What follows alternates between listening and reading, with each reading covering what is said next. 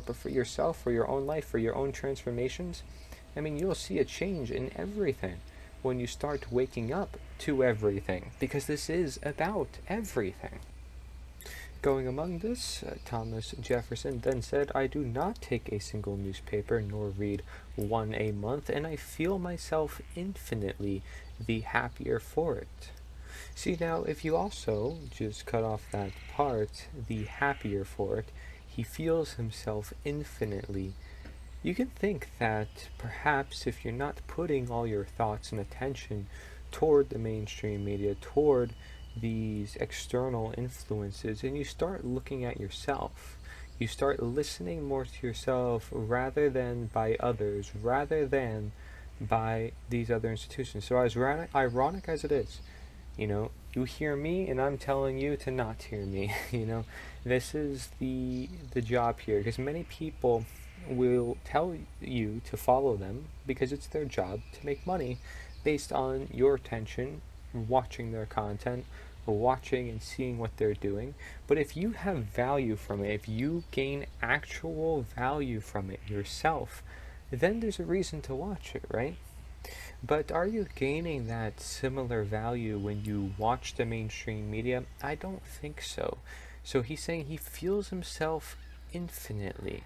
So he's more in touch with his emotions, perhaps more in touch with his nature, but he says the happier for it. And we know how we can become the happiest. It is through health, it is through aligning ourselves to these forces, and then making sure that they work out in our favor. Like, let's say we want something, we make sure that we align our life, so that way that all can manifest in such a way.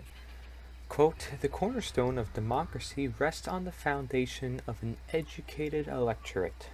A quote again by Thomas Jefferson, again showing you the importance of education, of knowledge, of understanding, and of understanding reasoning, right? Because you have to understand reasoning if you want to reason, but simply by having understanding, you likely do have a better ability to reason. You likely have more common sense then because of that reasoning.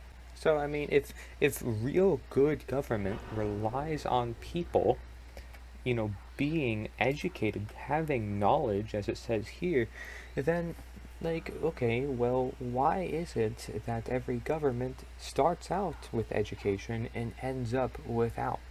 Is it that the nature of government itself violates the innate natural knowledge that exists within the universe? Because that's what they try to find on, right? The best of the best governments is founded on natural rights and the natural law, but it still has a twist to things, because like I said, they write things down, they back things by force, they tell you to do this, and they give you, they still founded the government to where, through time, the president may choose what to do.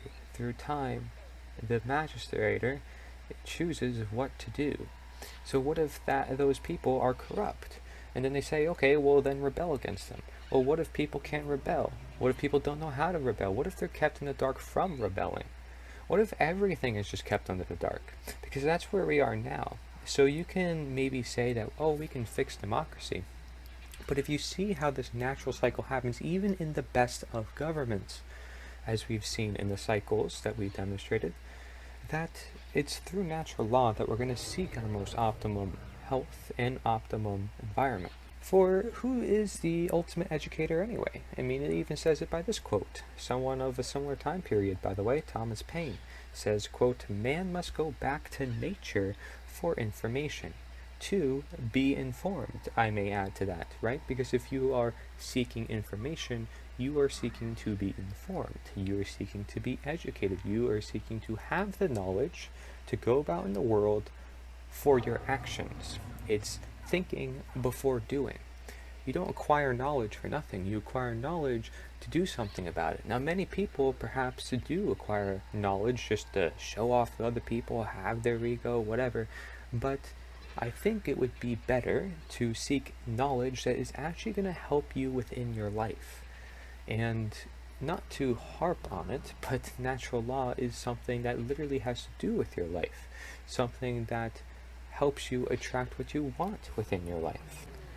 Quote, those who expect to reap the blessings of freedom must, like men, undergo the fatigues of supporting it. A quote by Thomas Paine, talking about the effort that it takes in order to secure the freedom of the people. Okay, because this is, right, of the people, for the people, then we are the people. So we cannot be sitting back, especially if there's tyranny now, especially if we want to take control of our health, especially if we want to become happier, no matter any of these equations, no matter what, if you agree with me or not, you have all these angles to take into consideration, and yet they're all connected to one another.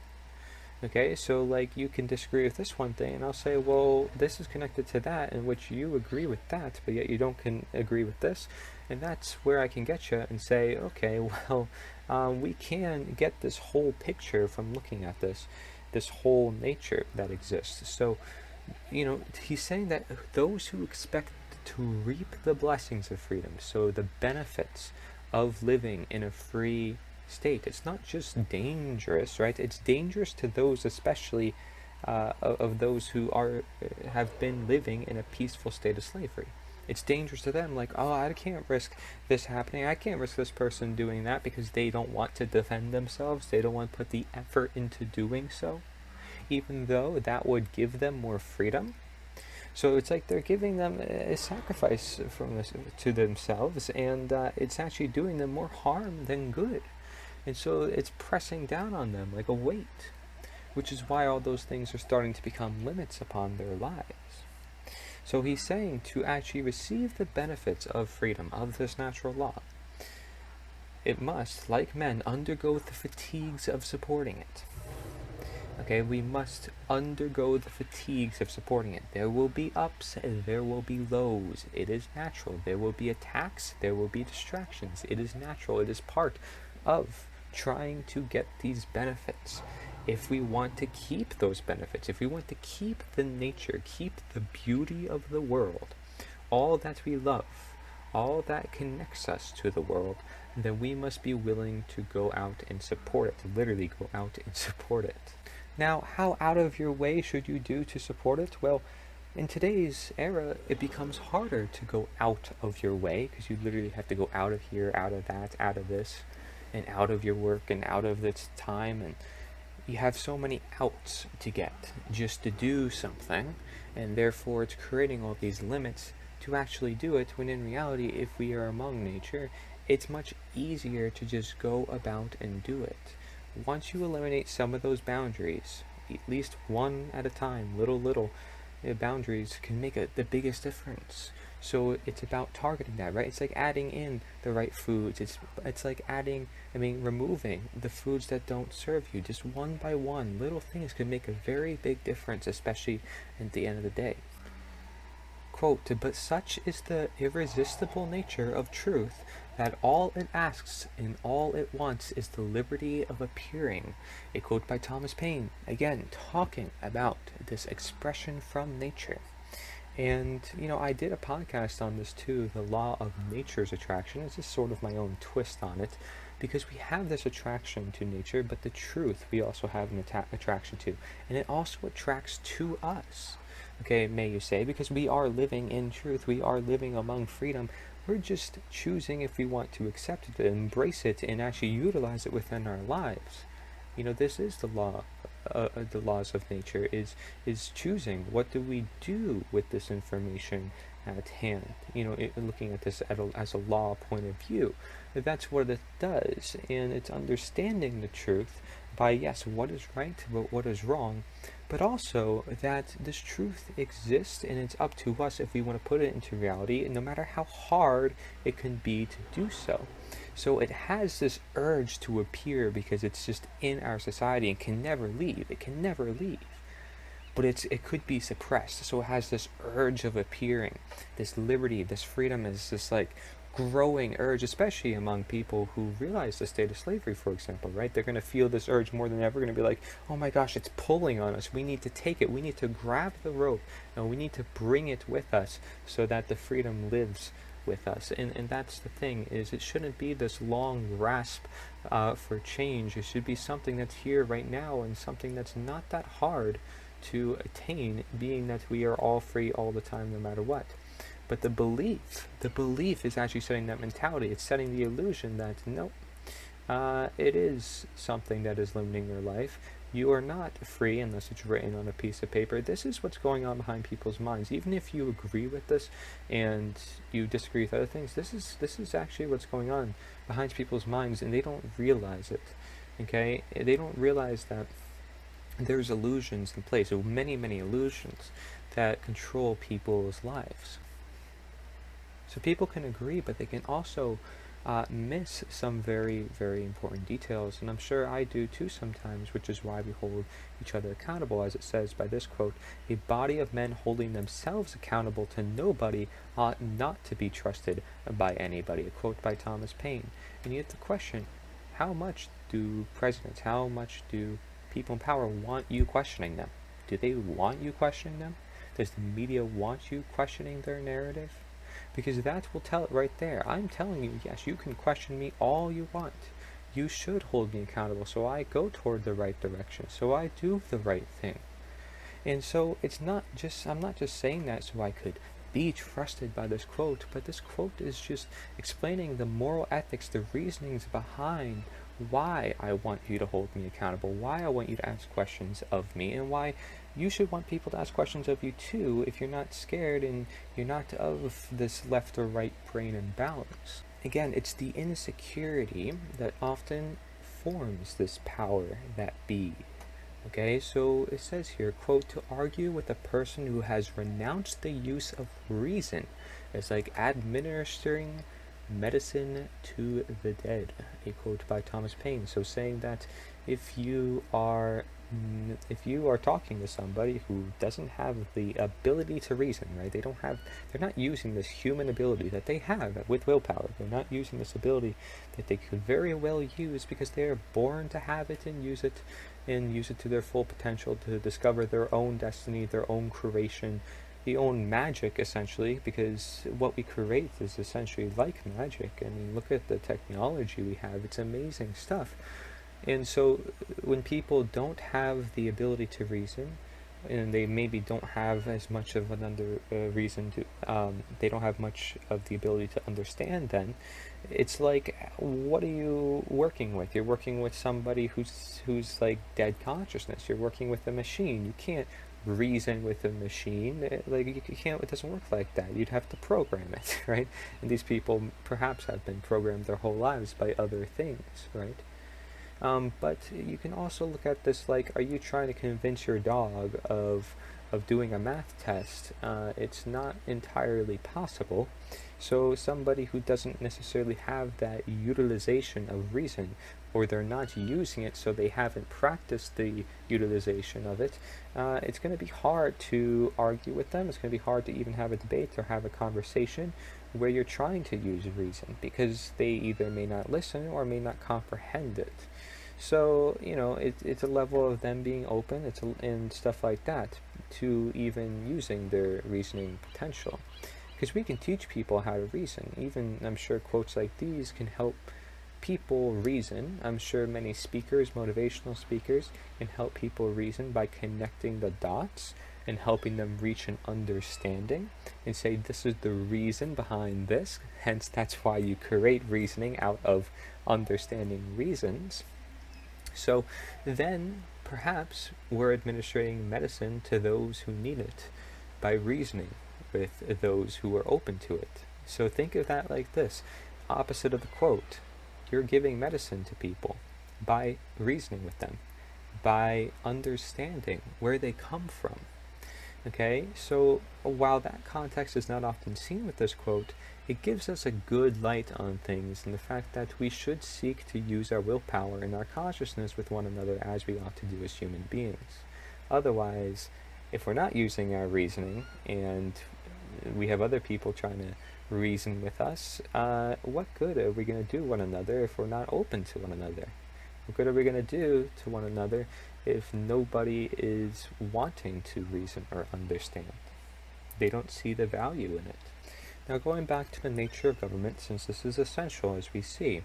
Some have so confounded society with government as to leave little or no distinction between them, whereas they are no only different, but have different origins. Society is produced by our wants, and government by our wickedness. The former promotes our happiness positively by uniting our affections, the latter negatively by restraining our vices. The one encourages intercourse, the other creates distinctions. The first is a patron, the last is a punisher.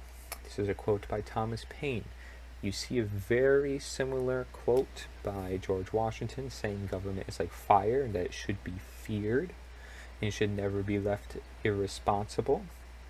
Okay, so I mean, how do you assure that in the 21st century? You have to have many accountable measures in place, and then through time, it seems almost impossible when there's millions of people detached from very few people. You'd think, oh, the millions of people could keep them accountable. That's millions of people. That means there's going to be more people speaking out, which means more people, then there's not going to do anything. And you have this cycle, again, that you just see no matter what. And it's a very harmful cycle where people are unconscious. They're not using their human ability. They're not seeking nature. They have no understanding of natural law because they're stuck in a man's law prison. So we see here that what he's saying is society and government are two different things. Society is by our wants, and government by this bad side, this insecurity, this wickedness, he says. You know, you want to say the wicked witch, and perhaps witches are people who turned bad or so forth. I don't know. But he says the former, and what he means by the former is society. He says society promotes our happiness positively, which I think using those words are very specific and very effective, because if you understand right and wrong objectively, you understand that right is a positive expression and wrong is a negative expression of natural law. And so he says positively, though, by uniting our affections, uniting our emotions. You know, what is our most emotional well-being attached to? You have to question. Is it attached to some people that we don't know? No, who don't even show us affection anyways. No, it's attached to our families. It's attached to nature. Okay, and then he says the negative, which is government, a negative expression, is by restraining, notice, limiting our vices. Okay, and he says the one who encourages intercourse, which is society, left to their own nature, they should reproduce, they should talk to one another, they should be self-sustainable, right? While the other ones creates distinctions, saying you do this, you do that, and don't do that. And it's basically limits on your freedom. That's all it is. And limits on natural law, which is dangerous in many regards, being that it is then contributing to a negative expression. It says the first is a patron and the last is a punisher. So it's going to punish you for not following its laws, even though they're not natural laws. They're going to punish you for following laws that don't even exist within nature itself, which is why they want to recreate it, which is why they're at war with it. And saying the first is patron, which is society, is meaning society will work with you. You know, you work with it, it'll work with you. This law of attraction applies everywhere. So, you know, if you work with government, they may or may not work with you because they may not be in your best interest. That's not society. That's just a few people who are detached from the rest of the world and likely denatured as it is. So, do you think they're going to be affectionate, or do you think they're going to punish you? You know, for speaking out or questioning their agenda, even though you just want to hold them accountable even. So you have to keep that in mind. Now, this is all a quote by Thomas Paine. He even has a book. I have a lot of these books actually myself. One of them is called The Rights of Man. So he really likes to get down also to the natural rights that we have. Quote, I offer nothing more than simple facts, plain arguments, and common sense.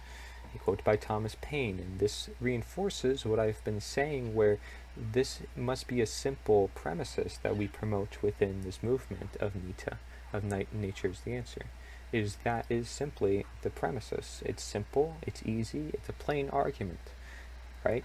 You want to ask about this, you want to ask about that. What are we supposed to do as human beings? What is the natural way of living? And you may make arguments to say life isn't like that anymore. Well, it doesn't matter what you think when there's an objective right and objective wrong. Does it matter what you think when there's natural law existent? Because what you think is likely what got us the laws. They're all just opinions of politicians. Okay, so it should be simple. Simple facts. If we make it any more complex, there will be division. There will be argument. And then plain arguments, right? Is just keeping it simple. Doesn't have to be like, how did we go on the moon? Is that real? Do you think that really is actually a beneficial talk to have about the state of our world and changing it for the better? If anything, that's a distraction, okay? And then we have common sense, where that perhaps was an example of common sense, is what is more important and what is not. What should we do now and what should we not? Taking the moment to do what is right for that moment. Different things upon you bring a lot of understanding, a lot of critical thinking, a lot of reasoning together, and you start to form this common sense. Natural law at best is the formation of common sense when you are left to this self-sustainable model. Quote, a long habit of not thinking a thing wrong gives it a superficial appearance of being right. A quote by Thomas Paine, talking about being stuck in your belief system. Shall you think that your belief system is so right and nothing can change it? So even if it's entirely wrong and has no basis in objective right, you will think that it's right because you gave it the superficial appearance of being right. Okay, so he's saying a long habit of something is going to likely condition you into that thing. So in this particular scenario, he's saying a long habit of not thinking a thing wrong. So not thinking anything is wrong, there's no objective wrong, gives it a superficial appearance of being right. Like, oh, this is right, oh no, that's right to do, it's fine. But no, there is a right and a wrong decision. You know, they want to say, some people want to say respect is a two-way path. There's a lot of symbolicness with that too. So understand these quotes, understand this philosophy that has been passed down for generations already. Shall we want to seek further innovation in the coming generations, it would be important to understand the innovation of the past generations. Okay, we can only move forward. We're moving forward with every urge of truth that is given to us by nature, right? Nature is giving us these tools of truth, and I think now we can decide what is the ultimate truth given looking at all this past and all this information and all these people and all these governments.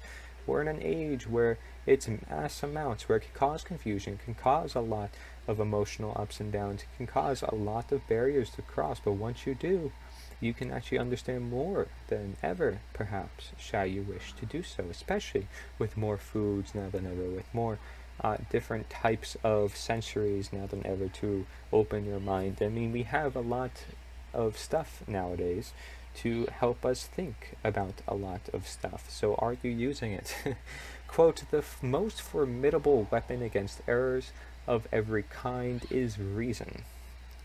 Okay, a quote by Thomas Paine again. Formidable. Okay, the most formidable. So what's going to help form this world into the one that we want to? It's going to be reason. And we can use it against errors. We can use it for promoting right. Obviously, we don't want to promote errors ever in any form. Okay, and so it's about using our reason, just like as I do when I go on with each quote. Quote, we have it in our power to begin the world over again. A quote by Thomas Paine, also reinforcing this idea that people have the power to decide what they want to do in this life. They have the power to decide what needs to be done. And so shall we use that power, we can change the world in a way however we'd like. We could begin the world over again. It could be an entirely different world overnight, over the next week. Shall we explore and represent and talk and really get these ideas out there of simple ideas, simple ideas.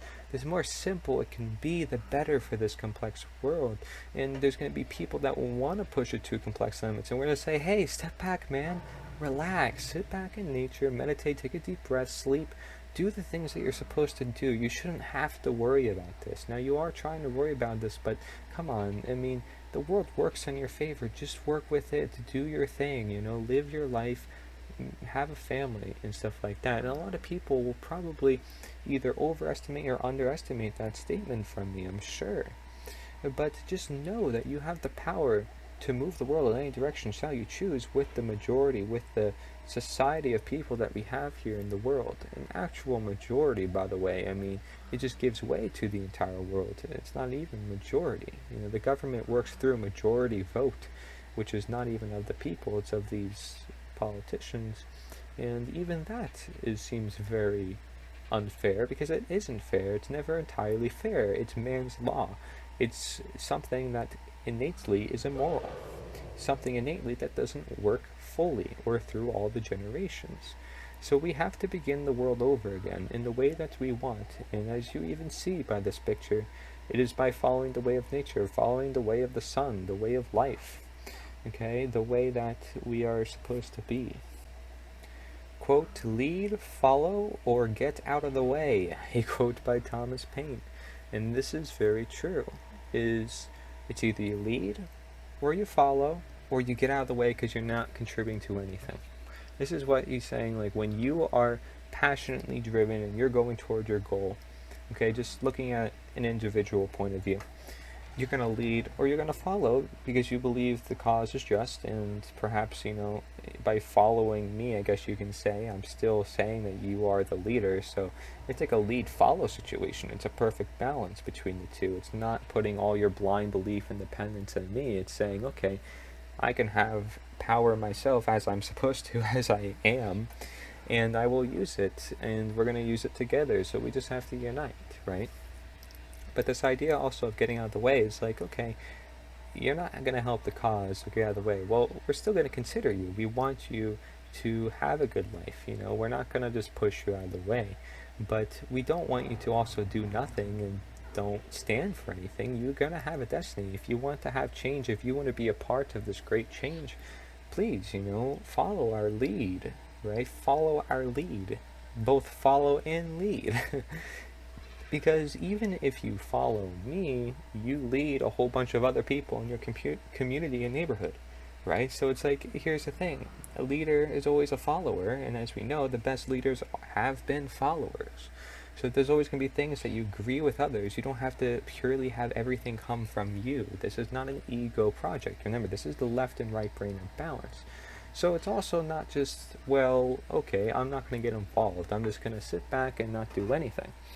You should get involved if it's something pertaining to the truth of the world. We're talking about the objective moral truth of the world. And we're talking about threats that exist to the very nature and the very essence of our living. So do you care about that? Because if you do, then you care about life. And if you don't care about human life, to me at least. Because you're not doing anything that is truly beneficial for it. And say, okay, you're doing the job and stuff like that. That's great. That's great. You're always contributing some way, somehow. But are you contributing to your fullest? And are you really looking at what this is objectively, what I'm presenting objectively for what it is? Because who can disagree that going to a beach or just being among nature is a beautiful, peaceful, and healing process? Who can disagree that our pharmaceutical complex has grown corrupt, or that our rights are starting to be taken away? These are things that are generally becoming more widely accepted as problems and as something we need to pay attention to the very least. Pay attention to means actually getting involved, by the way, and not just sitting back watching. Okay, we can sit back and watch to an extent, but also comes a time where we may have to step in, and perhaps the time to step in is now. Don't expect other people to do it, because we need you to do it. Okay, you are just another person among all these many people. So we need you to do it, because you're actually going to make an impact. And being that you know some things, and you definitely do, but other people don't, then we need your piece of the puzzle as well. Quote, the world owes you nothing. It was here first. I believe perhaps we went over this quote already, but Mark Twain saying that the world is a place that has always existed here, and it's not going anywhere. Just stay present, live the day, and just know that you don't have to rule over it, nor do you have to know everything about it. Why don't you start following in its footsteps as you ought to do as an inhabitant of this world? Quote, if you tell the truth, you don't have to remember anything. A quote by Mark Twain. Perhaps we went over this one too, not sure. But saying that if you tell the truth, you know the truth, you don't have to remember anything, because now you have this reasoning behind your knowledge. This knowledge and understanding of that knowledge gave you that reasoning. It gave you that common sense. So you can apply common sense. You can apply that reasoning to anything now, because you have that ability to think like that. It's a practice. It's a skill of thinking, of being able to open the mind to an extent and not become too imbalanced in either left or right brain, but to have a more center control of what is right and what is wrong, and understanding the different perspectives and being able to put yourself in the shoes of the many. Quote, wisdom is the reward you get for a lifetime of listening when you would rather have talked. A quote by Mark Twain. Wisdom is the reward you get. So the action is the reward you get from a lifetime of listening, right? If you listen to the world around you, listen to what must be done, you listen that there's all these problems, it's going to start prompting you to action. It's going to start prompting you to, okay, maybe this should happen, or what if this should happen? And what about this? And you start asking questions, and you realize there's voids, there's gaps, areas that you can fulfill as a human being with power that you can choose to obtain and further obtain. So by listening, right? I said this when I was a child too. I wasn't the most outgoing child. I wasn't the most talkative, perhaps. Very shy, basically. And wouldn't even dance on a dance floor. Just kept very listening and very observant of everything around me. Kept asking questions. And eventually I kept asking questions to the point where I started to awaken to everything going on, to where then it only made sense I can start creating action thereafter, because of all the observations I've made that many others missed, because they too quickly went to action, which is why they got hurt from experience rather than awareness first. And so I often say this when it comes to relationships too. I know, me giving relationship advice, but I do it just out of, again, using my common sense and reasoning. Having that can achieve you the knowledge to anything. Mark my words. But that allows you, it's a skill of thinking, practice. It takes to attain that, and then you are able to think different ways. Now, my words are still sometimes hard to get around to people and so forth, especially since I'm a poet and realize there's different ways of speaking English. And perhaps English language is not always the best, being that it came out of too many different languages, and they're pushing for that to be the more universal language. And I encourage people to translate this, by the way, so we can get to more people. That would be amazing. Talk about creativity and art. That would be amazing. Talk about you being the leader more. But, I'll give you kudos. But seriously. So, I was observant, and then I started taking action. That was what I was talking about. And it is a skill to use common sense. And yes, you can give relationship advice, but listen. You have to listen. You have to be aware. You can't just tell people what to do. It doesn't work like that. You ask a lot of questions. Everything that matters on questions, because whatever you say, you have to be very careful with. But you can have fun with it. It can be sort of an investigative work. Look at it as something like solving a puzzle. Now perhaps you don't like to learn that way, you like to learn other ways. That's perfectly fine, but I'm sure that you can combine different ways of learning so you can become your best self, so you can become and have the most optimal brain when confronted with different actions coming your way, right? Because it's actions that we respond to before we commit actions of our own. So saying a lifetime of listening when you have rather have talked, not talking just yet, because you realize that wisdom is going to come from listening, not talking. And this goes back again to that quote of Voltaire that says that, the one who talks and doesn't listen is a fool. The one who talks or points the finger elsewhere and not pointing at themselves is a fool. Quote, nature knows no indecencies, man invents them. A quote by Mark Twain, talking how nature has this perfect blueprint for humanity, essentially. No indecencies, but that man invents them, right? You think man-made medicine, man-made foods. First of all, man-made foods we know is horrendous, and that alone is very bad. And then we want to say man's law is okay, and then we want to say man's medicine is okay, even though we're starting to see that man's medicine is horrendous as well. So it's just a matter of time then till people start realizing that man's law is also a horror within this life.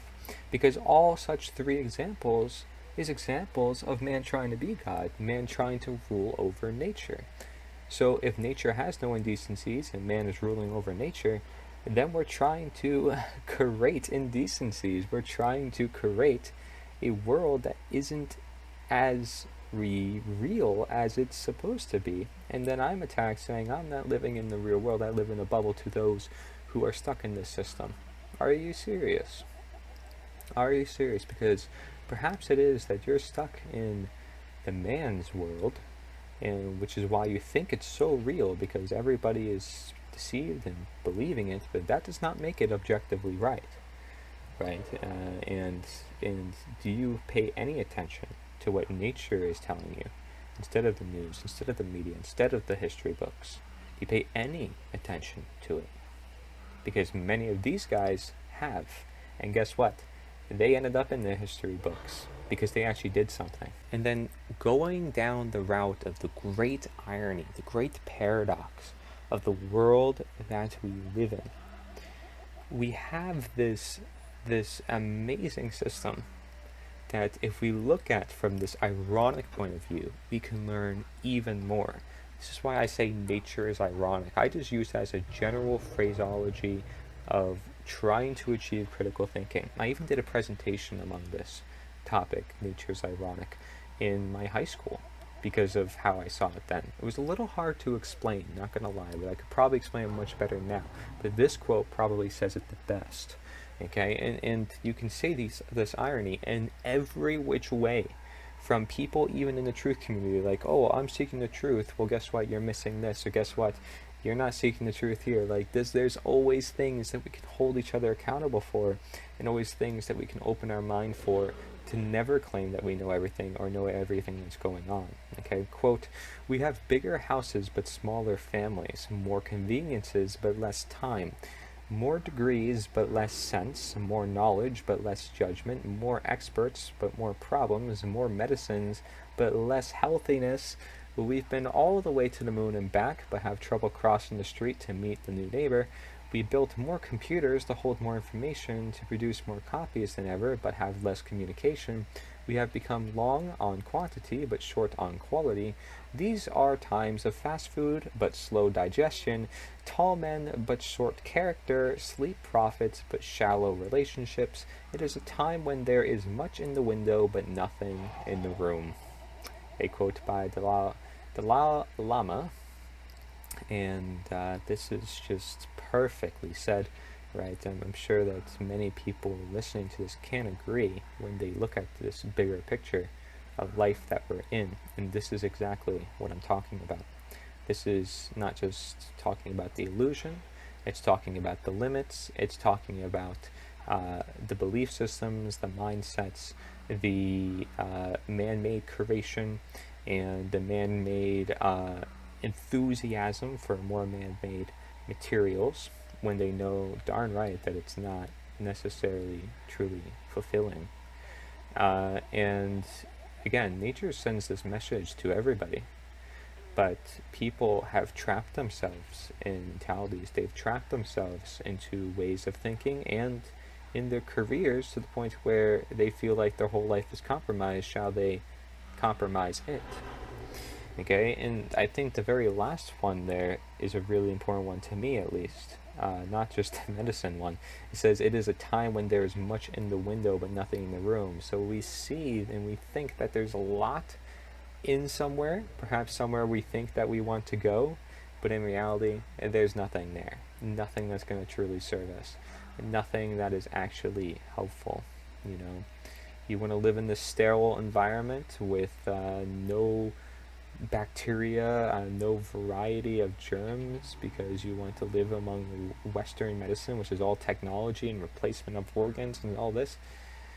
Be my guest, go promote that. But I don't think that the world wants that. I think the world will move in the favor of nature, but getting there could either be hard or people could be accepting of it. If it's hard, it's going to just cause more harm, but either way, we'll get our way of nature. It's just a matter of time, it's a matter of alignment with our belief systems and our willpower. So, shall you decide to agree with this and move on with this movement? I mean, we can change the world the more people that we influence to understand this knowledge, understand this paradox of our age, so we can have this greater picture in our lives and then act upon it. So you say, okay, well, how do we act upon this idea of more medicines but less healthiness? We look at the medicine that has always existed this whole time. Perhaps less medicine is actually key, as we know with fasting, as we know with letting the body just heal itself as it's supposed to, instead of pumping it with fast food and food that isn't fulfilling because it's lacking nutrition and it's just causing you to be more hungry because it's not natural. I mean, every end of the equation is just saying because it's not natural, because it's not of nature, right? More experts, but more problems, because it's not of nature. More knowledge, but less judgment, because it's not of nature. You know, what knowledge is this? This is not good knowledge.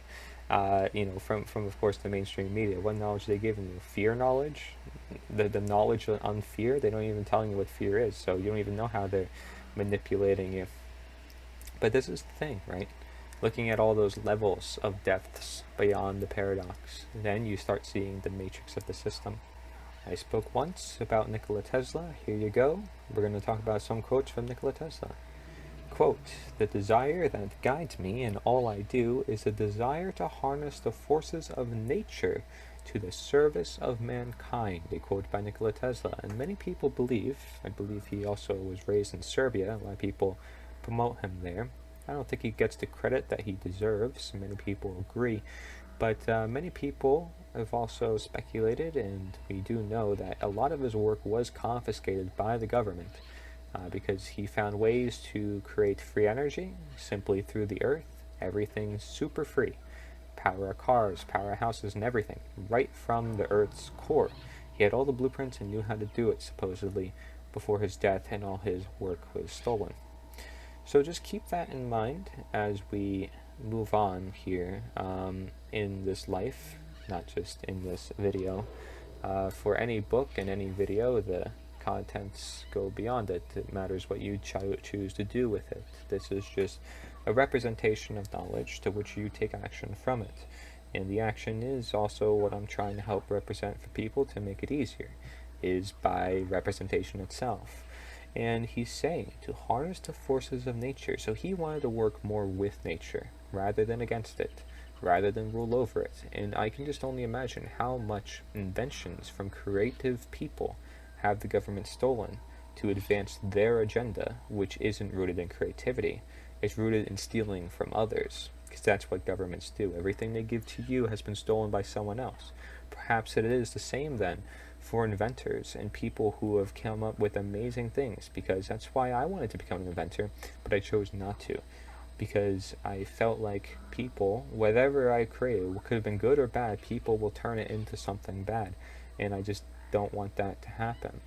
Now, there is a lot of creative potential. I still express my creativity through a lot of my works, but I don't even like to talk about myself. But this innovation can occur anywhere. It doesn't have to just be in new things.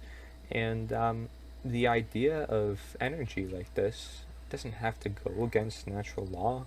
I think it's a beautiful thing to see that we can have free energy, just like how we have free people and free everything, essentially, being that everything is free of the world. And definitely for what you want, though, there's always a cost. So the cost here is you must learn how to do it. The cost of keeping that knowledge is keeping it out of the hands of those who want to steal it. And using this knowledge rightly is also something that takes learning. So harnessing the forces of nature, even the forces of natural law, it takes learning to understand what natural law is. And then, by knowing these forces of nature and using them to our ability, they may serve mankind.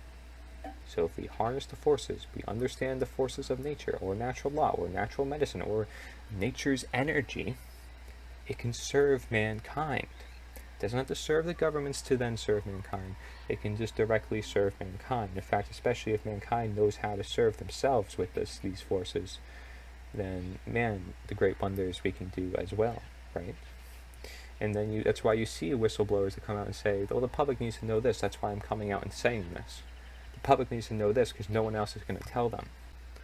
Quote, "It is hard to give unlimited power to limited minds," and this says it all. I quote by Nik0la T3sla, and you'll see how he was a creative individual who spent most of his time alone, who perhaps spent time with nature.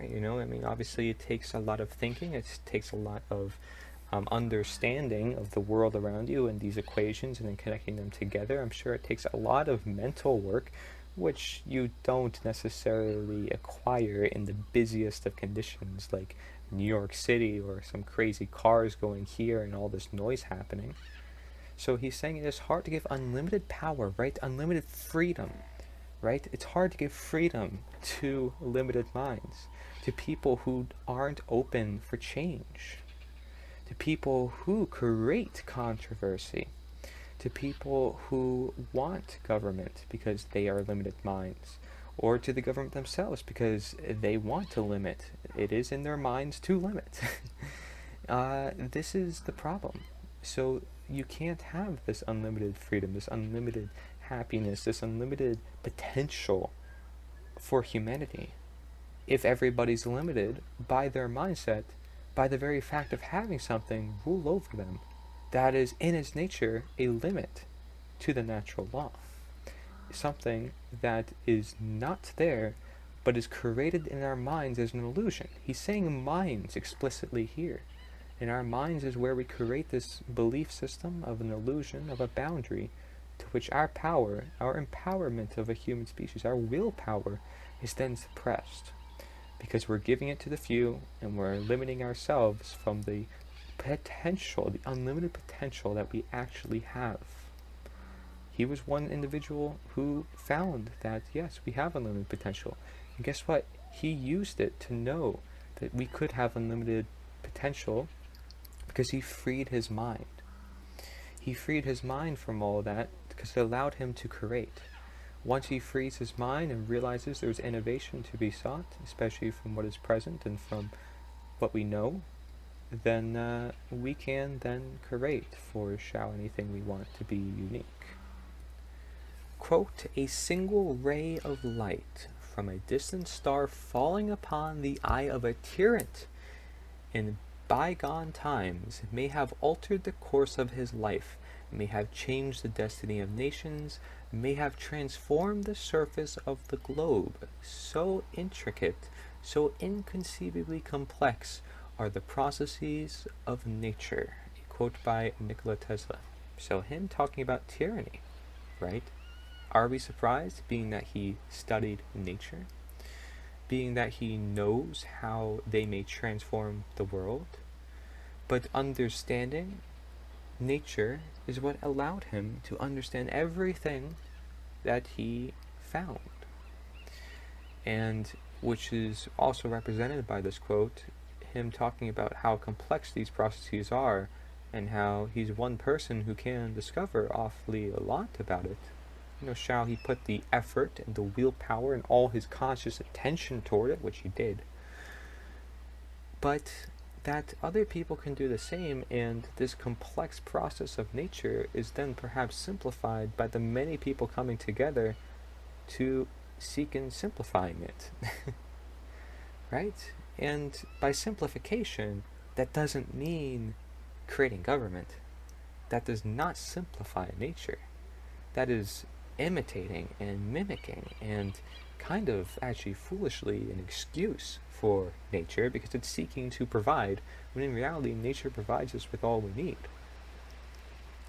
So this quote saying, a single ray of light from a distant star falling upon the eye of a tyrant in bygone times may have altered the course of his life. So he's saying, like, any one occurrence could change someone's life forever. May have altered the course of his life, may have changed the destiny of nations, changing then the world in response, this ripple effect, this law of attraction, right, where it's starting to create this karma, this cause and effect, may have transformed the surface of the globe, so intricate it may be, right, so little it may be to just eliminate white flour out of your diet, or white sugars, or refined carbohydrates, and boom, you start seeing more, you start getting better health, because you took the problems, the elephants out of the room, especially the elephant in the room, out of the room, right, because it wasn't supposed to be there, even though it's right there, and it's taking up so much space, and it's heavy, so obviously get it out naturally, don't just all at once, but every step is a step in the right direction as you are putting your efforts and consciousness into it. But realize that every little step can make such a big difference in time. So talking to your neighbor, talking with each individual, you may think, maybe at first especially, that it's not going to do anything. But when you realize and you accumulate that through time, and you see the ripple effect that they then talk to their neighbors, and they then talk to their friends, and then they share it with their friends, it starts creating an effect that can literally change millions of lives on a daily basis, simply by such. And then you tell people, share the word. You believe this is important, share the word. So it's not like me plugging, saying like, okay, we'll share the message as the mission, as the movement. Like, I have to, if I believe this is right, and if I believe that we can change the world, and the only way we can do so, actually anyways, is by doing that. Now, if you don't believe me that, Tesla got a lot of his inspiration, a lot of his learning, his understandings from nature, as did every science, I can probably prove to you, and you can probably just think about, due to this creativity that comes of understanding nature. And actually, you kind of have to, if you want to either manipulate or use nature to the benefit of the people. You see here, quote, there is no subject more captivating, more worthy of study than nature. To understand this great mechanism, to discover the forces which are active and the laws which govern them, is the highest aim of the intellect of man. A quote by Nik0la T3sla. The highest aim of the intellect of man is to understand natural law. Man, I mean, how much evidence do you need? We could just go through over and over and over again. No subject more captivating, more worthy of study than nature. I mean, this is just a perfect quote, again, to describe what's at play here. To understand this great mechanism, right? This great blueprint to life, essentially. And literally to life, if we are coming from evil. To discover the forces which are active, always active, what he's saying. Nobody can reverse them. And the laws which govern them, because there's natural laws that also are active and you can't take away. It's the highest aim of the intellect of man. The intellect of man, taking from this innate intelligence of the universe. And it makes sense, right, to understand the intelligence that exists, to then become more intelligent ourselves in response, in this reflection, in this attraction, shall you say, right? So I'm sure this has a lot of influence upon his inventions, right? If you're attracting electricity, attracting certain energies and forces itself, you are automatically using the law of attraction, just in a different form, perhaps. Right, so life lessons, the secrets of the universe, he says here, that, this is some knowledge from Tesla. Genius requires solitude, be alone, that is the secret of invention. Then it says, our mind is only a receiver, we just need to tune it with the universe. Makes sense what I've been saying, right? Putting it in alignment with nature, working with nature, for nature. And then it says, genius requires solitude, be alone, Well, yeah, because you're likely going to have better thoughts on your own. Not that you can't work with others, but you do need time alone because your mind can comprehend a lot by yourself. So there perhaps needs a healthy balance between alone and with others, and there definitely needs to be time for both. So you can see, well, maybe you are better alone in certain conditions or for certain things, in allowing you to innovate even more. I know certainly that one is definitely applicable to myself, right? So then it says, when somebody says it can't be done, do it anyways. So somebody says, oh, you can't unite the world. The world can't become a better place. Oh, government's always going to enslave us. There's no way out of it, even though it's as simple as not believing in statism. This is the problem. We can do it anyways. I'm not scared. The only thing limiting us is ourselves. So you must do it. I must do it. It is our moral obligation. If this is right, if this is true, in which case it is, we must do it. Then it says, money does not represent such a value as men have placed upon it. Is that any surprise to anybody listening to this? Money, a material good that isn't even good for us. I mean, it doesn't provide nutrition, it doesn't provide real value. It's just a representation of the fruits of our labor, right? But it doesn't even represent such a value that we even place upon it. Because why not the value itself? Right? Like we have this flag to represent. It's just for a starter bridge. But the value itself is in the knowledge. It's in the education. It's in the common sense. There's a step to this process. It doesn't just stop with the flag. The flag doesn't just end there. So that within itself is a material thing. It goes beyond that. But in order to perhaps give into this material world to help them see otherwise, we can help provide that. People are going to question, what is that? Well, material things don't belong here. We deserve to be among nature, and in the physical world, the spiritual world too. All the worlds at balance. Not one or the other, or overruling one another, or one crushing another, as it is. Okay, and you can tell people that. When they see this flag, they're going to be like, well, what is this thing?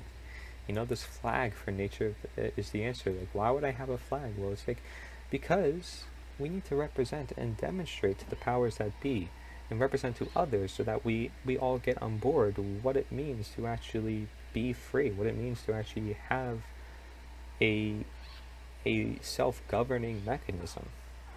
Not just a government, but a self-governing mechanism, the self-government, because we control our own mind.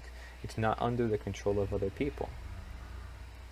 So, just as money does not represent a value, the flag doesn't represent a value, but it's a bridge toward representing a value. I will surely use it, just as we will use the internet as a material use to help us bring ourselves to a different way. Again, our minds are the ones that are receiving all this. Our minds are the ones that are going through all this. That's what's going to matter here at the end of the day, is where we put our minds and what our minds are taking from this. So you can decide. The final point here says the future will evaluate each person according to his work. And what that means is, if you understand that, it's just reinforcing this idea of karma. That in the future, we receive this manifested reality of all the actions we've done of the past. All the actions that we're doing now, we will receive what comes of that in the future because it's been manifested and accumulated over time. We will see how we turn out because of what we've done. And then among the idea of solitude, it says here, quote, anti-social behavior is a trait of intelligence in a world of conformists, a quote by Nik0la T3sla. Now that being said, there's an irony to this, right? Because you can be antisocial, you can be alone, but you could be wasting your time. You could still be distracting yourself with video games or Twitch or YouTube or whatever it may be. And you could be conforming to the many people who are then also doing the same, because they're not using their intelligence, they're not using their creativity during that time, even though it could come of great use to them. And so, you can do things as simple as create music, create drawings, paintings. I mean, you realize that whatever you do has never been done before in the same exact way. This is how special you are as a human being, and they don't want you to know this special quality to yourself, this fascinating quality to what it is, because, they have this idea that everything must be proven right. Everything must be proven as right, even though they do not establish, what is objectively right and what is objectively wrong to just a natural world. But by right, they say it has to be through science. It has to be through this study and this clinical trial. Is that really where we want to put the right? Because it's not helping us if it's not in alignment with nature still. You cannot say science is in alignment with nature, although it could be, because Nik0la T3sla is said to be a scientist, right? But I think a better word is just an inventor, somebody who is actually using their creativity. And for him, it was antisocial behavior, it was being alone. And in a world full of conformists, he was doing something that they weren't doing, perhaps, at his time. He was doing something that a lot of other people weren't doing, clearly by his inventions, right? So he wanted a lot of time to figure that out, because he knew that he could figure it out. So he put all his time toward it, perhaps. Okay, so look at this in two ways. Antisocial bad, antisocial good. It's not good to be alone and antisocial, okay, but it's also good to be alone sometimes and be antisocial. There's always a time and place for everything, they say, right? Now, quote, "Of all the frictional resistances, the one that most retards human movement is ignorance, what Buddha called, quote, the greatest evil in the world," end quote. The friction which results from ignorance can be reduced only by the spread of knowledge and a unification of the heterogeneous elements of humanity. No effort could be better spent. A quote by Nik0la T3sla. Now, he talks about the Buddha. We're going to go into depth about the Buddha as well. Okay? He says, of all the frictional resistances, the one that must... You see how he connects energy to truth. And this is the beauty of the world and understanding nature, is that he understood not just knowledge, but energy. And that's how he understood more about energy, is by connecting all these dots together. The fact that Tesla, you never would have thought someone, an inventor of many things, many people want to say that Edison stole his inventions for, creating energy and light and so forth. But, that most retards human movement is ignorance. And notice he says movement, right? Because the number one thing that's going to limit people in this movement is ignorance. Not saying, saying that they shouldn't do anything. Saying that, oh, it's fine, or other people will do it for me, or ignoring the problems in plain sight. Ignorance is the very, very problem. Remember, that is like the top thing that prevents people from action and from knowledge, from acquiring other knowledge and being open-minded, alike. Critical thinking, common sense, all those things we talked about. We already talked about those. We saw how important ignorance was, and it's just, you see the same word over and over again. You see the same words over and over again. Do we learn from history? Okay? The friction which results from ignorance can be reduced only by the spread of knowledge. He says, only by the spread of knowledge. Awareness from that knowledge, right? Then the understanding, then the reasoning, then the common sense, then the action that comes from it. So understand, it's not just this knowledge, okay? This is the only thing I'd have to say, but the quote could only be so long, right?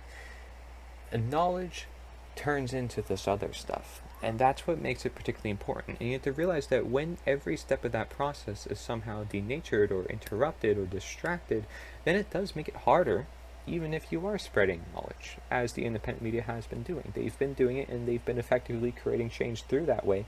Little do they know, they've been creating change. But is it enough change to change the agenda and the course of history of what the elites are doing to the world? And that's why I created my movement, is we can still have that knowledge, it can still promote the universal knowledge, but we still need a unification blueprint, a unification model. So even, let's say, if this blueprint isn't the best blueprint, even though I believe it is, this is still important information. This is still information that could potentially save many lives, right? So he says even the unification of the heterogeneous elements of humanity, and that no effort could be better spent, right? No effort could be better spent than promoting the truth, promoting what's of nature. And that's of humanity, because nature is of humanity, humanity is of nature. We are together here, we're all supposed to work together. This is the blueprint, this is how the world works. Okay, this is a quote by Nik0la T3sla, again, because no effort could be better spent than promoting the truth, or seeking the truth, or finding ways of helping people find the truth easier, and as they should do. I mean, we can teach our children, we can pass this for generations, we can find different ways of explaining examples. I mean, the amount of things we can do if we open our potential to once we know what is truth and what is wrong is amazing. So once we understand natural law, that can very well be the key to much of everything. As he represented, as we've seen from the past quotes, the law of nature is one of the best ways to acquire this knowledge. And just remember that he said it's the most captivating, right? The most captivating to study the laws of nature and understand everything about it. So he says, quote, "The day science begins to study non-physical phenomena." Non-physical phenomena. You thought, okay, well, studying electricity, finding ways to invent things is physical? No, not necessarily. Again, irony. He then says, quote, "It will make more progress in 1 decade than in all the previous centuries of its existence." A quote by Nik0la T3sla, right? You figure out the truth to the world. Doesn't matter how long it takes you, it starts to live on for generations past your time. For all of time, it was worth it. And music is very much a universal language and could be passed on generation to generation too, right? Being that we have this technology and more is now possible now, so it's a beautiful thing that we have. I mean, really, it's beautiful. And it's beautiful especially when you have a balance between technology and nature, not having one overbearing of another. You start to see, okay, well, everything is beautiful. I mean, just everything is beautiful. But when you're consumed by technology, then you don't really recognize nature. You don't give its way into your life, perhaps, right? It's something that just overtakes everything. And it's something that is too, because it's listening to you and it's collecting, and that's not something that is of nature. You know, nature may listen in different regards. Do you want to say to the laws of attraction? But we see how this cause and effect phenomena happens, and by understanding the world that we live in, we can really make this world a better place. So non-physical phenomena, what would that be then? Okay, maybe spiritual, maybe natural. I mean, we do have a picture of a plant in the background here, right? We will make more progress in 1 decade than in all previous centuries. And I do believe that we can do a lot in this 1 decade, especially if there is this thing called Agenda 2030 from now, which I'm making this video in 2020. So we can make a lot of progress. You know, people want to say even Congress is the opposite of progress. But that is often what government is doing, is this is preventing, if anything, our progress of human potential. Our potential in general to become healthier, become happier, to become our best selves, because we're limited by our freedoms. And our mindsets are then limiting us, and therefore we're limiting the actions that we can do. When you realize this beauty of opening yourself up, a lot of people don't talk about the beauty. Many people will talk about the phenomena, but the beauty of all of this and understanding, then you are motivated and you want to live in this world, and you have a reason and you have a purpose and you have a value. And I feel like a lot of people are losing that in a world of technology dependence, in a world of government overruling and people telling you what to do. For, like I said, even the education system is built on that, so it's no wonder why young folks are feeling such way, even though they're new to this life and should be full of creative inspiration and full of drive to want to do something. Wouldn't you think that would be the case? Perhaps in your day and age it was like that, but could you say then for this new generation that has appeared? See, and we can learn a lot through others, you know, through our reasoning abilities, and Like, to be honest, I thought of a lot of what has been said here from a lot of these quotes myself, just observing the world of nature. But I'm not just going to stick with, what I said and what I think and stuff like that, because going back to all these people, it's like, wow, I mean, I could prove myself right, which is not something I always want to do, because I don't want to put myself in my own echo chamber. But if we can use other people, because it's not all, we should people and understand that, I mean, it's amazing that these people came to the same conclusions as me in many ways, but, I mean, frankly, we can have everybody together. This is not something where I have to put myself in the spotlight and say I came up with this and I said that. Like, this is not about that. This is about taking everybody together, regardless. This is a selfless. See, government wants to force you to act in alignment with their version of good, but it's not based on the objective version of good as presented by nature. And so you also can look at a child, right? And you can see, you'd say, well, okay, yeah, a child should be full of adventure, full of creativity, as they often are, actually, when left to their creativity and when left to their natural environments most of the time. They're like, wow, what a beautiful and vast world this is, like as if they were playing World of Warcraft for the first time. They say, this is an amazing world, I don't know what's in this world, I don't know what to expect, this is so cool. And then it's like, you do this quest line in World of Warcraft, or you do this thing in real life, and you're like, wow, that is so cool, I wish, like, I want to just keep going, and I want to see what's more out there. And that has been taken away from us, because our inner youth, even aside adults, the youth inside people and in adults, I mean, in children, I mean, it's been denatured, because you even see children having to live lives as if, live their mentalities as if they are older than their actual age. You see there's hormones in the milk. You see there's antibiotics in the meats.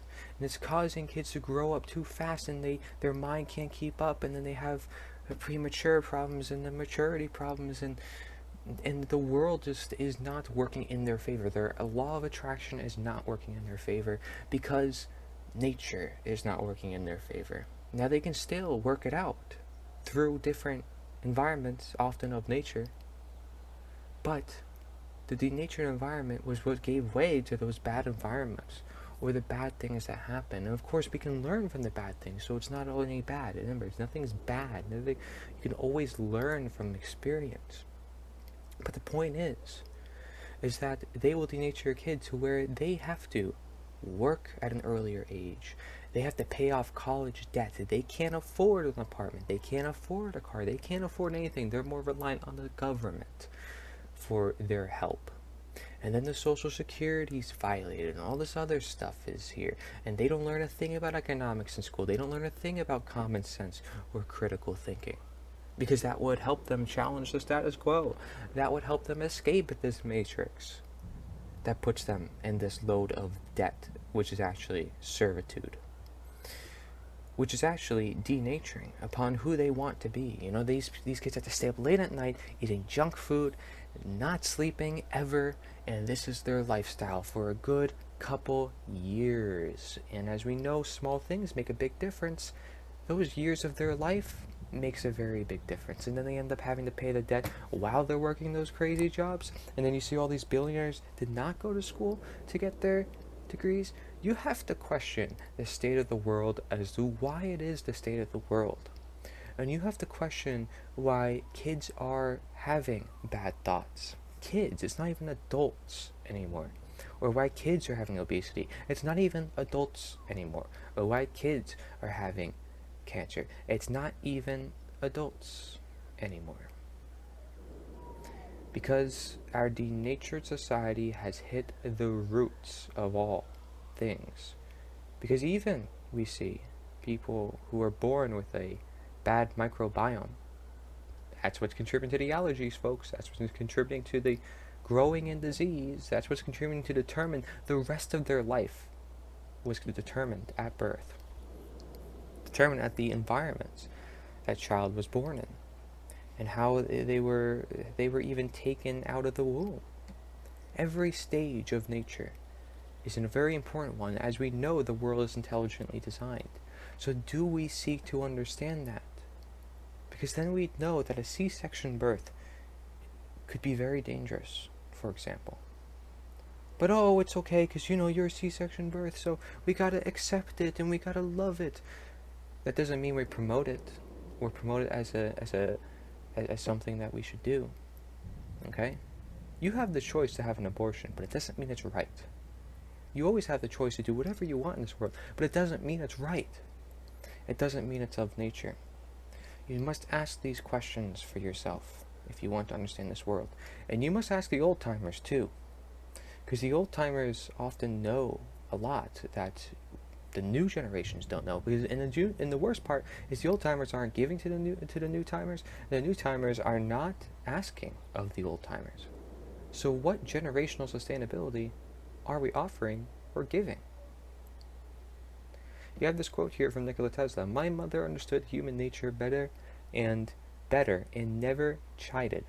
She knew that a man cannot be saved from his own foolishness or vice by someone else's efforts or protests, but only by the use of his own will. A quote by Nik0la T3sla. Again, he's not just an inventor, he had a mind of his own. Many people who create things in this life have a mind of their own because they see past this life. They understand how to create, and they gain the skill through practice of creation, which often involves critical thinking and common sense and knowledge, that they were able to comprehend and use such words to represent a greater truth. Our mother, what do we call even our mother? We call sometimes Mother Nature, right? But the mother is a very important character, especially in a left-brain dominant world where the sacred feminine is under attack, where women are being more masculine than ever, and men are being more feminine than ever, yet we have brain imbalances. Irony, again, no balance, and there's so much distortion and so much ignorance of what's going on. So she knew that a man cannot be saved from his own foolishness unless he changed his mindset, unless he got to the root cause, blamed himself, pointed a finger at himself, and said, that is the problem, that's what must be changed if I want to change the world. And that is often of human nature if you're looking at that point of view. You might as well call me a creativity coach because that doesn't seem to exist.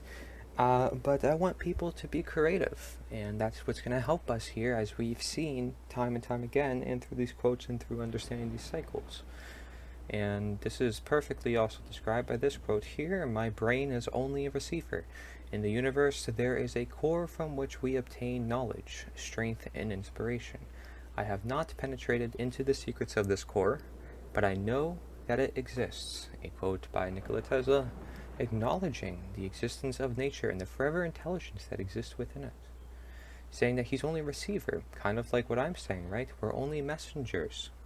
We're only listeners. We are only inhabitants of the world. But that doesn't make us meaningless. I mean, I listed examples of why we are so meaningful and how much potential we have.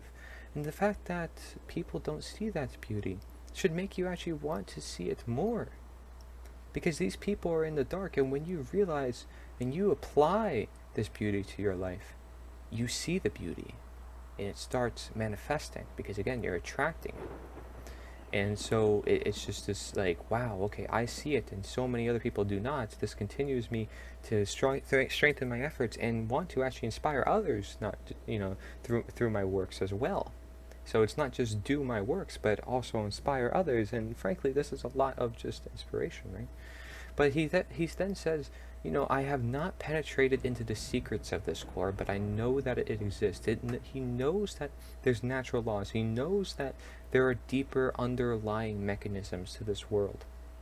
And perhaps he cannot stand it all, for any one of us can perhaps not understand it all, but he has obtained knowledge, strength, and inspiration, right? And he says that we obtain knowledge, strength, and inspiration from understanding the universe. In other words, nature. So his brain is a receiver to nature, to which, from learning from nature, he gets knowledge, strength, and inspiration. And he does not know every aspect of it, but he knows it exists.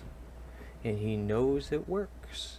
And he knows what he gets from it. And that is the key here, the premises. Quote, "Through free to think and act, we are held together like the stars in the firmament, with ties inseparable. These ties cannot be seen, but we can feel them." A quote by Nik0la T3sla. The fact that we use not just our heart, but our minds and our soul and our guts, okay?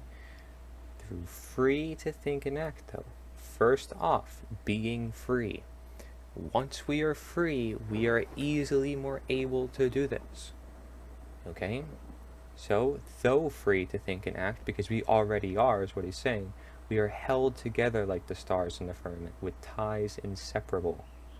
Okay, we are still all connected. So even him saying, okay, antisocial, guess what? He still realizes that all of humanity is connected. He realizes that everything in nature is connected. And that my message even, right, is connected.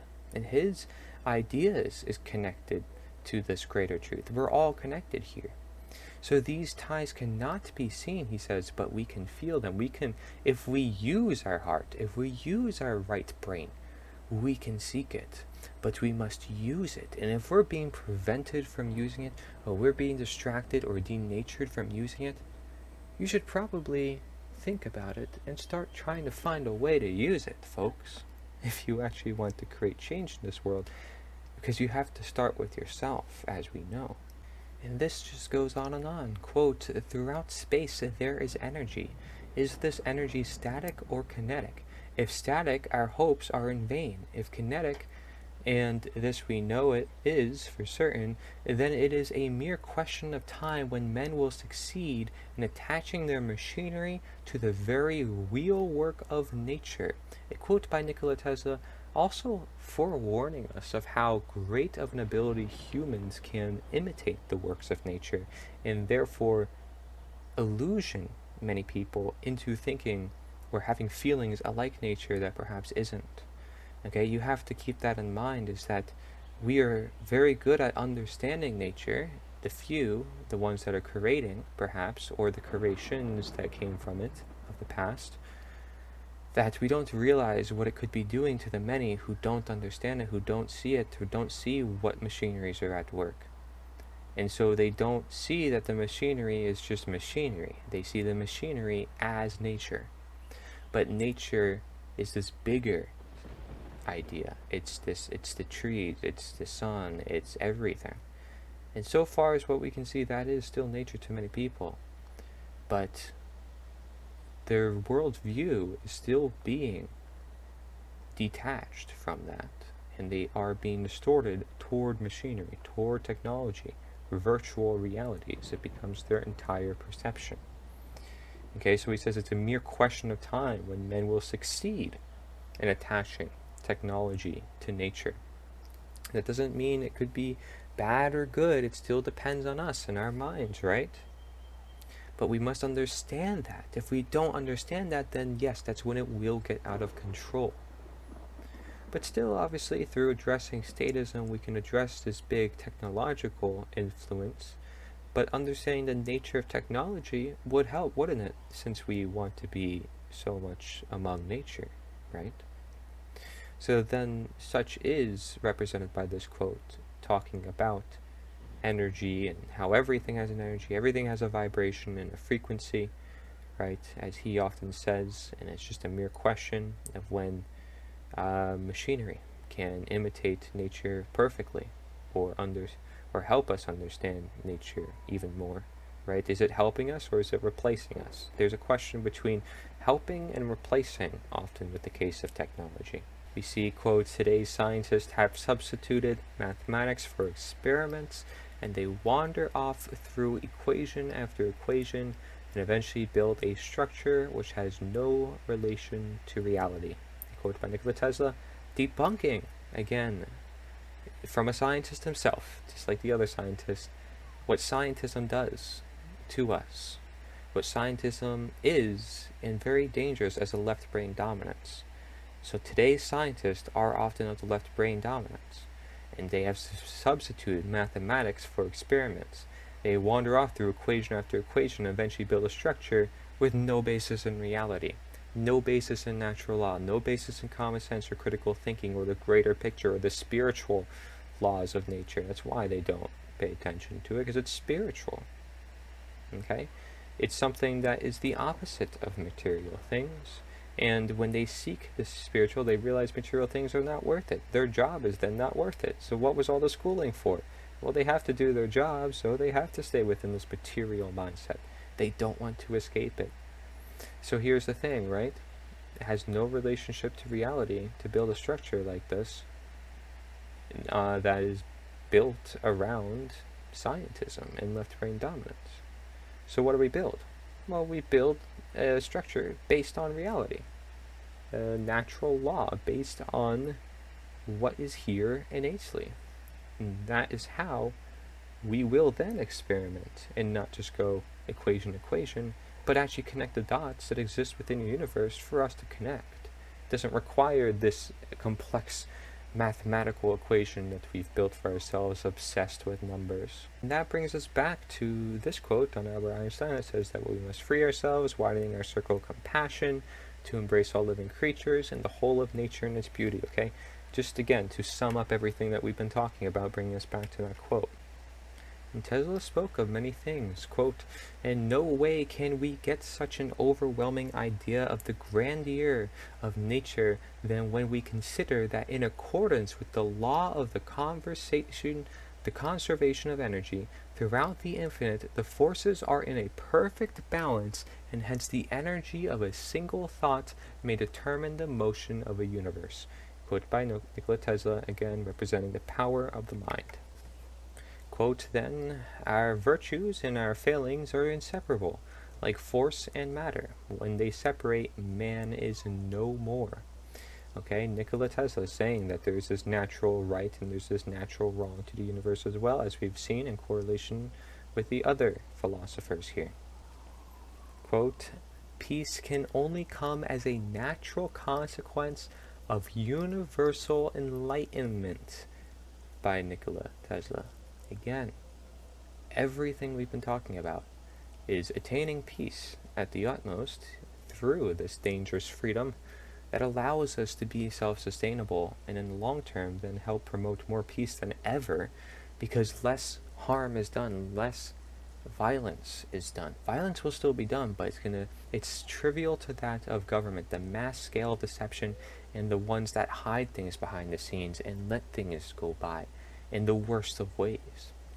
Okay, so keeping that in mind, if he talks about peace here, he's saying it comes as a natural consequence of universal enlightenment. So the most people that have the most knowledge, therefore we can have the most peace. You know, if everybody has this ideal of common sense, and we obligate ourselves to through the natural law and living in accordance to nature, which means no government for the most part, we obligate ourselves to create common sense. We obligate ourselves to create critical thinking. But then through recommendation, through education, and having an actual education system that isn't funded by propagators and those who want to actually denature you, then you have a system where you can potentially very well become universally enlightened, and you have many fellow peers with you because people are more open to one another. They have to. And this is the beauty of the process that is of living more in accordance to our nature and natural law. It's this universal enlightenment that happens naturally, and with that, once the universal enlightenment is achieved, peace comes naturally. So it's a beautiful process, and of course there's cycles to it, but this enlightenment is just passed on generation to generation, and just different amounts in each generation, but the enlightenment still exists. I mean, it exists here as I'm showing you now. There's enlightenment of knowledge and wisdom to always be seen at all times. So when the world has this knowledge, this information, this transformation, not just information, this light away from the dark being open, being aware, using consciousness, having willpower, just simply being human as they're supposed to be, in a world which they're supposed to live in, then the universal enlightenment takes place so that peace can then take place. Quote, labor is the only prayer that nature answers. It is the only prayer that deserves an answer. Good, honest, noble work.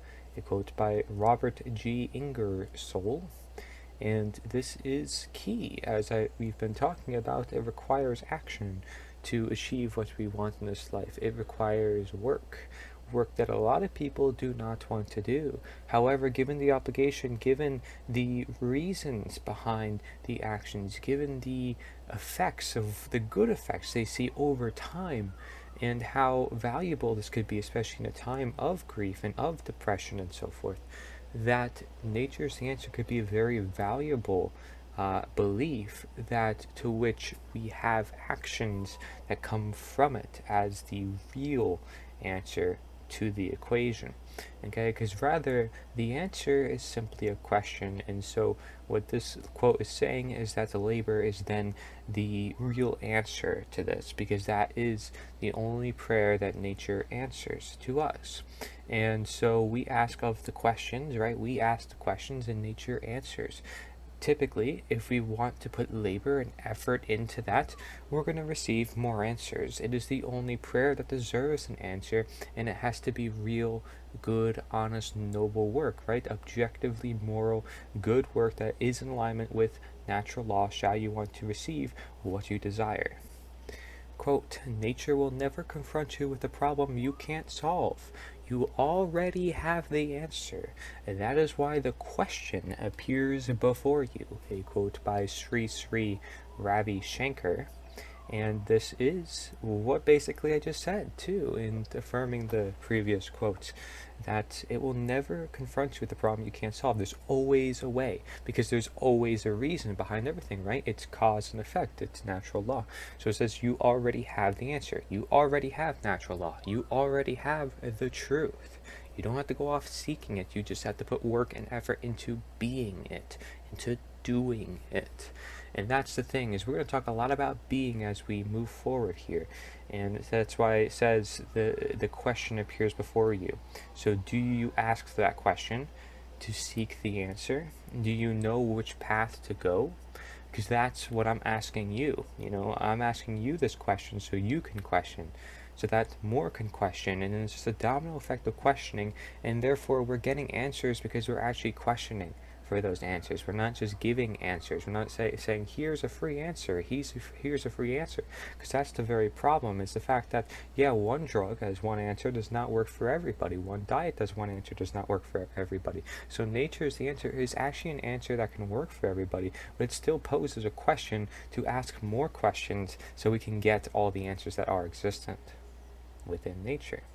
Quote, man's heart away from nature becomes hard, a quote by Standing Bear.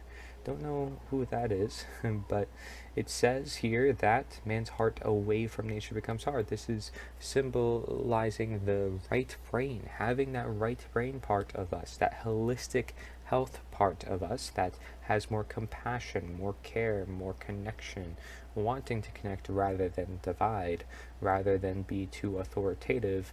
You're being supportive, so your heart is opening up more. Okay?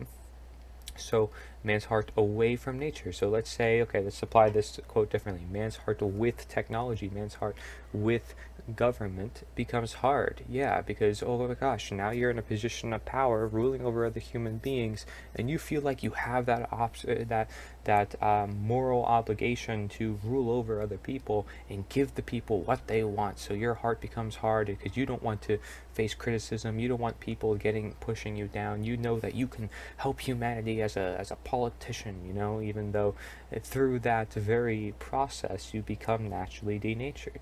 And we know this because you're not in alignment with natural law and you're seeking already man's law.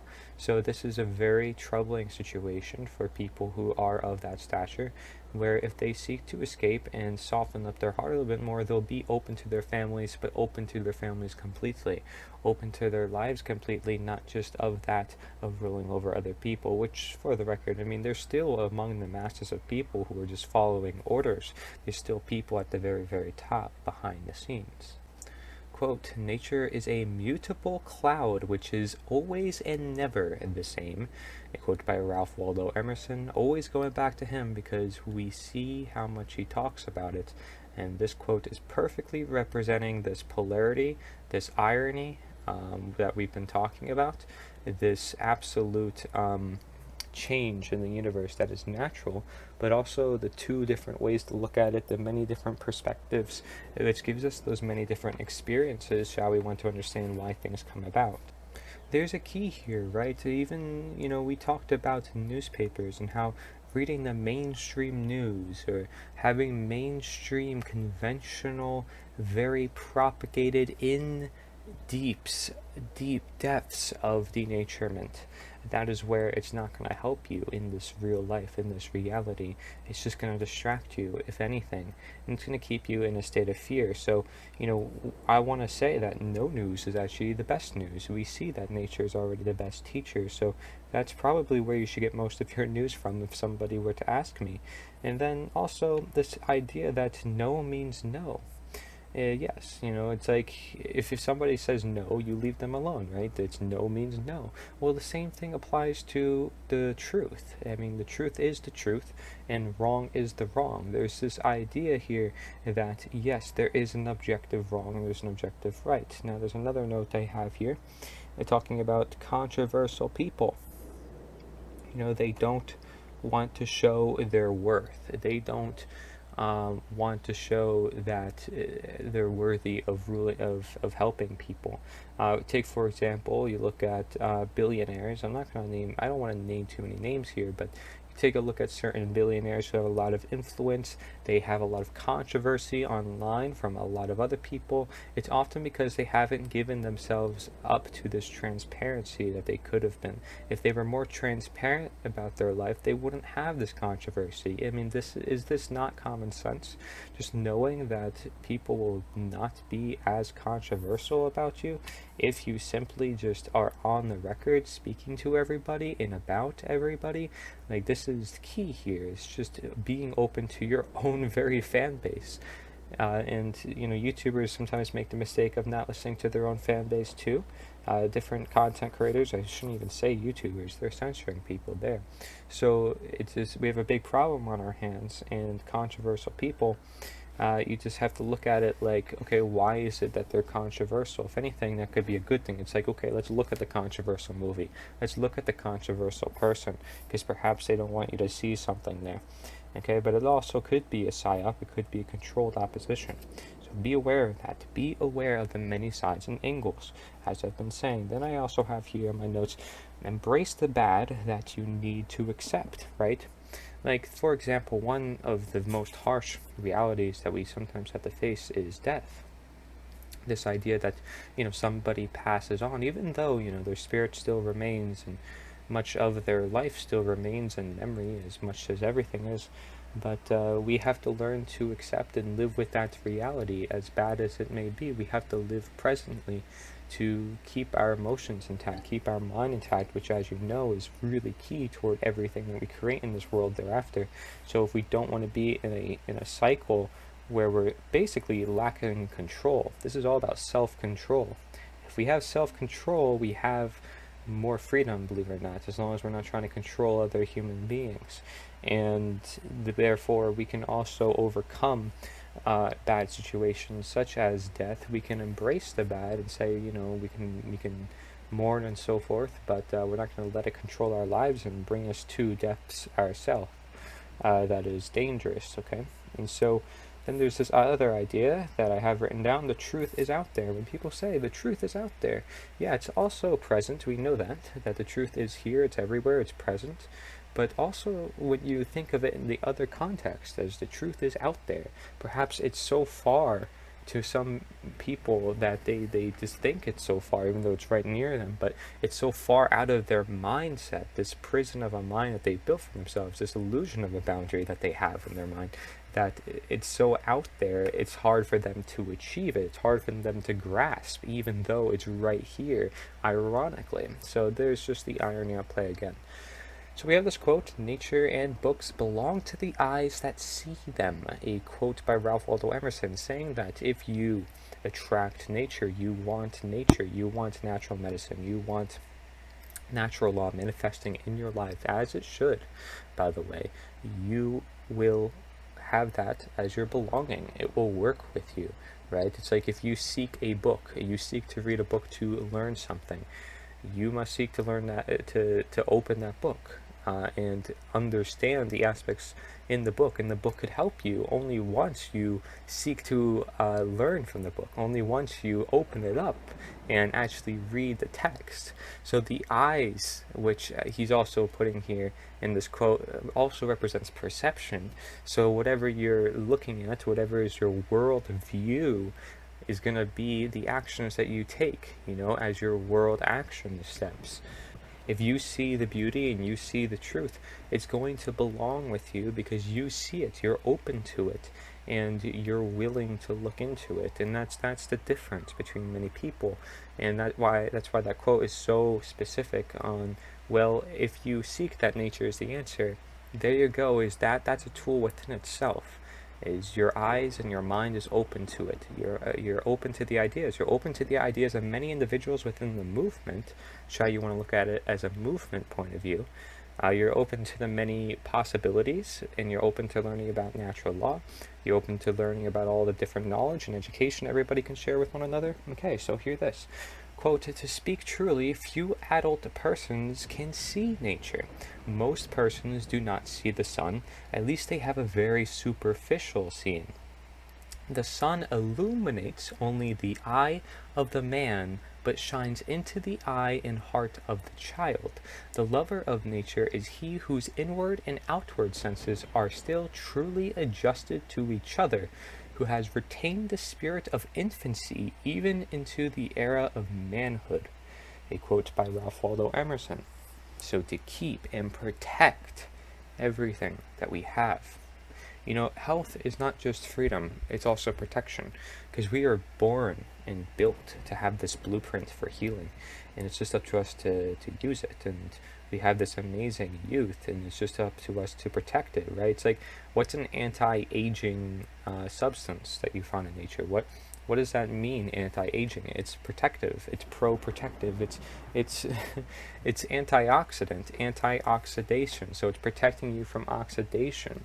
It's protecting you from aging. So a lot of it is protecting, right? If you want to talk about preventing medicine, which our healthcare models don't always do, really doesn't even focus at it at all. They say, oh, we're treating this many people more than ever as an accomplishment, but that means more people are sick more than ever because they have a treatment-based model so they can keep getting money. It's a business model, essentially, not really a healthcare model. The healthcare, again, is just all about money. So prevention is this protection that we have. And community, having one another, friends and family, is our immunity, shall you see. Because if we're literally protecting one another and, I got your back, you got my back, that's literally protecting one another, to where, yes, protecting is prevention. We're preventing bad things from happening by getting together as humanity, as a community, as a movement, to speak up for something that we truly believe in and truly is to believe in, right? This is not something that we're pushing upon anyone. This is simply seeing the sun, as he says in this quote, not superficial seeing. It's simply just opening up our eyes and seeing the right sun, seeing the right source of energy. I mean, you can look at gas stations, they all use this symbolism of the sun to make it look like, you're dependent on them for your source of life, essentially. You got a lot of hidden symbolism there to kind of tap into your subconscious to make you want to buy things and use their products as if a sense of dependence, like the government and like technology. So gas stations do the same thing, credit card companies do the same thing, and it makes sense, right? So they want you to see their sun, their version of a denatured reality, and not the real nature, not the real reality that you can see simply with your eyes in everyday life. People don't see, but this deception is everywhere, and it's gotten to the point where, if you just open your eyes, it's like, it's just bombarding. It's just constant, right? But as an individual, you just have a good mindset, then you can move past it. That's fine. But in a way that's also bad, because if you don't speak up about it, then nobody else will see it when they need to. So you have this irony to the universe on all the different sides, depending on how you look at it. And then this quote then says, the sun illuminates only the eye of the man, but shines into the eye and heart of a child, saying that there's this greater heart in a child. They have more, not just more imagination and creativity that we've been talking about is really essential, but they are more in touch with God. You say, maybe a child is more in touch with God or the universe or in nature because they are closer to birth, right? And you see they have perfect skin, they have a perfect environment, usually shouldn't grow up immediately of having disease. It's usually when you reach adulthood that you have more problems, right? Wouldn't that be more natural to happen? So the child is this amazing thing, which is why the elites feed on children so much. Not to TMI or anything, but they really, really feed on them, and they use organ replacements and so forth so they can keep themselves younger, and they just absolutely feed on them because they desire them, their youth. They're jealous of this perfect being of nature. This is how much they're at war with nature. It truly is. And then he says, the lover of nature is he whose inward and outward senses are truly adjusted to each other, so those of which are aligned with nature, essentially being aligned with one another. So it's like saying left and right brain being together, because they're supposed to be together, right? That is your brain, is having the left and the right. But which one are you using? So that's what he's saying here. It's like, are you having both present at the same time, both out of balance, both out of harmony? Or are they diametrically opposed? Are they not with one another in workings of within one another? Then he says, who has retained the spirit of infancy even to the era of manhood, saying that to keep your youth, to keep that creativity, to keep that imagination, to keep that desire, that passion, that wanting to learn more knowledge, it's keeping this nature basically within this, that loving, very holistic, mother-like in nature within us, and especially within men. Men could be very driven out of their connectiveness to themselves because they have this left brain tendency, and they've been at rule of many civilizations of the past. Many of them are still at the top of the pyramid and stuff, so you just have to keep in mind how things are going. Women or men both have feminine and masculine qualities, but you have to understand who's been in power more, who tends to get, more angry, and because, who has that natural strength. It could be typically men. So I'm not blaming men here. There's a lot of problems with women too, for sure. But all of humanity is being denatured in such a way where they just cannot feel themselves. They are desensitized, and they're being desensitized by many different ways. It's not just Hollywood showing you gore and blood on TV and showing subliminal messages in your face. It's also, the pornographic content and all the stuff that they throw at you on the media and online. It's essentially just everything on technology. I'm telling you that they're using that as a weapon, as a second government to help control you. And this time, not just control you willfully, but to control you by denaturing, controlling you by dumbing you down. Quote, in the presence of nature, a wild delight runs through the man, in spite of real sorrows, a quote by Ralph Waldo Emerson, saying that having the presence of nature always nearby and with you is therefore a wild delight that runs through the man. So it's this spirit that is given to him in spite of real sorrows. So there could be bad things present, but guess what? Nature's there to heal. The best physician, always there with you to provide and be there as intended. And so it's no wonder why Ralph Waldo Emerson also spoke of self-reliance, which goes very well among the idea of self-governance, self-sustainability, everything just controlling the self to transcend to the world about, and being able to do that, right? And how do you do that? It's by seeking nature. He found out for himself as I did and many other people have come to terms with, if you were to bring especially all these ideas together, it starts to become even more apparent.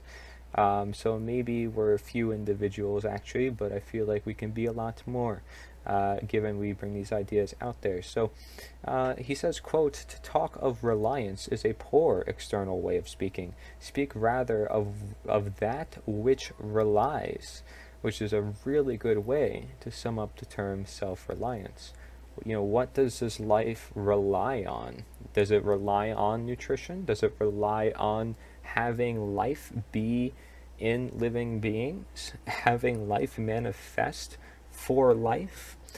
Is it that nature is supposed to be of this domain and not controlled by forces that are denatured? This should be common sense once you start thinking about it, being that we talked about common sense. But that of which relies. So what are you relying on, right? Are you relying on the government? Then you're not self-reliant. That's what he's saying. See, the talk of reliance he's saying is external. It's not internal. He's bringing the focus back to you. Who are you relying on? What is this relying on that? What's going on here? Is there a dependence? Is there a condition that which requires another thing? And we talk a lot about requirements when it comes to natural law, right? What is required of this condition? So there's certain things that rely on another thing. And you can very well rely on people who you meet if you trust them, if you create this obligation where you guys can create things together. There's an amazing relationship between humanity, including that of which is within themselves. If they have a good relationship with their own body, well, what do you think they're going to rely on? Are they going to rely on the drug companies when they realize that they're so self-reliant on their own body to heal, and that they realize they have all these tools in their house, like baking soda and apple cider vinegar and coconut oil, to do pretty much anything they need? I mean, just an example, for example. And then going back to this idea of action and effort that it takes to create the change that we want.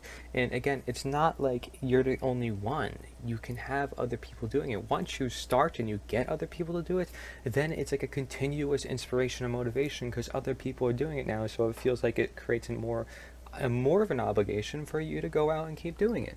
Like, this is the point, is you can structure your life around the goals that you have, whether it is weight loss or not. It doesn't matter what it is. So you have this quote, "Always do what you are afraid to do." So do what you may not want to do.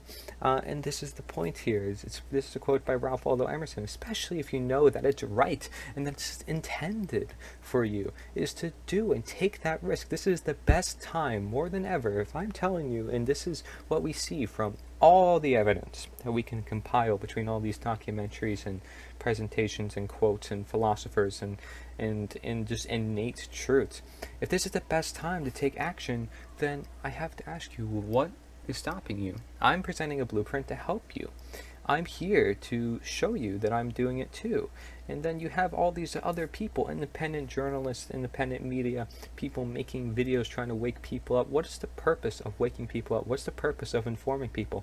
It's because they all want the same end goal, essentially, that all of us want, is just to live free from these influences that don't belong in our lives, and to hold them accountable so that they do the right thing if they are to rule over us, which truly they're not at the end of the day if we are to have this conversation. And a lot of them also understand that because they've done the research for themselves. They've looked into it. They're not ignorant, right? They've seen into it, and that allowed them to open themselves up to the truth. So are you going to open yourself up to action? Because then action will start manifesting within this life. But we have to open up ourselves to it. We have to start doing it. Otherwise, we won't get the desired result that we want. So if you are the strong promoter of gun rights and freedom of speech and so forth, well, this is the perfect action to take then, okay? By working with nature, you can have all the gun rights in the world that you want, all the freedom to speak in the world that you want. And this is the perfect solution to do so, is how do we integrate and unite the world? It's with the most universal principle known to man, which I'm saying is nature. Right? So we have this quote, "We are by nature observers and thereby learners." That is our permanent state, a quote by Ralph Waldo Emerson. Again, reinforcing these past quotes that talked about how do we learn, and the best teacher is by nature, and the best teacher, best doctor, all this. We learn from it. We learn from the natural laws, the whole point of teaching it. And this is the idea, is that we observe, we're open to it before we take action. So we are just observers, right? And from simply changing our minds, we can change our actions. So I'm not asking much of people. Now, while I am saying, okay, talk to your neighbors and talk to people you know, it's only because we need to initiate it, and we need it in circulation. And once it's in the minds of people, because it's going to be through talking, it's going to be through having conversations, then it's not that hard, really. It's not like I'm telling you, okay, let's go protest here, let's bring all the flags and stuff like here. No, we're not doing that. And maybe there will be a time and place for everything, I'm sure, but no, like this ultimate solution is mostly, if anything, only just talking to one another and being open to doing that. And that includes you being open to initiating that conversation. So he's saying that's our permanent state. Once we do so, we will like it. And being that we are always observers, because like we're always reacting to our environment. Now maybe you aren't aware of certain things, especially if you've been denatured to some extent. It's like, oh, you're not aware of your environment at all, but your subconscious is still taking it in. Your body's still aware. It's like saying, okay, well, when you're sleeping, your body is still actually aware of your environment for the most part, right? You can get distracted from something. And so your body knows best, and nature often knows best. So we're just learning here. This is an experiment. This is a test trial, and we need to learn. This is the test for humanity. It's by nature, but there's also a lot of tests that we've given ourselves, like these economic collapses that are surely coming if we stay within this government system, and these other dependencies. And you see, like, okay, mandatory masks and stuff for viruses. These are all just tests to show us for what's to come, what's bigger coming, because there's always this bigger potential that is likely happening, especially if the root cause to the disease is not addressed, and it isn't. The root cause to the disease is government, okay? So we can test ourselves now by simply observing the patterns of government in all these quotes, and we can learn from this because we are experimenting, because we are testing ourselves. We're giving ourselves this challenge, and then from that we can innovate. So this is our permanent state because we're all doing it, whether we like so or not. You can be the most closed-minded person in the world, but you'll still be observant, and you probably just won't learn a lot because you're not open to receiving that information, but you're still observant. So it's just a matter of you deciding, are you open to that information or not, and if you're willing to go on with that. For who even sums this up even more, you have again, quote, "Nothing can bring you peace but yourself," a quote by Ralph Waldo Emerson.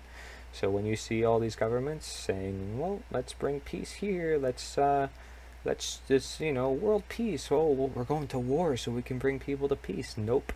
That's not where peace is found. Peace is found within yourself. Living, like we said, with the good and the bad environments. Not too bad of an environment, but learning to live with what we have regardless, and being at peace with ourselves, which we very well can do, especially among nature where there's less distraction, and you can do a lot more breathing exercises, and where you can look outside and you realize that there's this natural peace to the universe that exists, and it's perfectly fine, and humans are the one that's honestly destroying it half the time.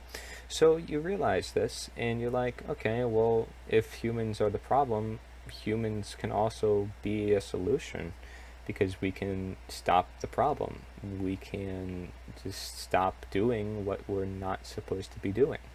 And that's exactly what I'm presenting here. It's anything abstract. I mean, people can simply agree on the premises that we want to do good, and that we don't want influences controlling our lives. Simply that alone is enough. But if we really want to get down to the root cause, we do have to identify an enemy, and we have to identify objective moral behavior and objective wrong, especially in a world where people will argue over every little term and every little thing, even though, again, it's just often a distraction. Find yourself at peace, and you won't think about every little thing in such a way that it's just too much. Like, trust me, I like to look at details because I'm into science and health, but there comes a point where you realize all those details doesn't help this greater cause. It doesn't help the root cause. So it doesn't help either one, because it's this imbalance that you're creating. And nature is this simple but complex thing, where you can have this simple mindset or you can have the super complex mindset of it. It's ultimately up to you. So just realize that, so you don't get trapped. And so that way you're able to shift and you're able to have control over your mind, which, as you know, is going to be a key factor in bringing you peace. And we're going to talk more about that. But then even Ralph Waldo Emerson says, I mean, this cannot be any more accurate. Quote, lose yourself in nature and find peace. So he's saying literally that you go to nature, you'll find peace. And we saw from the last quote, you know, is about how we can't live in peace unless we start with ourselves. Living in nature and self-sustainable and for ourselves, this doesn't sound like any equation which government fits in exactly, because government promotes war, and they are a negative expression of natural law innately. Quote, respect the child. Wait and see the new product of nature. Nature loves analogies, but not repetitions. Respect the child. Be not too much his parent. Trespass not on his solitude. A quote by Ralph Waldo Emerson saying that even the child has a level of self that must be respected for each consciousness, right? And you see this, again, emphasis on the child, this really important stage of life, this construction zone for essentially all your organs and all your systems within the body. So it says, wait and see the new product of nature. It doesn't say, pump with 100 vaccines and interject here, and no, it doesn't say that. It says wait and see the new product of nature, because each new child and each new birth is actually something we should highly respect and something that we should adore and something that we should treasure. We shouldn't be treasuring abortion, we should be treasuring this beautiful creation we have here. Okay, so regardless of what you think on that, again, I mean, this is just innate truths I'm telling you. It's nothing more, frankly, is just understanding this product of nature is the child. I mean, could anybody deny that? Even other animals, other species have the same deal, because reproduction is part of our nature. And it says that nature loves analogies, so different comparisons and stuff like that, but not repetitions. And perhaps I would leave that so you can interpret what that means. But not repetitions, it's saying, you know, there is no same thing. There's no exact same thing. You respect the child, you know, it's like a product of nature. Respect the child. It's like a unique form being is kind of what I'm getting from this quote when he says not repetitions, but analogies. Is like there's similarities, but there's no exact same being. And this is the beauty of, again, everybody puzzling and giving their piece to the puzzle, everyone contributing to the cause. And this idea that everybody must contribute to the cause is something that is quite essential. But as long as people don't have this belief in statism, I mean, most of everything is fixed simply by that. And if people don't want to take action within their own lives, it's up to them. It's their own demise. Because then karma may not work out in their favor. They may receive bad things because they're not doing enough good things. Like, you let things happen sometimes naturally in nature. You don't always be the one to step in and say, whoa, whoa, whoa, whoa, this is what must happen. Sometimes it's better off to just leave it to nature, as long as we understand this current that is going on. You know, you want to use water or a stream of as representing of this. Again, you can do so much with poetry here. And it says, be not too much as parent, so don't rule over the child too much. You know, you have to have a safe level, this balance between, you know, you being authoritative and you being supportive, especially with your own child. Okay, we're not talking about a government. You know, because you're definitely not the child of a government. You don't even know those people. But they do act like it, right? Where they want to be your parent and always watch you and so forth. Just, you know, something to keep in mind. And then meanwhile, a lot of parents are not parenting their children, which is why we see a lot of problems arising, and then more ideas coming to those children who are in bad situations. See, it's not that subliminal messages are bad for individuals, but that it's bad for individuals who are already in the bad mindset. Because as we know, the mindset is a very powerful thing. So this mindset, if it's tapped into by these other influences, they're more likely to be more vulnerable than other people. Right? Somebody can watch American Horror Story and feel perfectly fine because they have a great environment around them. So they're not going to be influenced as much. I'm going to say as much because I don't know how it's influencing them, and I don't know their life completely, right? But somebody who is in a bad state of mind, and we can say objectively, is like, okay, they're not with their parents, they're not with their family, they're doing drugs and so forth. They can probably be more vulnerable to the problems that are persisting in their face. Okay, now let's say you are of that stature. That's fine. That's perfectly fine. We're here to support one another. Like, that's okay. Like, our job is actually to fix the problem, so that's okay. You know, recognizing a problem is actually good, so we can move in the direction of good and learn from the past, and then you can share your stories with those who struggled with it. So it's like this is a learning process for everybody. It's not limited to any few people, and that's the beauty of this, is it's not just limited to a few people. It never is. And that's what makes this movement also very different, is the fact that we're open to every individual and want to appeal to every individual because we can. We all live within the same nature. It says, trespass not on his solitude. Don't trespass too much on his personal character. You know, a child is able to create. A child has all this creativity. Perhaps you may just help his nature in its works, just like we're supposed to help nature in its works, right? And not necessarily replace it or over dominate it. That's a really key here, and we see that often too within government, right? Is like it shouldn't overrule our lives. It should just help us in its works. But what really is it helping us in its work if its very nature is man's law, and it's dogmatic and it doesn't work over time? And it doesn't really raise anything. It's basically just a collection of something from the past that worked for one small point of time for a small majority of people, that doesn't really represent anything of nature itself, because nature is not being able to be represented when everybody's focused on that picture of a projection that is put onto them. So just understand that relationship between nature and government and child and parent. There's differences between all of those. You cannot say that a parent of a child is the same thing as a government over its people. And this is a book that I'd recommend if people want to learn more about nature, or the nature of nature of nature of nature, right? You can just keep saying nature, and I could keep putting it in every sentence too, and I'm sure it would work, right? But this is, again, this is a writing by Ralph Waldo Emerson. I suggest checking it out if you want to learn more, if you are somebody who likes to read. To recap, just on his book, he says here on nature and self-reliance, mainly, that's what he talks about. He says God is always near. He reveals himself everywhere and at all times in nature.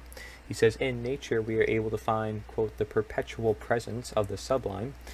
And he says in his presence we feel real delight in spite of sorrow, as we heard before. And then it says nature gives us better, higher thoughts and emotions, affirming everything that we've been saying, and the fact that we can reach higher levels of consciousness, highest levels of knowledge, higher levels of enlightenment, which we need if we want to get out of bad situations, as we have learned. Then debunking scientism, he has this quote, nature hates calculators, by Ralph Waldo Emerson, not to be too scientism-like, and to have more of an open heart, open mind to that of which is simply in nature, not this science. Here you have, quote, all men are by nature equal, made all by the same earth, and by one workman.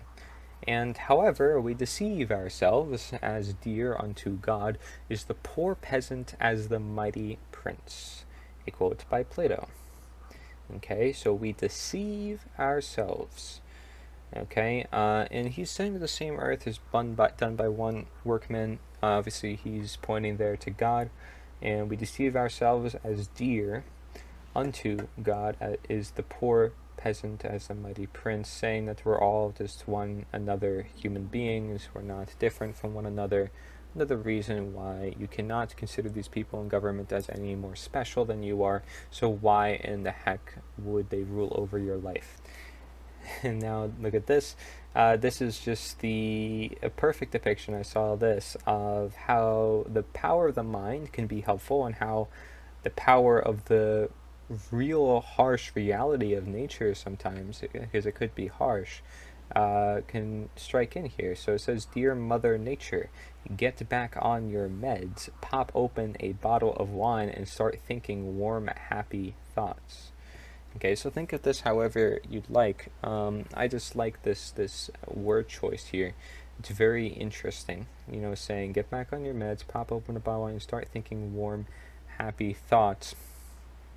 Kind of asking of Mother Nature, like a lot of people do with God, for example. I'm just saying that there's a similar pattern you see within all of religions, this idea of forgiveness, this idea of asking for that, and asking to be rid of their sins, even though it can't just be gone in the heartbeat. Obviously, you have to learn from the problems that you make, and that's really well shown by natural law, which they're not going to teach you in religion, even though there's very well good aspects of natural law within it. So it's good to just get right to the source. Just learn about natural law, folks, if you want to assist your religious learnings from a certain culture, because there's many religions of many cultures, which is why I'm open to them all. You ever hear anybody say that they're like of all religions? Because I do. That's what I call myself. I'm like all religions, of the all, but also none, because of the great irony in the universe and the fact that I have to be self-responsible and take action, and not just have blind belief, and have an actual center worldview, not just one that's on the left or the right brain, because much religion is on the right brain, but now all the new religion, including atheism, is on the left brain. So the center brain we're going to actually get to. I actually have a slide presenting an idea that comes from the center brain religion, okay? And it's more along where I'm going with that as well, in case you're a religious person. And I linked this to you because I want you to learn more. Who knows, right? But here, right, we're just learning from the past. We're just sharing ideas as human beings. So that shouldn't be a problem. Quote, good people don't need laws to tell them to act responsibly, and bad people will find a way around the laws. A quote by Plato. I think perhaps we went over this one before, but saying that good people do not need laws, but bad people will find ways around laws. So this is kind of just saying that why do we have these man laws to begin with, when the natural laws can actually just teach us karma directly? And good people can uphold good values among multiple different people, and bad people are given more of a chance to come back in their life, and they receive more karma if they do more bad. I mean, this is the way of life, right? But instead we say we have to build a whole system on top of it and have a very few amount of people rule over many millions of people. This is bizarre, right? I mean, let alone hundreds is too much too. I mean, how does hundreds of people keep one or two people accountable? Again, it's kind of bizarre, which brings you back down to more of this tribal mentality. But hey, that's what a family does, right? You have the father, who's more of the go-getter mentality, and then you have the mother, who's more of like the nurturing mentality, and then you have the kids who look up to them. Like, this is the thing, right? But that's natural in a family. It doesn't have to be called a tribe, doesn't even have to be called a government, it doesn't have to exist in mind or in practice. It could just exist in principle. We can exist with actual learnings, not these ideologies and titles that we want to put on everything and everybody, right? Saying, this person's a doctor, so I can't heal myself naturally, even though there's this inner doctor within me, as all these other people said, like hypocrisies. So, I mean, hello? I mean, this is just learning from what we have innately and what we have all this time. Quote, love is born into every human being. It calls back the halves of our original nature together. It tries to make one out of two and heal the wound of human nature. A quote by Plato, and it's very interesting to me because seems like they highlight the words love, human nature, and human nature. So it says love is born into every human being, saying that we have this love innately, right? Are we open to it? Again, putting the power in you, Do you use it? This is all just about self-power, because when you recognize it, it's powerful, as many of these individuals have found, which is why they made these quotes. It says it calls back the halves of our original nature together. So if you use love, if you have love, it seeks to bring the halves of our original nature together. And you start to see that too between, a male marrying a female. It's like they're perfect for one another because you have a more alpha and a more beta. I mean, like, more masculine, more feminine. Like, you have this balance and accountability for one another as two different genders. As the principle of gender and natural law, this is just a perfect balance and synergy. Then it says it tries to make one out of two, which, as you see with babies, right, and children, as we talked about. And it says, and heal the wound of human nature. So heal all the bad things that may come of human nature because you're open to love. When love is existent, I mean, there is no problem unless you make it a problem. That's just that simple.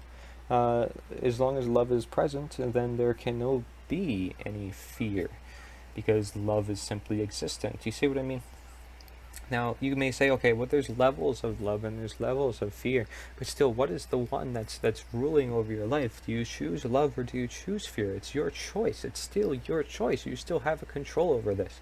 Okay, so make it as if it's one or the other, so that love can be in control of your life and not fear. Then we have this quote. Perhaps we know over this again, or it's very similar to other ones, but it says, poetry is nearer to vital truth than history.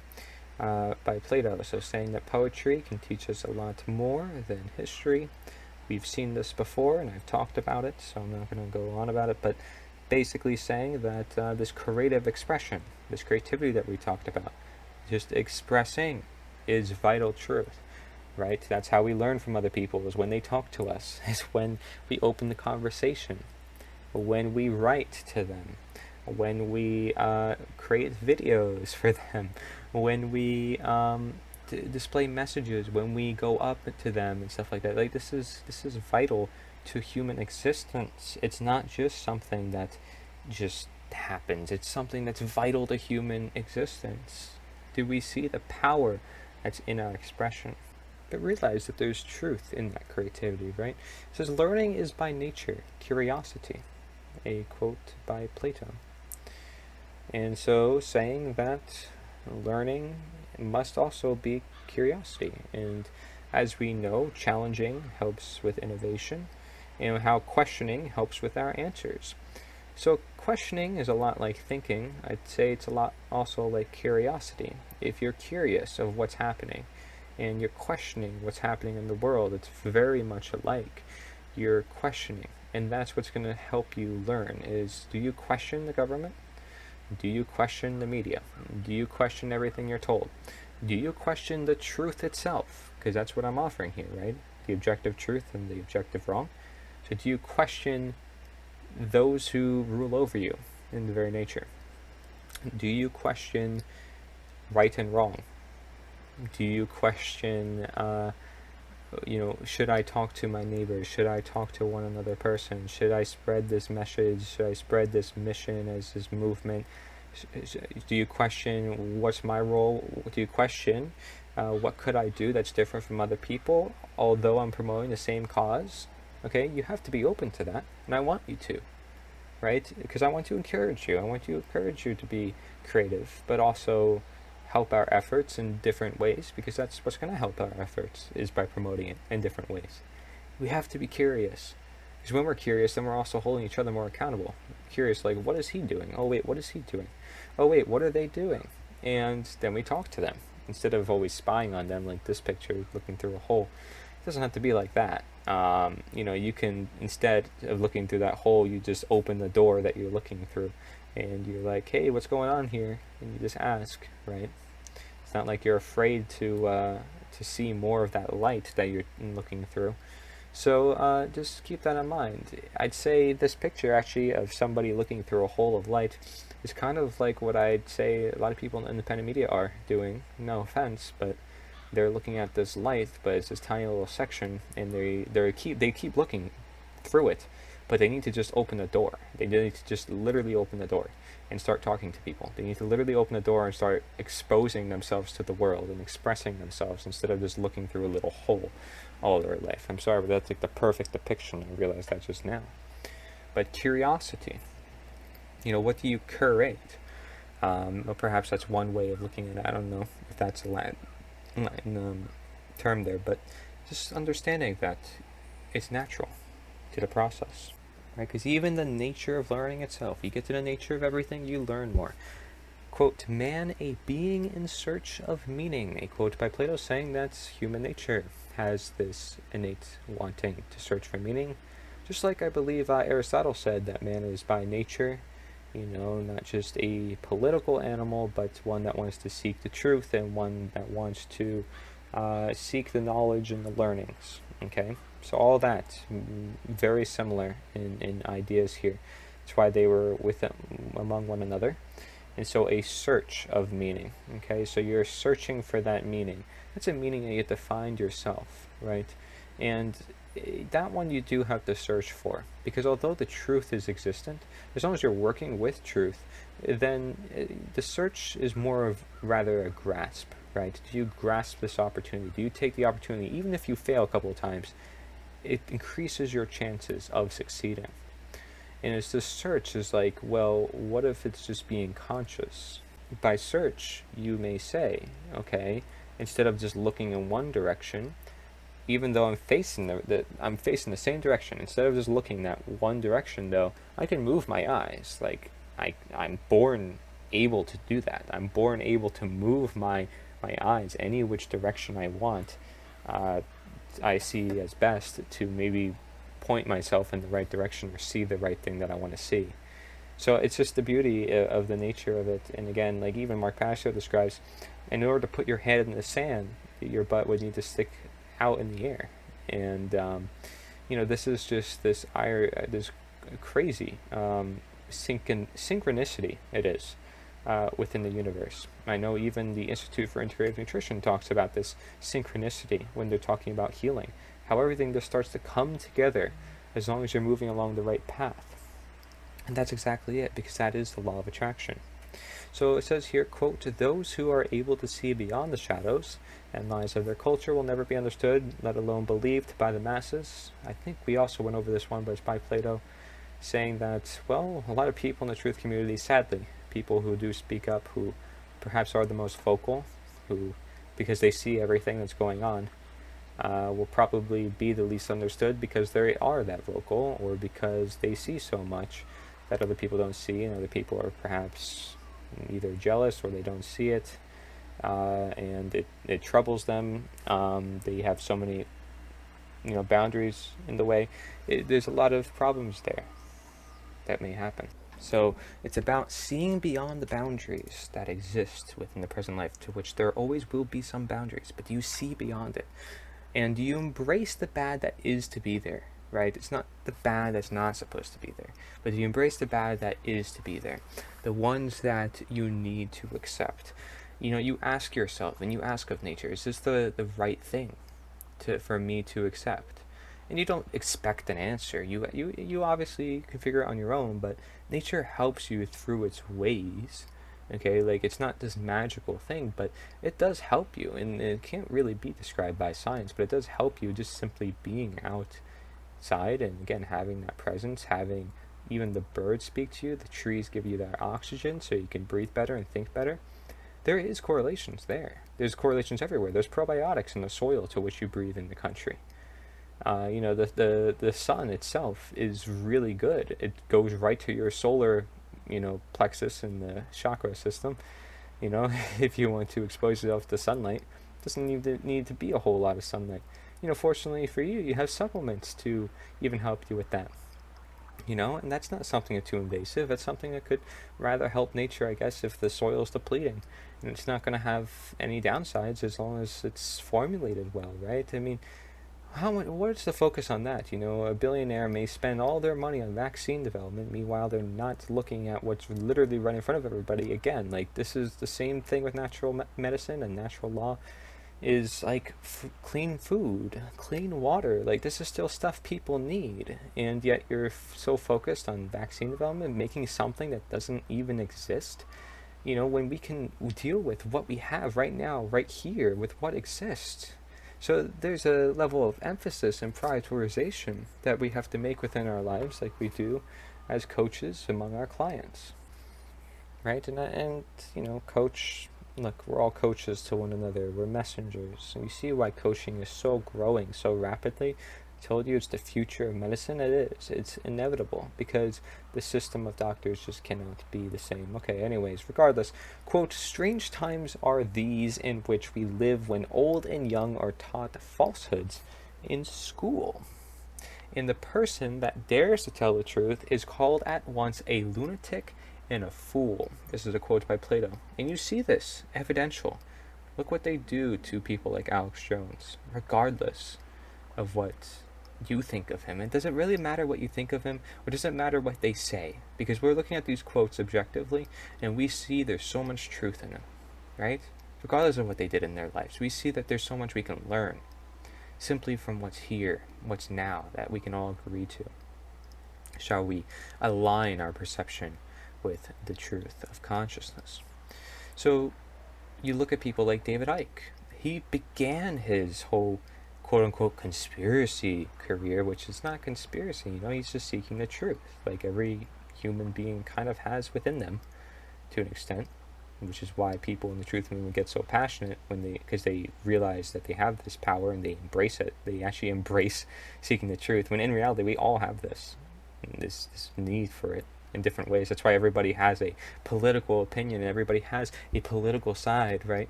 It's because they want you to be there, they place you as pawns, they want to divide us. But meanwhile, it's just because we all have this desire, this seeking for truth, right? Let's get on the principle as to what we can all agree upon. That's the real underlying roots to what we want to look at, and especially if we want to grow another tree, perhaps, and provide more oxygen and nutrition to the rest of the world. So it says a person that dares tell the truth is called a lunatic and a fool. They did that to David Icke when he went on TV and said some things that people laughed at him for, right? And then people on the streets made fun of him for.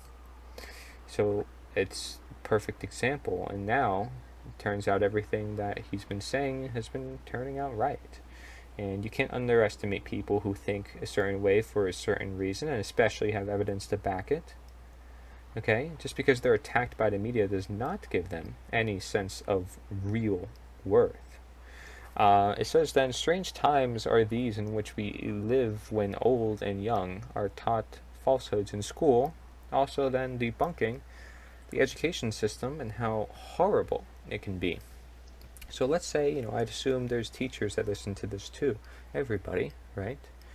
And I can make claims about teachers and people who are security guards, but guess what? All those people often are of the anarchist movement because they realize that government shouldn't exist, funny enough. But especially the retired ones, the ones that are done with their jobs. And again, as people get older, they start seeing things, they start wanting to reboot their health sometimes. You never know what you may see, but don't just wait for it. You can take action now and it'll make a big impact before it is too late. And you don't want to be in a situation where it's too late. That's the whole reason why this movement has arisen. So when you see this irony that he depicts here, he's saying that in school, well, people are taught falsehoods. They're taught fake news, essentially. And that's not good then for students to become their best selves through enlightenment. This process that could be rather destructive, but can also be rather inspiring, especially if you start at a young age. You see, when you reach an older age and you have all these boundaries intact, then of course it's going to be harder to reach the truth. But if you start young and you have a whole support system around you built and based on nature, then it's a school within itself, because nature is the teacher and nature is the healer. And parents, as physicians, should just facilitate that healing, facilitate that teaching. And then talking about this enlightenment process, and again, connecting it to the inner child that lives within all of us, and this child that we should learn from, as we are to learn from the earliest stages and the latest stages of life. You have this, quote, "We can easily forgive a child who is afraid of the dark. The real tragedy of life is when men are afraid of the light."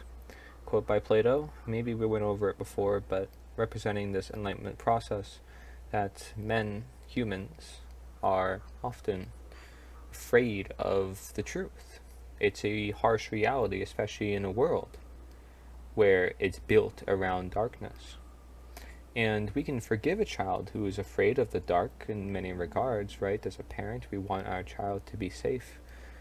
But we realize that even the parents, if they have darkness, they're going to let their child have that same darkness. So we have a world raised on, well, let's just accept government, even though it's darkness, clearly forbidding some of the light, much of the light from society, that being natural law, but also simple morals and communities. And this idea that, well, because if we have government, because we have cops, that we don't have to talk to one another, or that it's too scary to talk to one another. And that just keeps everything out of light then, because everybody just wants to then stay in the dark physically, not just mentally. And then you no wonder why people fall to depression. They have dark feelings, essentially. It's all, like, you can say it's very well rooted in colors, but also positive and negative, and also numbers. You can connect everything to everything here, and this all starts to make sense. And that's what a lot of people have done in the truth movement, but there still needs to be the premises of getting this out to the people.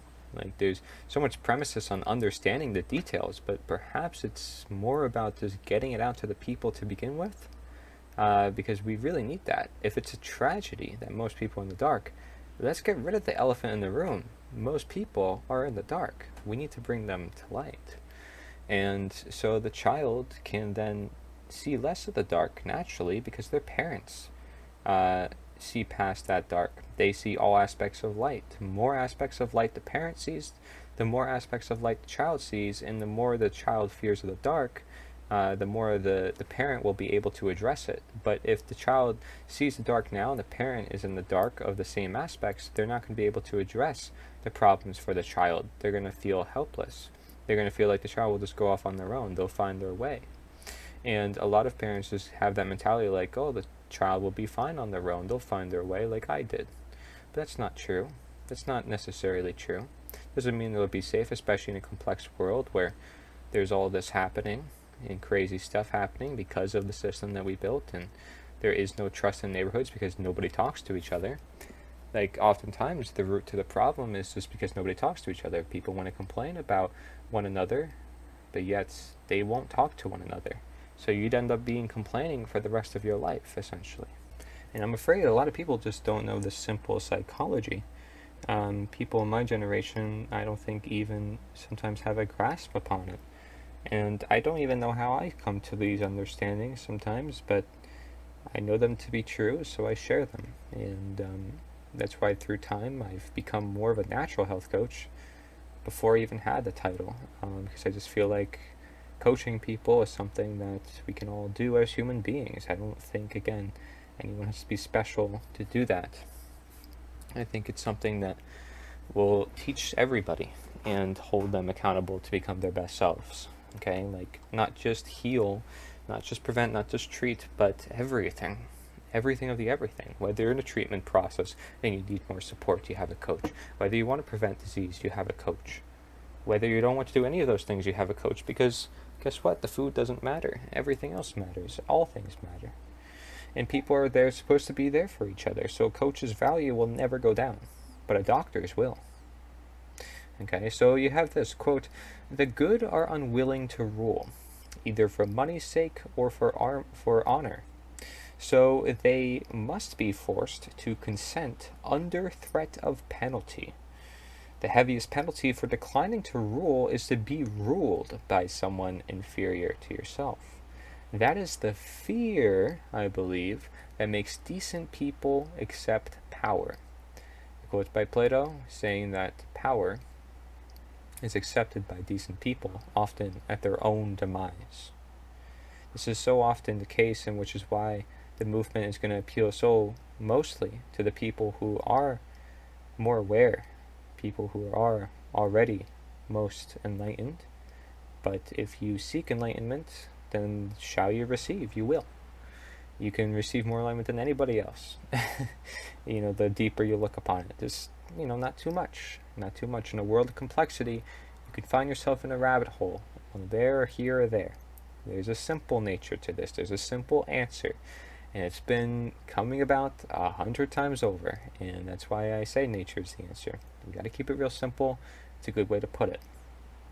So, saying here that the good are unwilling to rule, and that the heaviest penalty for declining to rule. So what he's saying kind of essentially is that the good people should want to rule, but they don't want to because of honor. They realize that it's actually good to not rule over another person in objective morality.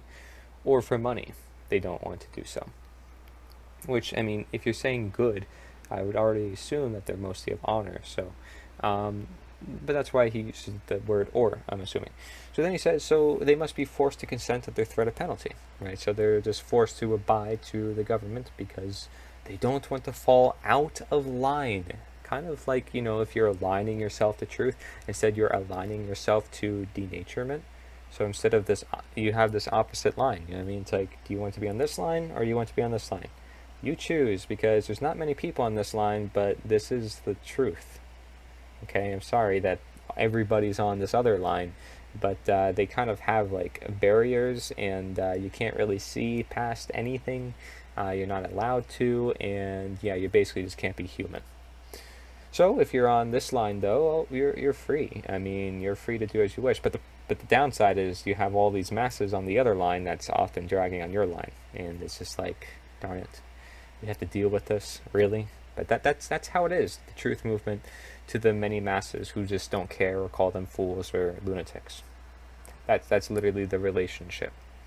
Okay, so then it says the heaviest penalty for declining is to rule.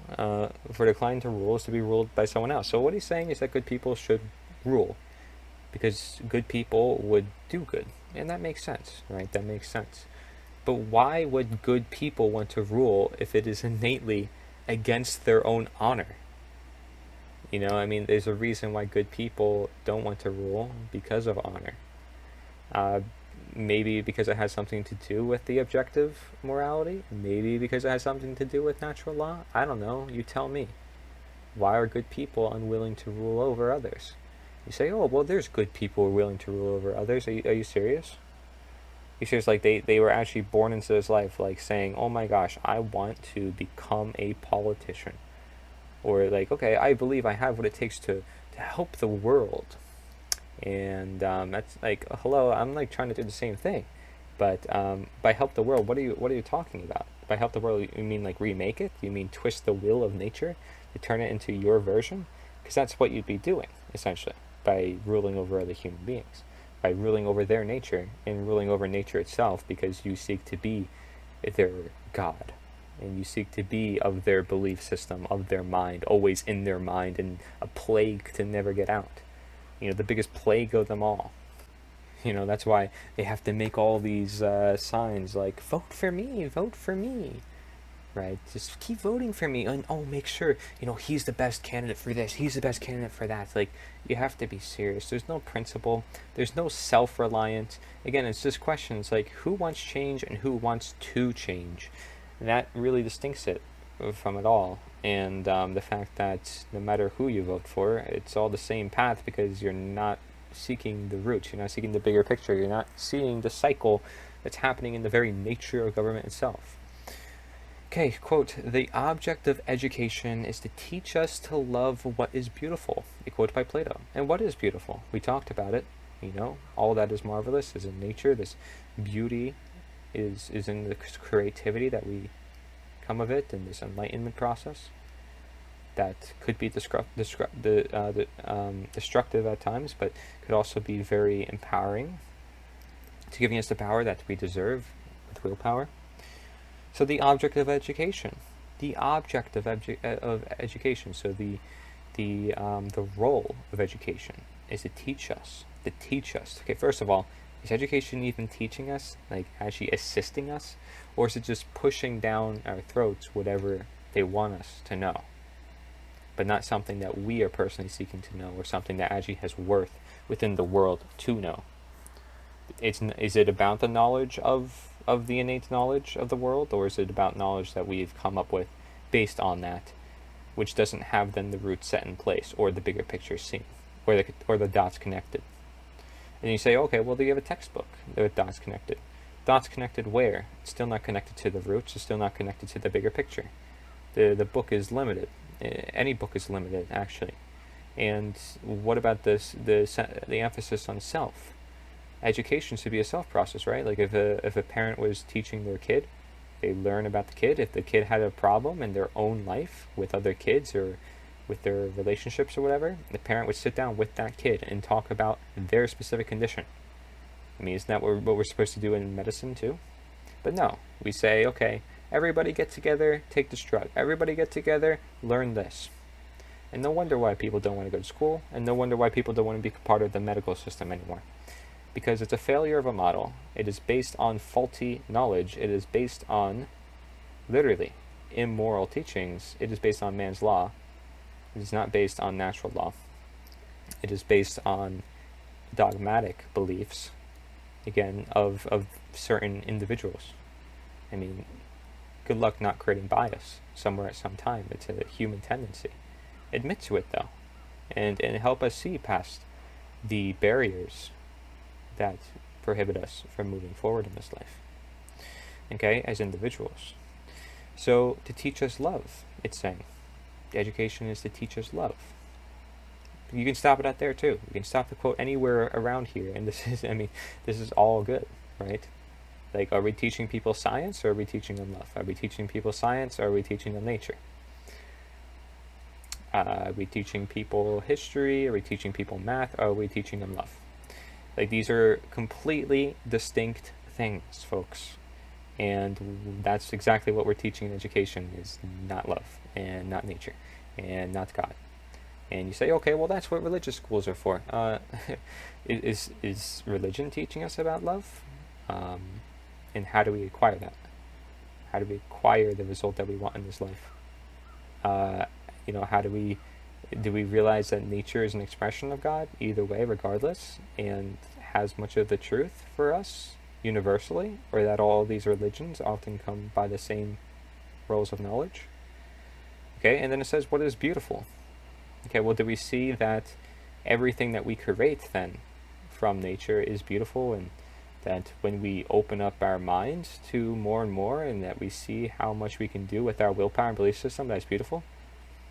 Well, okay, is the education system teaching kids that the world is beautiful if it's making them more depressed more than ever, or suicidal, or don't know what to do with their life?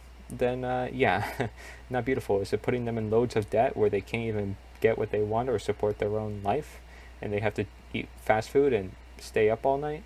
Yeah, that's not beautiful either. I'm sorry. Does it teach them to get piercings and go with societal norms and spray paint and have immoral attitudes and just go with the flow of things, even though they're free college students? Yeah, that's not beautiful. Sorry, folks. Our education system violates teaching, love, and beauty. It violates nature. Quote, human nature was originally one, and we were a whole, and the desire in pursuit of the whole is called love.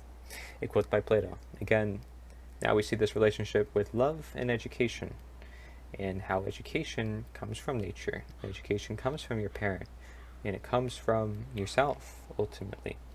So you have this idea of whole, which is represented as health. So human nature was originally of health, saying that human nature is to be of health, right? We have the blueprint to do so. So it makes sense in this quote, saying human nature was originally one. We are a whole. We are connected. And then it says, and a desire and pursuit of the whole, right? Which is happiness, essentially. So you see in our documents, it says pursuit of happiness. Well, then that would be the pursuit of health, ultimate well-being, ultimate happiness. And see, it says here, in the desire and pursuit, in the desire. See, we know that desire to the extreme is bad, or that even pursuit to the extreme is bad. And you can see the ironies to this, right? But you see that they're also good depending on where we put our mindset. And the mindset here is love, which is actually with our heart, opening up ourselves to the whole, not dividing ourselves to select few things and dividing ourselves into select few people among many people that all live among the same whole world as one. And then having the sureness going forward, like we know what is objectively right and what is objectively wrong, and we know what would happen as a result of what we're doing. This is really key to the movement, which is why I designed the blueprint as is, and the sixth step is a speculation. And that's like a general where things will be going. And I know so it will be going that way.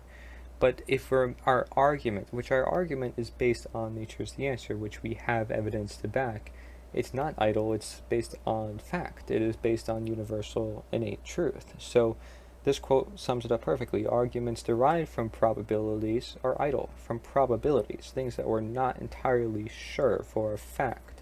So things that even if we think are probable, they're not going to be going into effect. They're idle. They're not going to go anywhere. These arguments are just stale. They're not universal. They're not innate. They're not eternal. So this is a quote by Plato, again. And then going back to the child, but also the blueprint, and how if you are to talk with one another and having this blueprint as this share sheet I made that talks about why join the NITA movement and why represent, it's this beginning, which is this concrete, concise work that doesn't get changed through time. It stays as is through all of time. It stands for itself, it speaks for itself. It's much like natural law, except it's a little bit more perspective dependent.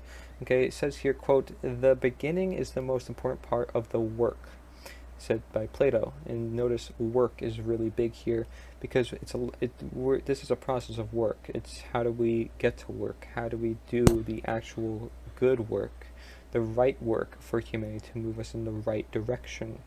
It's work that must be done, and it's work that if we have a foundation, as you would if you were before building a building or before building any such structure, the building is going to stay more intact. It's like having the roots to a tree, in other words. So the beginning is always the most important part. And it's the same thing with a child before growing up into the world. Every which degree of it, you see that similarity within the universe. And so understand that I'm not changing what was there initially. What you sign up for initially is what is concrete. It doesn't change. Because if it were to change, that would be a problem within itself, a very big problem that leads to controversy, that leads to more problems. Now, as human beings, we're bound to change ourselves, but that, as it is on paper, as a symbolic, what to understand, what to stand for, is like the one premises, the one unifying factor aside from the website, which is just moreover just to visit. Right, but that sheet is moreover the one unifying factor, which is basically the idea then. The ideas behind it. And they get us to work. And understand that, remember, that quote also assures us that the beginning work that we do is going to be the most important. So beginning to talk to your neighbors, beginning to talk to them about these subjects and not being afraid to, because clearly if you're afraid of it, then you're not going to see the great discovery as we talked about. If you start initiating that, then everything will start coming together. But you must first initiate that. You first must create the roots. You first must plant the seed, right? The seed of thoughts, the seed of ideas, the seed of why you're a part of this. Like there has to be a reason behind it. And because that is the foundation, is the reason in the premises behind life. What is the premises behind the religions I brought to you here? What was the premises behind politics I brought to you here? It's about finding the roots to things, especially if you want to, again, cure disease and fix it entirely and for generations to come in prevention and treatment. And we can have this fascination with the world as we have with science in different degrees, but it must enough to inspire and create imagination and not have you dependent on textbooks and not dependent on certain things unless you choose yourself and you believe it is something that is actually just and you see that it has actual effects within your life that is beneficial. You know, it's like, what is objectively going to give me the result that I objectively want?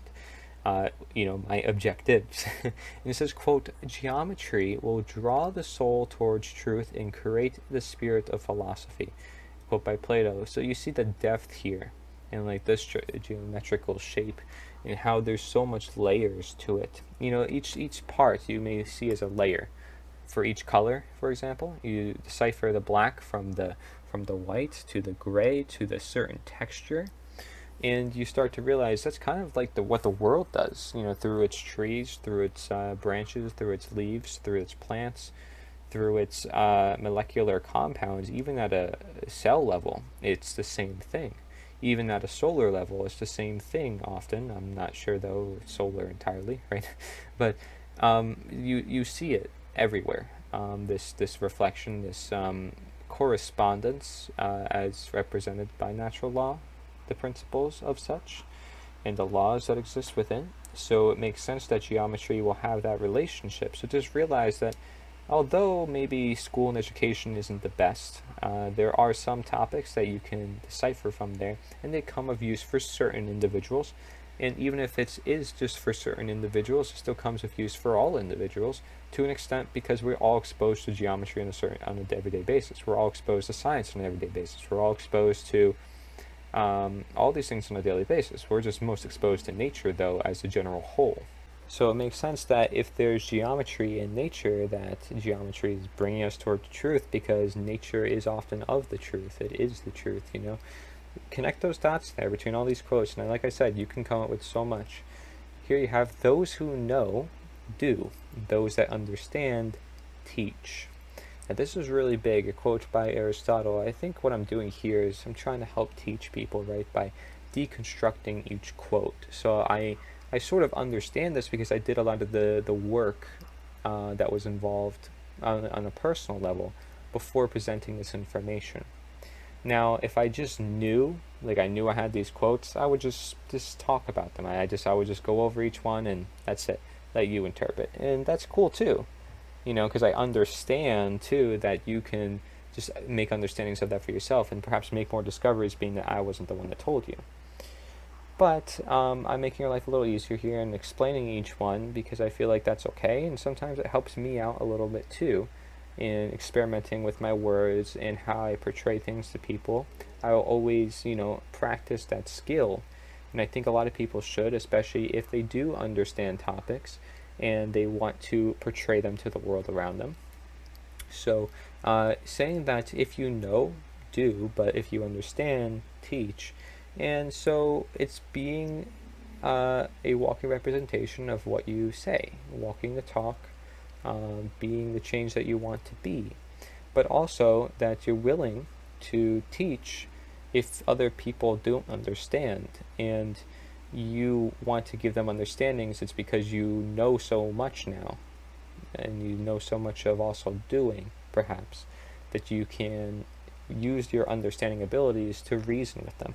Because we talked about how from knowledge we can use reasoning, we can use understanding, and that would be then to teach.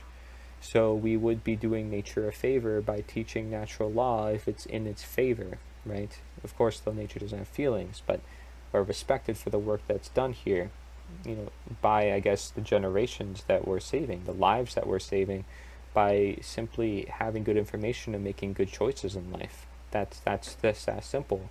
That's why I can assure for a fact that we'll save millions of lives with this information, and helping to empower the world through our efforts and talking to one another and providing natural medicine and promoting ideas that are innately right.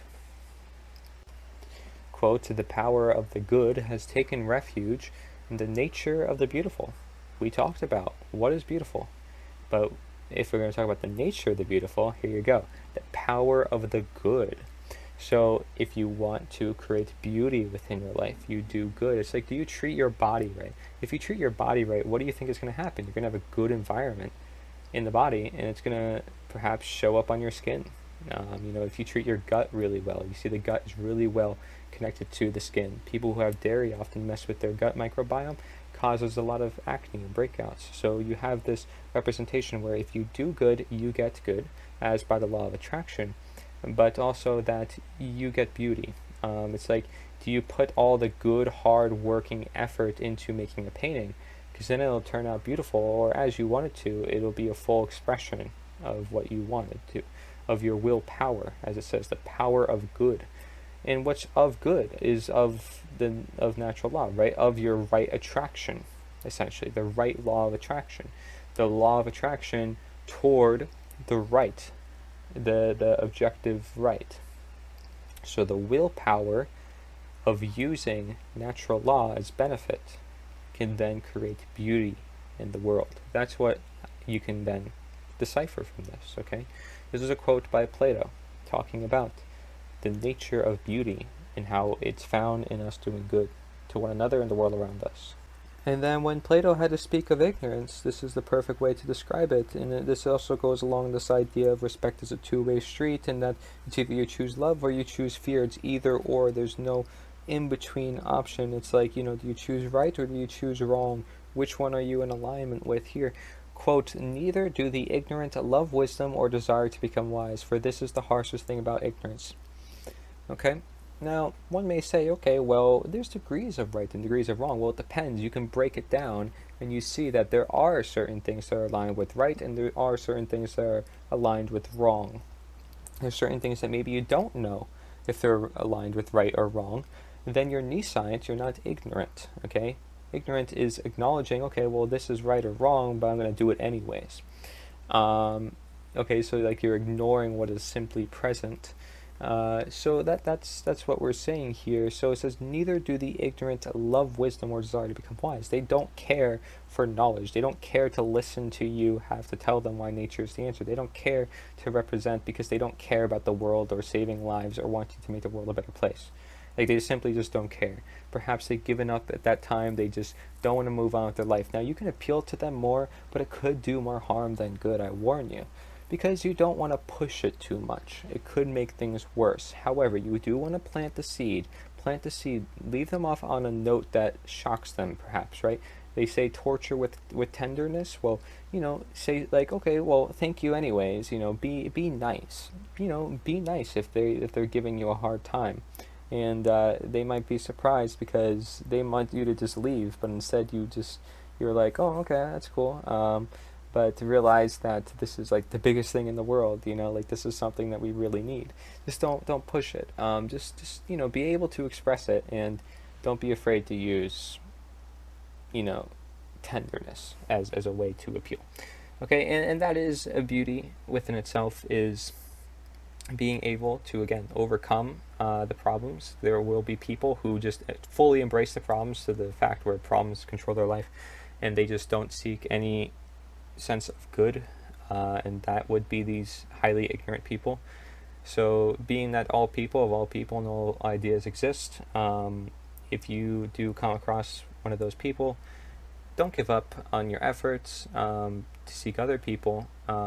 Just plant the seed in their head, and let them know that, you're always here to talk to if they want to learn more. You're not trying to do anything bad. You're just trying to promote a cause that you believe will genuinely save the world. And maybe if they have a wake-up call one day, they'll call your way. It's just like, having a health coach. It's like, okay, I don't need a health coach. And then you realize, oh, my health is in danger. I kind of need somebody to help me provide direction in my life and also heal my body. So, it's a wake-up call for most people. And then it says this is the harshest thing about ignorance. So it's the harsh reality, it's the harsh truth of people being ignorant to the truth, is having the karmic response of, well, you're not going to become wise. You're not going to have any worth, essentially, because you don't want to give worth. Since you don't want to give worth, you're not going to have worth. And it's harsh now because you're going to beat yourself up at the end of the day even more because you're not choosing to love. And you're not choosing to love wisdom, and so you have this ignorance in play, and it's gonna bite you back, and it's gonna hurt you more than good, and that's something to be aware of, especially if you want to change. The best time would to change it now, to address it while you can. It's like a cancer, right? If you address cancer, like, you want to address it as soon as you can if you want to have better outcomes later in life. through the law of attraction. You want to change things now as best as you could.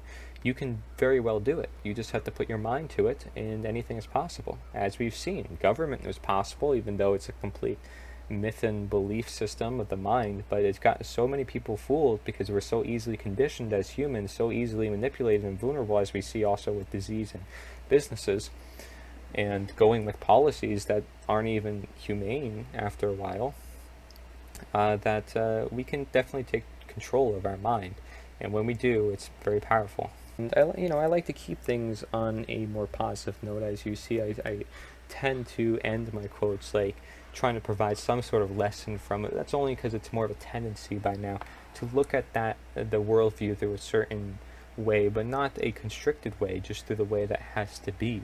Right? It's like if everything is just sad and depressed, like of course I'm going to want to make it better, especially if I see there's so much potential that it could be better. And so you see here by this quote, reality is created by the mind. We can change our reality by changing our mind. A quote by Plato. And we'll, again, talk more about this, changing the mind and being more present and creating as we do and be. That'll be really key if we want to change ourselves to then change the world around us, because that would then create reality. Quote, trees are good for contemplation. Plato and Aristotle did their best thinking in the groves of olives and figs around Athens, and Buddha found enlightenment beneath a peepal tree. A quote by Colin Tudge, and it's saying that, well, these philosophers not only grew up around trees, but they were essentially near nature. They did a lot of their thinking, their best thinking, in nature, and saying that nature is good for contemplation. Something that you may say a lot like meditation. You are reflecting upon different things, except meditation, perhaps you want to say you're clearing your mind from everything, whereas contemplation, you're thinking more about stuff. Perhaps you can still clear your mind through different ways, exhausting it, for example, but these trees and the environment around us plays a very key role to the environment that we manifest within ourselves. People don't always look at the roots of things. Perhaps it is the truth of things oftentimes, especially in a world where we've delved into different distractions and boundaries alike. So even, for example, one might want to build many tunnels and many cars, or just much in general, but I would say that is not the answer. In fact, actually, less is more in many cases. Living with less cars, less need to, why do you need to travel 30 minutes out to your job, for example? Because we would build up smaller communities, for example. We put more emphasis in what we have right here, right now, not having to go necessarily all that way unless we prepare ourselves for such a thing. Because then, you also have less traffic, but more community and more people talking to each other and so forth. I mean, you have many benefits to a small local community where people don't have to go so far as to denaturing their way of life, per se. Going out of what should be a natural way of life and loving your home and sort of, working more from home, being that if you have like your own business, or you had your own farm like many people did back then, and that creates the obligation for local communities. It's essentially living as nature instead of living among technology like many people want to build tunnels and build more cars. But here's the thing, right? Here's the big difference. I see the world better and being far more sustainable by actually living with the less and living with smaller communities and promoting that. I think that's the most sustainable option. From my personal reflections on the topic, many people don't think that's the case, and they want to say, okay, well, a sustainable future is changing what we have now. But here's the difference, right? This is what really sums it all up. It goes back to this idea, like, who wants to change and who wants change. Because they're often looking toward these billionaires who's going to build them tunnels and build them all this stuff. And that is change. But the people are not willing to change themselves, because going to a self-sustainable local small community, although it's right, it requires changing themselves in their own communities. It requires a change of the way of their very life. And people are not willing to go through that work. So you have here, quote, truth is the beginning of every good to the gods and of every good to man. The quote's by Plato, and if you want to replace that with nature, saying it's the beginning of every good to the gods. It's basically the initial, the one that starts it all, for example. Right? You realize that you can naturally heal with this one substance. You're like, wow, I saved myself all this money that I can now use on something else. Wow, I'm never going to do this again. And that saves you in time. That prevents you from a disease, So going down the route of nature, whatever it may be, could actually be something that's far more sustainable, which is, going back to his quote, saying beginning.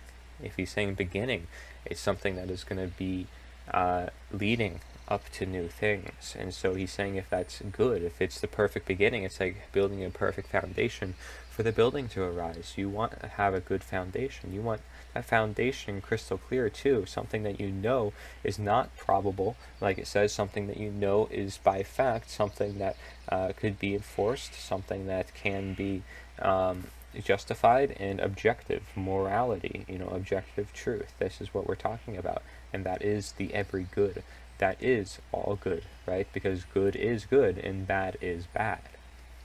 Quote, the direction in which education starts, a man will determine his future life. Quote by Plato, also talking about education.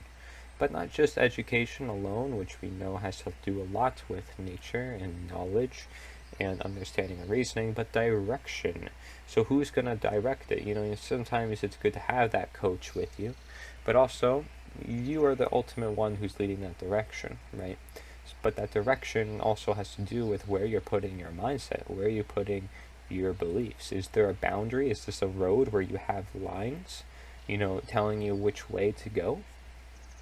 Are there road signs, that being other people who are telling you what's going to happen, and they're giving you pre-warnings, and they're being an outsider influencing you, who's the insider, who's in between the lines? There's a question of direction, because we do need that accountability, that outsider-insider relationship. Shall we want to direct ourselves in the right direction?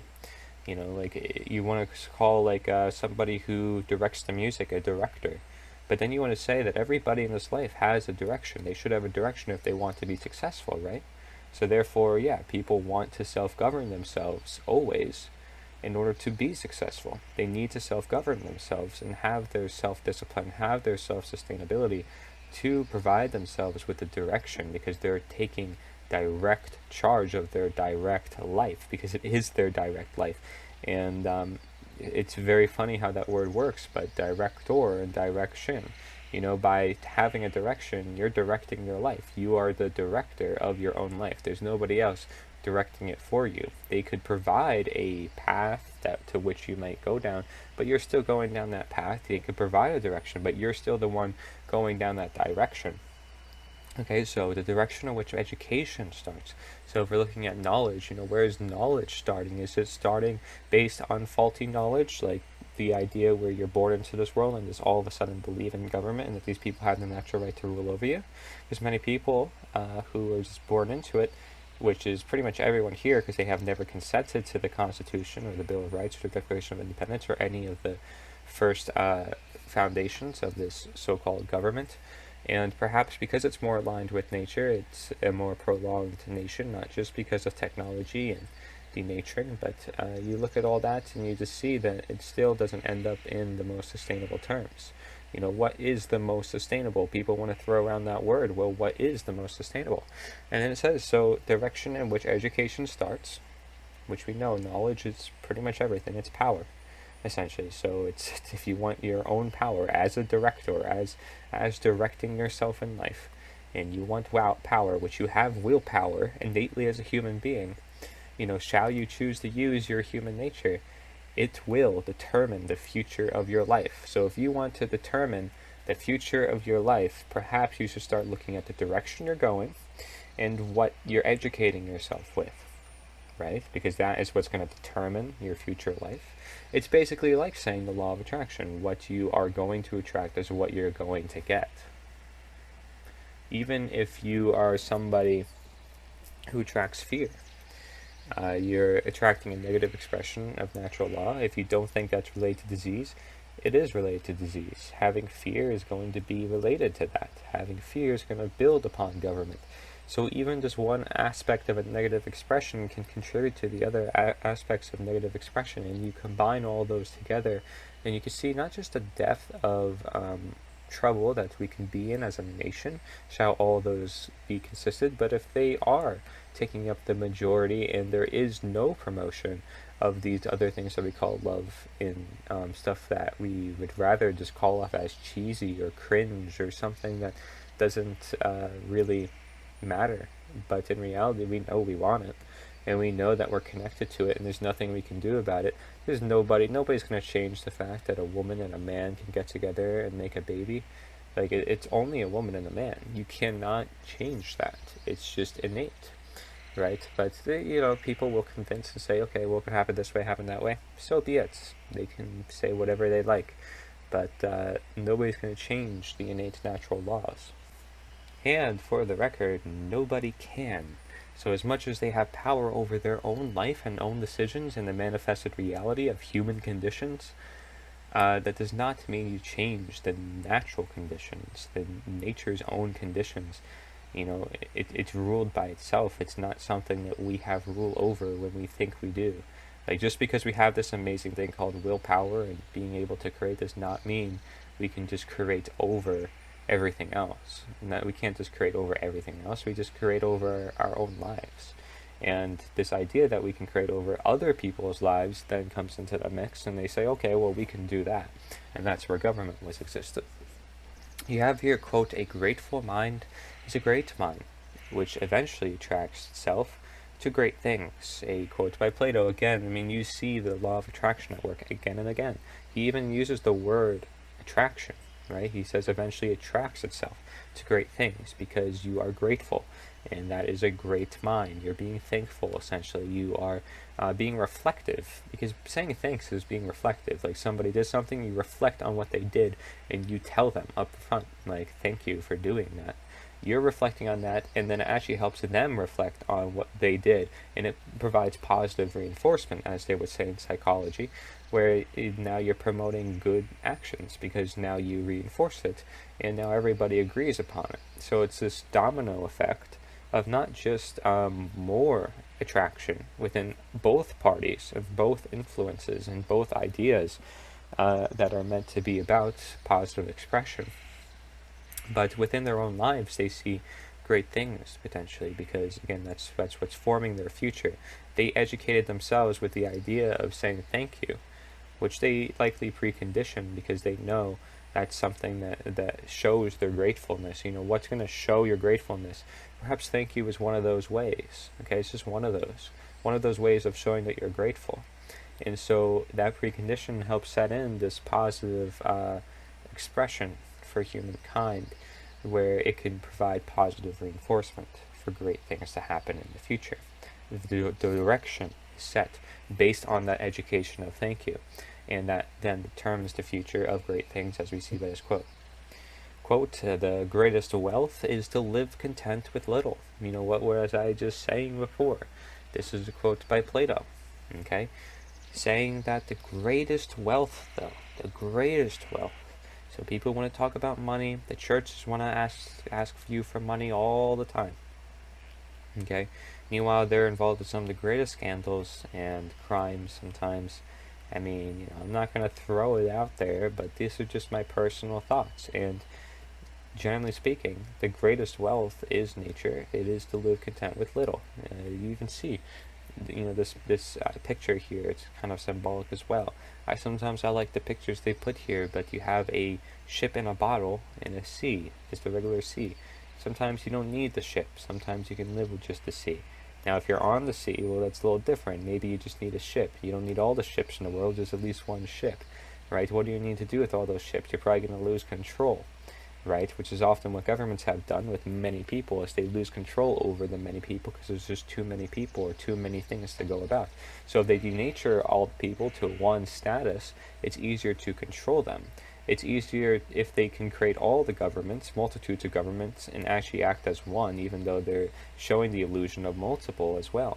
to distort the narrative. So there's different ways of them achieving their agenda, shall they seek to do so, and believe that is right, that it's right because of their dominion over the masses. And I'm talking about the people at the very top, like believing that people are ignorant and they will never escape from that, or that it's dangerous to give them power, is something that maybe along their belief systems as something that they really don't mind ruling over other people because of. So they actually enjoy it. They actually understand natural law to the extent of, okay, well, this is how we can manipulate them, and this is how we can use them to actually build a better planet and go to Mars and transcend with machines and so forth. So they don't want to live with little, but they still have that attraction to nature, and by little they may mean depopulating the planet, or by exposing themselves to little public influence so they can live their life better. They have ways of still living content with little, because otherwise they would drive themselves mad as well. So it's very important that we all also learn that, especially if we do want to reflect on society and not be too distracted. We don't want to be caught up in the fast of life, where everything is just taking us in every moment.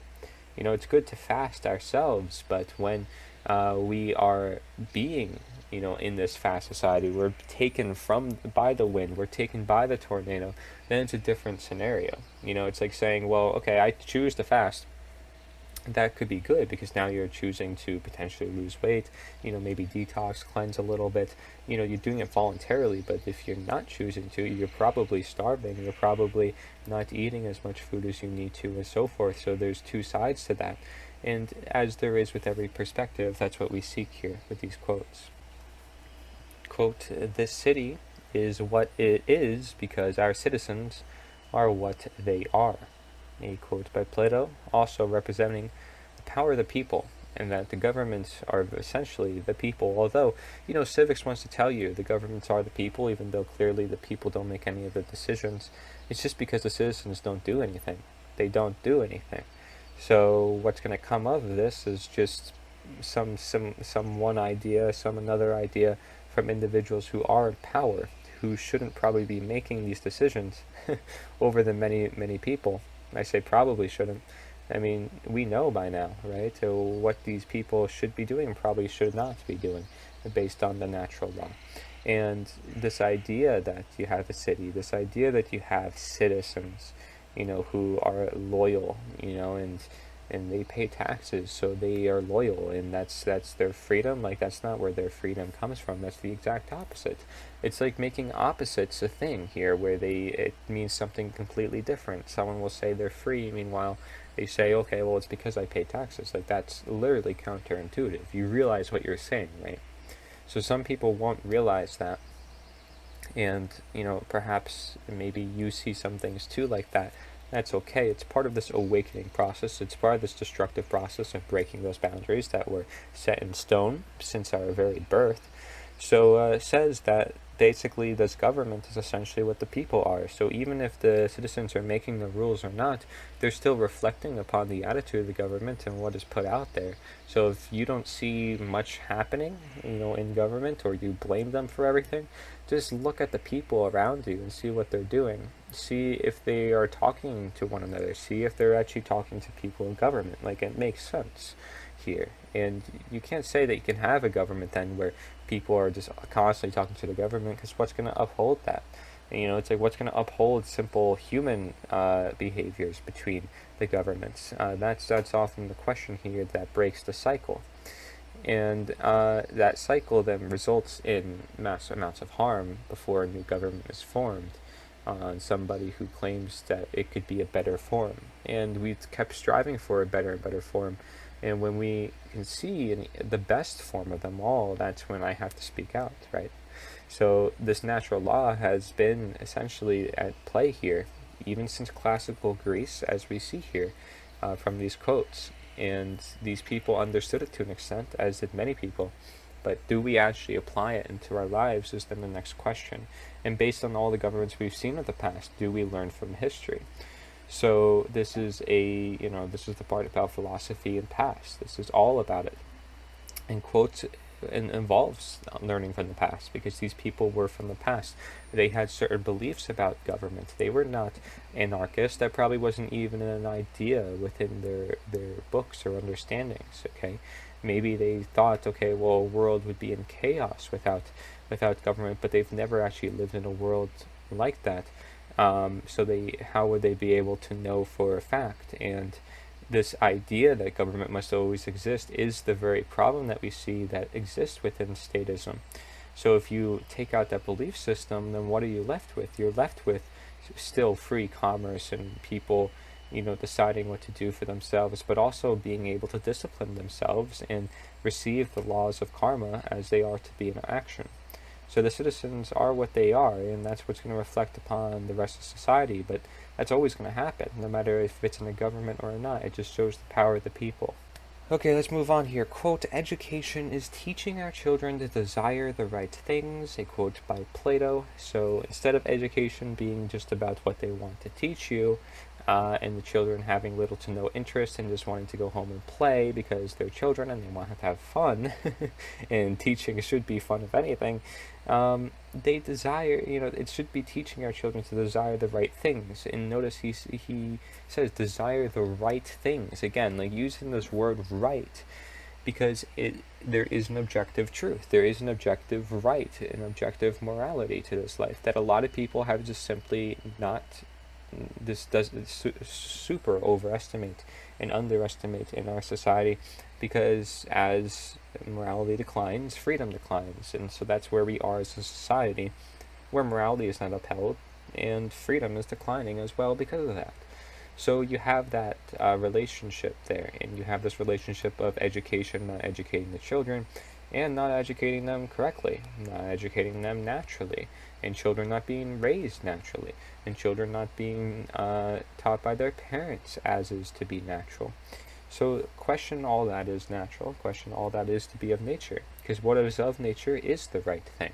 And so they desire the right things, and then it's a sort of loop again where we can be in the positive expression of natural law. And again, who's going to teach that? Who's the real teachers in this world? Is it the parents? Yes. And if they are righteous, trying to do their best, and they understand objective morality, do you think they'll be able to teach their kids the right things to desire, and understand that desires can sometimes be dangerous too? In simple aspects like that, simple philosophies or simple teachings, basically. I mean, look at all these quotes. They're just teachings. These people came from art schools. They came from reading many books. They understand this because they've looked into it. They've actually used their willpower to do so. So I'm asking you to do the same, because we're all philosophers at heart when we seek the truth, okay? Quote, the best stomachs are not those which reject all foods, a quote by Plato, and this is really key. As many people in the dieting or health movement want to say, let's not eat that, let's not eat that, and that's often not necessarily the case. The best stomachs are those that perhaps can expose themselves to some bad bacteria so they can build immunity and build resistance to become a stronger immune system. So what that's saying here also is that of the natural universe, there is good and there is bad, objectively, as we know. So both are to be embraced to an extent, right? The natural good, the natural bad that is to be there.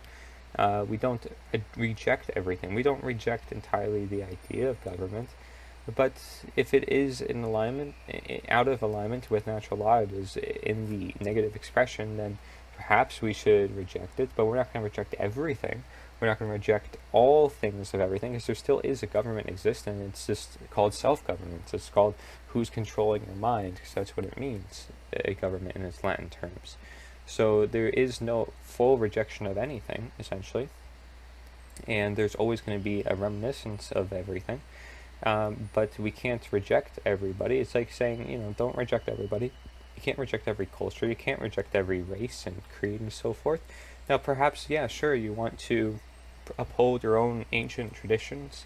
You want to uphold your heritage and your race and so forth. That's great, and you should, likely, if you want to live out your best genes and health, perhaps. But rejecting others is a different story. It's just saying, what is your preferences? What do you recommend? And do you have a healthy discipline? And people who are of other descent, do they learn to integrate naturally within another culture? Shall they come to visit another culture, and if especially if they seek to live there? It's again this best stomach. It's like, what is going to be able to tolerate, because we know about stomachs is what is tolerated. Is it the lactose? Is it the different enzymes and proteins? What are you tolerating? Are you tolerating the fact that there's a movement out there that seeks the truth? Are you tolerating the fact that I'm saying the government could be a myth and something that we just create out of our mind? You have to look at all the perspectives of this quote, and it starts to come into essence. I think most of this is talking about tolerance. What tolerance do you have? Do you have a tolerance for all things to an extent of understanding them, not necessarily rejecting them? Because that would be cognitive dissonance. If you're not open to other ideas, then you are innately causing and creating boundaries for yourself, which is exactly what government has been doing and what government has taught people to do themselves subconsciously. Quote, as the builders say, the larger stones do not lie well without the lesser. A quote by Plato. Now, if he's using the word lie here as in the sense of like lying, this could also actually make sense. But obviously, he's saying that the larger stones do rely on the lesser. So small sometimes can mean more, right? It's like saying, do you take small steps for your health? Your health is this whole thing, this whole picture, but do you take small steps to get there in order to create the most least invasive change possible, so there's less problems on the way there, and also it's easier to implement within your own lives? Yeah, and having the lesser contribute to the larger creates this sort of balance, doesn't it? Right? Where you have all these mini compounds, especially perhaps in one plant, and that makes up this larger plant that is then created from all those compounds. Think of it in every sense of the degree. You need the micro to make the macro. You need all these different parts in place to create the world that you live in. You need all these laws in place to create the greater aspect, right? You may say the natural law is the lesser of nature, which is the whole. And perhaps there's a better way of wording that, but still, the idea here is that you need to rely on all these aspects, and the simplest things could actually be the most impactful, which is why nature's answer is as simple as it must be, essentially. Also, it obviously goes back to the idea of the many people and how they could be considered lesser, but I would say they're equal, right? We know that everybody's equal. We're all just human beings here. Quote, nature is the art of God. You may have seen this quote before, but it's by Sir Thomas Browne, saying that it is an expression of this greater consciousness, perhaps, if you want to see it that way, or whatever godlike figure you want to look into that as you must see.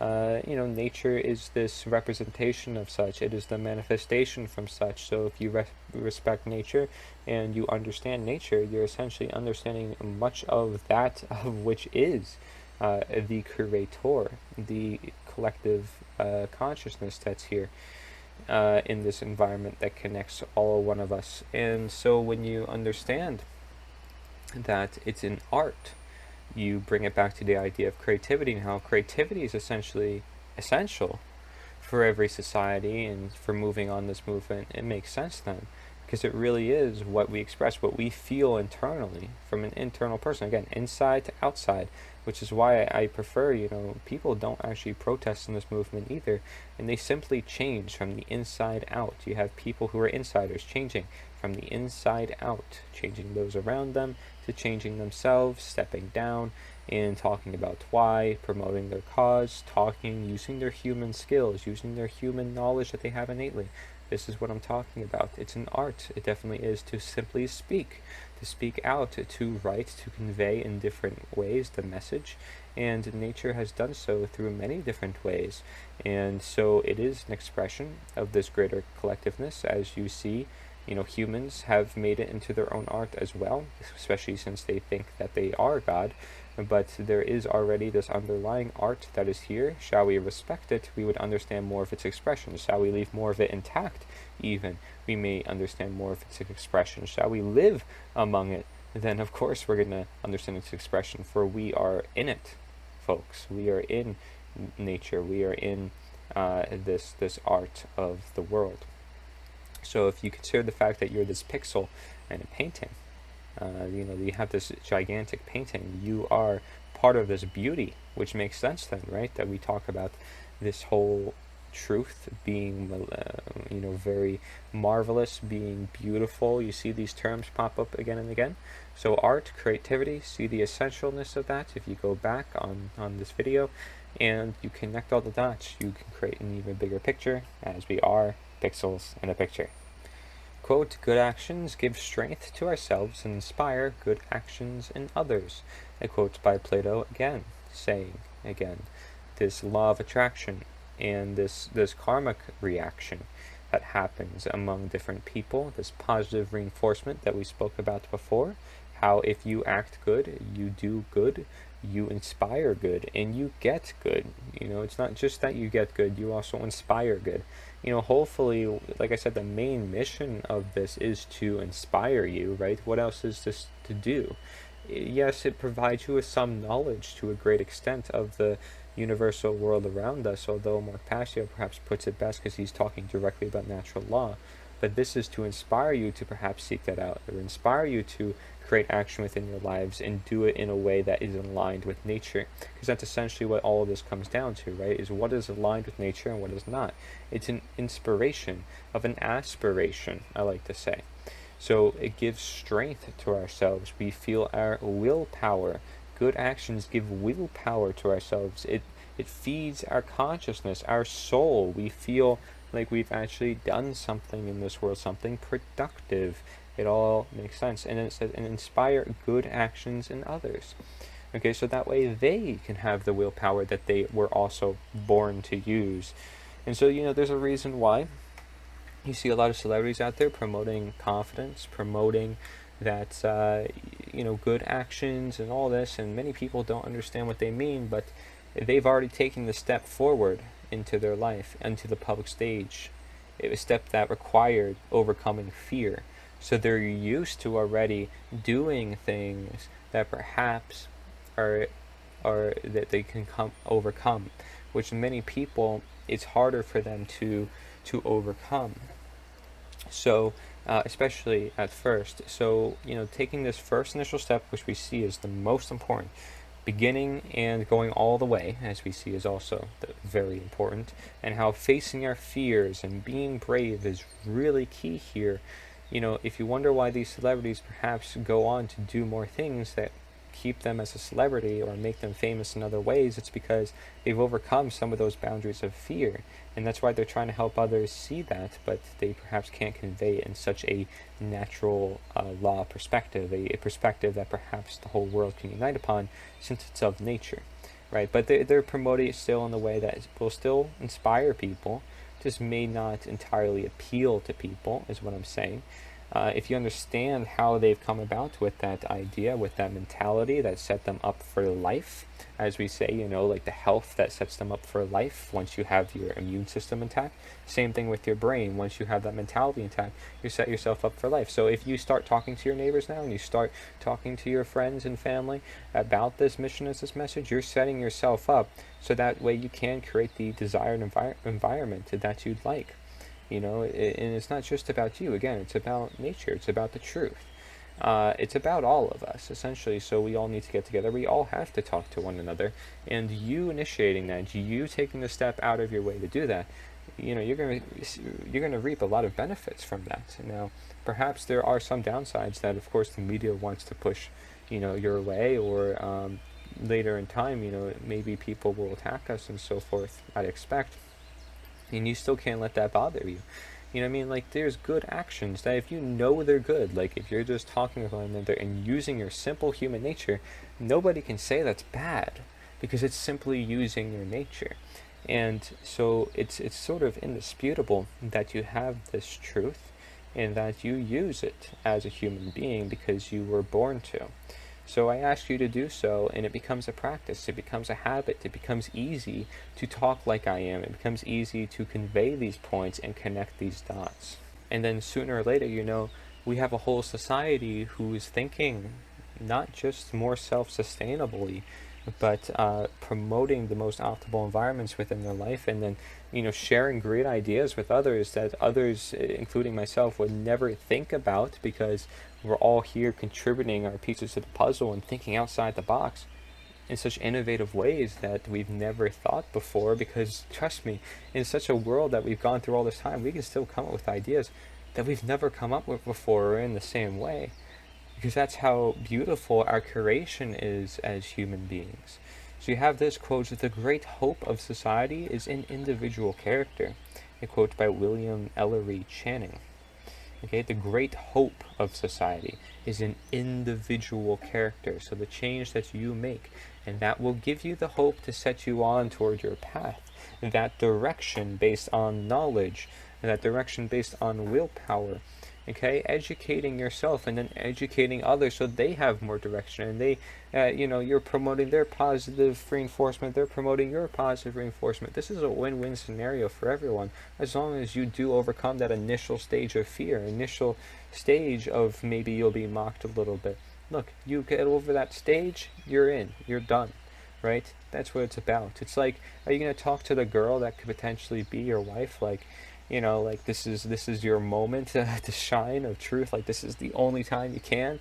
Yeah, you're going to take that opportunity. This is your only opportunity to get the job of your dreams. You're going to take that opportunity, and you're going to try no matter what anybody says, because you're going to take that opportunity, because you know that it could potentially set you up for life. And that's how you need to think of this, because if it's that important, which we know, the greatest wealth is this knowledge, it is this truth, then truly invest yourself in it, being that it is wealth, being that wealth is health, and it's going to reap you all those benefits of not just health, but well-being, but the manifested reality, but having other people with you. And even if you have problems within your life, as long as you're able to convey these points and talk to one another no matter what, you will find yourself in a good position of life, because you're asking for it, you're seeking for it, you're looking for it. And that's the beauty of this, is it doesn't matter who you are. You can talk with anybody, and you can convey the points of truth because you are looking for it. And people will help you find the truth, shall you not understand what the objective truth is, and what these generational, already traditional traditions have brought upon us. Some of it often very, very informative and very helpful. There's certain things, like you ever hear people say, "Oh, well, my mother used to tell me," and it's like the wisdom that set you up for life. It's the wisdom that potentially helped you get your job. It's the wisdom that potentially, really changed everything that you ever seen or done. And so it cannot be stated more, but here's this quote is perfect. Expect nothing, appreciate everything. Okay, people, again, they're asking for change, but they're not asking to change. They don't have to ask anybody, to change. That's something they have to ask themselves. Something, again, that they have to point at themselves for, not at other people. So they don't expect of other things, to just come to them. Nothing just comes to them magically. This is, again, this use of willpower that we are innately born with, for that's what's going to give us the best and most desirable change. Now, sure, some things could come to you and be like, wow, this is amazing. And that can surely happen, through the ways of the universe and all that, which does delve into some level of science, but mainly this cause and effect, frankly. It's still this willpower, this reaching out, the grasping of the opportunity. No matter what, there's still willpower involved. There's still human interaction involved. So the extent to which you use it could actually be more helpful to you then. Okay, so expect nothing from other people. These billionaires, these people in government that are telling you to believe them into doing something. Don't expect anything from them. Because the real change, as we've seen here, by philosophy, by the very foundations of government itself, and by all the just historical truths, the natural truths, that the truth and the change relies in us and nature, not in governments, not in people we don't know, not in billionaires. It has nothing to do with any of that. Really, nothing to do with it. Okay, it's about changing our personal lives. So it says appreciate everything, right? That goes back to this idea of gratitude, being grateful to be great. So if you appreciate everything, you appreciate the good, you appreciate the bad, appreciate maybe some disturbances within, the life that you live in, but you're able to live with it, you're content, you grow content with it, you address it if you have to. You make the measures that have to be done, not crossing your boundaries to which you're making negative expressions, because that should never manifest. If you want to promote good expressions of love and positive, reinforcement. So clearly, you don't want to do bad things, but you want to be content and you want to take action where necessary. You want to appreciate essentially everything that you live in for. So that includes being present, which again we'll talk more about, and I think we're going to start talking about it very soon as we are talking about this quote. So appreciating everything, though, is the key. Do you appreciate the trees? Do you appreciate your family? Do you appreciate the water that you have? Do you appreciate the simple food that many people do not have? See, there's many things that we just overlook because other people do not have them, which is why they appreciate more, because they don't have that. They have less. Because they have less, they appreciate more. They appreciate more of everything. They still live to be content. They're not the ones committing suicide. They're the ones that are pushing themselves to be the best they can be, which is why so many poor people turn out to be rich billionaires. Okay, this is a cycle of life. This is a calling from nature that's telling people to do certain things at certain times, and they're grasping that opportunity. And especially since they're able to listen to nature better, being that they've had less, they're able to grasp that opportunity easier. So never fear not having enough money. Never fear having this, not having this, or not having that. Because nature will always work with you no matter what to balance out the scale of things. The truth is, we all just need to work in alignment with nature, because once we work in alignment with nature, nature works essentially with us. It doesn't have feelings, but it works with us. And that's the key here, is once it works with us, then we're working in alignment with the truth. We're working in alignment with the world as it is to be. So we appreciate everything as is, not everything that is to come that we're expecting of others, because we're not to expect anything. We're to appreciate everything now, everything here, everything that is existent right now, right here. And so, you are right now. You are right here. You are listening. Do you appreciate everything? Everything I bring to you, everything that has been in your life, that brought you to who you are, so you can learn no matter what, where you are? Because that's the thing here. It's appreciating everything, no matter what. You have this picture, it says, open your eyes and see the beauty. So simply being present, being and seeing everything. And that would be then the whole of health, to which you are as a being, and seeing the world around you, to which is nature. So you and nature. Does it say government? No. See the beauty. Is beauty in government? No. Is positive expressions in government? No. Is there eyes in government? Yeah, there's many eyes on you. The eyes aren't for you. The eyes aren't here to bring you more perception and more truth and more enlightenment. So they're not working in your favor. It's not beauty there. See, the beauty is elsewhere. Nobody looks at government and say, that's beautiful. Now, seeing all these people get together is beautiful. If they actually were to stand for a good thing, though, not to be deceived, I'd say is even more beautiful. Standing on something that they know is to be true. I mean, talk about the beauty. Talk about what we can create is so beautiful. Opening our eyes to thinking outside the box, essentially. Opening our eyes to looking outside the box, not being afraid to. Okay, so outside the box would include that of government, being that it is a limited perception, it is a limited field, even a limited physical field, right? This is your country, this is my country. And go America, go this country, like we're promoting sports teams here. It's essentially, like people want to say, God bless America. No, God bless the world, God bless Earth, the whole world, all of humanity. It's not about one nation in one little region of the world. I mean, most of this planet is water anyways, and we need water to live. So, you got to be grateful for everything, right? And appreciate everything. And there's beauty in that. There's beauty in water. We see how water can heal by itself. We see that people who are natural are often very pretty, very beautiful, because they're living out their best selves, and they're living out their best expression as they were intended to do if they want to be more natural. If they want to be more of nature.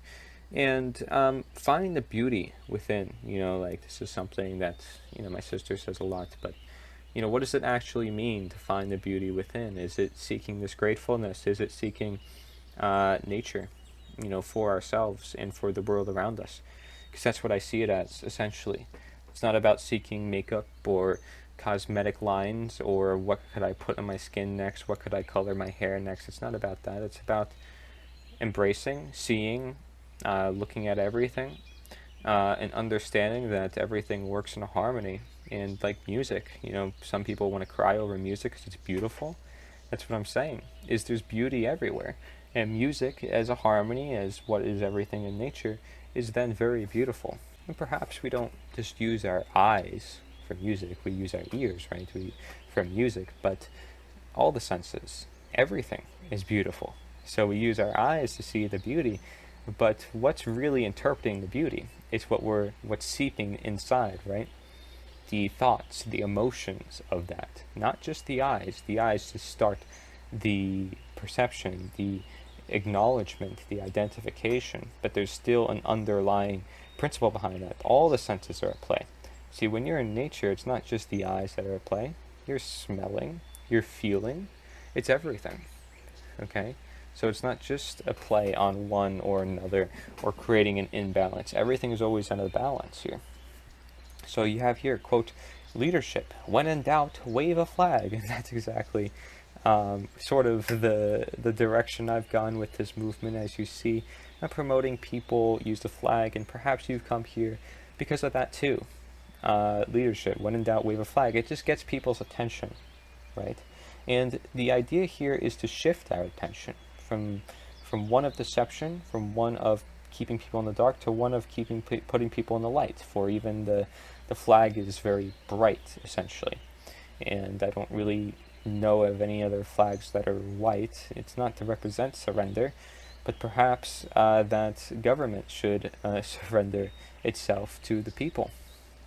Perhaps the people, seek enlightenment, and that's why we seek, this white, purity, whole, balance, unity. All the things that the white stands for is typically very nice, purity, clarity, trying to understand who we are, what we are to live. And this idea of using the flag creates attention, and we can put it up in the air, we can have it there as a reminding signal for a lot of people, something that you can put some worth in, because it's meaningful as to what came about of it. It invokes some thoughts, some feelings, like you would if you were to be out in nature. I mean, for the very flag itself is to represent the power of nature, because it has an N and an I and a T and an A, and it has a sun look, and it has all the elements, and it looks like a tree. So it's sort of resembling this idea that we should promote nature simply by the looks of it, you may even say. I kind of went along with that theme personally, if I'm going to give you that insight. And we all can be leaders of this, because we all are waving these flags. We all have these flags, When in doubt, wave a flag. I feel like it helps bring out the ideas. It helps bring out the attention that is necessary to attract, right? Because attention is attracting attention, attracting senses, attracting perception. So if we're attracting light, attracting good, attracting information, attracting useful knowledge, practical knowledge, common sense, then it's necessary that we attract it in some way. One way that may even appeal to those of the materialistic world, which would be something of material, even though the message and the mission goes way beyond it. See?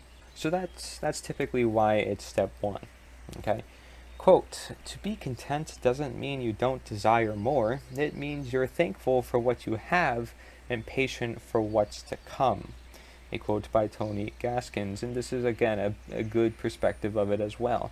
So not necessarily that you don't desire more, because by more, what are you talking about? By saying that you like less, you're still saying that you like promoting more of that less. You're promoting more of certain things. So there's still always going to be a degree of more and a degree of less. What it truly means is, like, what are you thankful for? Where are you putting your attention? Where are you putting your attraction? Right? Your desires can be a problem. Not even that it's more or less. Okay, so it's like, asking again, quantity or quality. There's a difference, more and less is quantity, but there's also quality. So looking at that brings us to the rest of the quote. It means you're thankful for what you have. Are you grateful? Again, are you looking at everything? Are you present? Those are all the questions then to ask. Why would you be thankful? What does the word thank you mean? What does thanks represent? Right? And, what does the flag represent? What does the movement represent? Representation is really key. You often are what you represent, what you put out to the world. Okay? But you make up this representation as by the very key of the movement, like you are the movement. So you have to realize that, you are the one that's literally setting this flag as a message. For you are the mission and you are the messenger. And patient for what's to come. And again, we keep each other accountable. What is nature, essentially? When you say nature is the answer, it's getting down to what that really is, as I've presented and through these quotes and so forth. In case there's distortion or confusion around that, or people think they can just make up all the rules on their own. That's what I'm saying. Okay, now this last part is saying patient for what's to come. So, being present again. By being present, you're being patient, you're waiting. And as we know, nature has all the patience and everything still gets done. We know this, we went over this initially, I believe, with this video. So, patient for what's to come. What is to come? Do we know what's to come? Now, maybe we don't know every path, but do we have the right direction based on the knowledge that we have, the underlying foundational knowledge that we know to be true? And so that brings me to this point here. This quote says, sometimes you just need to look at life from a different perspective. It says lessons learned in life. Yeah, because this is lessons learned in life, not lessons learned from the government, not lessons learned from a book. It's lessons learned in life, stuff that anybody can learn from any part of the world. Okay, and I like this picture in particular, not just because it has a cat, but because, sometimes it's not just a mental thing. A different perspective can include adding in different foods. So a biomolecular perspective, okay? A different perspective doesn't say different mental perspective. Now it says to look at life. So, you can assume it's more physical, which is definitely often the case, right? When we're talking about perspective. But taking a different perspective of perspective, because that's what the quote wants us to do, essentially, is looking at, okay, so there's the biomolecular, so you're healing the body with different foods, so potentially that can help you seek actually a different perspective. Perhaps maybe you're doing what the cat is doing, though, and you are under a table or you're upside down and you see things a little different. That might actually help with your creativity, right? I mean, think of some of the paintings that have reflections on water, as above, so below, using those principles that are found in natural law. And, so you see that as a very relevant theme in art. No wonder, creativity. But you see that people on roller coasters, people on rides, machines, different things like that, have a different perspective, and that allows them to see life in a different way, and they're like, wow, this is actually really cool. If they sit back and reflect upon it, they're like, wow, this is amazing. Do you ever sit back and you look at, like, some of the stuff that we've made? I mean, like, that's insane. I mean, for example, perhaps one of the best examples is, you go to New York City or you go to some city and you're like, wow, this building is actually quite tall. Holy cow, that's really tall, actually. And you end up looking all the way up and you're like, man, we actually built that as a human species. And you see things from a different perspective simply by looking, not just at a different perspective, but through the different ways of perspective that you are involving yourself in. It's not just, again, seeking, it's also about doing, it's also about being. So if you seek a different perspective, perhaps you must be in a different perspective. You live a different life if you want to see the different. And as crazy as that sounds, like, okay, like, stop doing what everybody else is doing, that actually does help you see a lot of what other people aren't seeing. For I can tell you right off the bat, I lived most of my life different from other people, which is why I've seen things very different. I'm able to look in as an outsider point of view as to what is happening in the inside, and why I have so many thoughts to talk about it now, because I made all those observations then.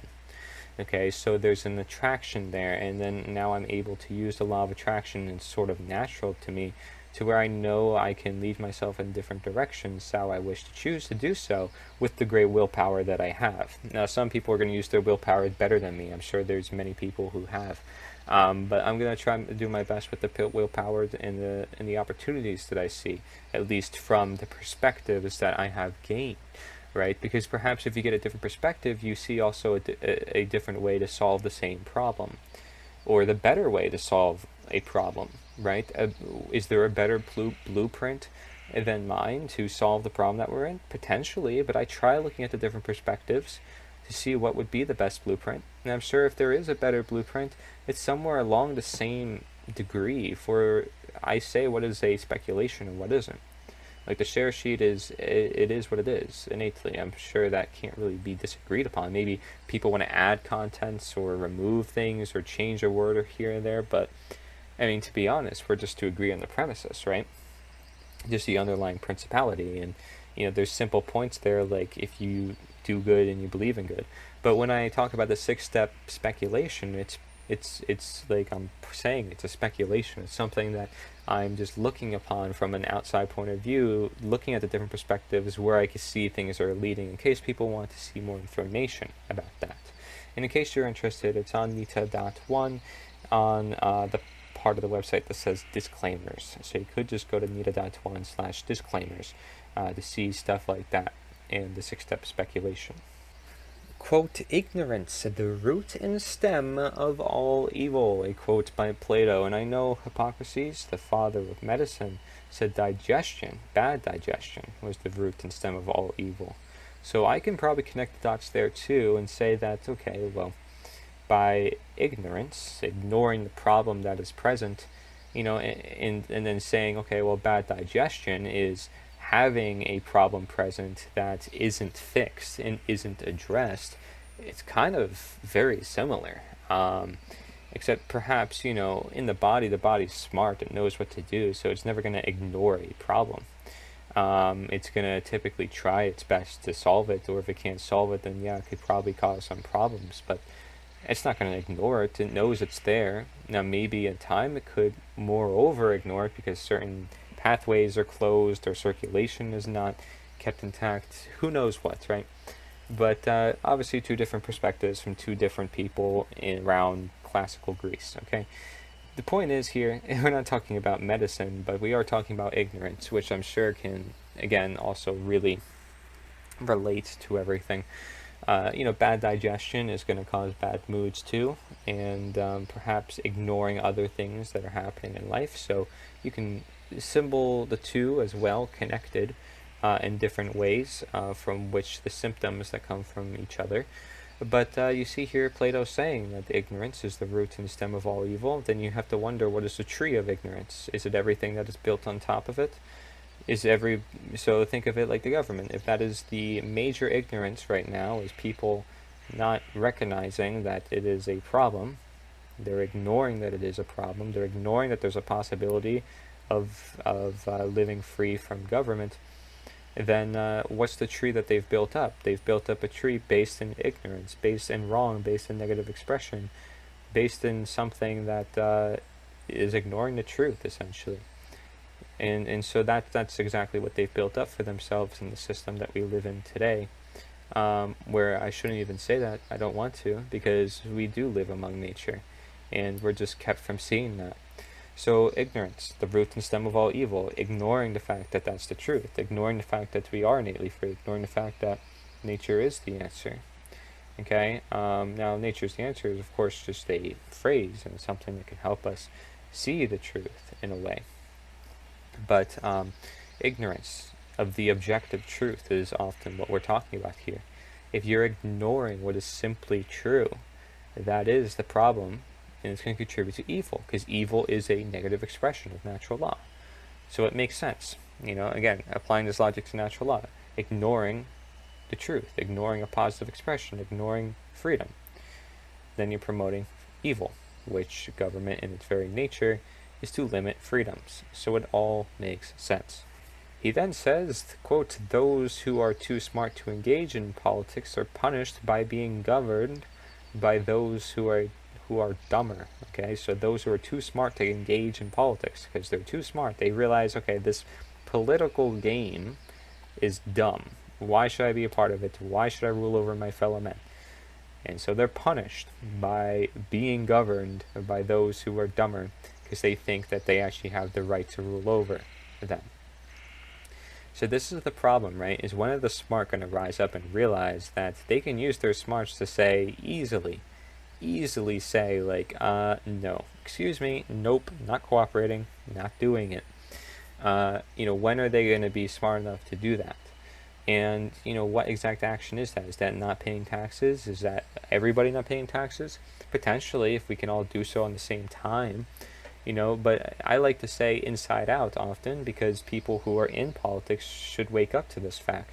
If they are smart or they seek to acquire more knowledge in actually helping people, if they have any human left in them, they will seek this information and they will say, okay, I'm smart enough now that I realize I have this consciousness and this willpower, and I want to do good for the world. I'm smart enough to say that why should I be in this position that I'm in? It's not one that is natural. It's not one that is meant to be. It's not one that is right. So, they naturally disintegrate themselves from the system and bringing other people with them. It's a natural disengagement process that crumbles away the system, along with the many masses who don't go along with it and just say no to statism. And as long as the lesson then is learned, talk about education, that statism is bad, then most of many problems will simply, cease to exist or won't manifest into this greater accumulation, because government was this greater accumulation of a problem, of an evil, of an ignorance that simply just manifested. Okay, so those who are too smart, those who are awake, should use their awoken eyes to actually put their perspective towards something and actually create something. Wake up others who are, or very well could be smart, to say this is dumb because we're being governed by those who are dumb. See? Okay, politics is dumb because the people who are governing are dumb. It makes sense, right? And I'm not saying the people who are governing are dumb, okay? I know, right? Mainstream media would spin that, of course. But, the idea here is if you're promoting a dumb idea or an idea that's not based in logic or truth or common sense, then it could be quite dumb, let's be honest. And you'll be punished by nature, especially if we rise up and work with nature. Or you'll just keep going on with your life and stepping on others in order for your own power and control and ego, which definitely isn't the right way of the universe. So you probably should be punished, but by nature, not by us. And we are simply just a work in nature's alignment to do so. Sorry, kind of got to get punished, but unless you change yourself, then you'll be good, right? So you won't be punished necessarily as hard by nature. And so I'm just saying, you have this turn of nature that's always in effect for the wrongdoings that we do. And it's just a matter of who wants to go with that turn to not be stuck in the turn. Who wants to go with the tornado instead of being stuck in the tornado or being windswept from the tornado. I mean, there's different ways of looking at this. Quote, he who is not contented with what he has would not be contented with what he would like to have. A quote by Socrates. I don't ever know how to say that. Sorry. But basically he's saying what we have affirmated from before, saying that he who is not contented with what he has would not be contented with what he would like to have. Okay, so someone who is not necessarily super content with what he has would not be contented, okay, with what he would like to have. Basically mean this person would never be content because they're asking too much. They are not living present. They are not understanding the value of less, the understanding, the roots, the principles, the fundamentals to the equation. So they're always left at this end of the equation that they have to keep saying +1, +1, +2, +3, +1, +2. They never end the equation to say equals because they don't have anything that is alignment or in balance to say we can complete the equation. I am content with what the answer is. I can live with what the answer is without making it more than it has to be, right? To a number that is absolutely incomprehensible. I mean, even just looking at, I mean, how symbolic is this? But the U.S. national, treasury debt, right? Trillions of dollars. How many zeros is that? Most people can't even count to. So it really has achieved into numbers that we really can't even comprehend. So that's how much of a number that has been done on the population at large, not just deaths through the world wars and democide, but all the problems that we have and are manifesting, which if we don't treat now will continue to manifest and result in more problems. Quote, a good decision is based on knowledge and not on numbers. Wow, what a coincidence. I actually talked about numbers. Like, I seriously don't plan on this. When I go to the next quote, like, I just say, okay, well, going along that, this is the quote. Like, I swear I don't go along. I don't expect that.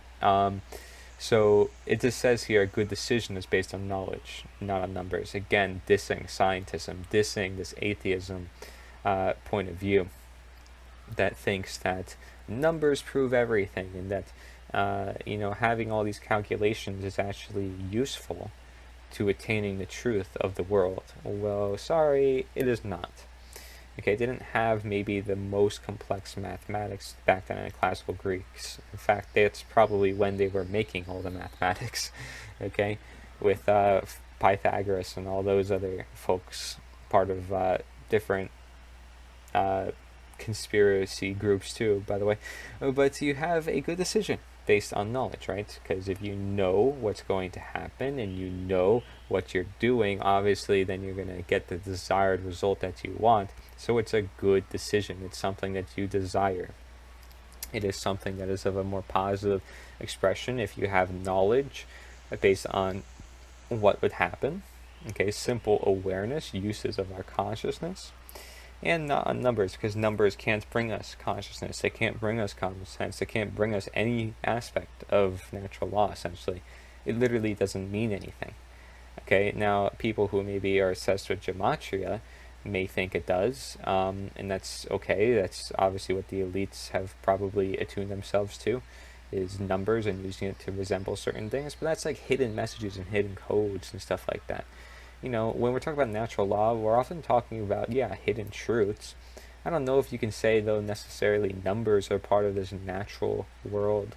I think there's numbers that perhaps in different forms, but, numbers is not the focus here. It's definitely knowledge, essentially. I mean, even knowledge of numbers, you can say, is a thing, right? So numbers is something that we can say, okay, 1 apple plus 1 apple equals 2 apples, right? And we like to use objects then to make it more realistic. Even then, sometimes it's like, why am I learning this in school, right? Because what importance is this in my life? How am I going to use this in my life? But they still teach it to you anyways, kind of programming you for the scientism mentality. And it's not based on knowledge, which is that of just grasping the universal truth that's in the universe without use of books, without use of anything that anybody has written down. Okay, but these people have made numbers from obviously the natural world, so always keep in mind that these things are still derivatives of it. But looking at the roots, looking at what's actually good to look at perception-wise and then put it into reality, knowledge is something we want to focus on, not numbers. If we were to just purely focus on numbers and statistics, then we'd be along the scientism left-brain imbalance. Quote, we cannot live better than in seeking to become better. A quote by Socrates, and it says that we cannot live better than in seeking to become better. So we must be better, become better, right? And a good way of just changing the word become is just to come to be, you know what I mean? And that would be better. So in seeking to become to be, so to come to be, basically. So you are coming to be the person that you want in the world by use of your knowledge, by understanding the world around you, by using your reasoning, your born human traits and qualities you are becoming the person that you seek, you're using the law of attraction in your favor, and you're becoming the better person that you want to be. You're living your life better because you're following your destiny. However, this is why it's a practice. This is why something that is the most difficult thing, but also the most truthful thing, the most impactful thing, which is why it changes our world and why the focus is not on them, but on us and ourselves. It's because of this quote. Quote, the most difficult thing in life is to know yourself. A quote by Faust. He didn't say to understand yourself, he said to know, and we see how important it is to know yourself. Now, obviously, it's related to understand, but this word of knowledge and of knowing is really key here.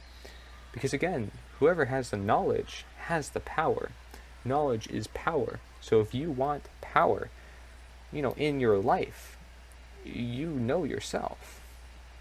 You know what's happening. You know what's happening in your life. And it could be difficult, but it could become easier through time. But then it could be harder to know than what has manifested of the current time. Because that's why the Buddha practiced so hard on being present, because it's a practice to learn to yourself and be present when everything's going on, and truly take in the moment. It's a practice. It's difficult, so it takes time and it takes effort.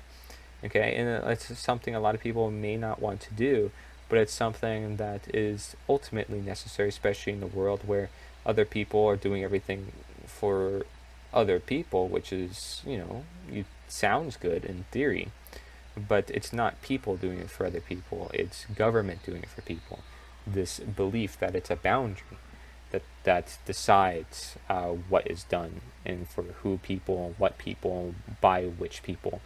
Like, you still may have preferences on which people do it, but having this belief set in stone from government, which is this illusion that they must be the ones to do it and not the people themselves, is kind of bizarre, right? Especially if we say that the government is supposed to be the people. So this is just bizarre, but we look at that and we're like, wow, well, they look human, so they must appeal to us.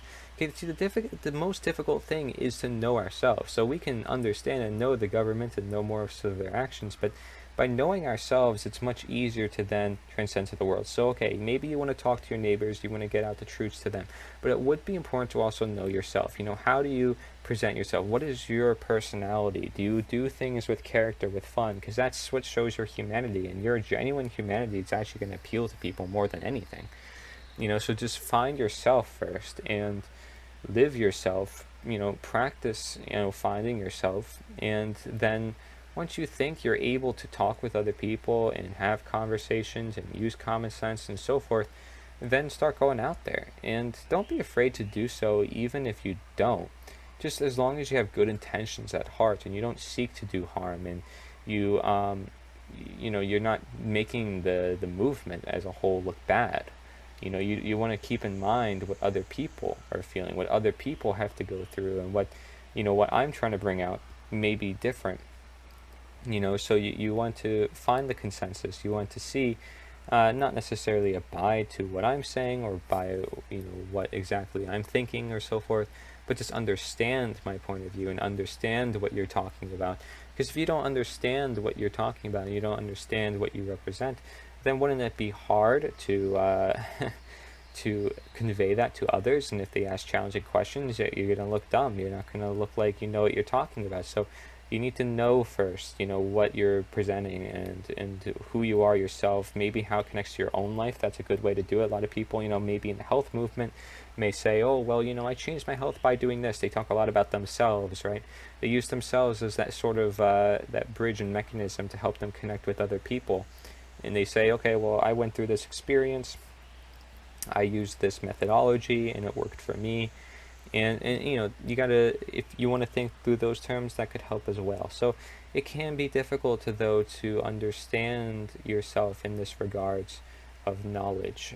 Just understand that you have other people with you, but ultimately it is up to you and yourself to help come to terms with the life that you're living. It really is a self-discovery process. And it takes time and it takes patience. And as long as you're willing to seek that time and seek that patience, then, again, it's like what you are is what you attract. If you see that that is the boundary in your way, time and patience, then work on that first. One by one, little by little, every step will make a big difference, okay? It says here, quote, "The only true wisdom is in knowing you know nothing." I believe we went over this one before, but just to reinstate that just because you found yourself or you know a lot about the world now and the way everything starts to work more does not mean you know any more than anybody else. Everybody has something to contribute, and ultimately there's just so much knowledge to grab, there's so much to create that we can't say that we know it all. And if anything, we say that we know nothing because there's just so much out there. And to see the whole collective and to know of every little thing that may happen under the sun is sort of impossible in a way. And that could be a possibility that will always strive you for perfection and more creativity. That's great. But just know that you don't know everything. That's the key here, I would say. And that you aren't nothing just because you know nothing. And if you know nothing, it doesn't mean you create nothing, because you have this natural born tendency to create. So you're always going to have knowledge of stuff, but know this irony that exists, right? We talked about this irony. So there's ironies even in that, in knowing. And this is represented by the quote then, knowing nothing. For it was even knowing nothing that allowed you to wake up and start to see knowing everything. Like knowing most of like when I mean everything, I'm just saying that in terms of like knowing, wow, like I see everything that I've wanted to see. Like I'm starting to look at everything that I've wanted to see this whole time, for example. Okay, so like, every step is a crucial process. It says, quote, "It is in the changing, it is in changing that we find purpose." A quote by Heraclitus, and it is saying that changing is an essential part of life. We know that we can't change it because it's always changing. And we can change our lives, we can change our conditions. We can't change the innate laws of nature, as we said. We can't change the right and wrong. We can make illusions of it and make new forms of it to deceive others in thinking, but we can't change the underlying objective morals and truths and so forth. So it is in changing as we find purpose. What is your purpose? What is your duty? What is your truth? People like to say instead of purpose. So if we're talking about truth, what is truth? It is your nature. It is changing that we find our nature. What is the nature? What are we to do? What are we best at creating? What is it that we are to do in this life? Many of us could say it comes down to the similar terms of, wanting to have a family and all this other stuff. But also, like, if you have a certain message to portray to the public, you portray it, right? People will say that. And that's what I've done through my mission. And I encourage you to use my mission as also a gateway, a tool to help you receive your purpose and your mission and your message that you want to get out to people. And which is why we need a unifying factor, so that way that can happen and that we can help you do that, right? It's this purpose, this purpose. How do you pose yourself in the society? And it's going to be done through you finding your nature. It's going to be done by understanding yourself, which we said can be a hard process. So yeah, change is hard. People don't want to face change. It all makes sense then, right? People don't want to face change. No wonder why changing themselves and understanding themselves is one of the hardest processes, because changing themselves would essentially change the whole world. And among all this, even just this own creation of quotes that I've done. You see here, quote, "Philosophy begins with wonder," quote by Socrates. It started with wonder to create this. It started with wonder to create even the simple message or simple logo or flag or website or anything of that matter. Wonder of what would happen if I talked to my neighbors, talked to people that I know or could know, and help them know. So it's just philosophy that then is acquired. It's the wisdom that's acquired from seeking to know, from opening to know, using our awareness to know, consciousness to essentially do so. So it's philosophy at best. You're becoming a philosopher simply by listening to this and wanting to learn more. And like I said, you are seeking truth. And so truth, like challenge, like innovation, is going to be done through question, through wonder, through thinking. Quote, nature has given us 2 ears, 2 eyes, and but 1 tongue, to the end that we should hear and see more than we speak. This is a quote by Socrates, and this is really, really symbolic as well, because we have 2 ears, 2 eyes, but 1 tongue, and that we should probably hear and see more than we speak, because we hear with our ears and we see with our eyes. So, going back to this idea of senses, using our senses to respond to our environment, to understand our environment, to go about in our environment, right? Because if you need to see where you're going, but also you need to know what would happen to you shall you go down a certain path, and you also need to hear what would happen to you in case something is coming your way. Like every part of every senses is really useful, and nature is even so marvelous that if somebody loses one such sense, it creates a balance between the others. I mean, it's just an amazing process nature is and has. So understand that nature gave you this ability, and to learn from it, this quote can be more symbolic than we think. Having this ability to hear and see, to observe, and understand what I'm trying to present to you more than I speak. You know what I mean? And more than I speak, I sometimes I just want to sit here and reflect on the quote before even talking about it. So I'll just go on and sort of connect the dots and just sort of project rather than just speak out of my own tongue. I'm just going based on what he's saying, which is why I go back to the quote multiple times and why I use his words, so I can sort of hear and see exactly what's going on here, so I can speak. And it makes sense, right? Listening to speaking, understanding to doing. And this quote is really key then to government and how they play among this idea of receiving and transmitting. Okay, quote, everyone wants to tell you what to do and what's good for you. They don't want you to find your own answers. They want you to believe theirs, by Socrates. Okay, and this is basically the job of the media, right, is to enforce everything of the government. And so what they do is just projection, telling you what to do, telling you what to think, so you know what to act based on what they're telling you. It's not so basically what they're telling you. You're not knowing based on nature. And so it's essentially saying, don't find your own answers, stick with us, because we know the answers. We have all the experts. We have all the scientists. We have all the people that know what they're talking about.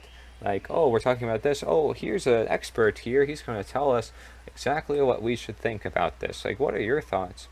Well, according to this statistic, this should happen, and we're looking at this as being a very high potential, and, this is what's happening. This is what they do in the media.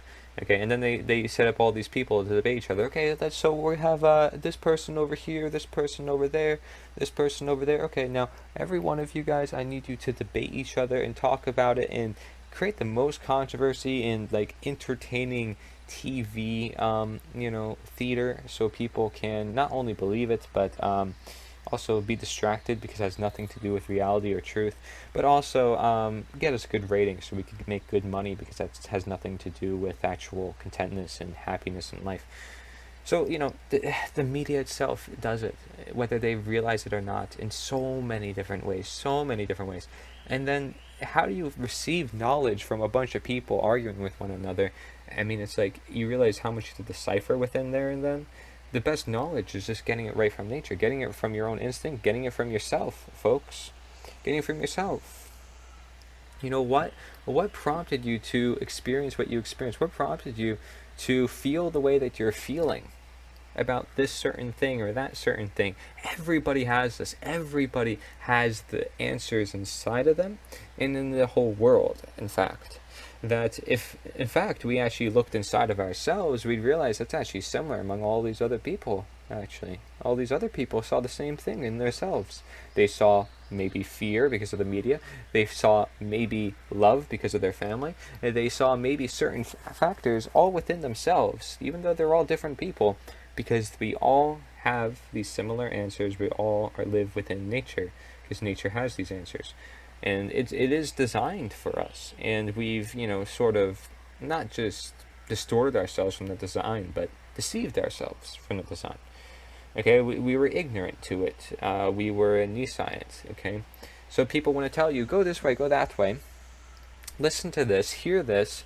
Wait, I have something to show you. Like, okay, I might have directed you toward this video, but what am I telling you to do? I'm telling you, okay, look at knowledge, stuff like that. Let's learn from other people. But ultimately, like, there's this emphasis on you. I'm not telling you what it is you exactly have to do, but I'm giving you hints. In fact, I shouldn't actually tell you all the answers, because it would be wrong to tell you all the answers. Like, this is exactly what you should do within your own life. This is what solves all the problems. Like, I know generally what's going to solve the big problem that is known as government, which is simply not believing in statism, or some of the more macro stages to it. But the micro, the individual, is going to be up to you. And that must be understood and prioritized as a self-work as you are to work, right? Like, this is just inspiration for you. I'm sorry that I don't have any actual solutions for you, but I am telling you which way to look. And that's the key here. So everybody wants to tell you what to do. And I'm not telling you that's what you should do. I think you should listen to yourself and actually see if that's what you should do. Based on all the things that I presented, you come up with it for yourself. You decide for yourself what you think is right and wrong. Finding that good division and balance and harmony for yourself. To see what's good for you. It's like, what foods are good for you? Well, I don't know. How about you try consuming that food to see if it works for you? Like, I don't know. I don't live your body. Like, how about you tell me? Like, as much as I want to tell you how your food may react to certain how your body may react to certain food, only you can truly tell me that. Okay, so your own answers is not just essential for natural medicine, it's essential for pretty much everything. And so while they want you to believe their answer and this, that, or this, that, it's not going to do you any good anyways. Okay, it may put you toward this one path, but then you end up going through that path and you'll be like, why am I here? This is not the right path. Like, now I'm actually farther from my own. Like, this is the thing, right? Because you didn't follow your own originally. You didn't follow the foundation, the destiny that was given to you at birth. You are now following some path of somebody else for their own path because they projected it onto you, and now you don't feel content. So, that's something I want to avoid here within this movement, especially if you make it up with yourself, that you find yourself and you promote what you believe in to be true. That people share their thoughts and their ideas, as we see through the multitudes of later steps after representation to my 6-step speculation on NITA.ONE. Okay, so that's what I'm looking at here, is that the answers are in nature and it's in you. So from that knowledge, actually, I shouldn't tell you what to do. I don't want to tell you what to do. You should find your own answers and believe what you want from what I'm saying. I mean, am I not just stating something that is simply true? That you are your own being, you have your own consciousness?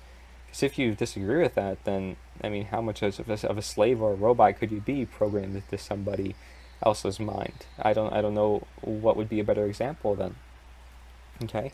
So notice though also the word here says they want you to believe theirs, because government is a belief system. If it's the world's largest religion, it's a belief system, and religion, it's a binding belief system. That's what it means often in this Latin terminology. And of all this, I often say, very quite often, quote, I cannot teach anybody anything, I can only make them think. A quote by Socrates, saying that, well, we can talk about different topics, we can promote them as much as we'd like and educate people about them. But ultimately, people teach themselves, and that is through their own thinking process. You can talk as much as you want to anybody, and they won't perceive any of that. unless they've done some of the pre-underlying thinking first, unless they have done the stages of thinking before reaching that conclusion. And they could accept that conclusion blindly, but they're not actually being taught anything. They're not taught a lesson. Being taught a lesson is like you understand a thorough correspondence, a thorough cause and effect response that happens from thinking about the causation and the effect. So you cannot teach anybody anything, but you can plant the seed so they can think and they can teach themselves. That is the key here. Going more about the quotes of Socrates, says, quote, "To move the world, we must first move ourselves." This is a movement, right? Is this a movement? Then we got to get people moving in the right direction. Certainly one direction, if we have to definitely escape this one system that we're often all under. No matter where it's part of the world, it's all one government. You can say it's a global government, doesn't really matter. It's all governments, so it's all just government. The idea of government, it's the existing one of all the world. So to move the world, we first must move ourselves, and that also goes back to changing ourselves before changing the world. Okay, if we want to move the world, we must change ourselves, we must move ourselves, and we all must take action. We all must be the movement to move the world. Quote, "Employ your time in improving yourself by other men's writings, so that you shall gain easily what others have labored hard for." A quote by Socrates saying that all these people, these philosophers, these writers who went their whole life talking about things, studying it, understanding it, they've done all that hard thinking work for you, so you can still, understand their aspects, but you can reach those conclusions quicker, being that they've written it down for you. They've allowed you to understand it easier, like sort of like what I'm trying to help with you do here. Is like understand what is the reasoning behind government, but also like what is the reasoning behind this movement, what is the reasoning behind the universal truths, does it really matter? And I'm saying, yeah, it does matter a lot. The universal truths are always at play. If we understand them, that's the foundation to all of life. So if we want to build up anything, we know what would happen. We know what would happen, like what would fall, what would naturally fall, what would happen through time as things decay. What would happen is people don't inhabit the building, and you can use building as symbolism a ton, just like you do with trees. So employ your time. This is your job, is to do as you ought to do, to go with your destiny. Not necessarily your job just because you're working under somebody. That's not your job. Your job is to live your life, to have fun, to be happy, to be healthy, right? To employ yourself in what is good and what is true. That is putting your time wisely toward what is good, what is true. It is situating your life to creating that law of attraction for yourself, to improve yourself. And he said you can do one of those ways by other men's writings, by other people's writings, by what they're doing, by seeing what this movement stands for. So you may gain easily what I have took a lot of different boundaries to overcome myself to understand. I'm putting this down on paper for you. I'm putting this in documentaries for you. I did all the research for you. So you can see all these quotes here all at once. Like that takes somebody compiling things together. It's one of the reasons why a lot of people like YouTube videos or information YouTube videos, is they bring all these ideas together. They do all the research for you, and all you have to do is watch the video, and you understand everything that they worked hard to attain for you. And it's their job. So you're like, grats, I'll support you, and good for you, that's a great job, and stuff like that. So like people support that behavior, they like it, they see the worth in it. So just realize that you can use writings, and you can share writings as well. You can be a generational message, as you are a messenger in a generational movement, to pass down the knowledge that you have and the wisdom that you gain among other people, but also your children and the generations ahead. Okay, so understand that your labor means a lot, and it will especially mean a lot to those people who perhaps don't understand it right away, or the people who want to understand it easier. And for future generations, we would have to focus on what can create that greater sustainability, what can keep the idea of statism being bad within the ideas of many, without a conditioning that doesn't have a foundation. You need a foundation of saying, this is exactly why it's bad, and this is something that we can abide to universally as to why it's bad. That's essentially natural law. So if you can keep natural law in circulation, and then you're good. Everything then is then at play. And with this idea of how it's hard to find yourself, this is perhaps the best quote: to find yourself, think for yourself. So if you can just think for yourself, if you can just apply every situation and try to think for yourself, like take a step back from any situation and think for yourself for a moment, because perhaps there were many times where you just went with it. So just take a second and step back for a second. Maybe take a break for a second. Maybe take out a notebook for a second. Maybe put on some music and think for a second. Whatever's going to help you think for yourself, it will be easier for you to then find yourself, because you're creating that environment, again, situating your life around that goal that you have to keep yourself accountable, but also keep yourself in alignment toward that goal, to that truth that you are seeking. So that's really important that you do that. This is a journey to which, you make discoveries here, you make discoveries there, you find things there. Ooh, very cool, awesome, great. And that's the point, is you make these discoveries, you see these powerful things, but you're going to see so much power, so much potential. And when you look around and you see it all for yourself, then it becomes even more meaningful, more beautiful. And you start applying that. You start embracing it. You start understanding, practicing it. It takes practice, okay? So it's hard, but like any hard thing, with enough practice, you can come up with a solution. You can find the right way of maneuvering to your best fit of need. Quote, beware the bareness of a busy life, a quote by Socrates. And this is a quote that's talking about how, okay, there is a lot of people in our society who are rushing around, who are busy, quote unquote busy, but they still have time to do some things, and they don't realize that they actually have a lot more time than they think, especially if they were to be more present within their life, and they are to live their life as they are to be as living beings. And this idea, I talk a lot about nature. Sometimes it's often better to talk about this in the sense of true nature. Sometimes when I say true nature, it creates more context around what am I talking about, something that is true, the true nature, the right nature, because there's still a nature of all things, whether you're in this condition or that condition, but there's a true nature that stands to the truth, right, to the one that is harmonized with natural law and the understanding of it. I consider natural law as essential as nutrition. Essentially, you need them both at sometimes more than others in application. However, they're both always existent. And I have some notes here. It says, to which you enter life, nutrition may heal the body, but natural law will heal your life in application. You may have to learn how to apply it into your life, and exactly how. Like for nutrition, it's finding the right foods. And then when any is depleting, it shows of great need due to its worthy presence. It's so essential, in fact, you cannot live without either, and when they are recognized, you may acknowledge what is keeping all of life alive and happy. Before I learned about natural law anyways, I learned about and from nature, and I was still receiving the right answers because it made me seek many questions. And people, talk about who grows the food or who controls the money, and how that rules the people and controls their lives.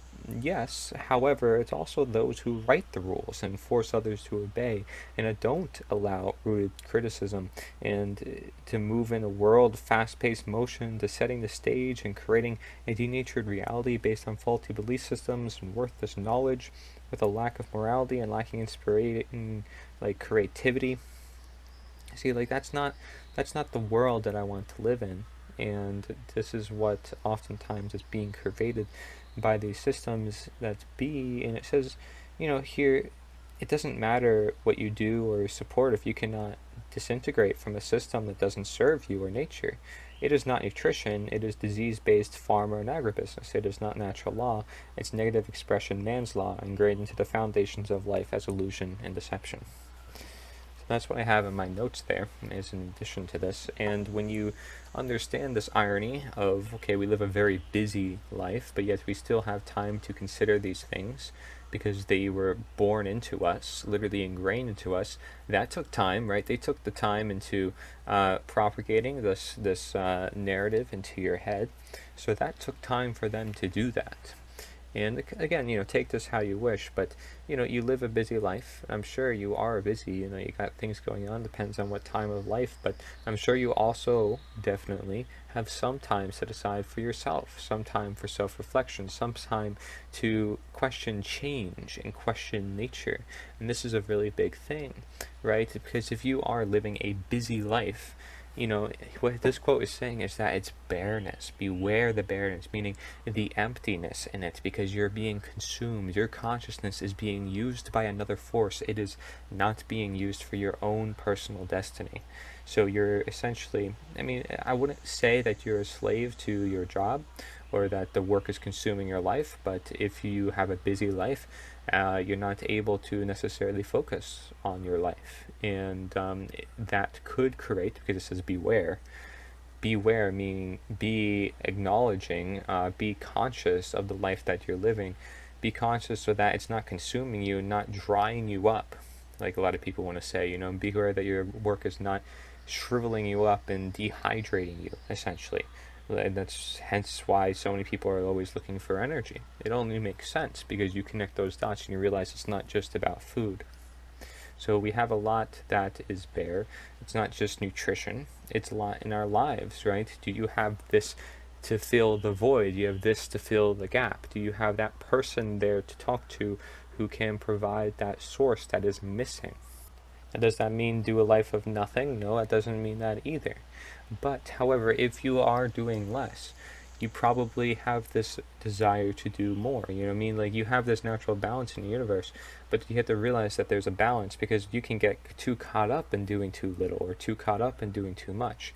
Most of the time, people get caught up in doing too much, not doing too little. When they do too little, they feel a lot of the downsides very quickly, but for a busy life, they're so consumed by it and they think it's the right thing because everybody else tells them to do so, especially in this day and age, that it's okay to not reflect on yourself, that it's not something that is necessary, when absolutely it may very well be. And here's the thing, right? People want to reform governments. They want to say that we can just change the system and it just matters, who we put in charge. And that's not the solution. Clearly, if we have ideologies, we have principles behind it, and we're not just looking at the individual themselves, because nature is so much more than that. It's perfectly described here by this quote. Quote, "The secret of change is to focus all of your energy not on fighting the old, but on building the new." A quote by Socrates. And again, going based on this idea that it's not just in support of the movement, this quote, okay, but understanding that we can move on, we can evaluate the past, and we can learn on for the future. That's what we're doing here, right? That's the sense of what we're doing with all these quotes, is essentially just building off of the old. We're not fighting the old, we're not recreating it, we're building off of it to build something new that hasn't been done before, so that way it can be done. Something new that is more sustainable in alignment with nature, because it hasn't been. And I'm sure some people have made attempts in the past, as they have with making new governments like we see, but it's not going to be essential if it's not creative, if it's not something that really draws from our inner nature, something that we are to do. And when we realize that this is rooted in what we're doing, what we're building as new, what we are to promote, is rooted in truth and rooted in objective morality that cannot be disputed for all these generations. We realize that we're working with the old and the new. We're working with our ancestors and all the people on the planet. Everybody of all people. Doesn't matter who you are, but we're working with everybody, and we want to work with them. We're seeking out to them. We're talking to them, because we want to build anew. And in order to do that, we need many people. We need creativity. We need many willpower, all the consciousness to do that, right? Because to build is to create, and as innate creators as we are, human beings, because we have this power called willpower, we can create the new, whether that's good or bad. So if we realize all the bad that we've created, and that frankly we actually don't have to create much as human beings, being that nature provides so much, but we can emphasize on that, instead of just saying creating, rather say improvising. Working on what is basically already set in stone, and just in different ways, like we do to complete the art of nature. It's like That's why we create our own forms of art and we have certain desires of our own, because we feel like certain things are incomplete, but oftentimes that's incomplete in our own lives and we reflect it on others, we project it on others, which is what created the form of government, was this projection of self onto others. So if we realize that the self is what created all of this, then the self is also what can help take it all down. That's why it all does start with you, the new you. Perhaps, if you want to say, okay, you're healing up your life, you're thinking differently, you're creating a new you, you're building a whole new building that will last forever. You're building a foundation, not just a building, as we said. And it's not something that's old. If you're building a new building, it's like living in a new house. You feel enlivened, you feel refreshing, and you're like, I'm ready to start a whole new life. This is the thing that you got to do, and you got to embrace it. For if we want to bring change to this life, we have to embrace the natural law. We have to embrace the faults. We have to embrace the understandings of many different people, of many different opinions, and embrace the fact that there are some bad people in bad positions that do need help, though. I mean, it's not just embrace, like, sit back and do nothing. Embrace, like, by saying, like, we can address that, but we don't need a government to do that. We just need people. Embrace just the simple truths, the simple common senses, because if we don't do that, then that's why it gets taken away. That's why it doesn't get upheld through generations. So it's the secret to change, to build anew. So just think differently, and that problem is solved, right? So, quote, in all of us, even in good men, there is a lawless wild beast, nature, which peers out in sleep. A quote by Socrates again. So in all of us, even in good men, doesn't matter who you are, there is a lawless wild beast. So we have this nature inside of us who wants to be the rebel, who sometimes just wants freedom, ultimately wants freedom no matter what. I mean, they project some thoughts on others or whatever, but ultimately it's because they want to free themselves. They want a sense of security. They want to feel better by ruling over other people to give themselves a more greater sense of lawlessness against nature, however, because that's why they're violating other people's security for their own.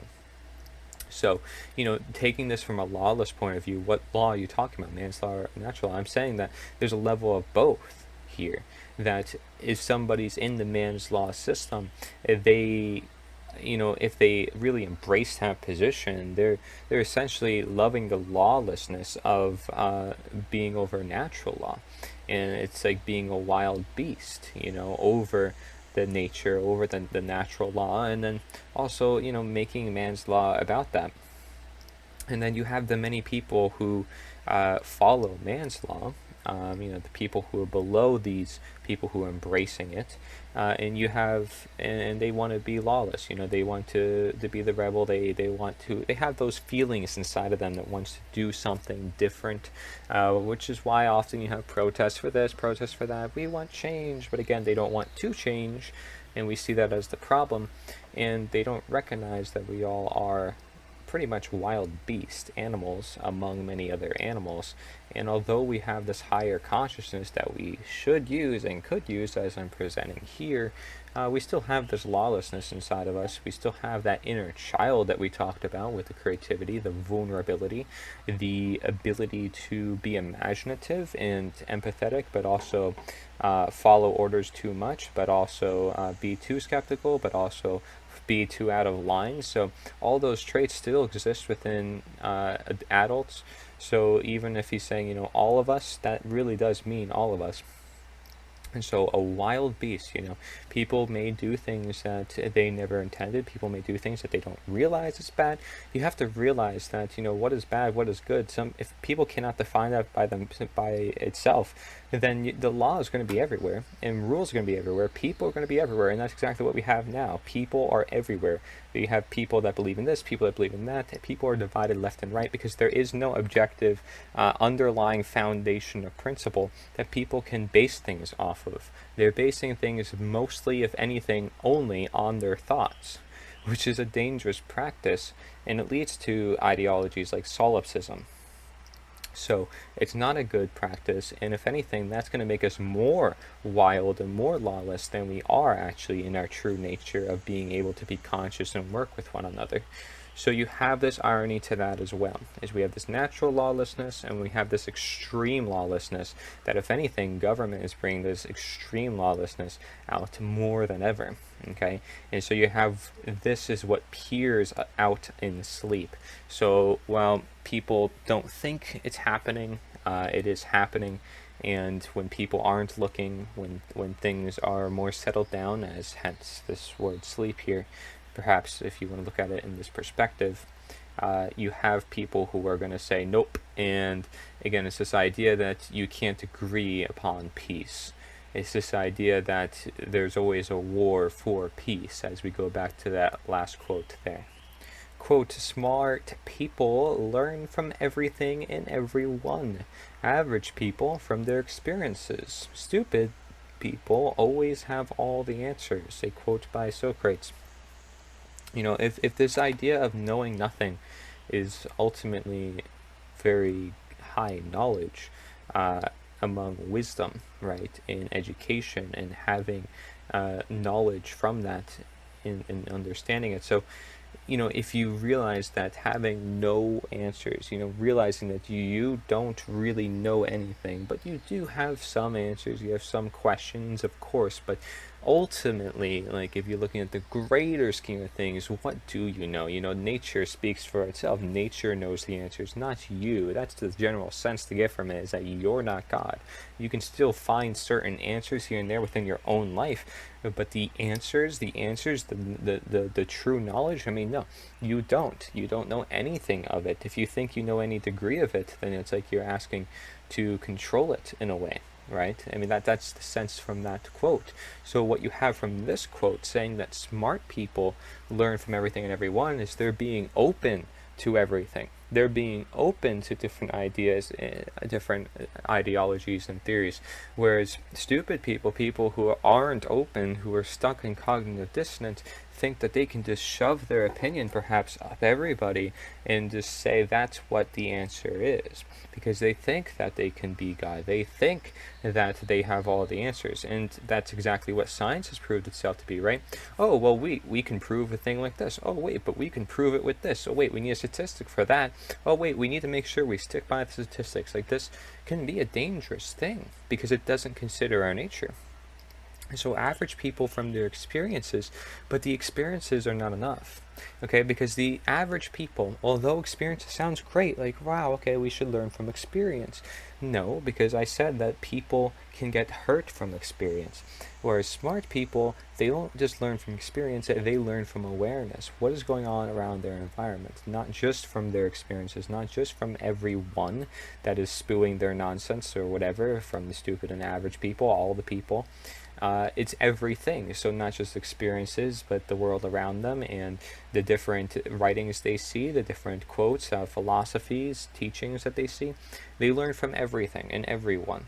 Okay, and so you might want to say, okay, well, smart is a stereotype and all that, but generally speaking, this is true among IQ, among frequency, among consciousness. You would have to agree simply but because you're using your human nature as best as possible, and you're using natural law as best as possible to create the desired outcome for yourself. So you're smart because you realize what's going to happen. You are better at understanding causation and effect. What would happen if I do this? This would happen. Whereas a lot of people may not be able to answer that question for sure. They may say this is what would happen, but they don't know if that would surely happen. And then a smart person might also say, like, okay, well, there's a lot of factors involved. Let's look through each one first. And then a stupid person might not even have enough tolerance for that. And the average person might just go with it. So you never know, right? You have the spectrum of belief in going with it. It's just like saying left and right brain. But the smart people are going to be that center brain. They're going to be the balanced and harmonized individuals to the natural law.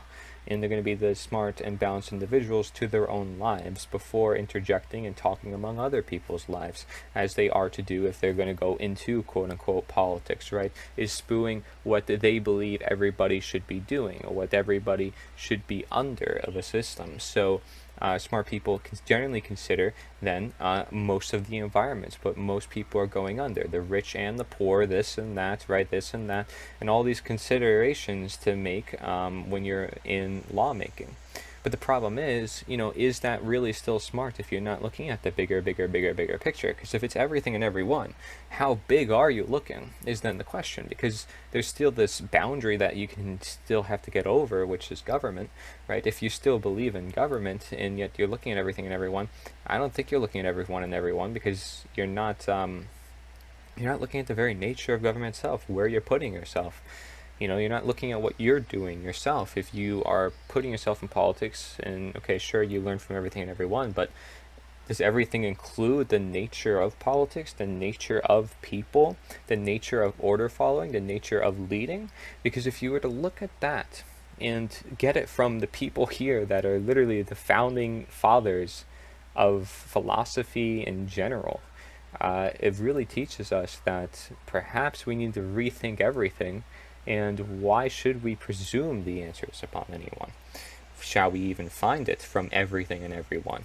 Because if we look at everything and everyone, as we know from the previous quotes, it's just this open, wide space where it's like, why are we the ones to determine that? Why should we be God? So again, this irony that's telling us, like, okay, if we're going to learn from everything and everyone, doesn't it seem counterintuitive for a smart person to enter government and want to rule over other people when they realize it is harmful? And exactly, that's why they don't want to rule over their fellow people. So expect only stupid people to be within government, as we talked about before, not, again, to be rude, but by their own words, by the words of philosophers. Quote, let the questions be the curriculum. A quote by Socrates. So all these schools just want to give you all those answers. No wonder, right? It's a stupid curriculum. Let's just call it for what it is, based on philosophy, right? It's not one based on common sense, not one critical thinking. We get it now. We get it. Questions should be the curriculum. So how do you make a child question? Do you present them with questions? Do you ask them to actively question, actively challenge? Do you seek for them to challenge? Do you want them to challenge? What about challenge you? Does it go against your personal feelings? Let them challenge you, even though it helped them learn more about the world around them? Are people supposed to talk about with one another and don't always have to be in agreement or having to follow orders? Have that as your questions, teachers. That goes to everybody out there. Essentially being that physicians are teachers and parents are teachers, and all these people should be teachers to one another and helping to provide this wisdom that is innate and eternal and universal. It just makes sense that we ask the question then about all these people, are you questioning? And then you should probably question me back and say, well, I am questioning, but how much should I question? And, what should I be questioning that you think I'm not questioning? And there's always questions to be asked, folks. That's the point, is that you can just keep branching. You can keep connecting. And when you do that, and when you encourage your students to keep questioning and keep branching off, then they find crazy things, and then whatever resonates most, especially within their personal life, they're going to embark on, and then they're going to find, all of a sudden, their dream job. Like, this is what happens, because people are seeking themselves, they're asking questions of everything and everything, and they're going to relate it back to themselves naturally, because they're going to see relevance. It's like a health coach talking with their client about relationships, and perhaps they have some trouble in their own relationships, and now talking with their client about relationships, it starts to spark some ideas within themselves, like, this is what's happening. It's a reflective synchronicity that they see. It's a mirroring of essentially what the client is projecting upon, because it's like this law of attraction, again, at work. It's like you're talking about the subject, and sort of maybe because you're talking about it and wanting to talk more about it, in a way you kind of want more information for yourself. You want to see what other people are doing within their lives, to see if it maybe can make you feel better, or if it can provide you with more strategies and direction. So you have this irony to it, and you have this learning degree to it. It's just a matter of people use it, because our school system could teach kids that whole holistic point of view, this whole everything's interconnected, everything is so branched out, and everything's whole, and we don't know anything, but we can learn a lot. Like, we have so much potential there. We have so much creativity there. And then, no, you don't have kids thinking depressive thoughts, because what is the fear to be put on them? But when you're teaching kids in school, okay, well, 2 plus 2 is 4, and okay, well, let's describe these mathematical equations that have no basis in reality, if anything, is only used for gematria and number manipulation, and then they're And then, they have all the history in the books, and the history is not based on underlying premises, underlying, ideas here. People come out of school, they're like, I don't know what I learned, and I don't know, it doesn't mean anything to me, because they don't get the premises from it. They don't get the actual learnings from it. So teachers have to realize that half the time, I bet most of the teachers would need to realize that actually their students are not learning anything from them. It's a harsh reality, but they're not. And unless you really customize the curriculum around questions yourself, because you're questioning the curriculum itself, and you want it to be more human, you want it to be more of nature, you want to talk perhaps about natural law because it's the innate laws of nature, and you want to talk about social media and technology destroying consciousness and consuming it, well, yeah, you got to question then your school managers. You got to question your job position if it's actually right, and you got to question if the students are actually, gonna take something from it. I mean, you see how much we can learn based on what I'm presenting here. How much could we learn just with the simple knowledge that we have here? I think it's abundant. Is it just because I have this open mind to it? I don't know. But I don't think so. I think anybody that studies nature can learn so much. We know it's the best teacher. So help them go to nature. Find every way in which they can. And if nature is the answer, then we need to ask questions to get there. So you need to, I would say, a tip of advice for teachers here. Not that I should give anybody advice, but I think you should be promoting questions more. And, I'm only going based on what this quote is saying and on what other quotes has taught us. Okay, I'm not trying to push anything, but you see how we can make correlations and causations like we do in school, and connecting ideas, even though correlation is not necessarily causation. So, just an idea to keep in mind. I'm here to try to open your mind and not necessarily teach you anything. Again, it's just to think, just to help you think, as everything is to be, right? And here you have another one. It says, quote, life is full of questions. Idiots are full of answers. By Socrates again, saying that because many people are probably just spewing nonsense that probably isn't even true. And many doctors may be able to agree with that statement. Many scientists, people in the science field actually might be able to agree with that, because there's a lot of people who think they are scientists or know about health and so forth. And I might be prone to that too. I mean, humans are bound to be faulty. Okay, I'm sorry, they're not perfect either. So you have to understand that as well. And you need to, branch out. You need to reach out. You need to speak your mind. Because if you don't, and you instead express that through other means, it could actually do more harm than good. It's better sometimes to just speak your mind. It's always better to express yourself. So we know that. And you can express it through creativity of the many different forms. So questions can help us do that. And life is full of questions. So nature is full of questions at our disposal. Shall we ask them? We can then receive answers, right? Am I going to tell you where the answers are?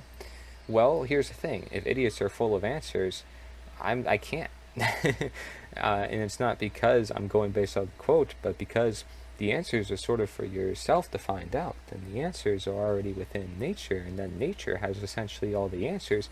So if you're just asking questions of nature and within your life, it's really just among you and nature. But the world doesn't revolve around you and nature.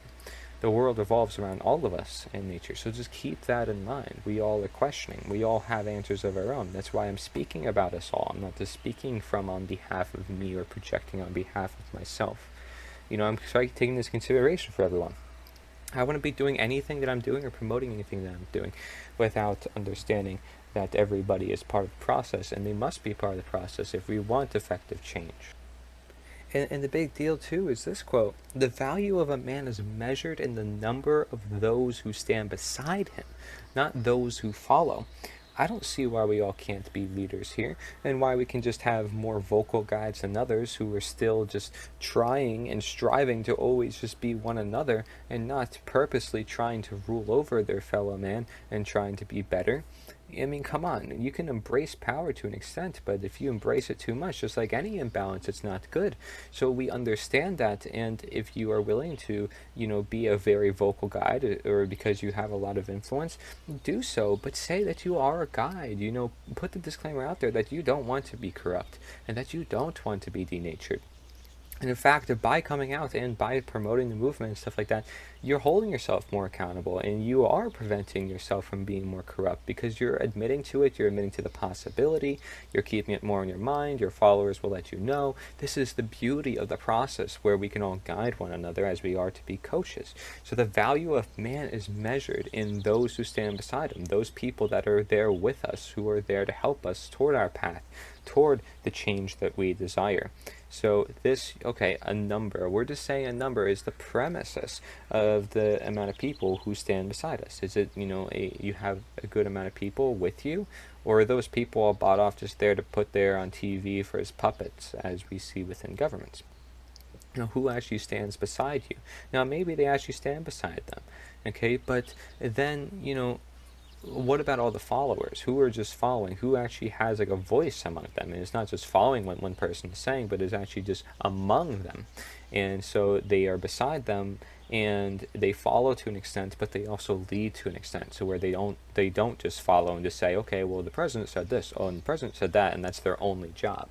No, they're still a human, and they have to express their own values, and that's the beauty of it. Shall you embrace the humanity that you have, is that it's not just follow, but it's also lead. It's not just be beside, but it's also be ahead, like not just behind, but also forward thinking. So it's having this balance, and it's being present to realizing all those extents, because being present is that middle ground between the future and the past. It's the middle ground between this person and this thing going that way. It's the presence that is really going to understand the motion, the movement, right? It's like the refresh rate on my monitor. If you know anything about technology, I'm using this in more technological terms, the refresh rate allows you to see the cursor or whatever it may be go more smoothly, even though, the human eye can perhaps only see so much. But, it goes more smoothly at frames per second. It's that's the refresh rate. So, there's 144, most screens are like 60, some are actually even lower, like TVs, okay, believe it or not. But the smoothness, the balance, the harmony to it, you can learn a lot from technology, as we said. But even like this photo has me inspired by it because everything's in emotion. So realize, what, not just who's beside them and what's with them, but which direction are they going? Are those people going with them? Are they also leading the charge? Are they also on the front lines? Like, who's being put on the front lines? Who's behind the front lines? Because let's say you were to go into war with somebody, you wouldn't want to put yourself on the front lines necessarily. Now, you may have all the confidence in the world to do that, but you can also put yourself in a lot more danger. So, I mean, do you decide to put yourself up front and then go back immediately, or do you have people behind you that are actually more of the leaders, or you put an imposter there to make it so that way you wouldn't be the one on the public stage if you were the actual leader? Like, you have these possibilities that all exist still in today's world, and you have to realize that, because we still have imposters, we do have puppets, we have people who think they can lead the charge, who are leading the charge, and many people are following them. They're not beside them. In fact, they won't let them be beside them, right? And that's what they have for security. It's like, okay, we'll keep you in the back of the line, because it not only secures you, but that way we can keep you at that standard. So it's a power dynamic. It's a pyramid structure that is being built. Whereas again, those who want you to see the light and see the truth will break down the pyramid and show you this is the path that you have to take. So this is a quote. First of all, let's ignore the thing in the corner that says the idealist revolution. Any ism or any ist is not going to help this cause, generally speaking. Now, I may speak of this ism, statism. It's the belief system, it's the premises at hand. Now, these are just words, so it's fine. Idealist, whatever. Use whatever words. I'm just saying, don't let it define your character. Don't let it define you and who you are. That's essentially what I'm saying. Quote, if you don't get what you want, you suffer. If you get what you don't want, you suffer. Even when you get exactly what you want, you still suffer because you can't hold on to it forever. Your mind is your predicament. It wants to be free of change, free of pain, free of the obligations of life and death. But change is law, and no amount of pretending will alter that reality. A quote by Socrates. This is perfectly also stating natural law, the harsh reality that you aren't free from pain or of obligations of life and death. Okay, the change is law. He's not saying it's man's law. That is most definitely in the context of natural law. So don't be surprised if the other quotes were also in the context of natural law, because change is just simply the law of the universe, of nature, right? I mean, you can't say that is a man's law. Of course, though, man's law changes, but he's saying change is law. So when change itself is a law, the only law can be is natural law, the law of attraction, the constantly changing universe. Okay, but the laws don't change, they stay consistent. So that's what I'm saying, is that change, being in this context, is a persistent motion, is in the general sense a natural law.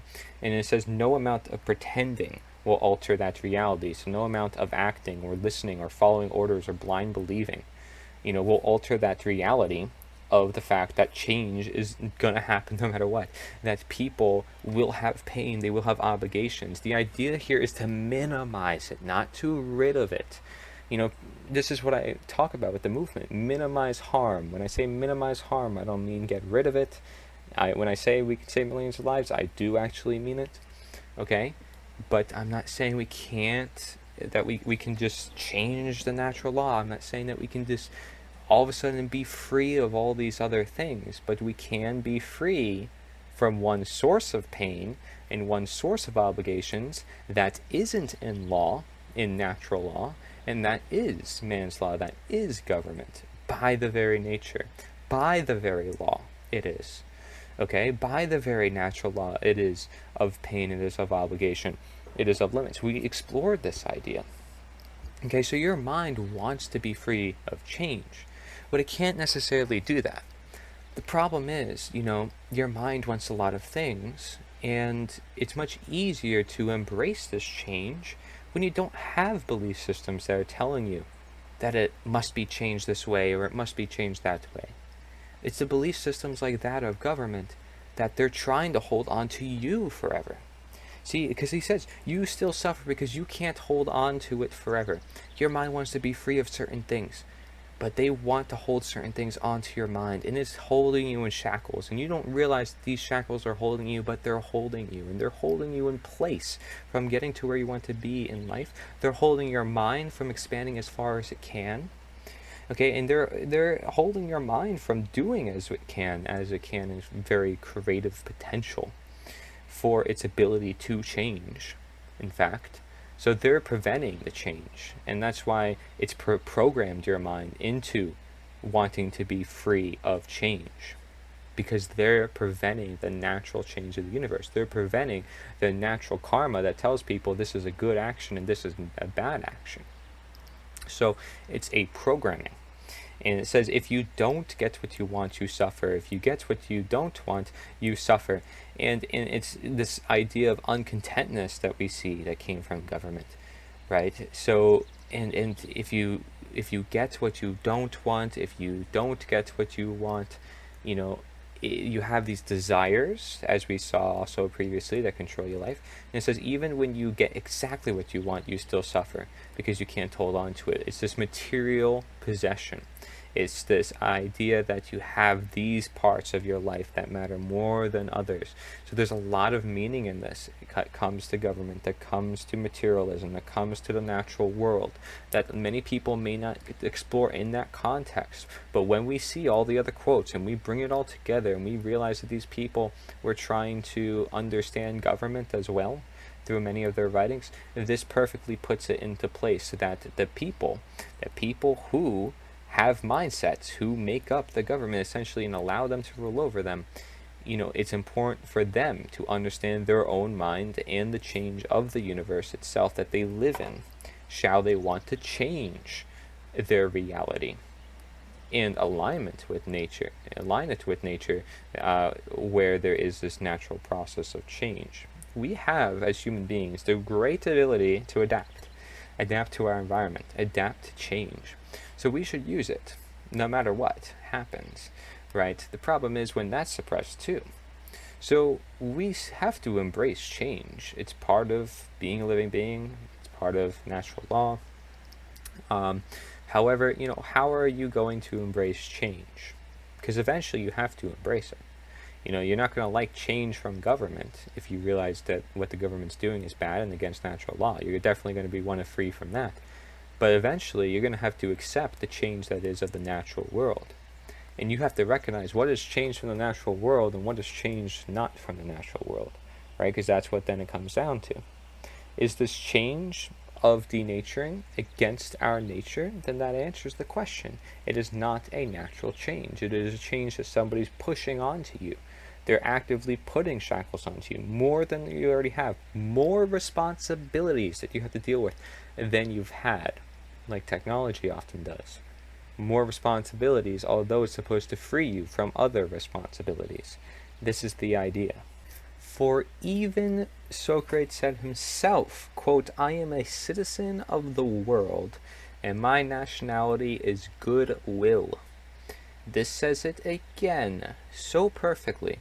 Living amongst the earth, not of one nation, not of one anything, one world, if anything, but of the world, the vast world, the infinite world, the world of possibility, of creativity, that we don't know everything, and that we want that, so we have a sense of exploration and creativity, and using our minds, and using a great imagination.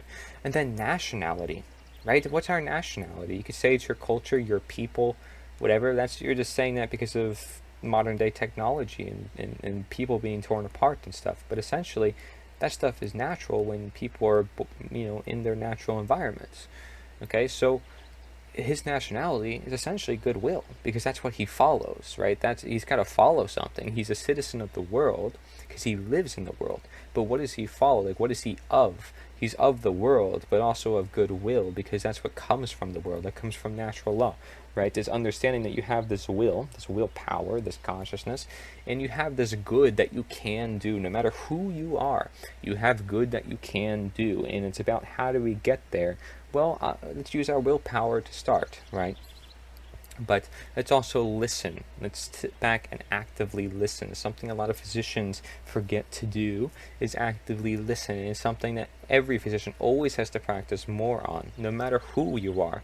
And everybody has to, and that includes, again, teachers and everyday people, is actively listen.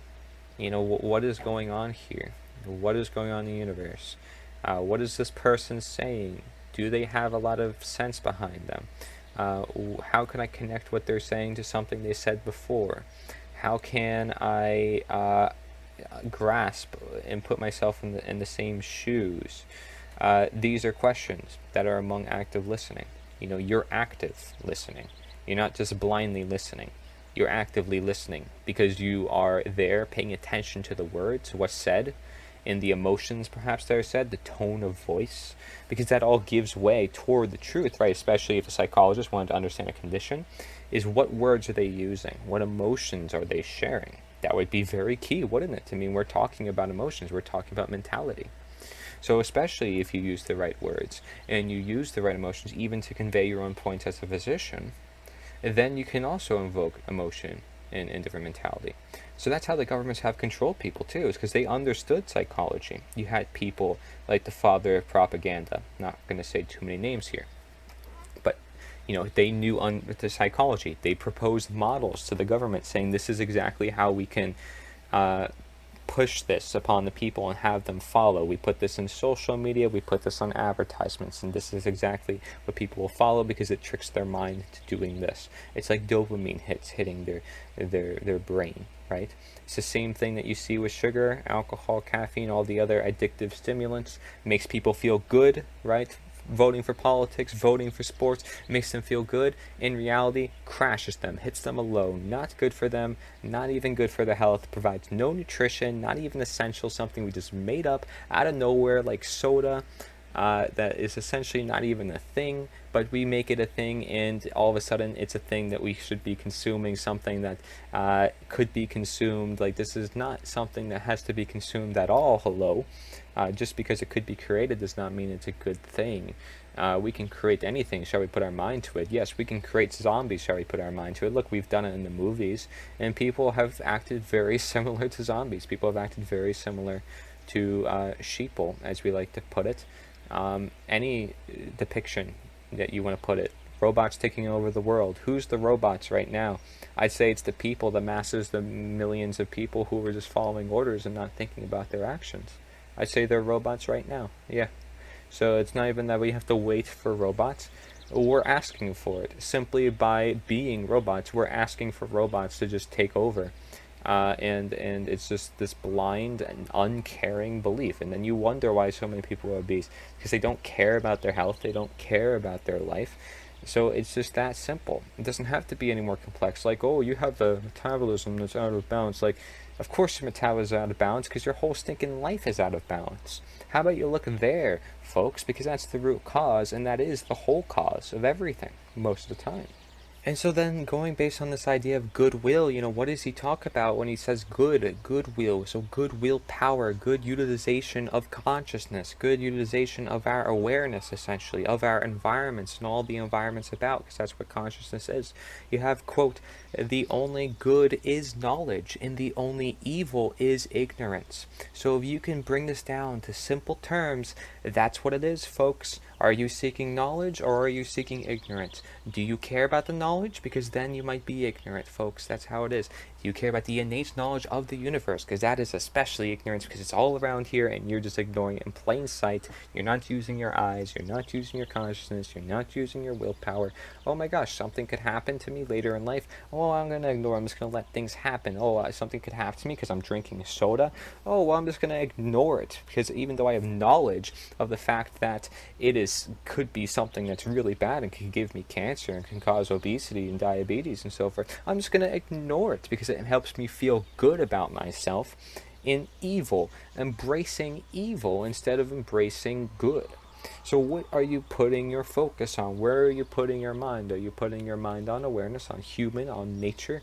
Or are you putting your evil on denaturing, on dehumanizing? Because that's what it is. That's what it all comes down to, and that's what I've been trying to tell everybody. Is it's not about this ism or that ism, or this taking over the world, that taking over the world, or oh my gosh, what could happen from this? Like, excuse me, folks, we have something right now, right here, that we always have to fix. You want to go to space, you want to do all those things. Like, we have so much here, just simply right now, all the time, that we have something to look at, and we're not looking at it. Why? It's because we're ignorant. It's because we don't use our human abilities to see the light, to be acknowledging the knowledge.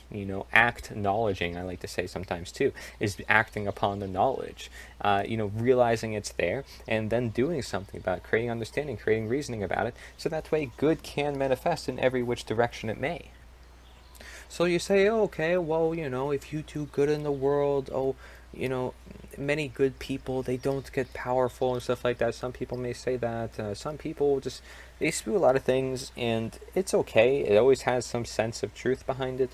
But if you really want to get down to the premises as to, like, what does it mean when they say these things? What does it mean when people say these things? I wish they would explain themselves, so that way people don't have to go on, crazy ideas about this that isn't even based on the original saying, or traditional sayings. But you have here, quote, contentment is natural wealth. Luxury is artificial poverty.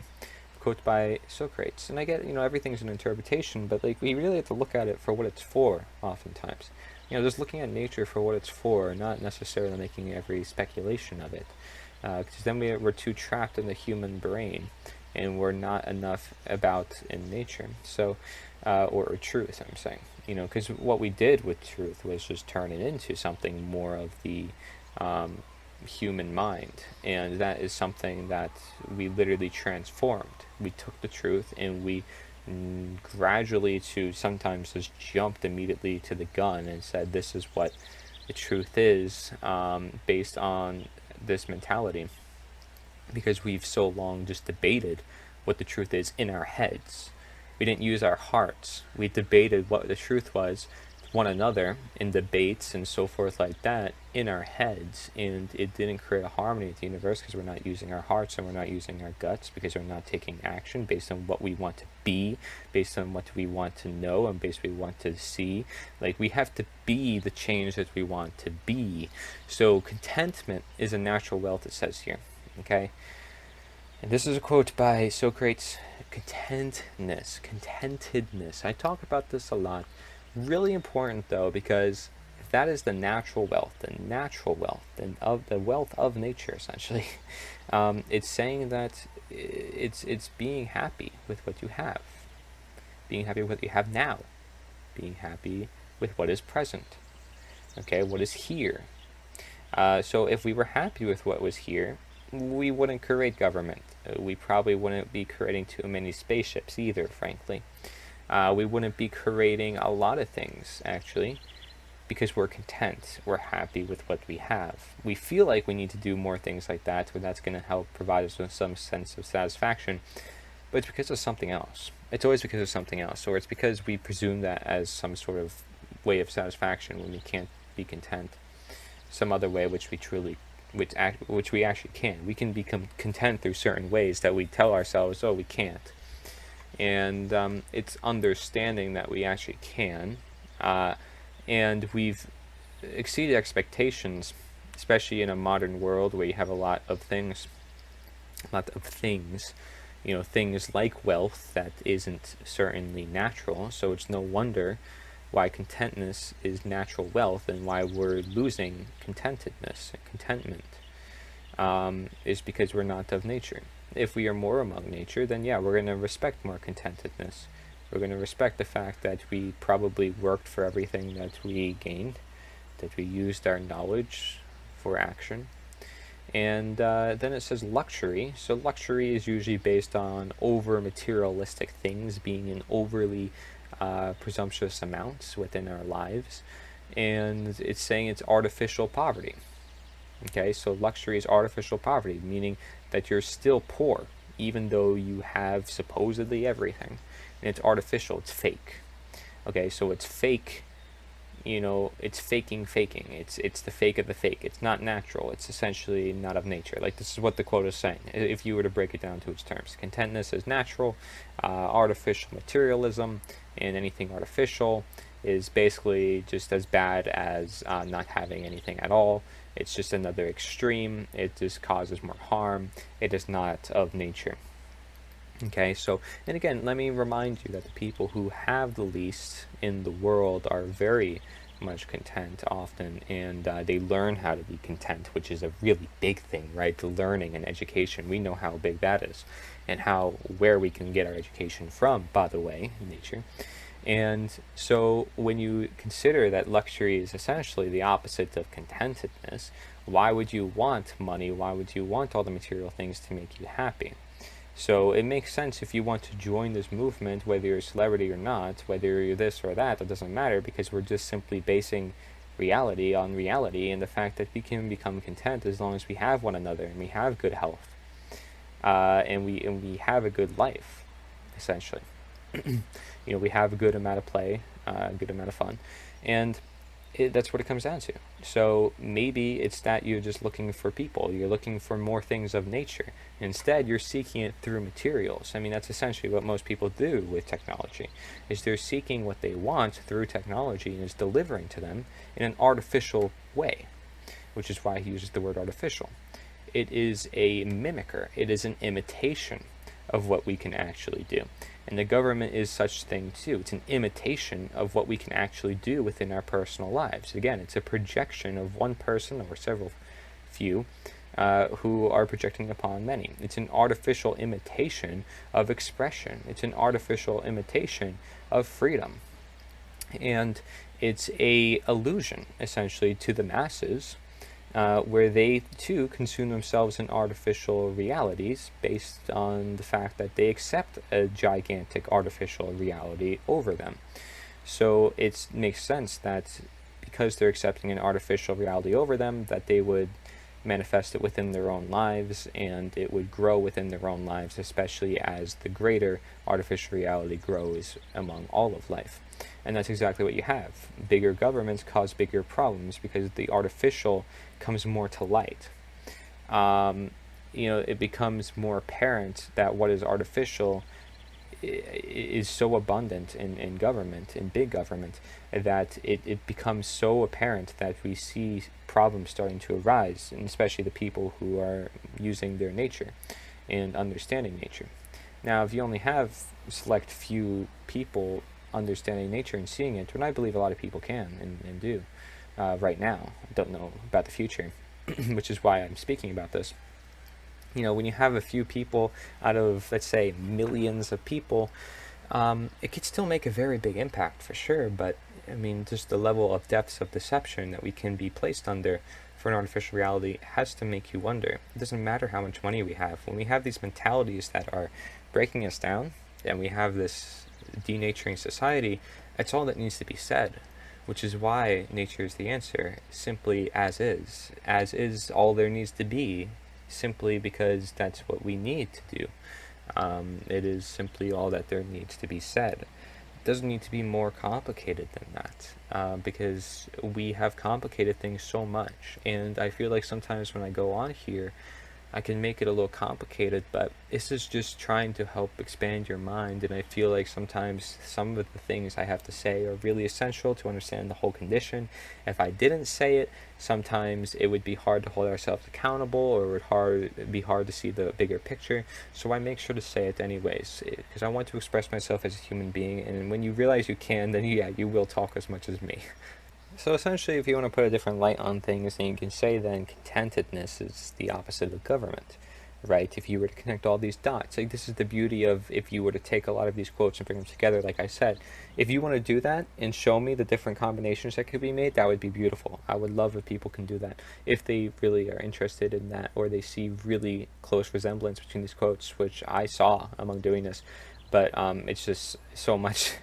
So, quote, we did produce a near perfect republic, but will they keep it, or will they, in the enjoyment of plenty, lose the memory of freedom? Material abundance without character is the surest way to destruction. A quote by Thomas Jefferson. Now, I got these quotes here, the ones with this background and color, from a website that talks about love, essentially, as being the key factor among everything. And not surprised, obviously, right? But saying that, along the lines, like I said, the 1776 and this movement of American Revolution, which is not the first revolution. He said not even the revolution, far from it, from our past quotes. But it was a closer step toward nature, right, is what we got from it. So a near-perfect republic, it's not perfect, but it's near, they say. Near. What is your definition of perfect? We know that nature isn't perfect itself. So we're going to make governments based on a non-perfect nature that seek to be perfect, then we're already causing problems, right? Because we just seek that this foundation would be fine. But that's why these founding fathers realized there had to be a level of human input involved. There had to be a level of nature in the equation. Otherwise, things would just not manifest in the right way. There would be a downfall to their system. So that's why he says, but will they keep it, or will they, in the enjoyment of plenty, lose the memory of freedom? The words here used are also really symbolic, I would say. Keep. What are they keeping? Contentedness goes alongside keeping. And this idea that government must always change is this lack of contentedness, right, with what they have currently. So if you wanted to propose a limited government, you would hope that they just don't change anything ever, and they just keep it a certain way. But I would say that is still very counterintuitive to nature. Now, shall some people want to live under a little system like that? Whatever, but like a little system, not like a super millions of people. And again, by doing so, they'd be limiting their own freedoms. It would be very counterintuitive. And regardless, I'm saying here, from this quote, will they keep it or will they in the enjoyment of plenty? So we know from the Tytler cycle, abundance starts to cause this problem in the cycle, and it starts to turn into dominance and this system that ultimately destroys itself, a 200-year cycle in government, which we have reached now. And it says, lose the memory of freedom. Do people know what freedom is? Do they know what it means? Like I said, they don't even know what right and wrong means. And so it makes sense when you see the law of freedom saying that as morality declines, freedom declines as well. But the loss of memory, the loss of human intelligence makes sense too, because you're losing knowledge. You're not using knowledge either. You're not just losing knowledge because of censorship and book burning and all this other stuff, or people taking down statues, people not looking at philosophical quotes like this, but they're losing memory because they're not sleeping, which contributes to their memory. They're having bad health, which contributes to their memory. They're having bad mental problems like Alzheimer's and dementia.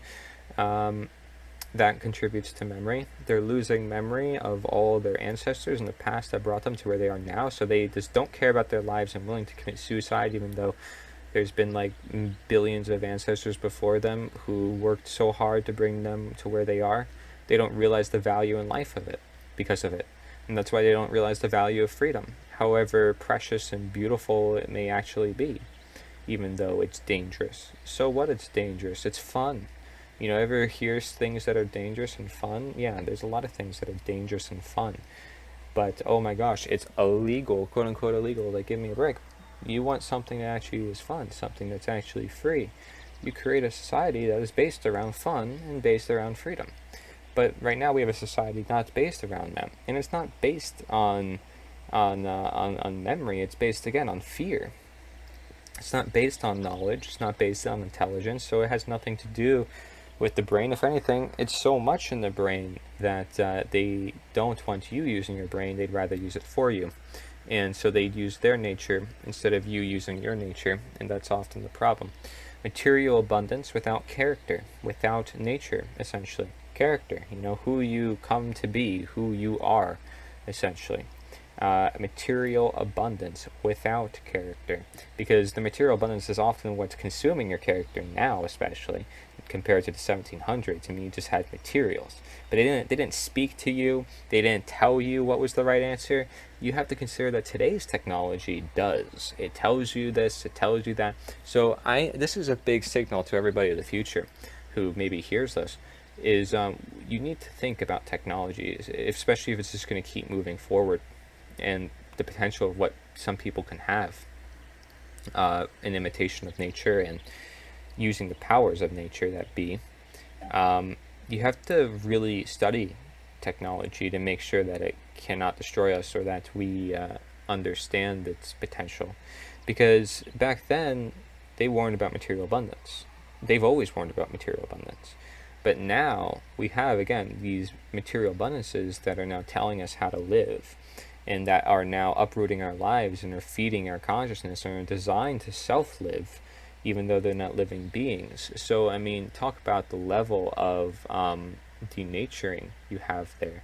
It's right there. It's right in front of us. You have the solution right there. People pour their lives into these machines and these smartphones and stuff like that. I'm doing certainly the same thing right now, delivering this message to you, but I'm not consuming myself in it. I'm using it as a tool to bring this to you, to your mind, to your human spirit and consciousness. It's like, are you using it as a tool, or are you using it as a drug? Because I think most people are using it as a drug. Let's be honest. It's just like anything else.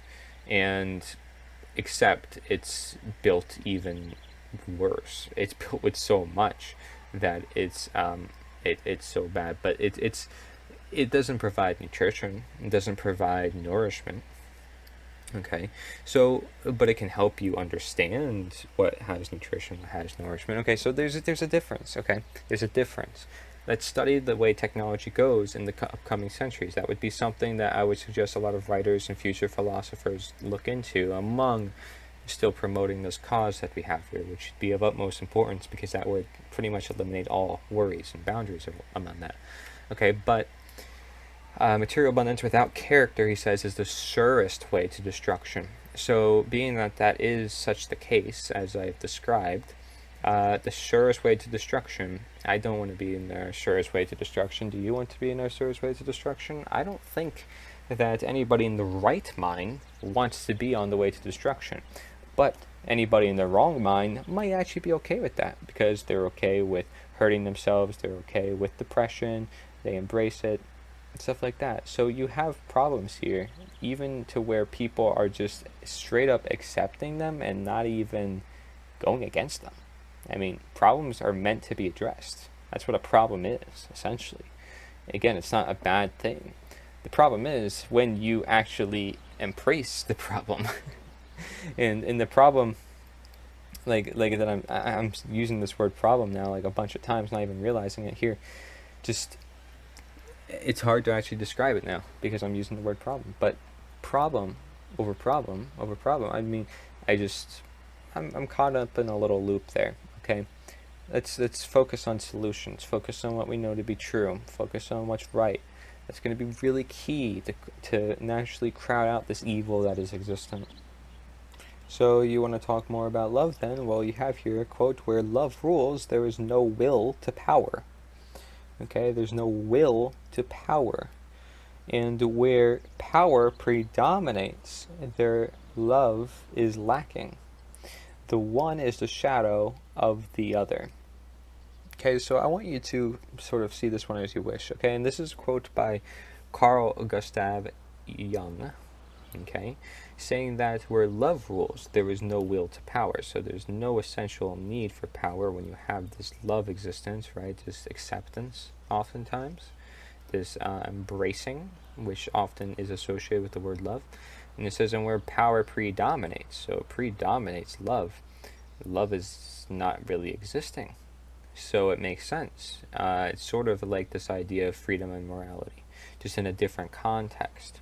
And because power is innately not freedom, and love is innately moreover morality, it's, essentially it's comparing negative expression to positive expression.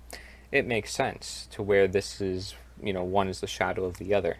One causes one other to be down upon, or inversely, or so forth. So there's different ways to look at that. Of course, I encourage you to look at it for yourself, but understanding the power of love itself is a very powerful tool among morality and understanding knowledge. Just simply wanting to understand or having an open mind, I think, is a sense of love, because you love one another person in wanting to help another or do good or find ways of doing more good and becoming your best self. You love the world you live in. You love having fun, or some of the factors of positive expression. You want to keep it. So there's a lot of love to go around and you want to uphold it.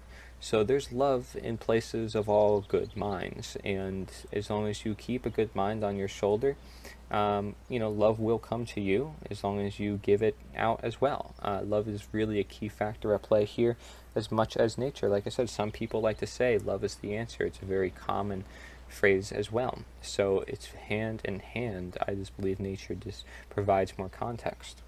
See, many people are consumed by material possession and they don't even realize it, and yet they'll say, okay, materials are consuming our lives, and sometimes they'll just admit to it, which is the right thing to do, right? Is admitting that something is taking control of your life.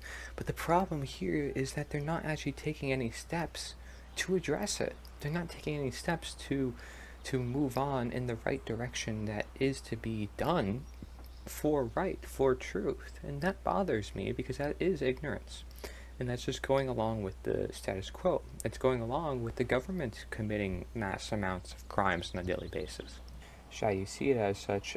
He's saying here that, we like to say tyranny, oppression. We like to put it in the word corruption nowadays, right? Like, this person is corrupt. This person is corrupt. We throw the word around sometimes a little too much. But if, let's say, tyranny and oppression come to this land, so slavery, essentially, come to the land, it will be in the guise, or a disguise, of fighting a foreign enemy, an illusion, an imitation, a boogeyman, a objective problem, reaction, solution.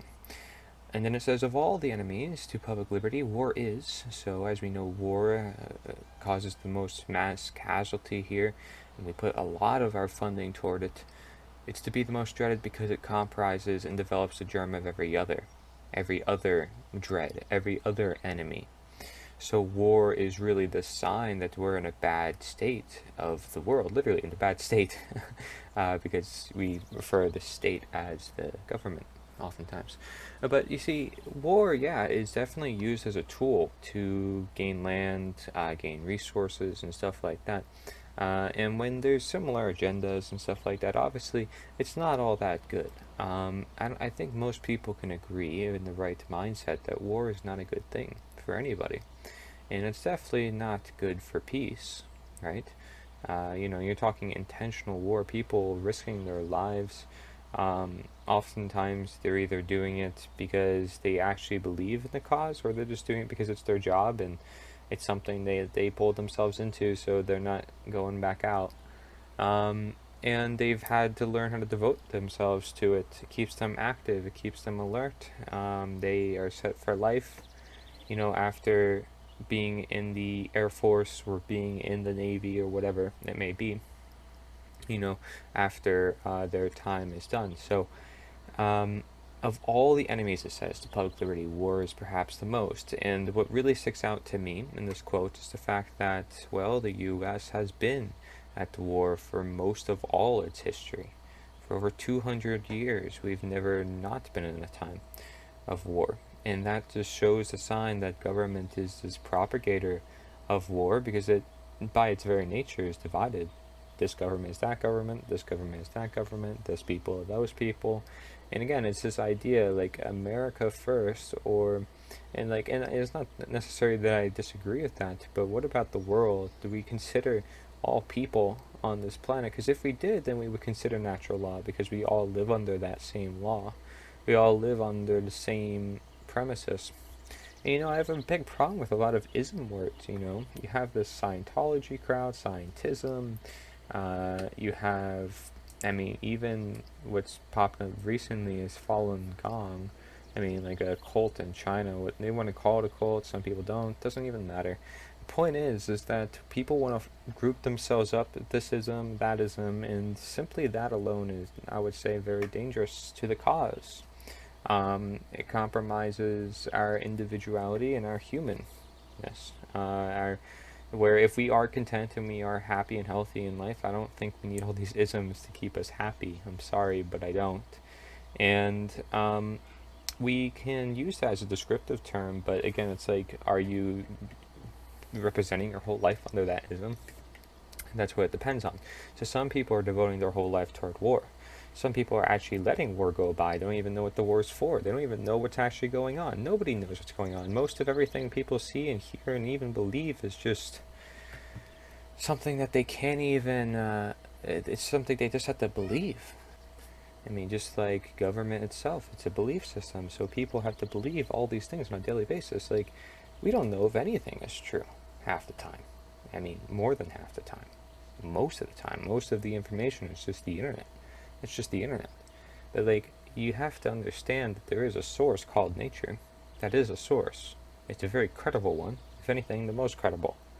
Okay, so, and we can understand that as human beings, not as a study, not as, okay, this has to represent itself. Now, words can represent themselves, surely, but that still goes through human beings, a level of understanding that still needs to be comprehended by human beings. There's a level of consciousness that you attune with other human beings. we all have this ability, like I said. So it says no nation can preserve its freedom. So no nation can be free in the midst of continual warfare. So if we're always at war with one another, if we're always divided with one another and they want us to, no wonder why we can't be free. Because we're basically putting the chains around ourselves. And keep in mind, this is all reason why we have to get together and go upon principle, act upon principle, believe upon principle. For this is really what's going to guide us in the right direction, in a direction that really is the right direction, something that we can say set in stone, the foundation. Quote, find out just what people will submit to, and you have found out the exact amount of injustice and wrong which will be imposed upon them. And these will continue until they are resisted with either words or blows or with both. The limits of tyrants are prescribed by the endurance of those whom they oppress. a quote by Thomas Paine, who sparked the American Revolution with common sense. And that is something that, a lot of people want to relate common sense back to the Founding Fathers for. It's no surprise. Like I said, even these people wrote books about morality. They wrote books about the rights of man. The natural law was basically a foundation to a lot of their own writings and documents. Okay, so regardless of what they did within their own life, we're just looking at these things objectively. So find out what people will submit to. What are people submitting to? Are they submitting to evil in the forms of food, forms of ignorance, as we've seen? Just basically embracing their lack of knowledge sometimes. And then it says you have found out the exact amount of injustice. So if people are willing to submit to war, if people are willing to submit to problems in the universe, then they're willing to. Then that just shows us. It's an example. It's a science experiment of data right there. Okay, and it says and wrong which will be imposed upon them. So we will know how much wrong is imposed upon them based on how much they're willing to accept a false narrative. So basically, if someone is basing their actions on ignorance, and we see that they're submitting to a force that is of evil, something is of wrong, a negative expression, we can find out the exact amount of injustice simply by looking at that. Looking at the wrong, simply by just looking at that, we understand that, yeah, that is a negative expression. It's something that is not good, and it's what will be imposed on them based on the reflection. It's the law of attraction at work. What will be imposed upon them is dependent on their mindset, and that is what they will submit to. Then it says, and these will continue until they are resisted with either words or blows, or with both. Okay, so words or actions, essentially. Actions that could be violent in that regards of this quote. Okay, of this quote. It says, and these will continue. So the injustice, the problems, the ignorance, the evil expression will continue until they are resisted with either words or blows. I don't want it to get to blows. That's what we're doing here with words. And it shouldn't have to be blows either. There never should be a situation of blows. There's going to be some blows naturally, but there shouldn't be ever an intentional war being set upon this. Like, I'm not going to say everybody let's go to war. Like, no, that's not what we want to do. We clearly want to speak of intention, speak of from the heart, speak from what is truth. And violence is never the answer, as we've talked about. Okay, so the limits of tyrants are prescribed by the endurance of those whom they oppress. So it depends on us. Shall they choose to rule over us? It depends on us if we are willing to go along with it. That's essentially what it's saying. We are the ones that are prescribing this drug upon us. No matter how hard or how bad this drug could be for us, we're still taking the drug. And maybe we're ignorant to its side effects. We're ignorant to what it could actually do to us, even though we may know. We know that we'll probably become dependent on it. We can be on it for life, that it's something that we can't live our normal life without. Like, this is the belief system people put themselves on when they are addicted or at using drugs that they clearly don't need. And that's the thing. You don't need this force. It doesn't work with you. And you realize through time that you don't need it through getting hurt, through having experience of getting hurt. And that's something we're trying to prevent. So, if you oppress the tyrants themselves, then it's different, because now they're not oppressing you. Okay, but by oppression, that doesn't mean fighting. You ever hear fighting words?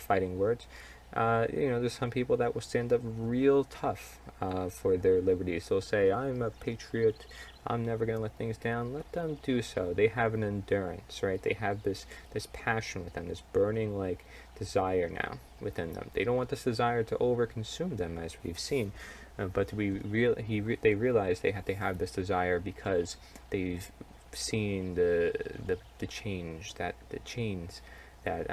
have binded people, and the change that is necessary. So they see the limits of tyrants that are prescribed by the endurance of those whom they oppress. They see that they're putting limits on us. They see that it's still us, actually, that needs to change. So when they're mad at not just them, they're mad at ourselves. They're throwing the words to everybody. They're yelling at the world. They're projecting half the time. But it's because they see the problems everywhere and they want people to wake up, all people. Because it is a problem of all people, not one select group of individuals. Then we have here another quote by James Madison saying, quote, "We have staked the whole future of American civilization not upon the power of government. Far from it. We have staked the future of all our political institutions upon the capability of mankind for self-government, upon the capacity of each and all of us to govern ourselves, to control ourselves, to sustain ourselves according to the 10 Commandments of God." Okay, so we have staked the whole future of American civilization, not upon the power of government, far from it. So this is the belief system of those who were of that time period who created the Constitution, things like the Declaration of Independence and so forth. They still believed in government, but clearly a very limited one, perhaps, okay? One that limited the government, though, and not the people. Very ironic situation, though, as we've described. So very interesting here, though, that it seems like their main goal is to self-govern, is to control ourselves. Perhaps they didn't know exactly how to do that and to integrate a world like that, especially with other governments present. So which is why NITA is a worldwide movement, and it has to be a worldwide movement, because otherwise there will be a level of imbalance. So there will be some problems. Now, perhaps one nation, two nations can step down from what's going on, and that would still create a lot of change, right? But you might have other governments starting to breach upon that then, and people just have to be alert that people are the ones that are in control of this, not the governments. The governments have no control over anything. They think they do, and they will use it, but people have control over everything, and it's the people that run the system. So it's the people who, if they have integrated into the system, they can disintegrate out of the system, and that if they promoted the system, they can also demote the system over time, hence the sustainability of this message as this mission.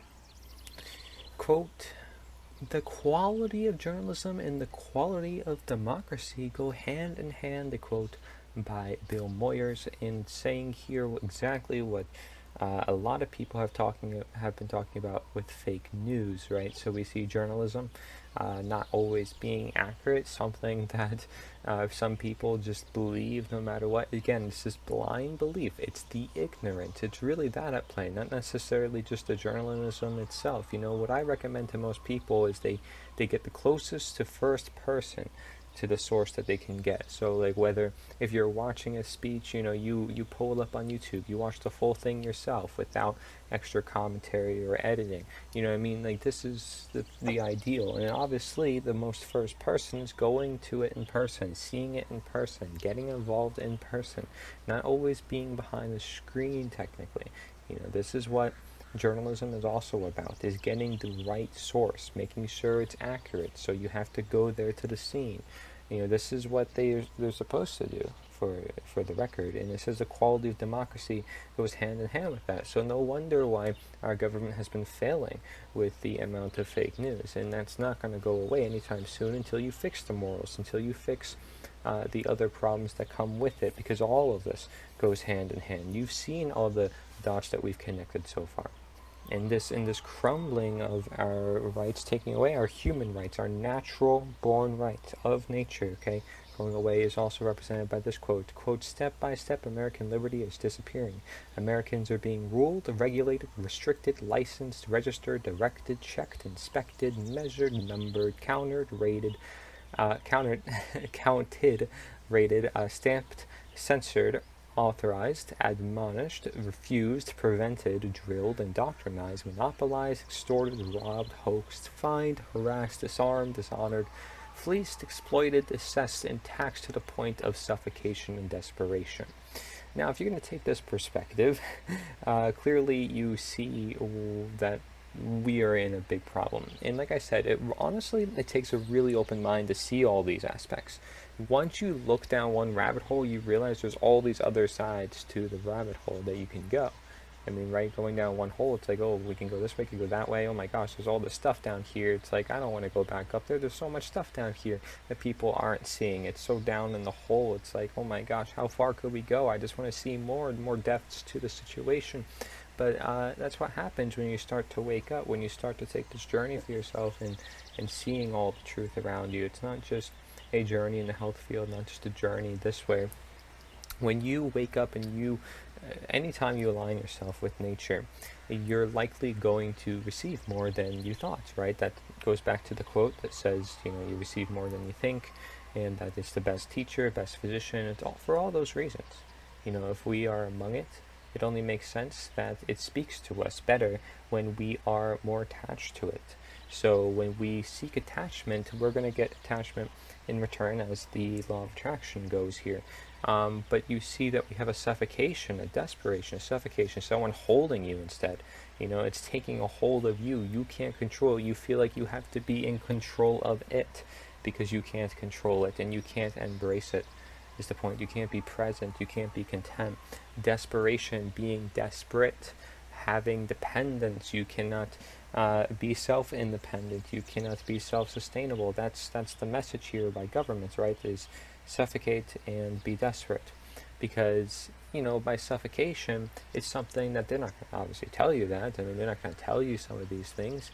But they should realize that if they were to be a truly honest form, they'd say, okay, well, here's the problems. Here's the problem that can go about here. Or this is the potential thing that could happen. Or let's just make sure we point out, like, this is the condition that can happen. Like, if you were in a scientific study, you would state, okay, well, this is the very possible condition if I were to do this and that together. Okay, at least like terms and conditions. But no, you pass a bill, okay, the majority views it as best, okay, that's great. We don't see the long-term implications of that until we actually feel it.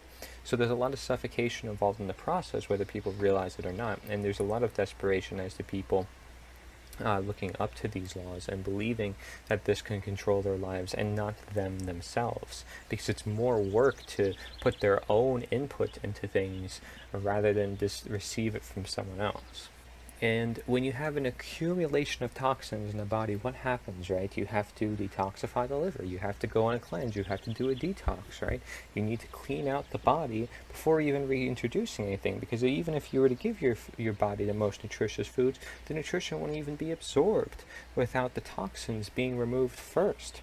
So you have here, quote, the accumulation of all powers, legislative, executive, and judiciary, in the same hands may justly be pronounced the very definition of tyranny, also by James Madison.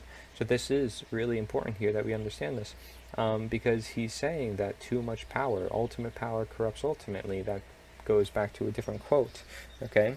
And the fact that power is also going to corrupt the corruptible, those who were vulnerable to it, as we saw in the first part of this documentary, if you watched it. And so you see this accumulation, this power effect of multiple things coming together, making the problem more worse than it is. And you have to question also what feeds the fire. Is it the people that believe in the legislative system, the executive system, and the judiciary system, the ones that are actually propagating it up as the way to determine just rule over society, the way to determine karmic law must be through our own law? Does that make any sense when the karmic law stands for itself? Does it need a representation via us? Right? Does nature even need a representation via us? I mean, that's what we're doing here, right? Is representing nature. It's only because we've represented all these bad things. It's a transition. It's simply just a bridge. It's a bridge for an idea. But there's nothing that's actually enforcing it, saying this is what's going to happen to you if you don't obey. There's nothing that goes against the laws of nature by promoting this and representing and demonstrating to the powers that be, essentially. Okay, so there's a difference. And in the same hands, it's saying, in the same hands, whose hands? The very few compared to the many masses? So that's the point here, the accumulation of power in the same hands. That power comes from the masses, the accumulation of all powers. All powers in the accumulation. Only what can accumulate is all the masses, all the many. Okay, and that goes into the same hands, the few hands. So the many to the few is what this quote is essentially saying, may justly be pronounced the very definition of tyranny. Defining tyranny for what it is objectively. Is it this mass amount of control and accumulation of control? Because that's what we can say that it is, simply. And if people don't control their own minds, then that tyranny is already, on behalf of us, pushed onto us. And what could we do about it? Because people don't want to speak up about it, otherwise they'd be punished. So what could we do about it? We can prevent it before it goes in its continual work toward more tyranny. Okay, if we're in a tyranny now, of a form of mind control, which we are, then it's better off that we prevent it now and we start taking action now before it does get too late and we see the mass casualty, and we see the more suffocation, the more desperation, because that already exists in different forms. We can go through that again. But the point is that things will get worse if we do not address them, as we see by these quotes. They're warnings. All these quotes are warnings, forewarnings. They saw things that could happen shall people don't take action. You have here, quote, "There are 1,000 hacking at the branches of evil to one who is striking at the root," by Henry David Thoreau. Okay, and what he's saying here is that certain individuals see the root cause of the disease, and others are just going all around it, and they're not hitting the root. That's why he means hacking at the branches instead of striking at the root. So striking, you're hitting it dead on, you're on point, right? But hacking is you're going around the bus, you're beating around the bus, you're not getting to the point, you're not down to earth. It all makes sense. Down to earth. What's most down to earth? The roots to the tree. Okay?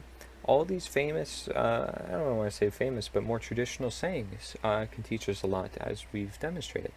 But even just these quotes, 1,000 hacking at the branches of evil. So it's still evil that they're hacking it, but because they're not targeting the root, is any change going to happen? No. So they think, okay, well, we're still striking evil, and it feels good because it gives us maybe a little bit of popularity. Oh, we're getting money because we're reporting that this country is bad or this person is bad, and we're talking about this person, that person, and all we care about money is money. You yourself you're feeding into this evil in different ways, and you don't realize it because all you do is you want money. And you're not striking the root. Why aren't you targeting the root? Why aren't you open to the root? Do you see the root? Are you willing to acknowledge it? Or are you being ignorant too?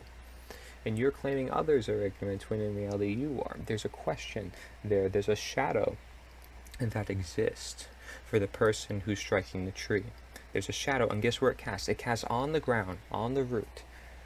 But you're not the root, the shadow is. And so those who are at the root then striking the root, they're going to see that shadow and they're like, dude, you're putting an overcast over me. You're blocking the light from me. You're making it harder on me. But at the same time, they're the ones striking the root and realizing that, okay, well, if they can strike the root enough, then all these people hacking at the branches, they'll stop. But if all these people are striking at the branches, I mean, they're wasting their time. And essentially, I need help striking at the root, right? You can't be the only one striking at the root.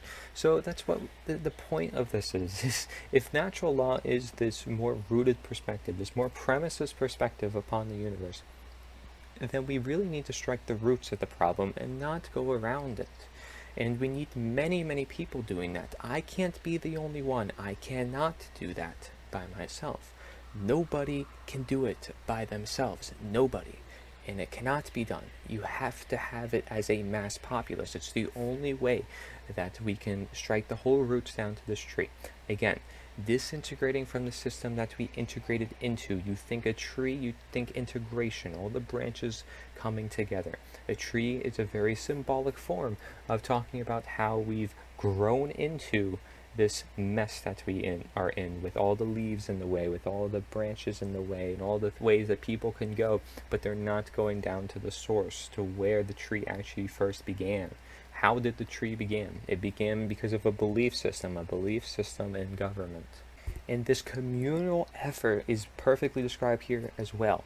Quote, "The perfect human being is all human beings put together. It is a collective.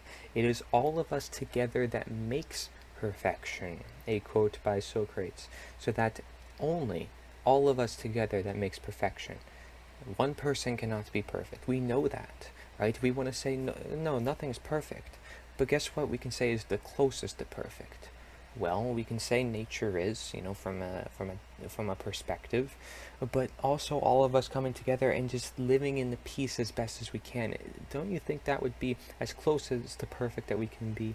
Is if we maximize our peace, we maximized our abidance to nature because that's the very world we live in, which involves some dangerous activity going on, which is not nearly as much as that of government commits, because it's trivial in comparison. And the fact that we can become self-sustainable, and that we learn more, and that through that we become more creative, and we'd have more potential, and actually we have more career options, and we'd have more communities, we'd have more friends, more family. You have all the potential there, and we're just gonna throw it away and say, okay, let's have machines do it for us, let's have government do it for us, and that they are the collective, actually. And that's the illusion here, is that technology, because it's so abundant now, it can actually be us. And that's starting to transition on people. But people can't forget that they are still the collective, and they are still the ones in power. Because those ideas are slowly fading away from their brain, but I'm here to remind you that you still have it as a human being. You are all put together as one human being by many systems in your body alone that work as a collective to make you this perfect blueprint for healing. Yes, you have the perfect blueprint for healing. Your body has all the organs together that are supposed to work together. It's a collective system. So we can do the same thing amongst the world in the so-called quote-unquote political realm. But does that mean a collective of governments? Collective of mind control agents? No, a collective of people, for we are this system anyways, right? We are to be the system. And by saying that we are the system, we really are without the system. Because that's when we are in the most control of ourselves, and we've seen it. So if it's all of us that make up this perfection, and we want to live in a better world, don't you want to live in the most utmost, closest to perfection world? As perfect as it can be, which is imperfect, which is having people who are unique, which is having, two genders, mate with one another, and people can make more genders or whatever. It's fine, but it's honestly, like, you have to base this in reality. The law of gender applies, the principle of gender, and the principle of polarity. It's all connected here. So understand that you cannot reverse these laws. Like when I say two genders mating, it's because there's no other combination in the world other than man and female that can get together and make a baby. That's simply something that is innate. And you can say, oh, well, through technology we can do this and we could do that. And does that really make a perfect world because you can just bend the wheel of nature? Does that make it perfect by changing it nature and rewiring nature? Because I feel like that's only going to cause more harm. We've seen only time and time again that it causes more harm. And we know by the very natural law itself that if it violates natural law, it's likely going to hurt you at the end of the day. Karmic reaction is going to come right back toward your door. And it just takes a matter of time to do so.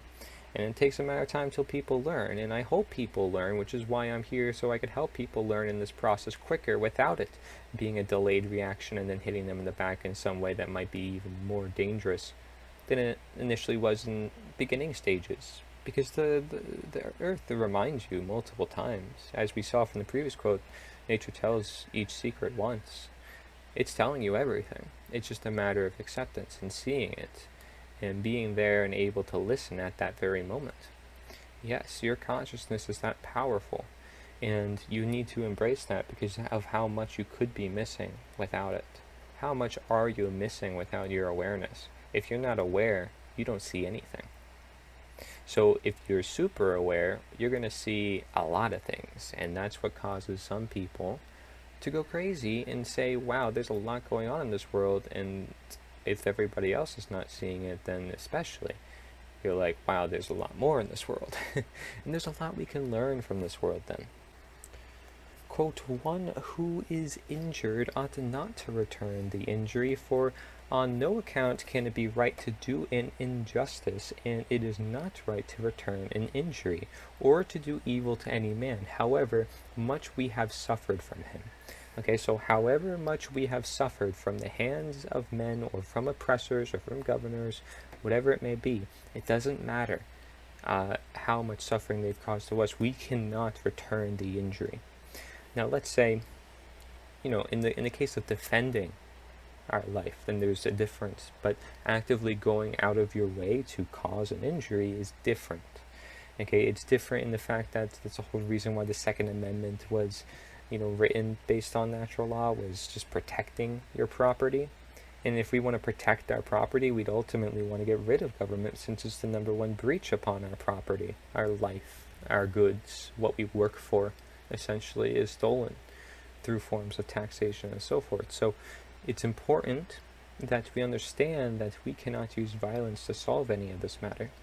We talk about all these solutions, we talk about all these quotes, and the last thing I want anybody to do, the last thing that I don't want anybody to do ever, is actually commit violence. That's the one thing we cannot do at all, in any means necessary. And I'll say it again and again, but it doesn't help any cause. It is not right. It is innately immoral. You are feeding evil. It says to do evil to any man. So if we have suffered from man, wouldn't that make them evil as well? So if we are to hurt them, and that's evil, but yet we're suffering from man, which are evil, what do you think that's going to help by fighting evil with evil? It's not going to help anything, because we're looking at the idea, we're looking at the premises, we're looking at the principle. So all I see there is evil plus evil equals evil. I don't see evil plus life equals a conflict of balance, to which then we can create a greater harmony and understanding. No, I don't see that there. Okay, so this is a quote by Socrates. So the next thing we're going to talk about is the one of the isms that we can learn a lot from. Historically, a lot of different writings, a lot of different religious texts have been based on this, so that's why I'm covering it. But again, just get the underlying premises. And the reason why I go over this is you'll see why. The Tao is it's often referred to as the way of nature. So if we're talking about nature as the answer, it would be helpful to know the ways of nature then, right? Now, maybe it's not as to the point as natural law, but it often has a lot of learnings from it that we can learn from a human perspective, and I think that's always good. That's always good, is to get a different perspective on the world. And I'd say this one is really worth knowing. Okay, this is something that even has its roots in medicine and different philosophies alike. Okay, so it says the Tao is to escape the, quote, social, political, and cultural traps. So we already noticed that there's a lot of boundaries in people's way. Okay, and that's of life, which one must escape by. Okay, and then there's 4 things. It says 1 is rejecting formal knowledge and learning. Okay, and so that is escaping cognitive dissonance, essentially, which is this idea that you hold on to one idea and you are unable to change your mind given conflicting information. You are too stuck on one belief system. You are stuck on statism, and there's no other way out of it. That's sort of what number 1 is talking about, rejecting formal knowledge and learning, because it allows you to innovate. It allows you to challenge your current knowledge with interjecting knowledge that is new, that could help you actually learn more. And number 2 is relying on the senses and instincts. You got to rely on your gut feelings. You got to rely on what nature has essentially given you. Okay, it's not just about science and having all the statistics. Again, it's about feeling and listening and knowing and using your consciousness. Okay, not just all about feeling either, though. There's a lot of people that just run by feelings only. There's also a lot of gut feelings. There's a lot of understanding that is involved with the instincts, where if you can train the mind, you can train the heart as well. There's different aspects to that, because you see how overbearing one organ may be, one way of belief system may be. How if you feel like you have to change the world at all, it must be through government. Or how if you have to think one thing at all, it must be through science. Okay, so we have these tendencies to overbear certain things. So to keep in mind the holistic point of view. Number 3 is discovering the nature and rhythm of the universe, as we've been describing the natural law and the rhythms. Like, this is perfectly describing it, which is why the Tao is really important. You even see up here the yin-yang symbol. So this is really important to understand for the principle of polarity, which is in natural law, which is why it holds to be true, and many people have been talking about it. Okay, so discovering the nature and rhythm of the universe. What are the patterns that we see? What do we see coming up over and over again as we've detailed in history? What do we see as something that we need to notice? The messages that are being given to us. The as above, so below philosophies. Then number 4 we see is ignoring political and social laws.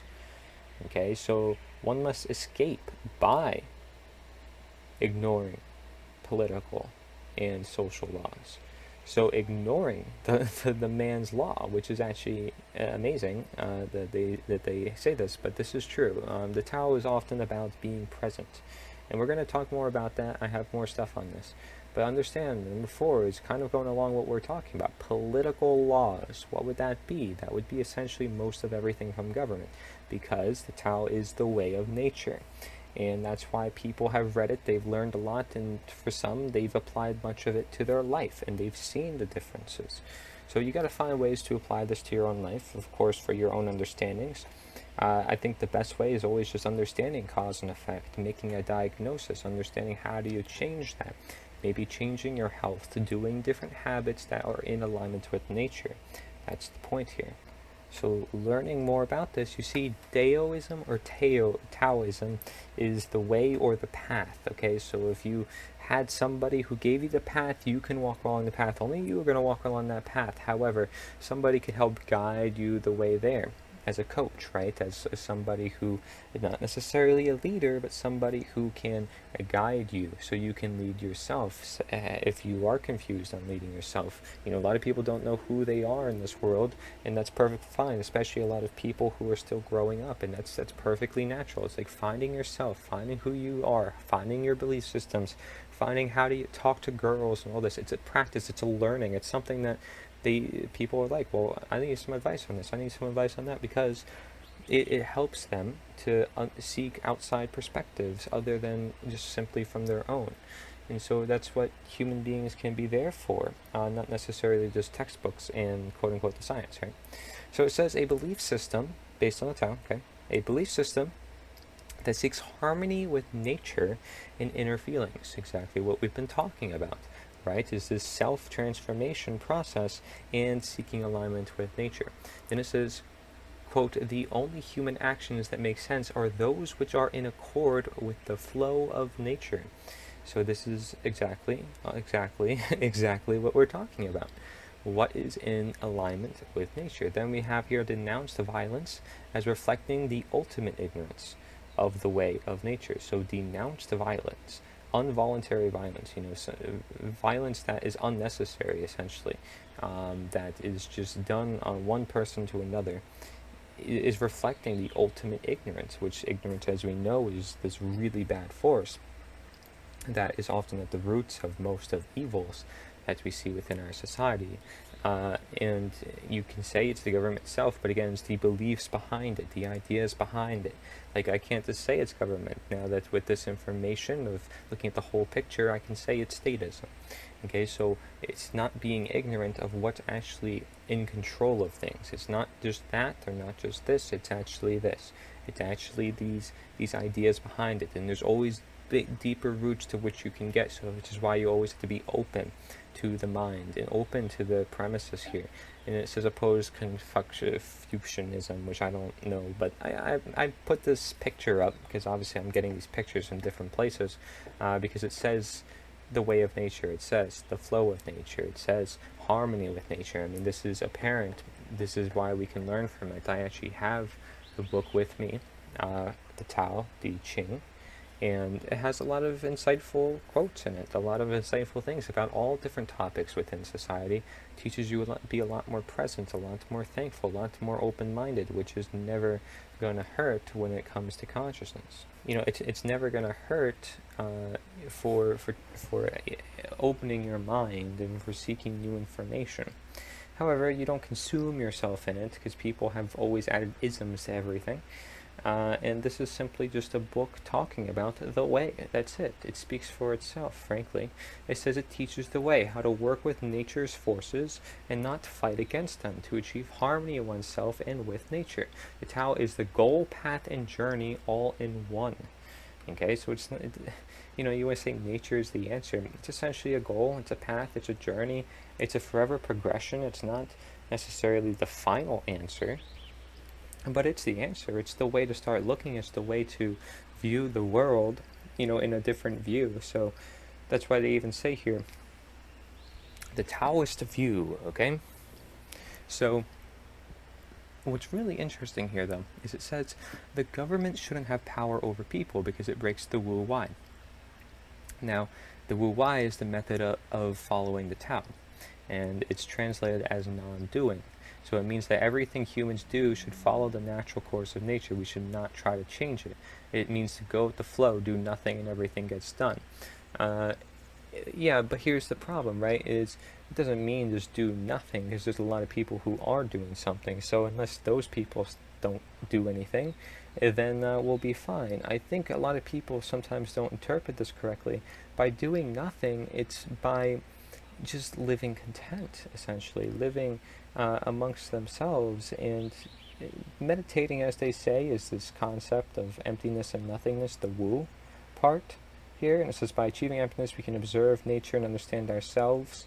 We have to empty our mind of any impulses, aspirations, wishes, or desires that are against the Tao. So, it's a little strict on boundaries here, but I think it's very accurate, from my point of view. Understanding the Tao is very accurate as a depiction of nature, and I think everybody should know about it, shall they want to understand more of nature in this lens of greater knowledge and greater wisdom. So to do nothing, what does that mean? Does that mean to sit back and don't do anything? It's impossible. There's always going to be a human footprint. But the point is not to actively go out of your way and seek to rule over other people. I see it as that. If it especially is not natural, it's not with nature's forces. Okay, so then there's also the T here, and that says the power of a thing is its virtue, identity, and integrity.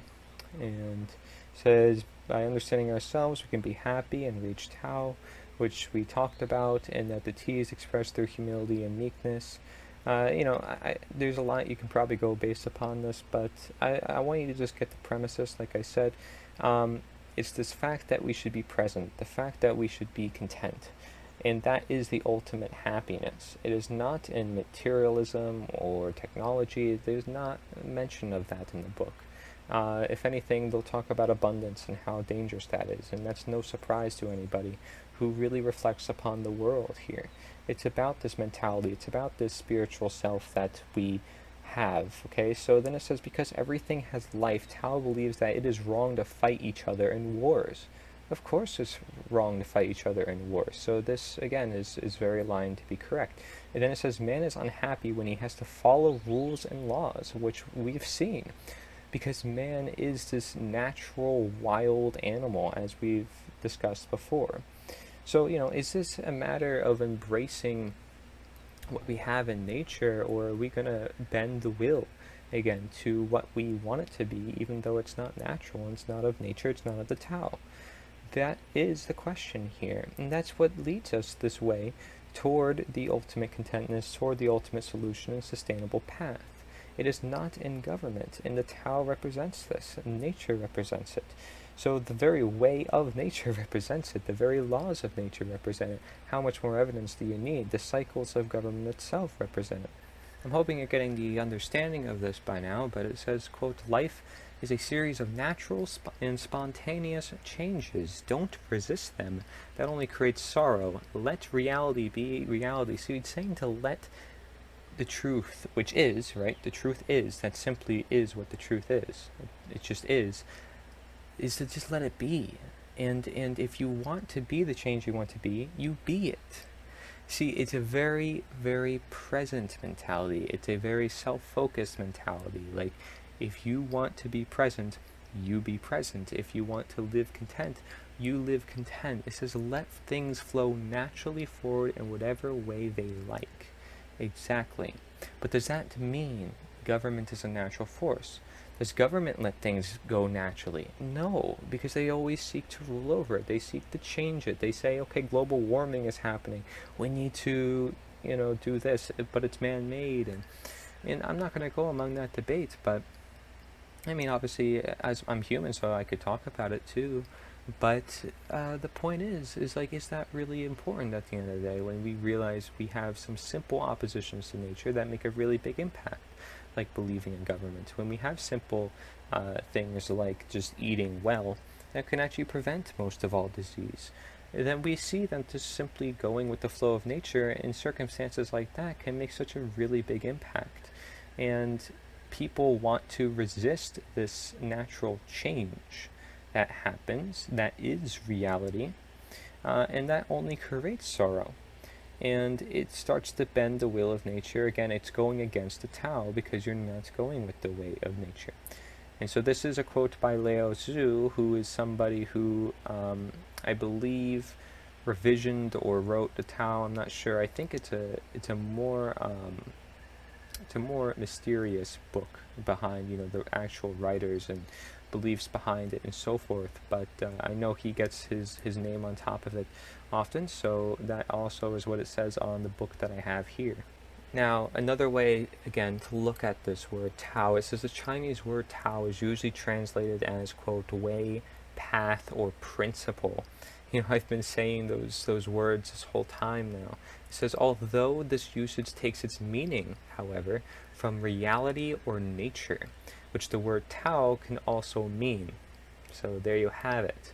If you just replace the word Tao with nature, it's essentially saying nature is the answer in almost every context that it says follow the Tao the Tao is the way, and so forth. And it says which the word Tao can also mean. So the proper path in life, says Taoism, is one that works in harmony with reality, one that works in harmony with nature, the essence of the natural universe. So if you work with reality, what is real, what is essential, the principles, the truths, then you're working with the natural universe. This is really accurate.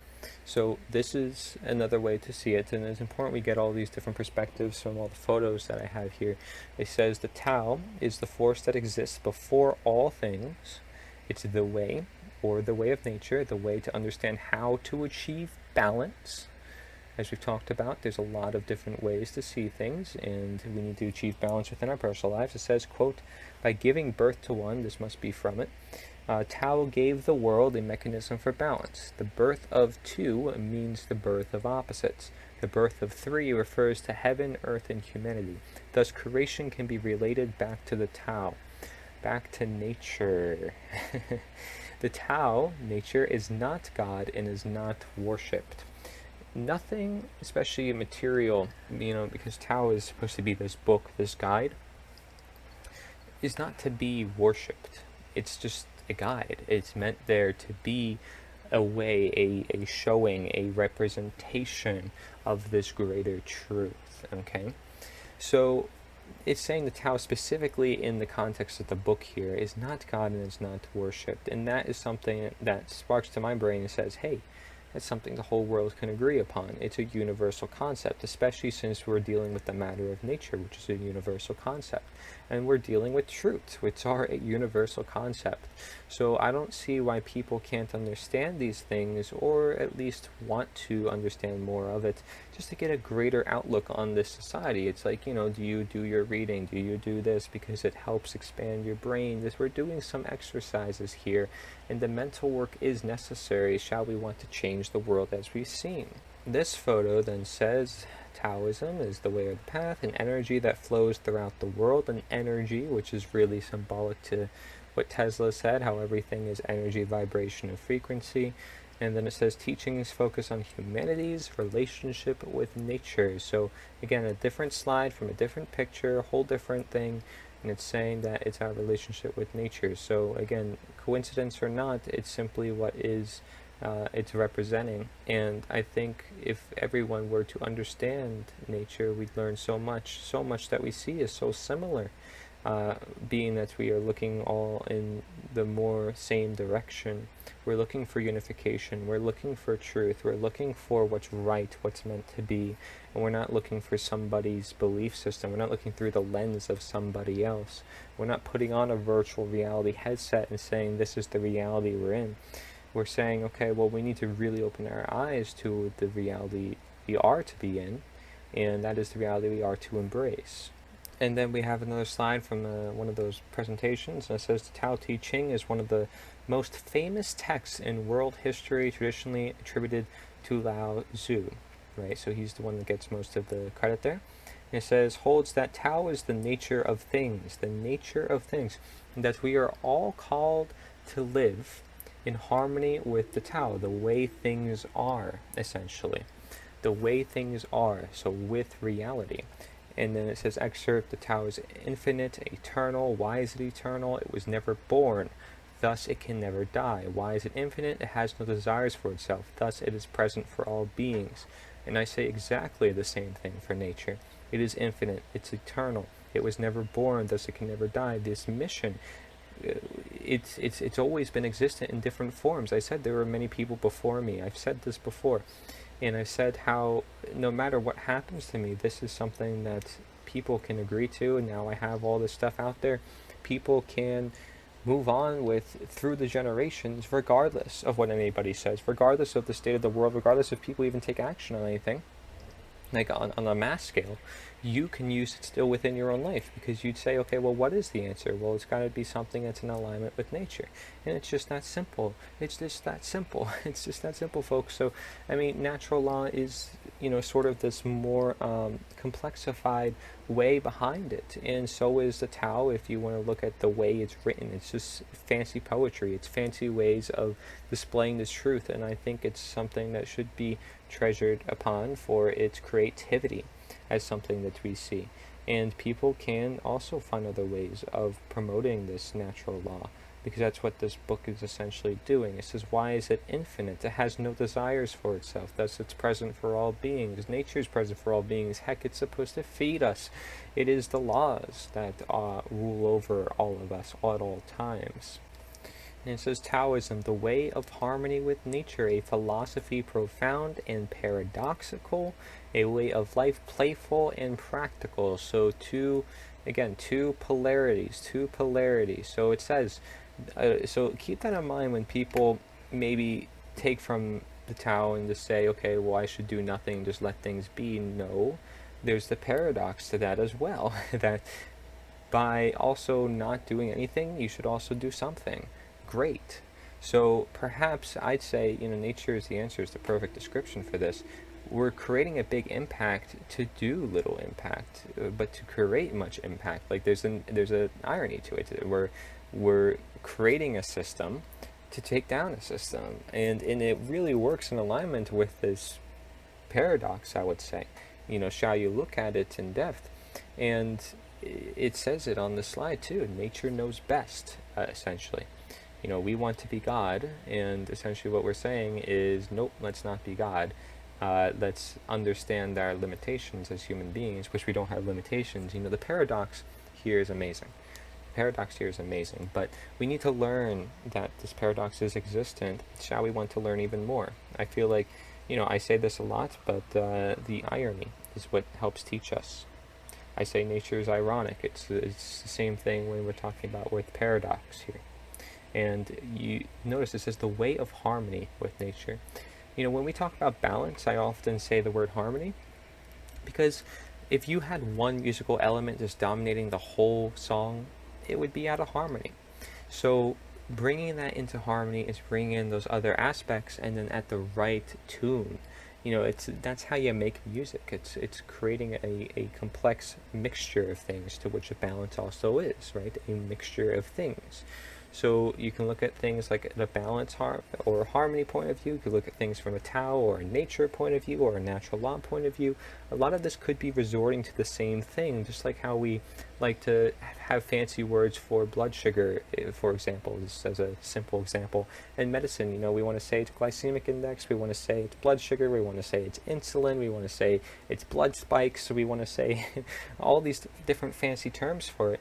Carbohydrate load, who knows? But that's what we want to do, and sometimes it is basing upon the principle that all those of which it stands.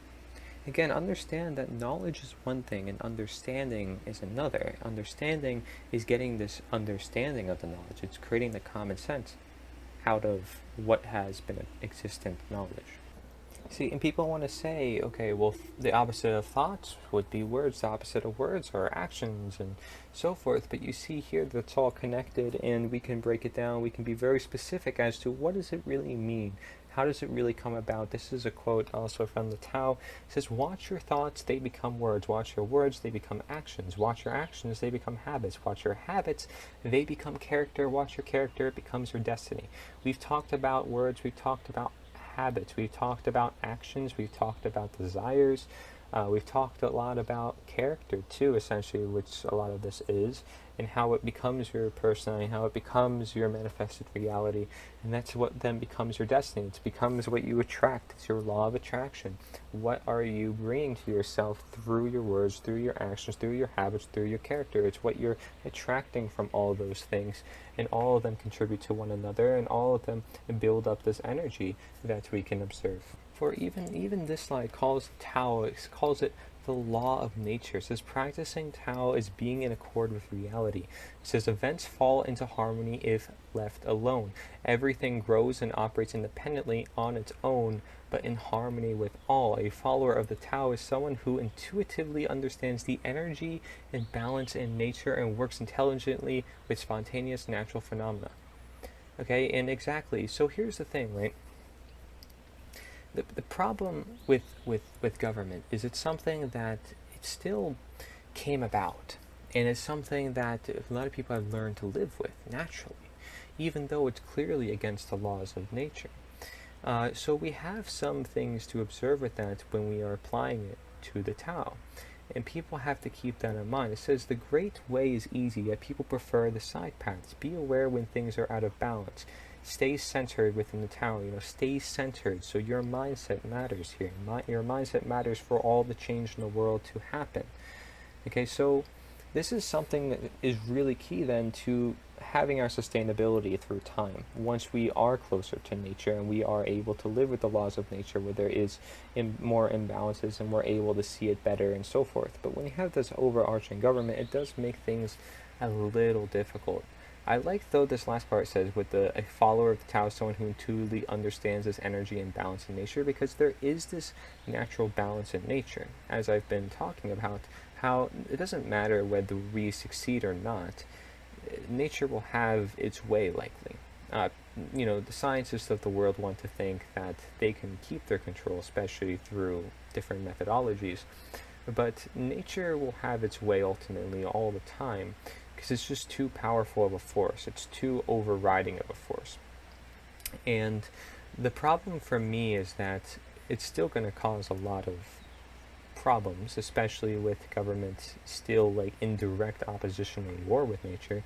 But there's going to be a lot of deaths involved. There's going to be a lot of harmful turns to the cycle that I've depicted in my writings and so forth, because I understood that, yes, even if I were to sit back, everything will fall together on its own, but that's the point. It would fall together, and I don't want people to fall. I don't want death happening. By this movement, again, is to prevent as much harm. It's to reduce the harm done.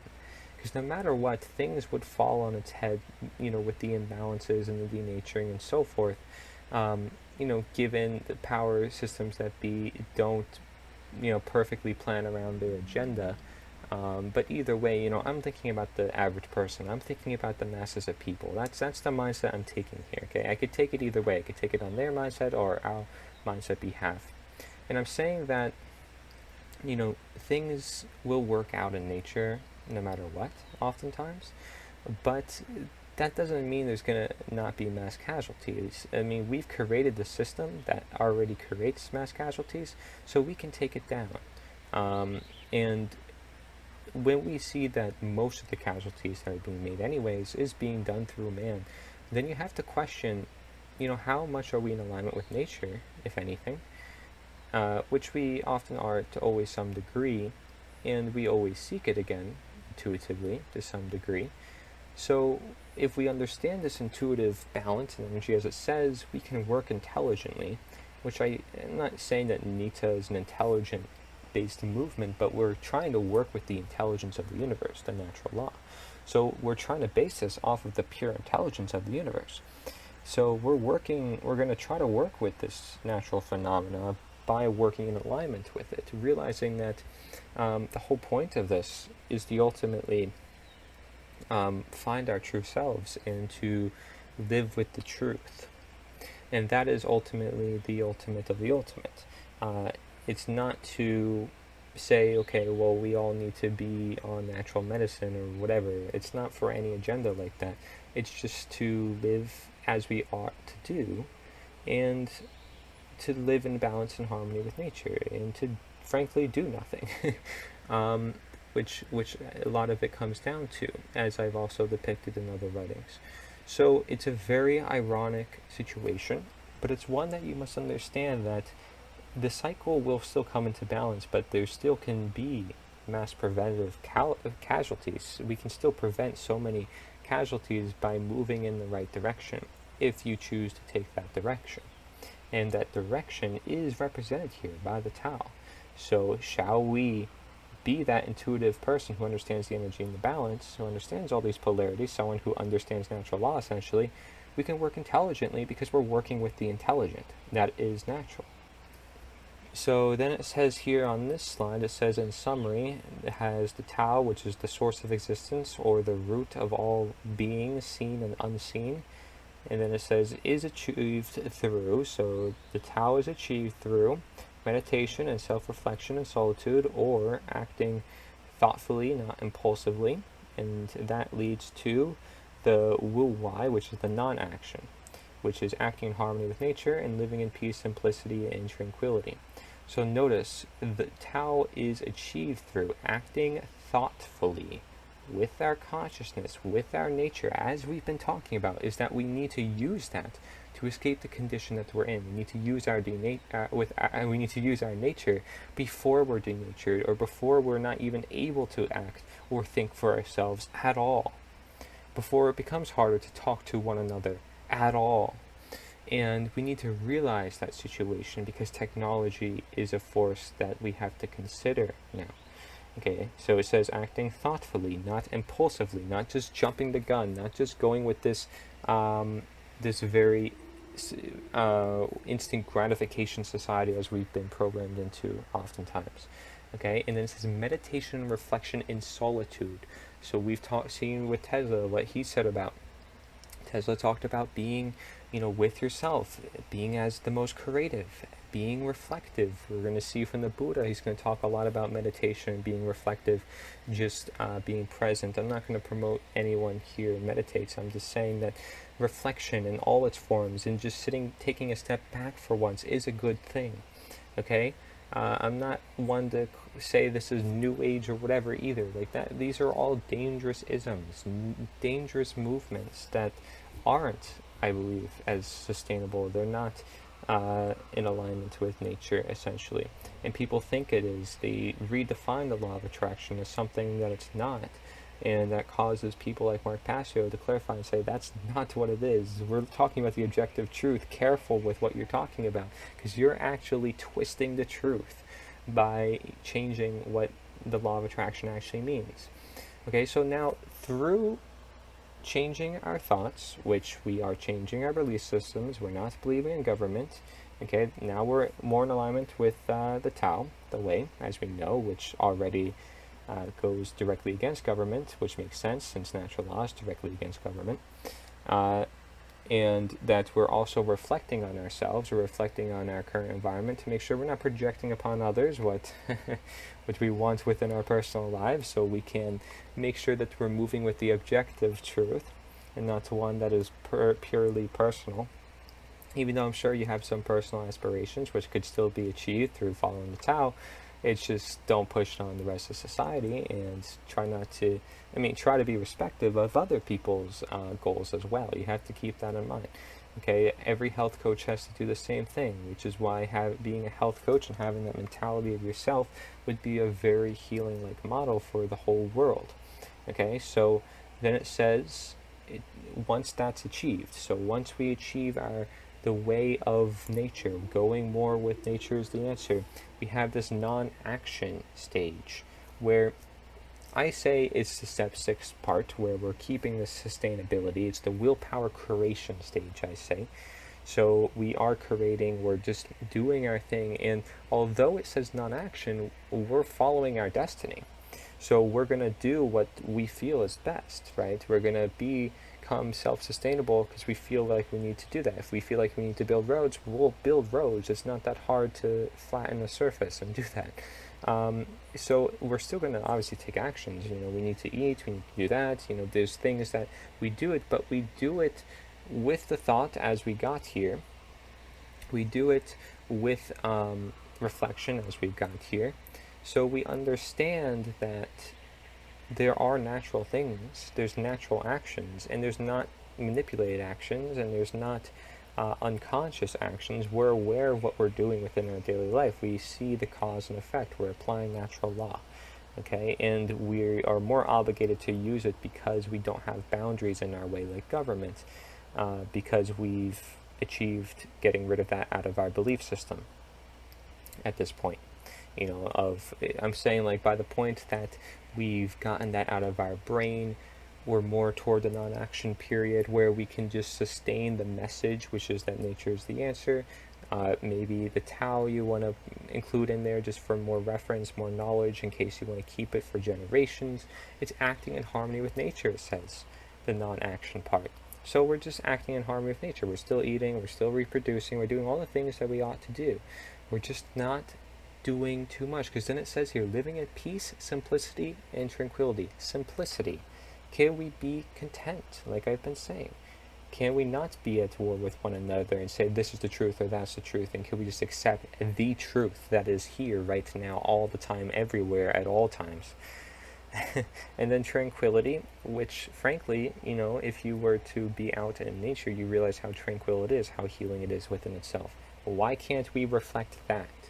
Why do we have to push our idealism, our mindsets upon the world of nature and turn it into something more destructive than it actually is? Now people are scared of the dark when it could actually be a beautiful thing to some. Some people are scared of this or that because the movies have programmed them to do that. And it's created this association where it's hard for them to reflect on solitude. They're afraid to even be in solitude. And if they are in solitude, they're super depressed and they are not reflecting. They feel like they always have to do something, that they can't meditate or they can't do breathing exercises. They're always taking fast breaths, and that contributes to a worse cardiovascular system. And they're not acting thoughtfully because they don't know anything about cause and effect, and the schools didn't teach them anything about that. And their parents didn't help them understand right from wrong because they didn't understand objective morality.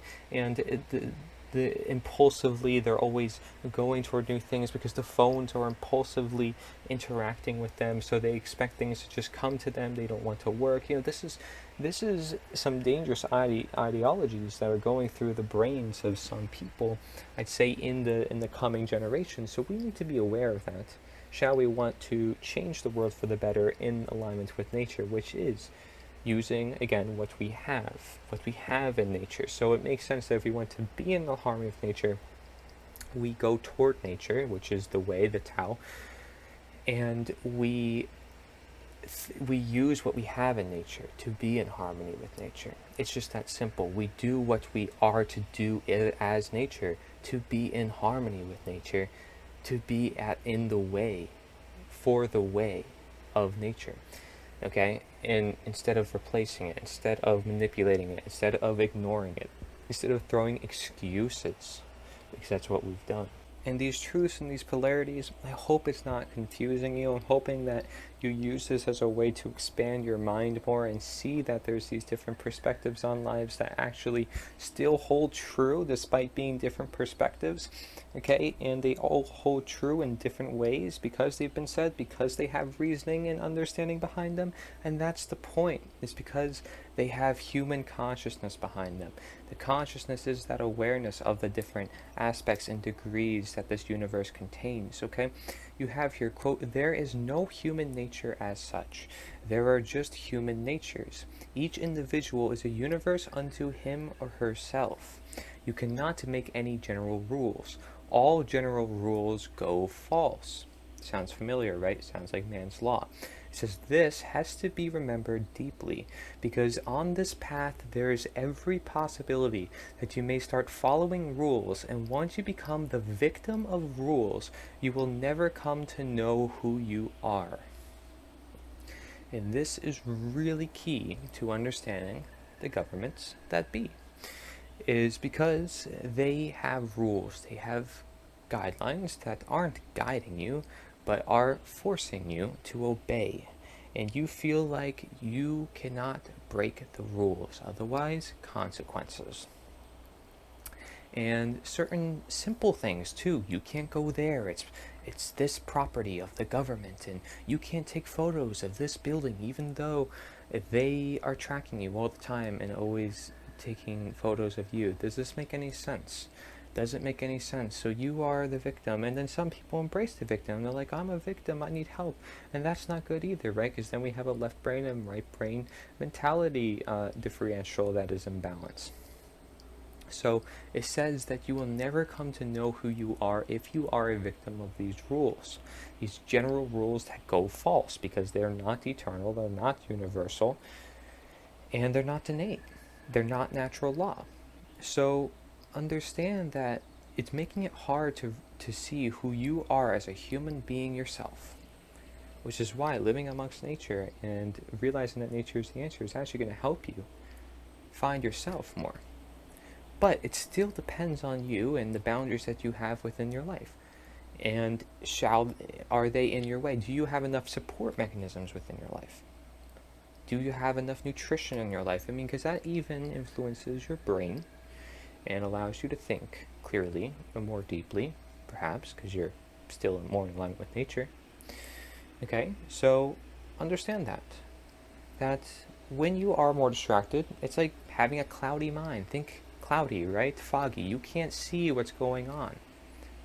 Okay, so that's what's happening in your brain when you have all these things in its way, all these obligations, all these things that you have on your mind. Your mind isn't clear. It's not in a meditative state. It's not in a aware state. It is being consumed by other things. And you have to question sometimes, who is consuming you? What is consuming you? What's taking that life force out of you? What could you be doing for your great human potential otherwise that is being restricted or held back from you? These are the questions that also represent your potential and show your limitations that you are essentially putting on yourself. So realize that power that you have, the willpower, the consciousness, again, all those things that make you human. And that was a quote by Chang Zhu, okay, Tzu, if I'm saying that correct. But you see here that this is the Tao Chi, which is representative for the yin yang, and this is a common logo for the Tao, so it makes sense. You have here just the different prototypes, archetypes, whatever you want to call it, of what each means. Okay, and one you may see is like the sun, another the moon, one woman, one male, left brain, right brain, dominant, passive, you can make a lot of different relationships with this. Mark Passio often uses this for reference in natural law seminars as well. And even this picture here, talking about the Taoism, says here, quote, regard your neighbor's gain as your own gain, and your neighbor's loss as your own loss. Again, putting yourself in somebody else's footprints. Being compassionate, understanding their condition and how that's still among your environment. So if somebody feels bad, are you going to have any empathy toward them feeling bad? Or are you just going to just ignore it or laugh it off? Because you have to realize that they are still somebody who could be very close to you. They can be somebody who can impact your life if you help them out, or if you understood why they did what they did. Then you'd understand, why they feel the way that they feel.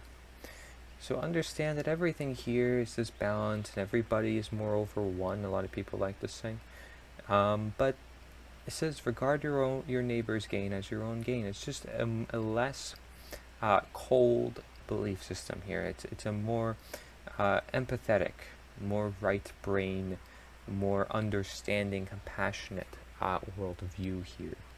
So what they receive, you receive, and you see it as such. That way, it's essentially the golden rule.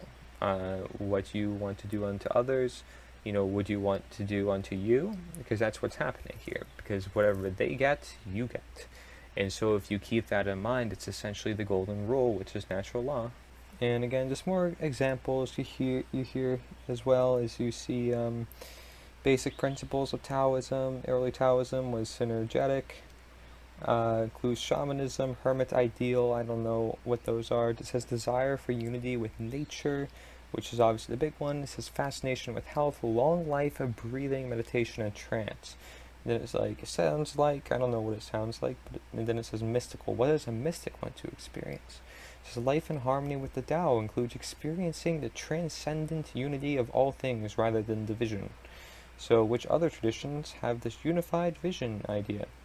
So I don't know what that means, essentially, but I like the fact that this slide mentions health. I like the fact that it mentions long life, because that all goes alongside nature. That cannot be left out of the picture. It's like people in the health field not talking about the government, even though clearly it's a big role in their life and it plays a toll over their health. Same thing with sports sometimes. Some people live for sports. They're like, I need to see this game. They actually take out hours of their life in order to sit and watch that game, even though they could be doing other things with their family that maybe their family wants them to do instead.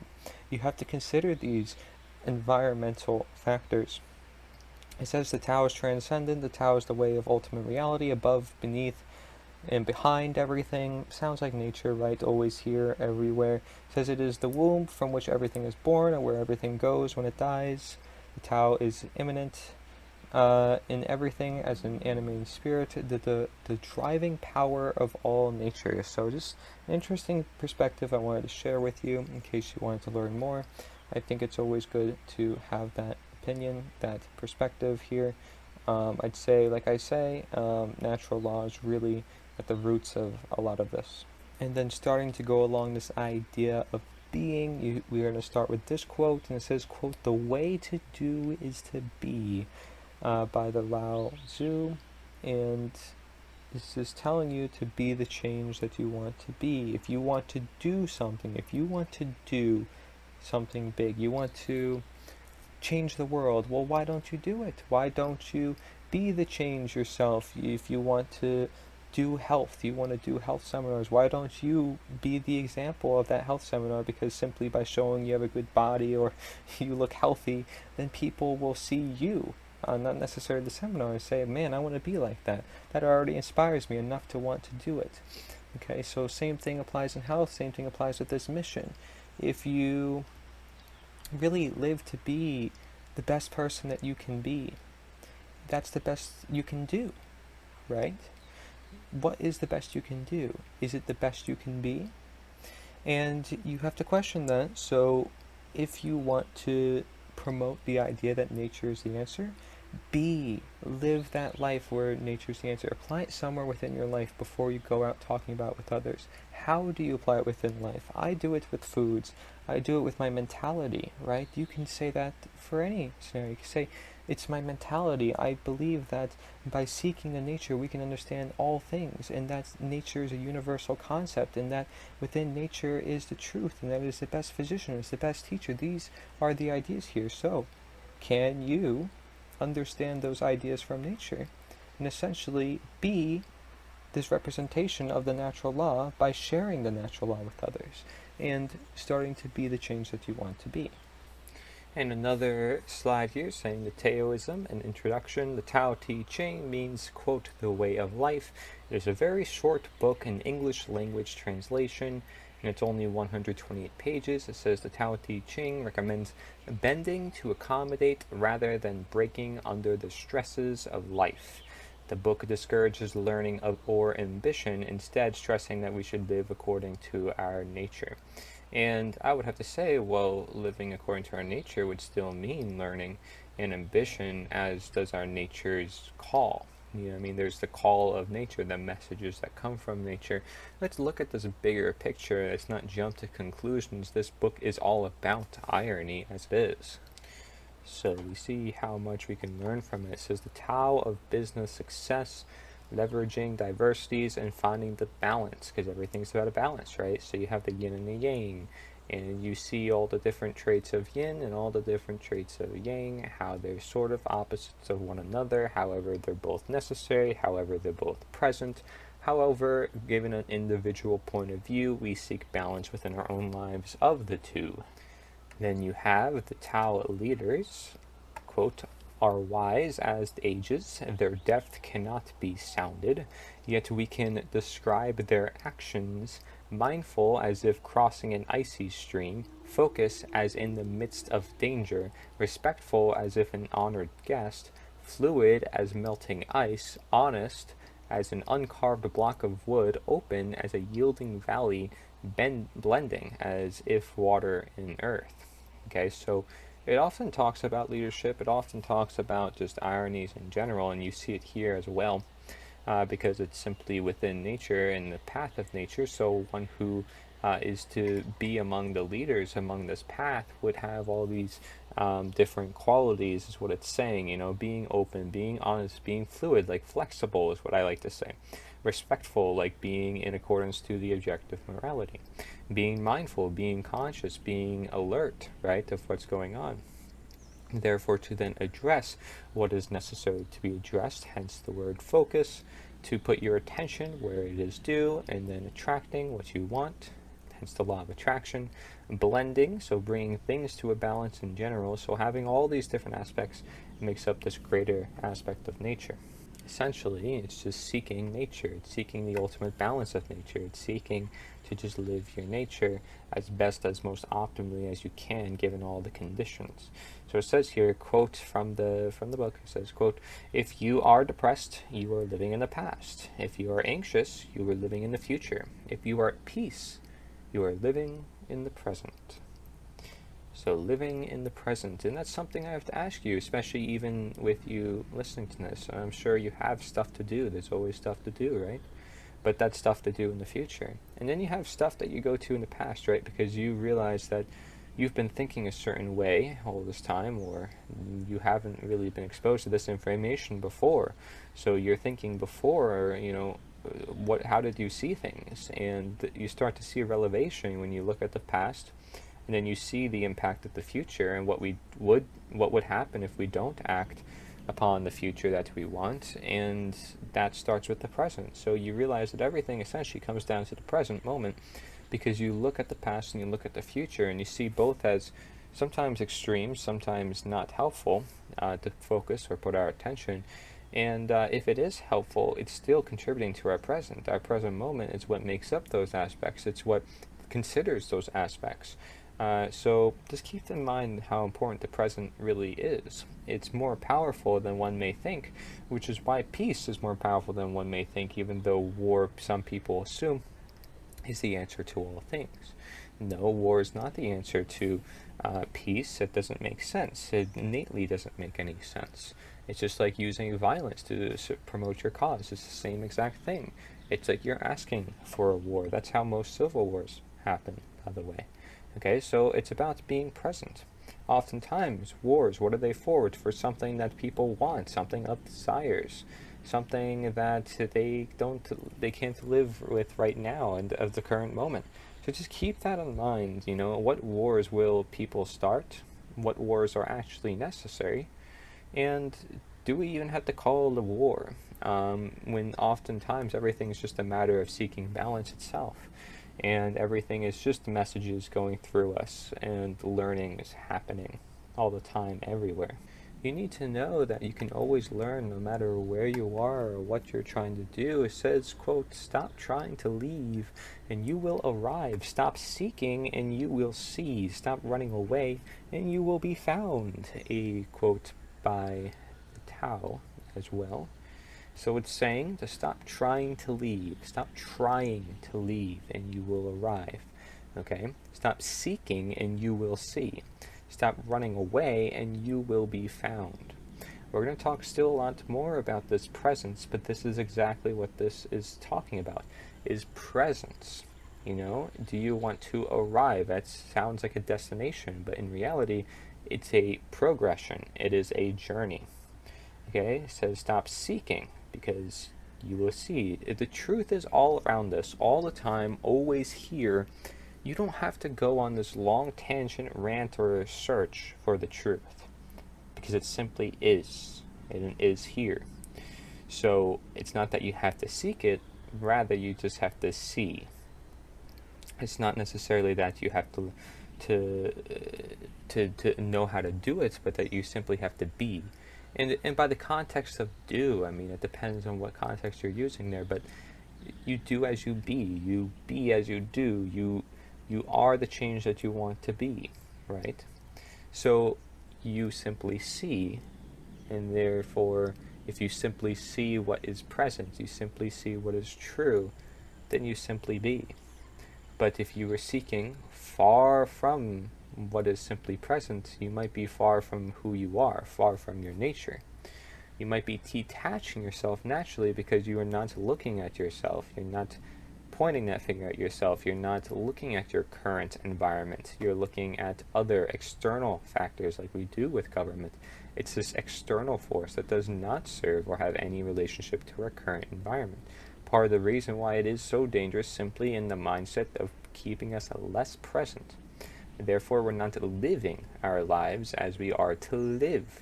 To live is a present term. You know, to live is to be present. It says stop running away and you will be found. You know, a lot of people are running away. Again, government is a system built on fear.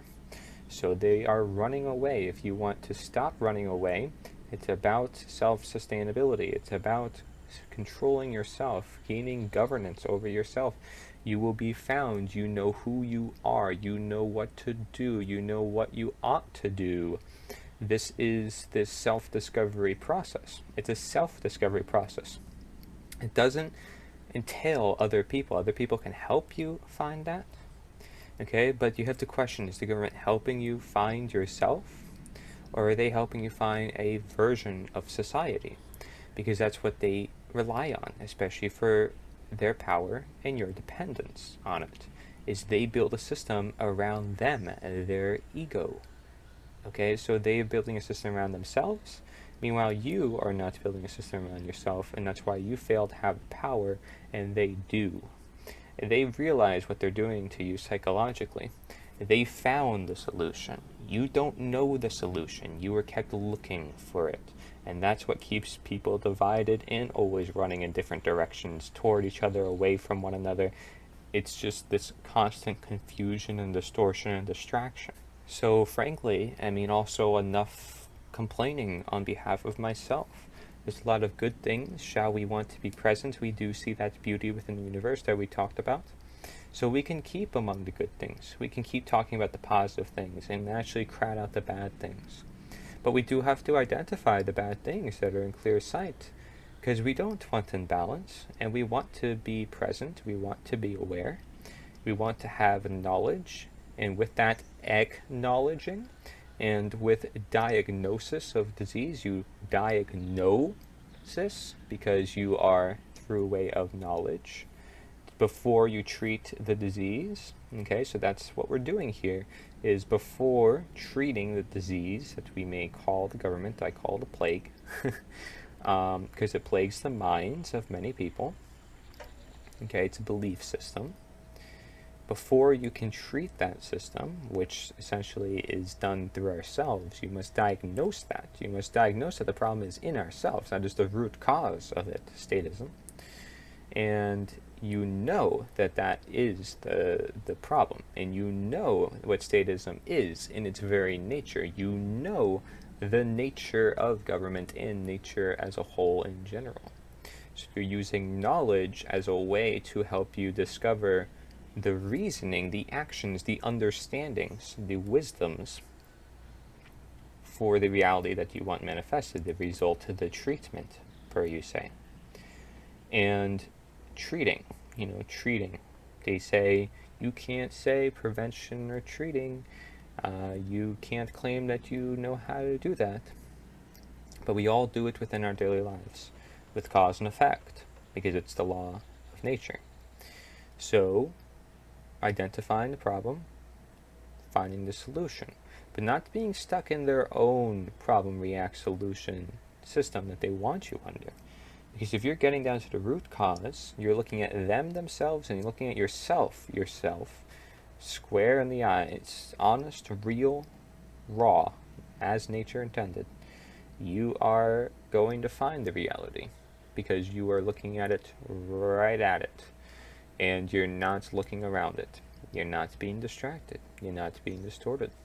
And this is about being present then. This self-change, this self-discovery, the change in the world is going to start with you being content, you being present. So now we're going to talk a lot about that. And you see from this photo, we have the symbol, I believe, perhaps of the Buddha, or we're going to get closer to the Buddhist understandings of this as well. And you see why there's many movements who are around New Age philosophy. As much as I don't always agree with them, and they like to distort even the simple meaning of natural law, which is not good, we have to understand the good sides of this, that they're switching around and that they're changing. We're going to look at simply what it says within the practices of ancient traditions, which is Buddhism and a lot of the isms around there, okay? But we're going to be looking at this, and we're going to see what we can learn about this in connection to nature. This quote says, "Be content with what you have. Rejoice in the way things are. When you realize there is nothing lacking, the whole world belongs to you." There's nothing lacking because everything exists for a reason, right? Okay, you can create this or that because you feel it's out of destiny, but nothing's still lacking. You're just, again, improvising based on what has already been created. Okay, so nothing is lacking within the universe because, well, we have the truth. The truth is here. It's all around us. It simply is the blueprint of life for itself. So there's nothing that we really have to seek or go out for. We just need to have a matter of understanding, a conscious, content understanding with the world that we have here. And I think the word content is also very symbolic, like nature, because it can be either content or content, because it is what's making up the premises of the world. The content of the world is trees, people, elements, earth, all that stuff, everything. It's the all of the all, right? That's the content. And then being content with the all. It makes sense. The word content is spelled the same exact way. In just two different contexts, I think, provide a lot of insight simply as is. So it says, be content with what you have right now. Have, present word, okay? Rejoice in the way things are, present word, okay? So enjoy what is here. Enjoy what is now. The truth. You embrace the truth. You don't change it to your will. You don't bend it to your will and say this is the way it can be because we can structure all society to be this way. That's not the ideal situation. The ideal situation is accepting it and learning to live with it and optimizing your livings with it, as you are to do within nature. Okay? He says there is nothing lacking, the whole world belongs to you. Now, the whole world belongs to you is also something people can take two different ways. Whether they want to place themselves in full ego or actually, be empathetic toward others. Because the whole world doesn't belong to you. You are just among the world. Notice the irony there, okay? The whole world belongs to you, but you're also just part of the world. You can't be the one that is always thinking about yourself. Just because I say be self-sustainable, self-govern yourself, and gain control of yourself does not mean you can gain control of everybody around you by telling them that, this whole world revolves around you. This is absolutely contradictory. That's casting a shadow based on what you're telling others. I mean, this is the perfect example of the shadow where you are projecting what you yourself is doing. So understand that the whole world contains you. And sure, it belongs to you because it wants to serve you, right? There's all these foods and stuff like that, but the whole world doesn't revolve around you alone. That's the key here. It's not you alone. You have many things with you. That's why you're never alone. So keep that in mind, that we don't want a left brain or a right brain imbalance. We want a centrist worldview based on presence in a mindset, a heart, a gut, and all that was given to you, so that way you use it to your best, most optimum potential. Quote, by letting it go, it all gets done. The world is won by those who let it go. But when you try and try, the world is beyond the winning. Now this is really symbolic too, and I like this photo. They're just laying down, they're relaxing. I think the world needs more sleep. I mean, clearly, people don't have simple health uh, potentials as we already noticed. I mean, they don't get as much sleep as they need to. They're not drinking as much water. They have all these things. This should be clear signs to many people that the world is in more danger because of just the simple fact that our health is in danger, or the simple factors of our health are in danger at the very least. So it says by letting go, it all gets done. By letting go, okay, and we said that by letting go in nature is a very ideal situation. We talked about in previous quotes. It says the world is won by those who let it go. Yes, who let it be, who don't try to be God. So this movement that I'm starting is not to reverse this condition of humanity, but to just open themselves up to what is already what is meant to be. I mean, we're not trying to change anything. We're just trying to, if anything, change ourselves in the way we see the world. The world is perfectly fine with or without us, and it will likely have its balance no matter what, which is why it's beautiful. But what we're trying to do is reduce the harm done by this turn. And by reducing the harm to the maximum, we're saving many lives, and I care about people's lives. I'm an empathetic person. I'm not a scientism elitist who thinks we can just rule over the world and change it any way we want. No, we all need to let go. But that's the thing, we all need to let go. But when you have these few people in power who choose to always change the world in whatever direction they choose, and show people that they need to do this or do that, and pull themselves this way, pull themselves that way, and they're always feeling pulled on, which is why they're always so stressed and always so worked out, it's because they're not letting go to themselves. They're not letting go to nature. They're not laying out in the sun like these folks are always. When's the only time they get to lay down? Maybe for a couple hours a night, of which they can't even sleep anyways, and then they have to go back and do the same old schedule every single day. And I know this can be very harsh for certain people. I understand that. But if it's saying the world is won by those who let it go, it's like, do you take enough breaks? Do you take time to relax and center yourself? Like, what does that mean, when you relax? That you are more in alignment with yourself. Why is that? Why is it that when you go on a break and you give yourself more time, that you find yourself and you have more direction in life? It's only because, well, you're becoming more present, and you're becoming who you ought to be through recognizing what is being, and recognizing that you have control over your being, especially when you slow down and actually take a step back for once from all that's going on. There's always so much that's going on in this world, okay? But it says when you try and try, the world is beyond the winning. You can push yourself, and I encourage nobody gives up or anything upon their efforts here for this movement, but don't try and try to an extent that's outside of human boundaries. Don't try and try to an extent that's outside of nature, because there still is a level of health that you have to maintain for yourself. There's still a level of competence and contentness that you have to maintain for yourself. You need to put that stuff first. As much egoic as it sounds, there needs to be a balance between what you're putting out there and what you also are receiving yourself. And you need to receive that sunlight. You need to receive that warmth, that relaxation. It's not about winning. It's not about saying, okay, I'm the victor here, now I get to choose all the rules, because that's what governments have been doing. And when people want to change the governments, that's what happens. It's not about winning. It's about simply living as we ought to be the happiest that we ought to be the healthiest. That's not in winning. You don't become happy and healthy by winning. You become happy and healthy by living content and living your purpose, living your duty, and working in alignment with the forces that be. Not the powers that be, but the actual infinite powers that be.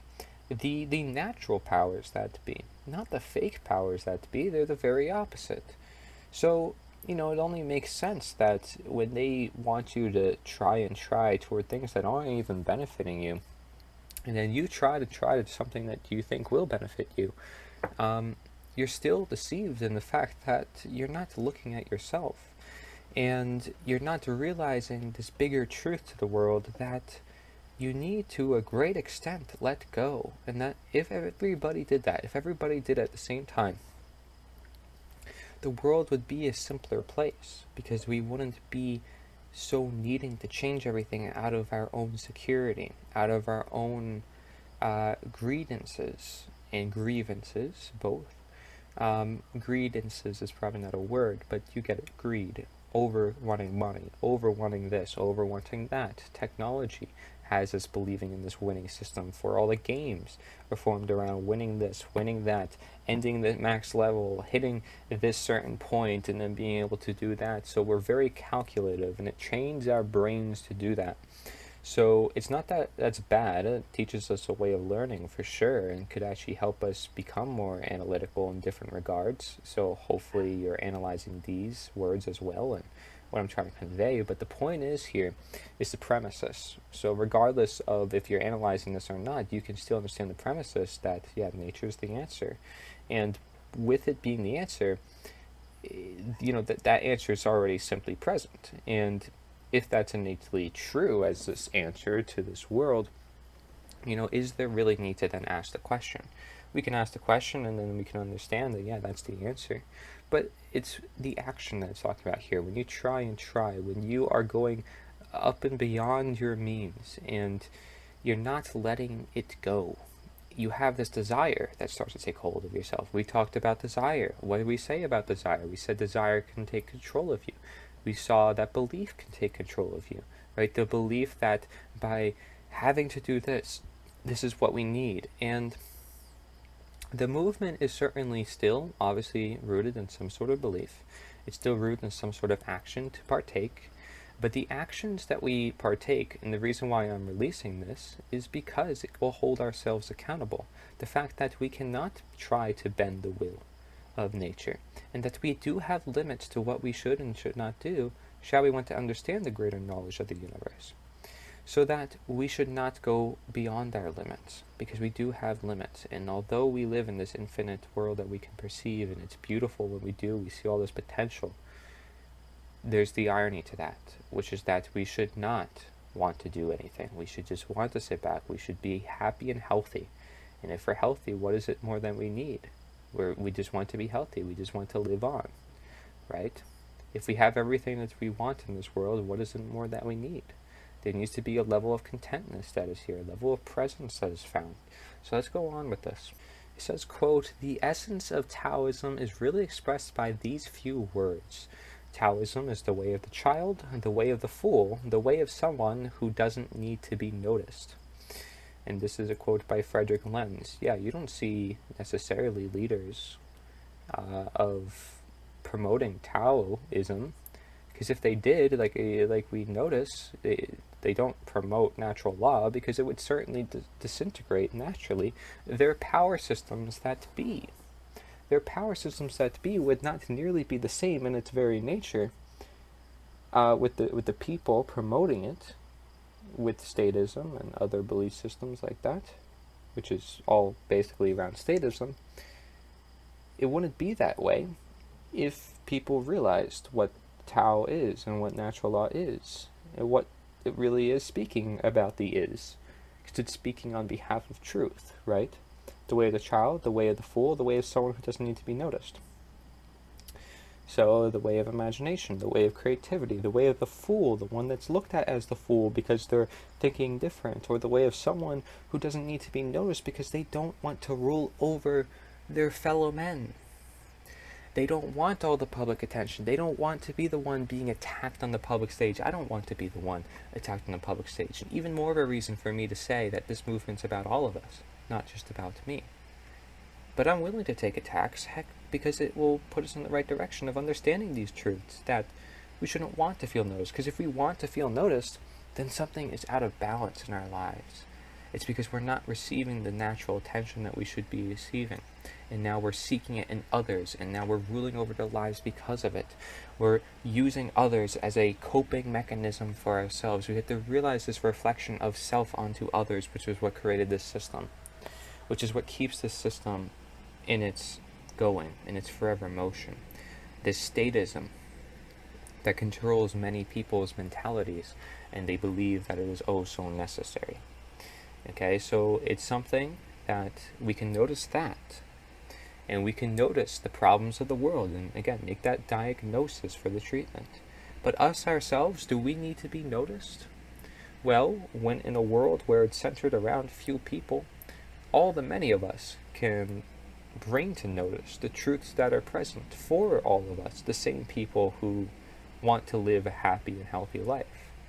We're not asking for new people to be in power over the many people. See, that's just so counterintuitive and contradictive. But to instead change ourselves and to notice our tendencies, to notice our belief systems, to notice. And if you don't think any of this is possible, it is possible with the simple nature is the answer, and then other people holding each other accountable, as long as statism is not existent. Because as long as statism is not existent, there's the greater obligation of people being self-sustainable and having to defend themselves and having to build communities. This natural accountability mechanism is put naturally into place. This wisdom is naturally sought out. This creativity naturally proves people's destinies. I mean, this is the beauty of it, that people don't always realize it's there, but it is. It is there. Once you take out these systems, you're taking out belief systems that are controlling the system. And that belief system, once you realize the danger of it and why, which is the big question, then you really see how we can achieve anything we want in this world, because it's the natural law. It's the law of attraction. It's what they want kept away from you. And that's what I'm trying to get you to notice. I don't want to be noticed. I want you to notice that. I want you to notice nature. Not me, nature. Taoism is the way of nature. To be a leader of Taoism, you're the leader of the way of nature. You should be promoting the way of nature. To be a physician, you're treating through nature, as Hippocrates says. So you're just a guide for nature. You're not a leader of nature. There's no such thing. That would be God. That would be this consciousness that is overruling it, right? But nature itself is something that we ought to guide as human beings. Shall we want to achieve the world that we want to achieve, given all this philosophy and wisdom about it? So perhaps may you see it that way, then that is the way, because it's our mindsets setting that way, paving that way, for us to look down that way. And we don't need to be noticed by that. We don't need to be noticed. With the simple truths present, the simple truths being embraced by every individual, you don't need certain people on the public stage. Certain people could be on the public stage simply because they create more impact around this guidance. Great. That's great. But they should always encourage others to do the same. They should encourage others to notice the same things that they're noticing and not to notice them themselves. Because this is not about ego. This is not about the individual person only as the individual, but it's about the individual person within this collective nature that we all live in. This individual within the many individuals. All the individuals, all together, under what? With what? All throughout with what? And so, let's talk about beliefs then. It says, wrong for people to fight. So this is the beliefs of the Tao, and you may agree with this simply on the premises of negative expression, positive expression, natural law is what we've been talking about this whole time. Wrong for people to fight, it says. Wrong for government to make rules and laws. Okay, then it says, against any kind of rules, diets, etc. Notice diets is a word there, and that's so big because anybody now in the health field is realizing how much of a scam diets are. how they're not universal, how they're not eternal, how they're restrictive. The same exact thing applies to diets as it does laws, and that's what makes people always looking for a new diet. Like, they're looking for a new government, new laws, new ruling body over their lives, because it's easy to have that sense of security, have it all given to them, so they don't have to decide for themselves or experiment for themselves or become self-sustainable and find the right diet for themselves. Okay, so the truth is, and you'll see this through a lot of my works too, is that dieting is a scam. Dieting doesn't work, frankly. It doesn't work. You can say that it works, okay, diet works, but it doesn't work entirely. And that's the problem. It's not universal, it's not of nature. It's something we made, and its very meaning, it means restriction. And the same thing goes here with these rules and these boundaries of laws that we've created as man's law. And we have to distinguish man's law from natural law, because the laws are supposed to, innately by the word law, is supposed to be something that is within the universe, something that is innate and here and to obey and follow. So when we say man's law, it's like we're presuming, okay, we must follow man. But if we're saying natural law, we're presuming we must follow nature. So it makes sense to say that nature is the answer. And the other way around would be man is the nature, and is humans the answer? So are you saying to every disease on earth and to everything that has ever been existing, even though we've been healing with medicine, natural medicine, for thousands of years, that man is the answer to everything? No. I would say certainly not. Man has been his own demise. And it's because he refuses to understand and recognize nature that is beside him all this time. And with a greater perspective of understanding that it is the answer, and looking at all the different ways you may understand that it is, then you may see that human beings can be far more than what they want to be, even just putting themselves as the answer. And they can still have all this great potential, but they realize that there's problems that can arise, because if they choose to rule over other human beings, there's problems. And if they change all of society, denature it, then okay, they can eliminate those problems, and that's what they've been doing. It's by denaturing all of society, they can have less karma on behalf of themselves, because all of society is changed in their role, in their direction. And I assure that most politicians that hear this, or even come to understand natural law, they still won't get it, because they've been trained into their certain way of thinking. And it can be hard for certain individuals to just grasp upon simple ways of thinking, such as this. Okay, look, the Tao had theories regarding the body, diet, breathing, and physical exercises, but it uses of herbs and philosophical injury, self-reflection, and meditation, the things that we ought to do, that we've been doing for thousands of ages, because they work. And then you see these governments like cracking down on that and banning people, killing people for doing that, when it could actually be super healing for them. Why don't you let people decide for themselves anyways? Right? I mean, this is just funny how the government goes against its own people. And then you have to question, okay, well then is the government really about its people? If they're willing to go against their own people because they speak out about this or they do that, then governments are certainly far from the people. And they are, because they are often the most denatured themselves. So understand that diets are very similar to man's law. Okay, and so it's wrong for man to make the rules and laws. It only makes sense. Why would another human being make all the laws and rules for another human being that barely knows them? I mean, it's like the same thing goes with this relationships. I talk about relationships sometimes because it's really important that people understand simple things like consciousness, understanding all the environments that exist.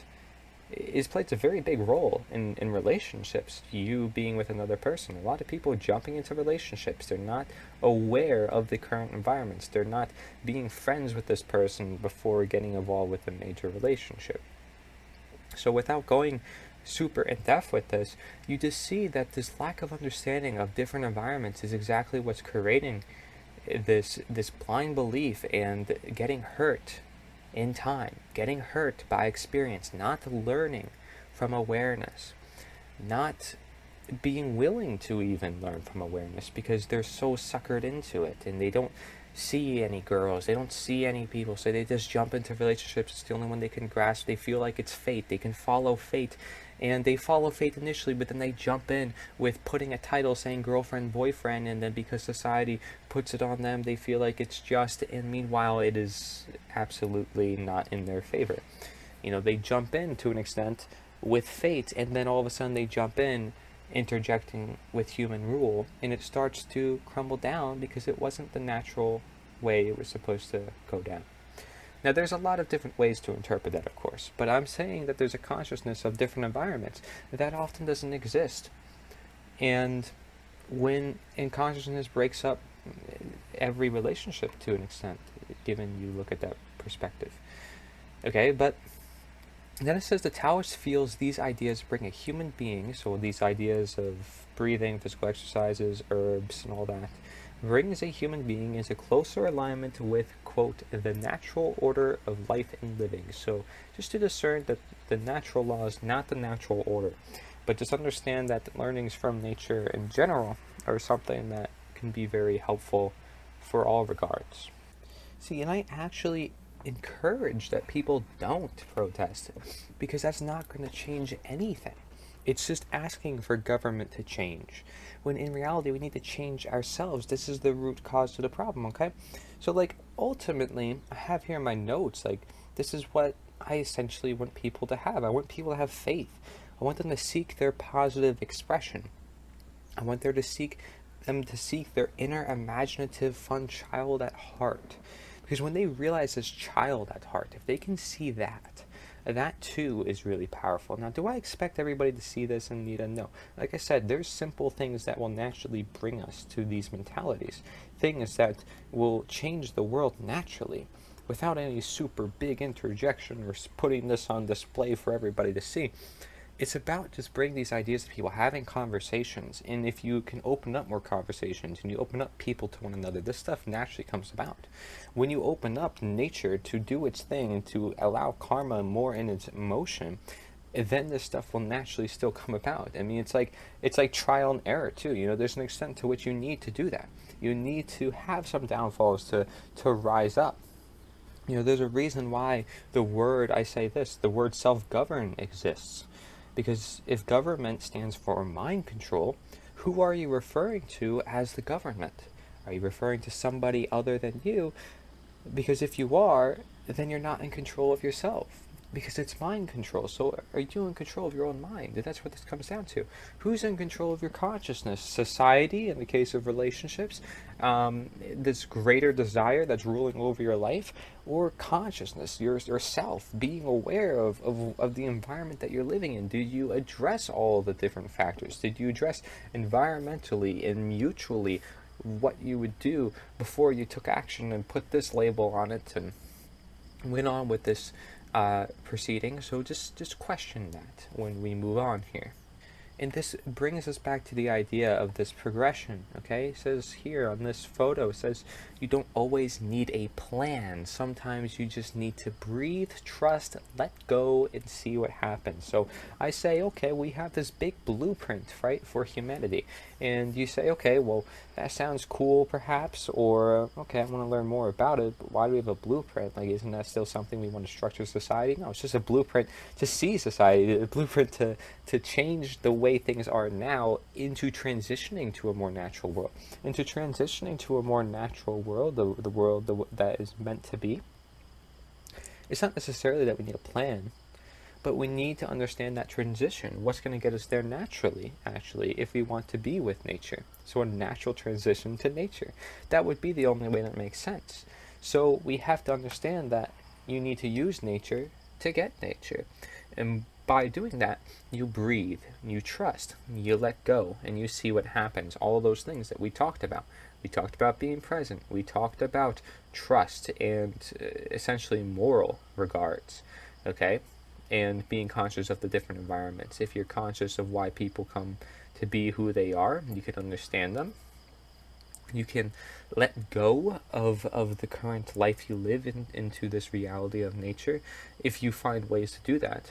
Okay, it's always about structuring your own life to do this, and see what happens. See what happens. There's an extent to where we can sit back, we can really just sit back and watch things in its motion because we naturally set the stage for it to occur.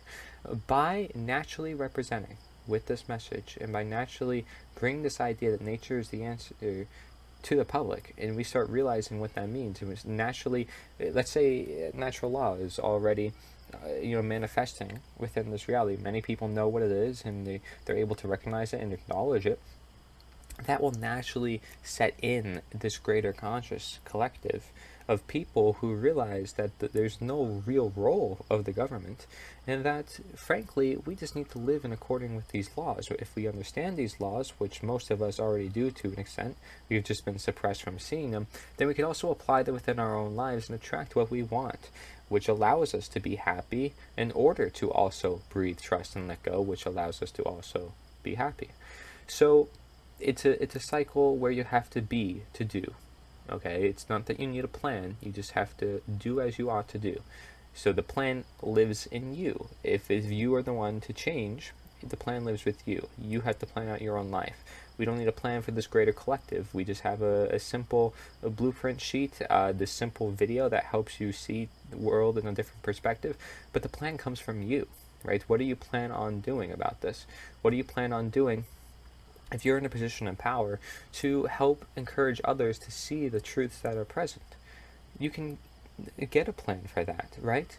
But you need to realize that if you simply just be human and you show them that humanity and you show them what is nature that is innately within themselves, like I am showing you here how you have these abilities within yourself, then you don't need a plan. You can just go based on it. We know from the previous quotes that if you understand something, you don't have to remember anything because you have it innately with you. You have this ability to reason.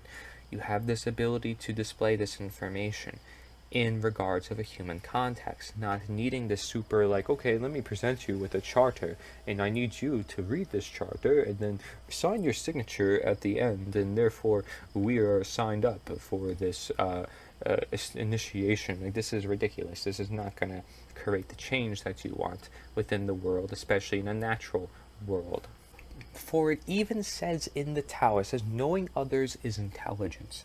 Knowing yourself is true wisdom. Mastering others is strength, but mastering yourself is true power. So there's worth in both. There's worth in both, for sure.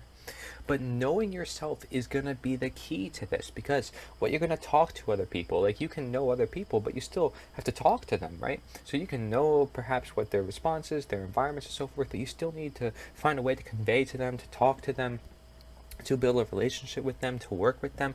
And by doing that, you need to obviously, to some extent, understand yourself. Like if you were a child, you wouldn't just walk up to somebody unconsciously and do something because they could get mad at you. You know that they could get mad at you because if you act a certain way, but only if you act a certain way. So you know what would happen if you did something in a certain circumstance. It's knowing yourself before going out and knowing others. Again, it's like focusing home rather than on Mars or some other planet. It's because we have answers right here, right now that we have to focus on if we want to move on with this world that we have here. It's thinking before doing. So in all regards, in all contexts, that makes sense there. Knowing yourself is going to be key because it is essentially, if you're going to distribute consciousness, you should probably have some consciousness within yourself. If you're going to speak of a message, you hopefully have some wisdom behind your own actions first. You are walking the talk yourself. Again, representing the truth that you stand for. So that is a process of self that is not going to be found simply in others. So don't rely on others completely either. Okay, find this balance between you and others and realize that you have a very big impact on those others as well. So you need to fix yourself and realize who yourself is, shall you want to convey yourself to others. And if you know yourself better than other people may know themselves, then you're gonna shine like a beaming light, perhaps, onto these other people's lives. They're gonna wonder, well, how did you do it? And they might have some trouble with knowing themselves, and they might need some of your help. And that's sort of, what a coach is also supposed to do. is having more knowledge of themselves. They can then help others gain more knowledge about themselves, and they also learn in the same process. This is a process that which, as long as we're listening to each other, we're actively listening and asking questions, then we can come up with all the answers because we have the answers. It's like saying, well, do you know how to eat healthy? Most people generally do know how to eat healthy. The answers are already here. They know that they should eat vegetables. They know they should drink more water. They know they need more sleep. They know they have certain things their body is telling them. And so all they have to do is listen to it. And that's it. And then listening is a practice of being present. So it all makes sense, right? If you are to listen, you are to be present. Because if you're not listening, you are somewhere else. Your mind is not here. Your mind is not right now. It's not receiving what somebody's telling them right there and then. It's like they're blocking it out completely because they have something else on their mind. Something else. Something that isn't necessarily the message of the universe. It's like receiving a vibration on your phone rather than the vibrations that are naturally in your body, the vibrations that are naturally all throughout your cells and everything in nature. We are able to imitate so much that people are able to even imitate themselves and who they truly are. So realize that, and realize the projection, and realize that people will go out there saying things without knowing themselves, and that is something that we have to hold each other accountable for. This accountability is necessary to this earth, so just simply by talking with one another, being open to talking with one another, actively listening and asking questions to one another, that is naturally put into effect. And then what a surprise! We have power because we're using our human nature. We're using our nature. We're listening to nature. What a surprise, right? Well, that's the whole point of natural law, right? Is to show you this innate willpower that you have, this innate power of the universe. Given you work in alignment with it, you're going to receive what you attract. Okay, so quote, for Taoism concerns itself with unconventional knowledge. Knowledge then is also that is not promoted by the mainstream, not promoted by the government. And then it says, with the understanding of life directly, instead of in the abstract linear terms of representational thinking. Okay? Thinking. So instead of abstract linear terms of representational thinking, we are understanding life directly. We're getting right to the source, first person, root cause, not around it, right to the point, down to earth. Essentially, in all degrees, literally, that's what we're doing. Understanding of life, going right down to earth. And this is a quote by Alan Watts, by the way. Okay, and what it's saying, unconventional knowledge, for sure, because not many people are talking about this, clearly. But the understanding of life directly. That doesn't mean it comes through other people. It doesn't mean it comes through me either. I want you to listen for yourself. I want you to see for yourself, discover for yourself.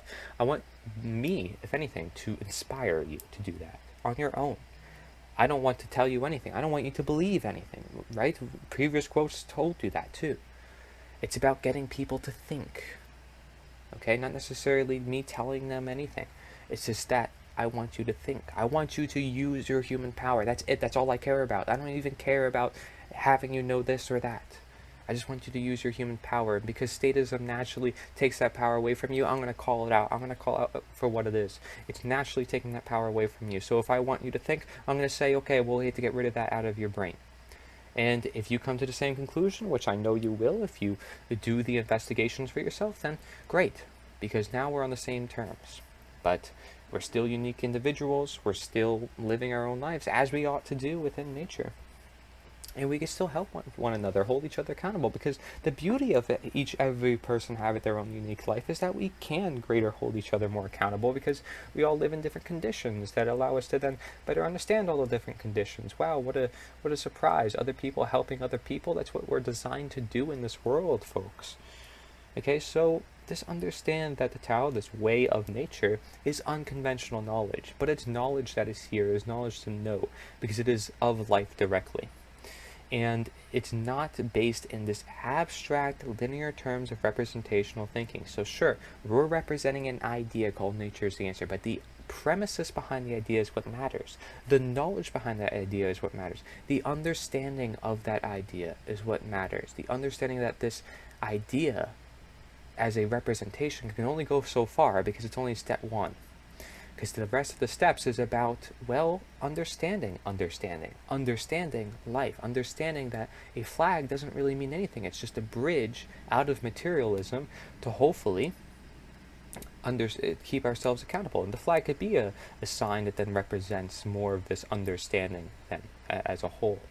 Okay, so a material thing that helps us understand the spiritual side of materials, how we can associate certain materials with certain things, how we can attach ourselves to certain materials, but how ironic it is that we can put on material a symbol of a sun, a symbol of a tree, how we can imitate life through technology, through printing, through imagery, okay? And it seems realistic, or it seems like something we can comprehend as if it is of the natural world. So the NITA flag represents many things, and it can be used through step 6 because it allows us to be reminded.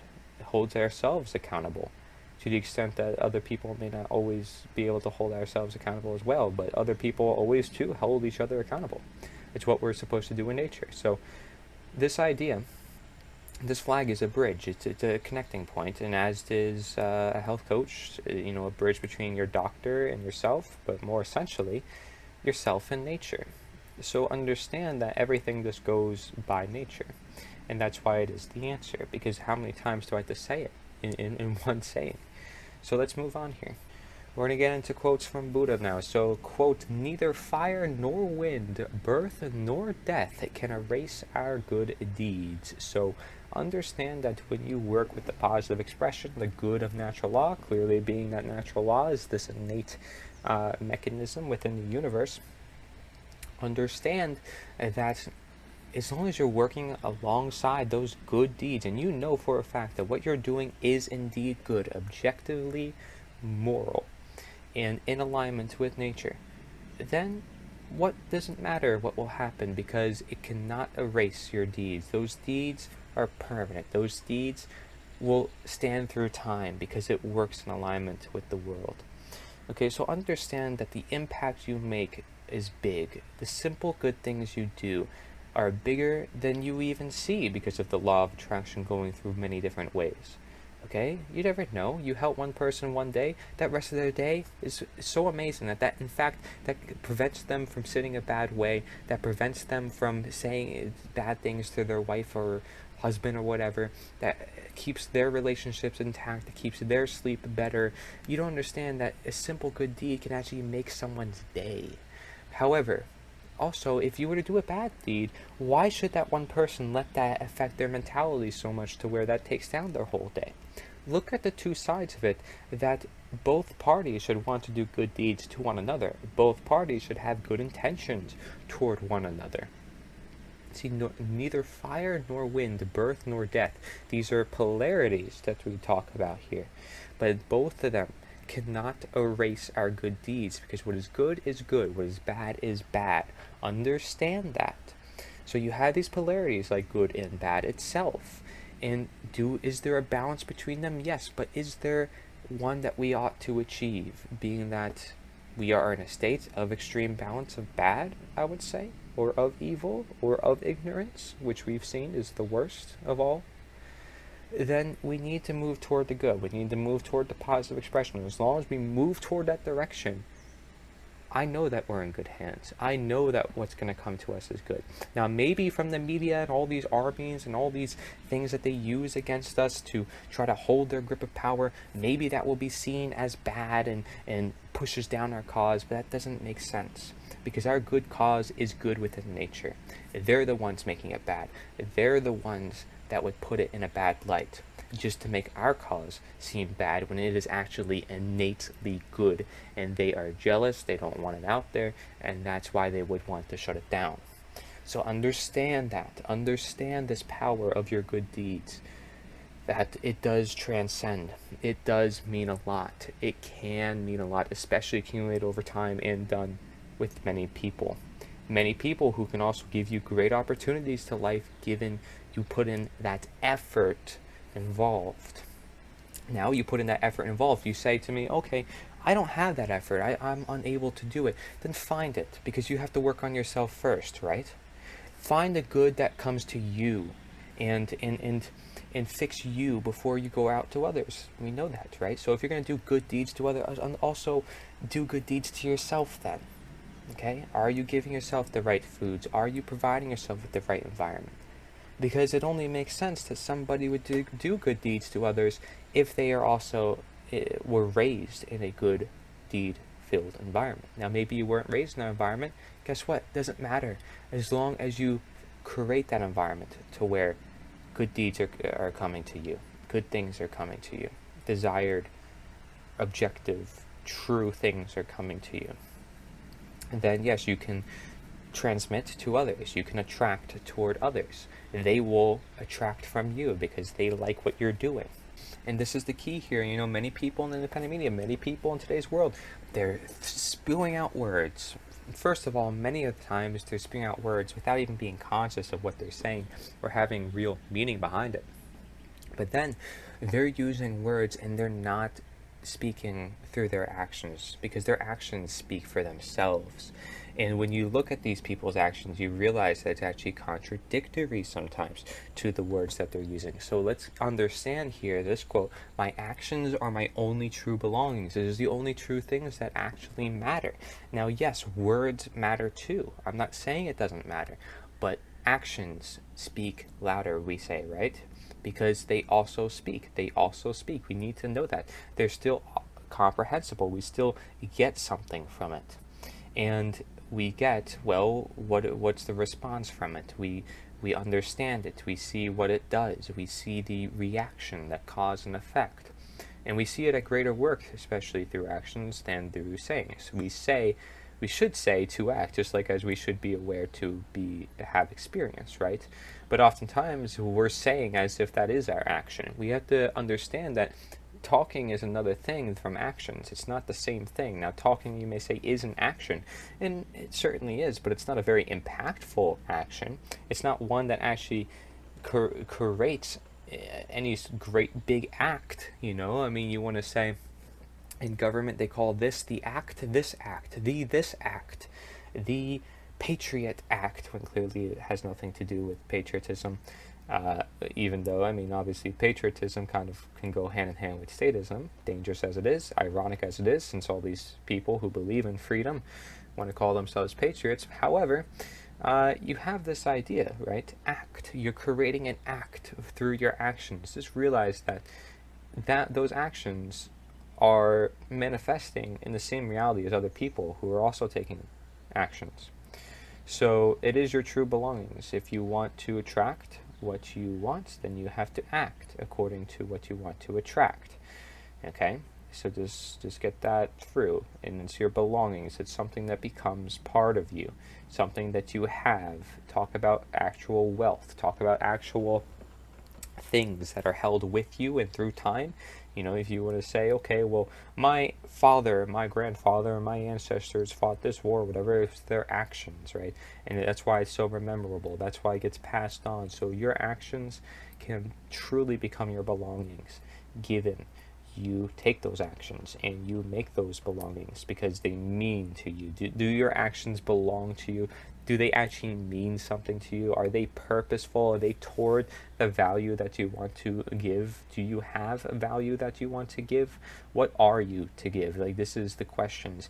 What is the true belongings? Ideas, ideas, ideas. And this is the key too in listening, don't forget, is that we can be this projection of hope simply by our actions, because we are being the change that we want to be. So it makes sense, because that's going to be done through our actions. We're not saying the change we want to say. We are also being. Our whole complete mental and physical alignment is in with nature.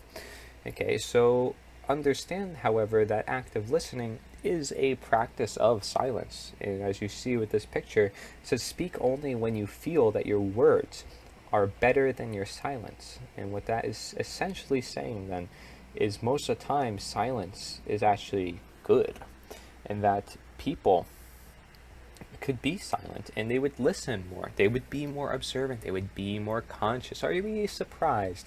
Because if we're saying we're doing something other than listening, if we're speaking, we're doing something other than being present and truly taking in everything that's currently happening, which is why I take a lot of breaks between this video, by the way. But that's the point, is because there's a lot of things here, and there's a lot of reflections I even have to do among all this. This exhausts me, frankly. Even though sometimes it gives me boost of energy just wanting to speak up about it. It's because certain things you feel the moral obligation to speak up about, but also keep in mind that your silence is also super essential to this if you want to understand even more and even better. Okay, and then when you feel like that you know so much enough that so many people are already not seeing simple things like, okay, well, I'm speaking right now to you to be silent. You feel like you have to speak. That speaking comes more natural to you. It's not something that's like, oh, you're just using it as a mechanism to escape and you just like talking to yourself and so forth. You're speaking because you have something to actually say, and that's what matters here. It's because based upon your actions, based upon what you've done, right? It's like if you had a health journey, you healed yourself with this and that, of course you're going to want to share that with others because they haven't had a health journey like that and they are in a state of disease. So you want to help them become their best self. So you're going to speak to them, but in reality, they also need to listen. They need to listen to you, but they need to listen to their own body, so they can understand their own condition before they start speaking to others. It wouldn't make sense for somebody to speak about their condition if they haven't healed themselves first. So that's what we're talking about, is like I'm speaking to you on behalf of a belief system that I've put on myself that says anti-statism, essentially, and that says pro-nature, pro-truth. And so I'm going to speak up when I feel like that is the ultimatum here, and that's what's really going to change the world. And I've been silent enough most of my life to be observant of these things. I've written a lot. Writing is a very reflective process. Obviously, I have books and projects and stuff like that. I do a lot of writing. I do a lot of reflecting. So this is something I do within a daily life. But I don't know if I can say that other people are doing that. Now, it's not giving myself kudos. It's just saying that I'm using the silence. And when I'm with clients, for example, I like to embrace the silence. Yes, silence is actually good. It helps sink in the thoughts, right? If I were to sometimes stay silent here, like if I were to make a very impactful statement, notice that silence just allowed you to focus more on what I just previously said, or just allowed it to sink in deeper. Like, sometimes the mind needs to take a little while to comprehend something. Part of the reason why I'm also not necessarily re-explaining myself over and over again, but to convey a greater point upon each and every quote. Because I feel like it is necessary to understand different perspectives, and I don't know if I've given them before, being that I'm recording multiple times at a time. Okay, so just understand that your speaking does make a difference, but your actions do matter too, and your silence actually matters a lot. Silence is an action, right? Not saying anything, not even doing anything to an extent. Just being completely open, aware, and present. And that's it. That's it. And I take pauses in certain ways, and it's natural to me to convey a point. I'm not doing it to psychologically manipulate you. It's because I'm doing it because I feel it to be right. I'm following my own wisdom of, okay, when do I take a pause, when do I not? When do I speak super fast because I have a lot to say? And when do I not? Silence is never something that is bad. It is simply listening. Many people could use some silence instead of always talking. It's like this idea, many people are writing books but not reading them. Okay, and look how many diet books are out there. Look how many laws are out there. Look how many governments have been formed. Notice, not sustainable change. Notice, nobody fully content. Notice, nobody talking about the bigger picture or the rooted picture. This is what's going to matter here. It's not always about how you feel, though.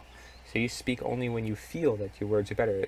It's not all about your feelings, but the word feel here is not emphasized in the fact that it's all about your feelings. It's just talking about how silence is crucial and necessary to every conversation. It is, and people don't realize, but I mean, you need silence to breathe, right? So it makes sense. When you're in conversation, you need to breathe. When you are acting, let's say you're doing exercise even, which is really often good for your health, Well, you need breathing for that, and breathing is silence. It's just amazing how these coincidences add up. Think about all the times in your life where you need silence. Even listening to music, you have levels of silence that maybe you don't attain in other parts of life, and that's why the music also impacts you. It's not just the music, it's the silence in the music. It's the reflection part of listening to music. Perhaps when you are outside and you are with nature, you're being silent because you're taking it in. You don't have to be meditating or this and that. You're reflecting and you're silent and you're taking it in. And that's the thing here.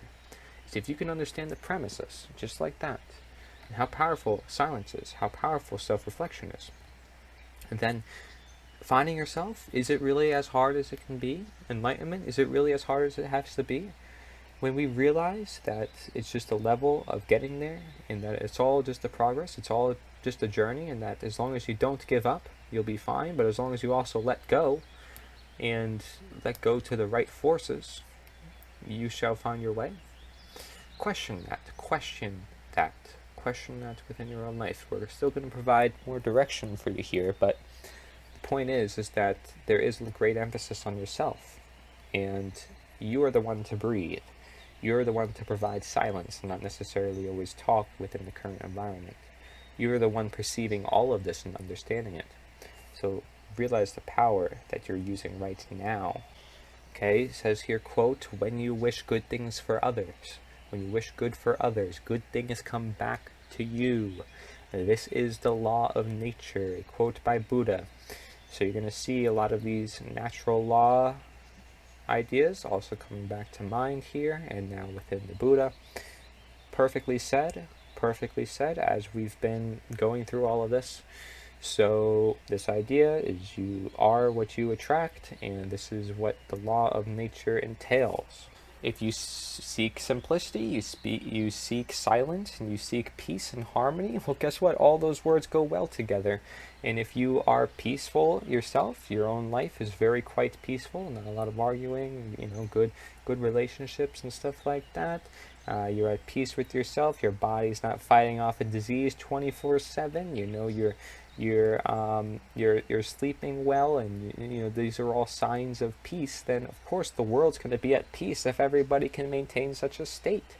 Okay, this shouldn't be so surprising to anyone at this point, but that's how simple of a change of all society it is getting everybody to sleep right, is getting everybody to have good health, but realize that all those answers are in nature.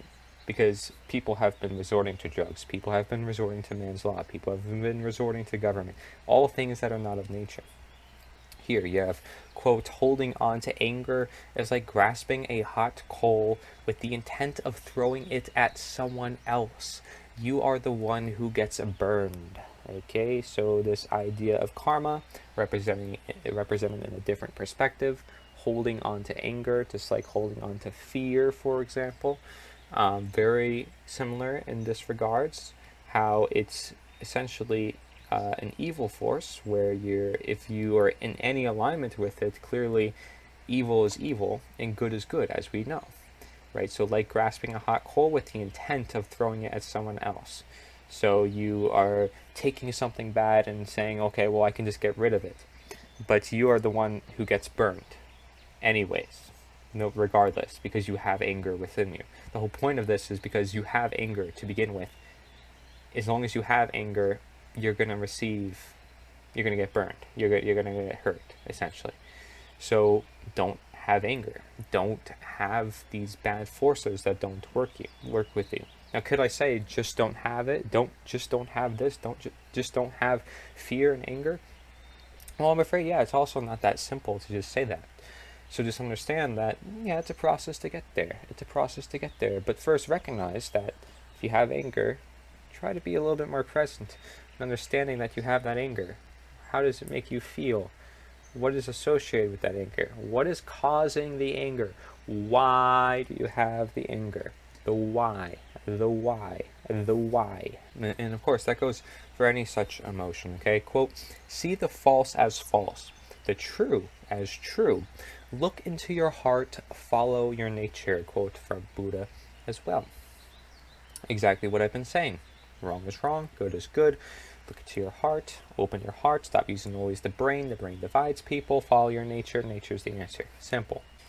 Quote, living in human society, people often quarrel with one another. When such conflicts occur, people often keep thinking about the wrongs done to them by others. So, an egoic point of view, seeing how everything is just wrong with other people and they're not pointing the finger at themselves. Okay, so let's keep going on. When that happens, their anger tends to grow.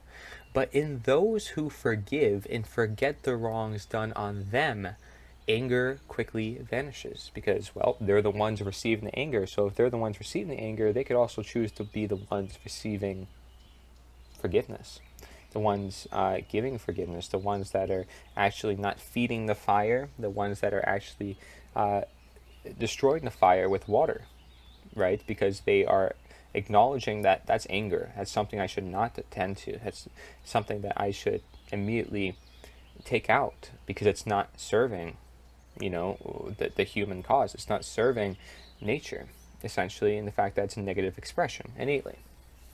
It's serving the positive expression of nature, I'm saying.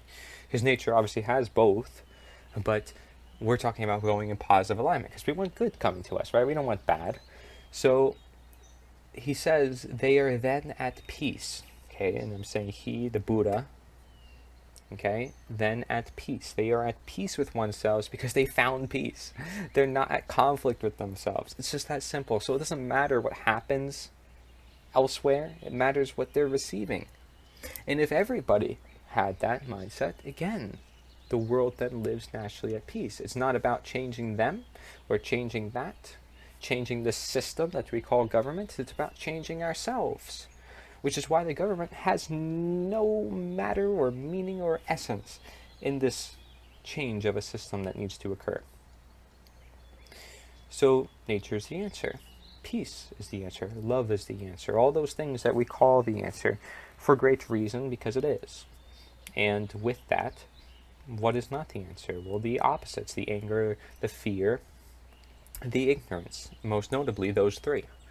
Okay, so let's keep looking upon this. Just realize that many people want to point at all the fingers and say it's this, it's that, and they're going to live their whole life in anger and in fear because they're always pointing elsewhere. They're going to live their whole life like that because they haven't learned to accept it or address it properly. So it's just gonna plague their mind essentially forever, like people have done to themselves with government and food addictions and all such alike. It's a very dangerous practice. As much as they like to do it, it is not something that necessarily feeds them any good soul, spirit, or happiness. It's the exact opposite of happiness to be in a state of anger. So why would you want to be angry, to be happy? It doesn't make sense. Okay, so as much as other people might be doing objectively wrong things,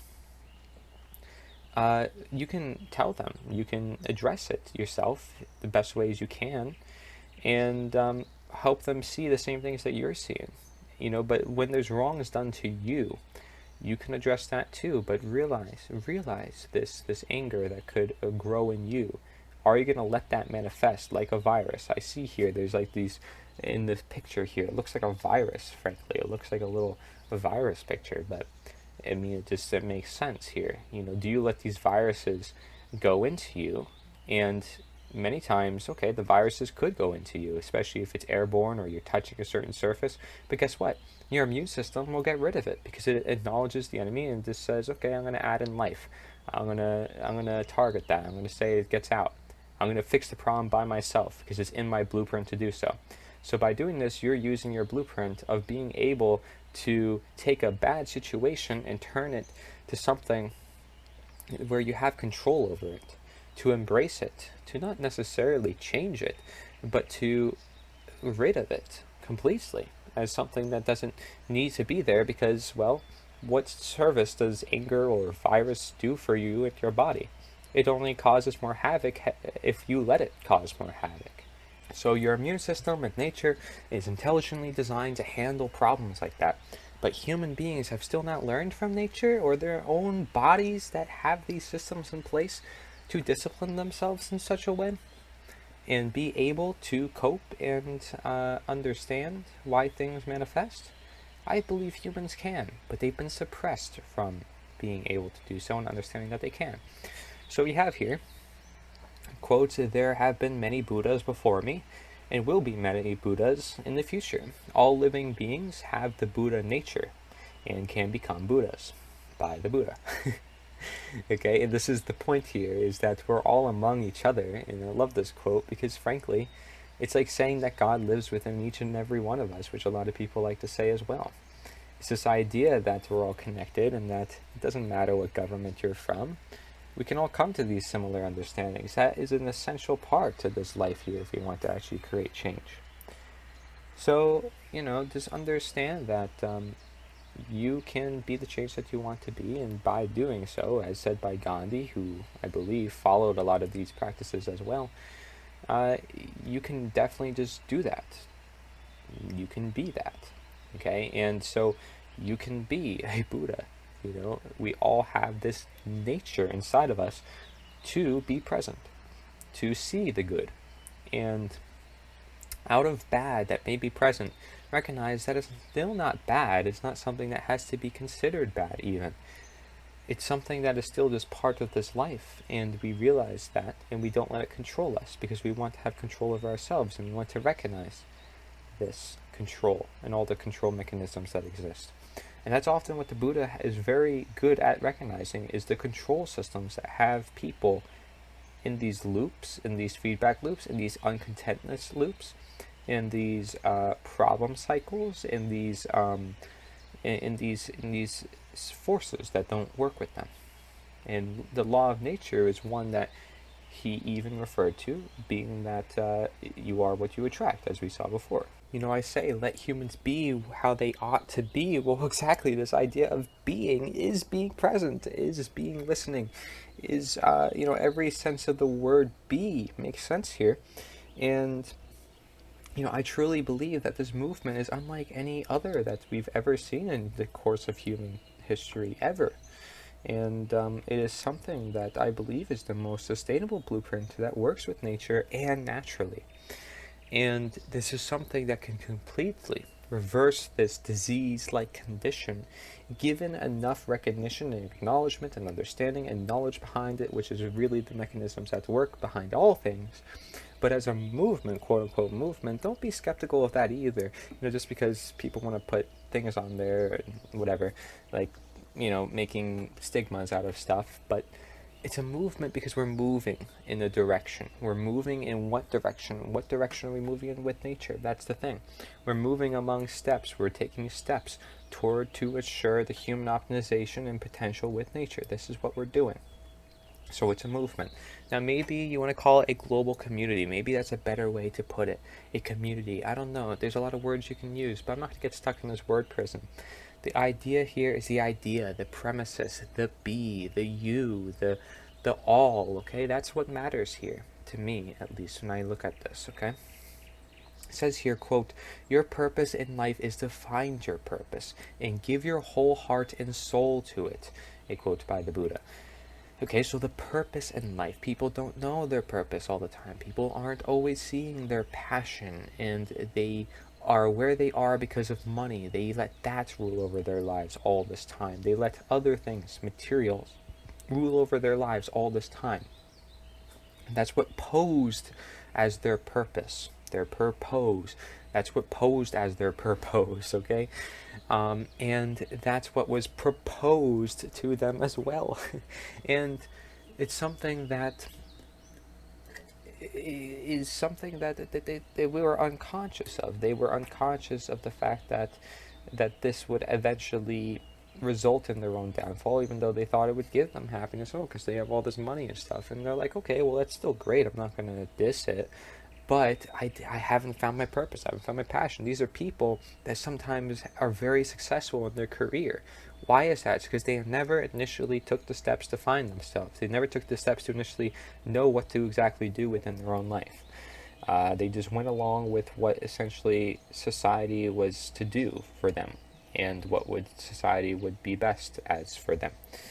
So they just went along with it because it worked, because it gave them the materialism goods, the wealth, the money, the wealth that isn't knowledge. They went along with it. They gave their whole heart and soul to it, but it wasn't their heart and soul toward an actual thing that was in alignment with their destiny, in alignment with their actual soul purpose in life, which would probably be in some degree to help others, or to do good, or to promote some hidden ability that they've suppressed all this time or haven't used, and they know they have it. So they have this ability, and they realize that, and they have messages that come to them saying that they can use it, but now that they've stuck themselves so much in this other way, they don't necessarily know how to attain that or use it within their current life. Do you see what I mean? So they have a level of stuckness then to that current position of their life, and it can help show more of their purpose, but they can also be more confused as to also what that purpose is. And so your purpose in life, the Buddha is saying, is to find your purpose. Okay, so you can devote still time to your purpose. There is no other better time to do that. You still became successful. You have, your standings for a reason. And don't ever let that knock you down, because you need to stay present. You need to self-reflect. The only way you can change is if you embrace what you have right now, and you look at the situation the way it is, and you put your whole heart and soul toward finding your purpose, to then, once you find that purpose, you put your whole heart and soul toward that, because you find out that it's the best thing for you. You experiment, you ask questions, you be present, you think, you reflect, just as we've been saying, and this could be an easier process for you. Perhaps going in nature, clearing your mind, thinking more among the lines of nature, not necessarily the world's expectations, and then you'll find more of the destiny that is lined up for you in the world that you live in. So I'll share with you here like a message that I'm writing to like one of my closest friends here, who I call my brother. And I said to him, I said, I will be talking to each neighbor that I know and everyone I see and know to promote this cause, because it's my life's mission. So I'll want to talk with you, and for it's human interaction itself that will express this nature, and we have to use and recognize it. I'd also be open to your thoughts and future projections. Let me know when you want to talk about it. Perhaps on the phone is best. And I said, you may be a leading guide, a fellow messenger among many, including myself. It depends how much willpower and effort you put toward the cause you believe in. It's up to you, but you will have a legacy for promoting truth. Shall you promote it as you may best do? And as I see it, one of the best ways to promote the truth is by just creating conversations and creating awareness. So that's what I'm encouraging people to do. In any regards, we need to promote truth. I don't care what it's for, as long as you're promoting the truth. That's all that matters. And NITA is just one unifying factor that can help us more of a unify around something.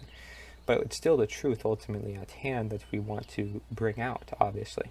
And bring out to keep in, bring out within this boundary, escape the barriers that have been put upon us, essentially, so we can continue to live in this beautiful reality, which is beautiful when we realize that it is. So it says here, quote, time decides who you meet in life. Your heart decides who you want in life, and your behavior decides who stays in your life. So you have time and you have your heart, but your behavior decides what stays. Okay, so if you love somebody with your heart, great, but your behavior is what's going to matter, because if you act in bad ways, then that heart of yours may not work out for you at the end of the day if you make some bad choices and bad actions within your life, because then those things, those people that you love may not stay with you. Okay, and they have reasons behind their behaviors, because they want to be with their perfect crowd, they want to be with the right people, and they want to be with the right vibes. They're getting these energies, these signals from the universe to be with certain people, to want to be around certain ideas. So understand that, okay? Your behavior decides who stays in your life. Okay, so who? And times decides who you will meet in life. So, there is this level of, you want to say time. I say time is sometimes a restrictive factor. But then we have here heart, which is a very open factor. So just keep in mind how all these may be able to interrelate with one another, but your behavior is really ultimately what's going to keep things going in a motion, in a present emotion, right? Who stays? What stays is what is present. The natural law stays. The truth stays. But do the people in your life stay? And that's going to depend on your actions. So it makes sense, because your actions are essentially what really matters a lot, and that's what's going to contribute to this law of attraction the most. So it makes a lot of difference as to showing who would stay and what would happen within your life. And then if you were to ask yourself, well, why did that happen? Why did this happen? It's going back then to behavior, because your behavior was what did it, and your behavior was based upon your belief system, your heart, and all those things that you followed. What did you follow? And that's what roots your behavior. So if people are following statism, first of all, their heart is likely not as open as it should be, because government isn't really an empathetic force in the universe. It's clearly very left brain dominant, and people are already rushing around time as it is, so they're not meeting many people, and they're not present to meeting people, even though they may run into people. They kind of let fate just take its decision through a lot of just problems happening. So a lot of people just meet others through problems, or through it just seeming best to talk to someone at a certain particular time. They don't go out of their way to talk to someone, which is a pity, because they could meet a lot of great people, I would assume. But you can't know everybody, of course, but you can meet a lot of people, a lot of very interesting individuals, and you can have a lot more community, a lot more trade and commerce being if you were to do that. Okay? Another great benefit of talking to your fellow neighbor and people that you see. And it's also showing that you open your heart, you care for each and every individual. Okay, but in this idea of statism is, okay, your heart is slightly more closed, time is slightly more controlling your life, so you probably are not meeting as many people. You probably don't want many people in your life, which is why relationships are failing, and why when you meet someone and they seem compatible, again, living by sheer fate and chance, because that's what games are also teaching people too sometimes. They can get hurt. They it's not necessarily the right person for them. There's high divorce rates, and it's because they don't tie in their behavior with it as well. So all you see here, though, is mainly just unconsciousness. They're unconscious of their statism. They're unconscious of what that actually means, what that actually does. As I've explored with you, that statism is innately bad. It's innately against natural law. You see here just being conscious of your heart, having your hearts, not just being in your brain, so you're not conflicting with one person, whether it's on one idea that you disagree with. Big whoop, you disagree. Agree to disagree. And then, time. Are you conscious of the time you have so you can be present and realize that you'll actually make more time by being present? And then, your behavior. Are you conscious of what you're doing? Because that's what you're going to attract. So I see consciousness everywhere here. Because if you are conscious of the time that you have, you're conscious of the people that you want to meet. Like, oh my gosh, this is my only time to talk to a girl that looks super pretty. Am I going to take that opportunity? Heck yeah, you should take that opportunity. Talk to her. Give it a shot. Your heart probably wants that. Your heart probably desires that, because you are seeking her and you're like, man, she's pretty and I want to talk to her. So follow your heart with your time, and, use the right behaviors. Ones that are moral, ones that are right, and see if this other person maybe has a similar mindset to you along the same moral regards.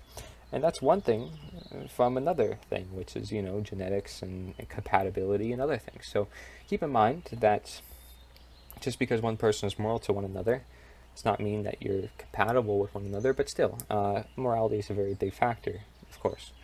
And how people seek it, how people have obtained it through time, it always will play a big factor. But just understand that behavior plays a big factor for every attraction that you make. And of course, that means also the attraction of love. Quote, to seek is to suffer. To seek nothing is bliss.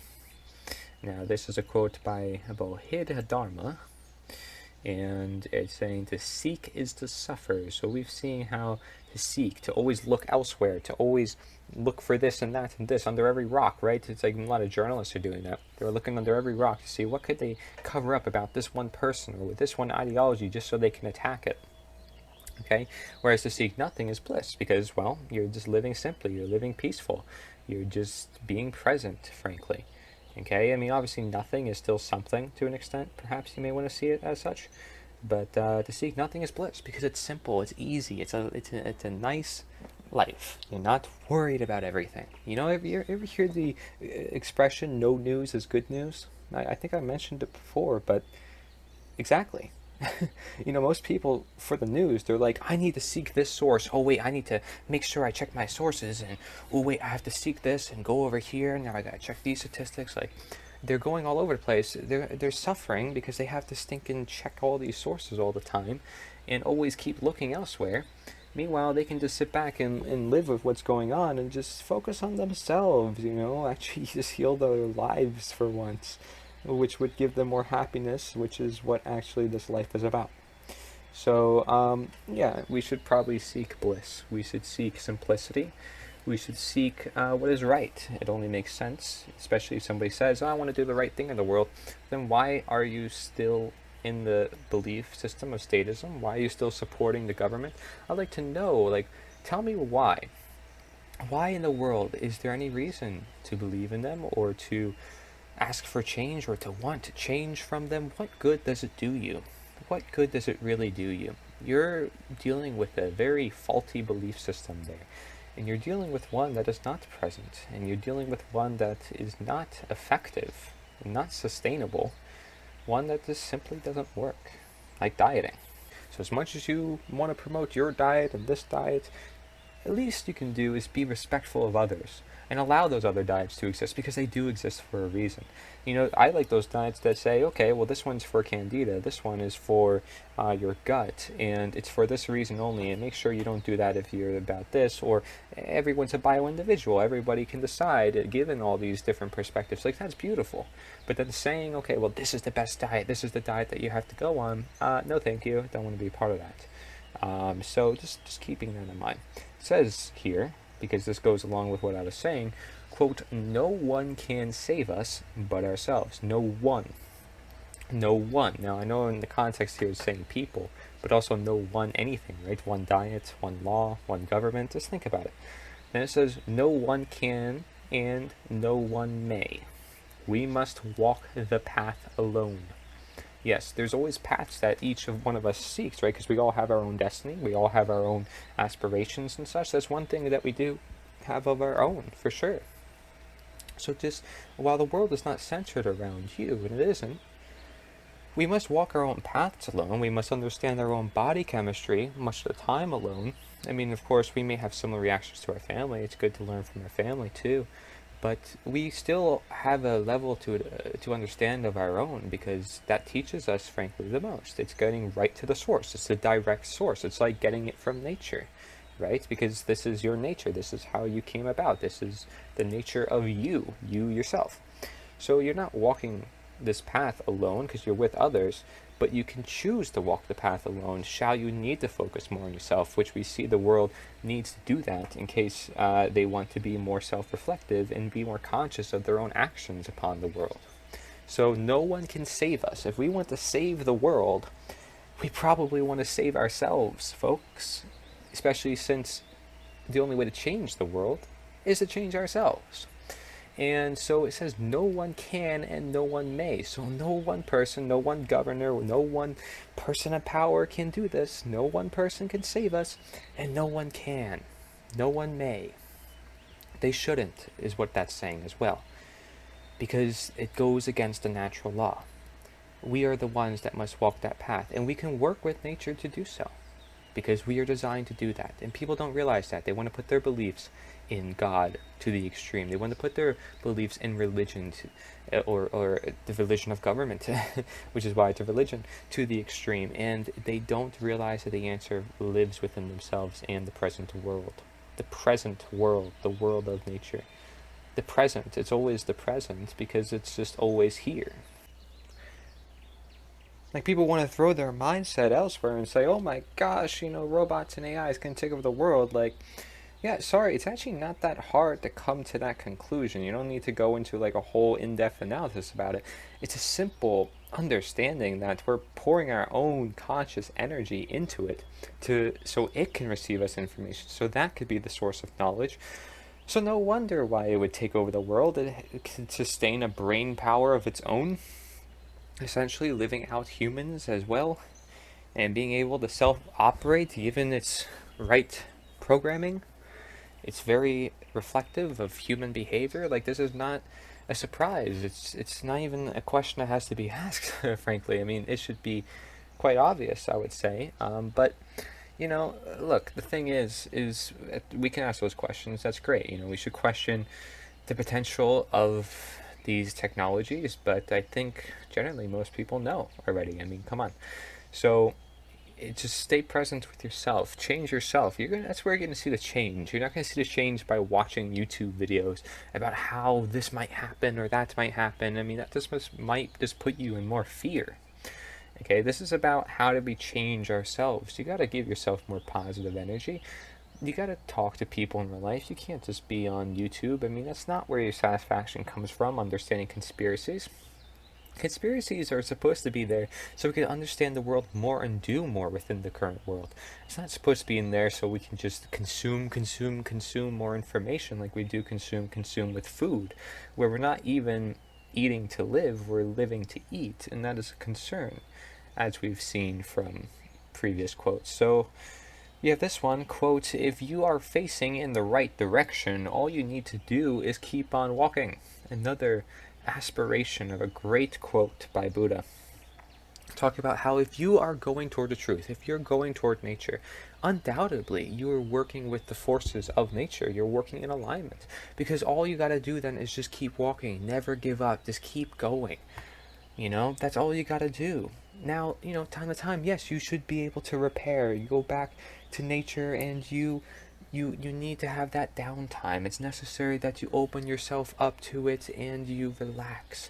Okay, but there comes this time where we have to stand up for our rights and the truth waits for nobody, and that as long as you're just facing in the right direction, that's all that matters, is so that way you can promote what is right, and we get what is right in response.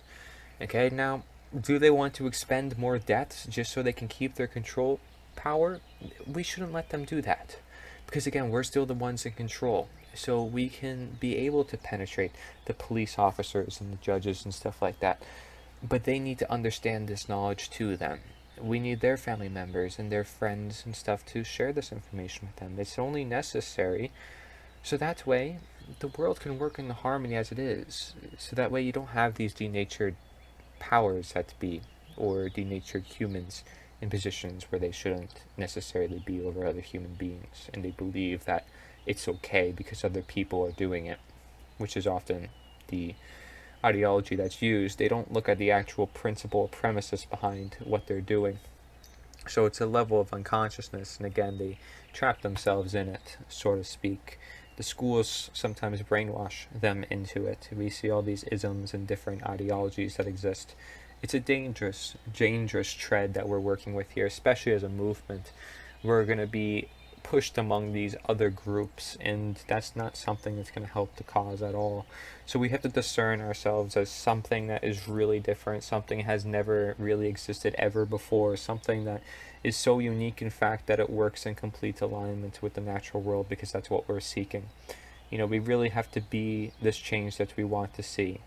We can't be this malformed version or this denatured version ourselves. We need to be and represent nature on a day-to-day basis, okay? And by doing so, we need to just take action in our lives that is in alignment with nature. Again, this is not a game. They want us to think this is a game. This is something that they programmed us into a game, and we are starting to want to play this game because we've been playing so many games, we've been watching so many movies and all this, and we feel like that is something that is so resembling to our lives because they're able to capture our emotions and our attention.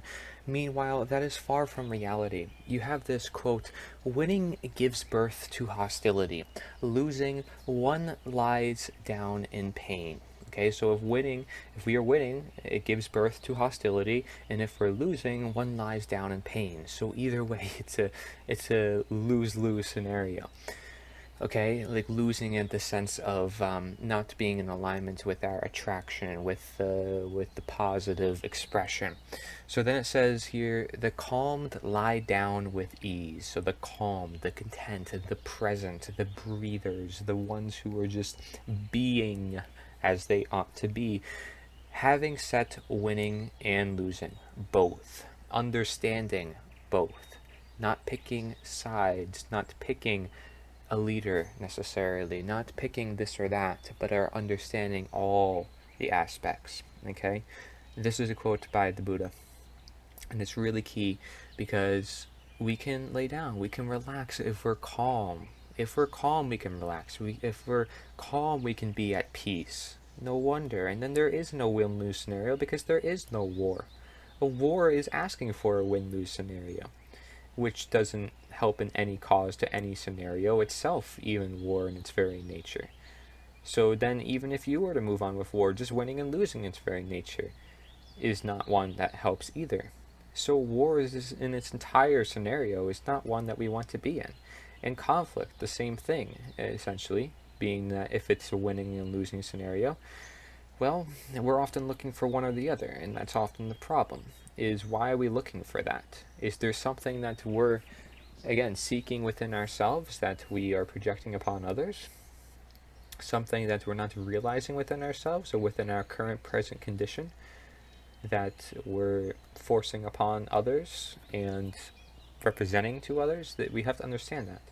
So the calmed lie down with ease, having set winning and losing. They're content with what is and what bees, and they're willing to move on with that. Instead of being in this, continual state of warfare, as many nations have in governments, and causing then also the beliefs of people to feel the same. So you have here, quote, your body is precious.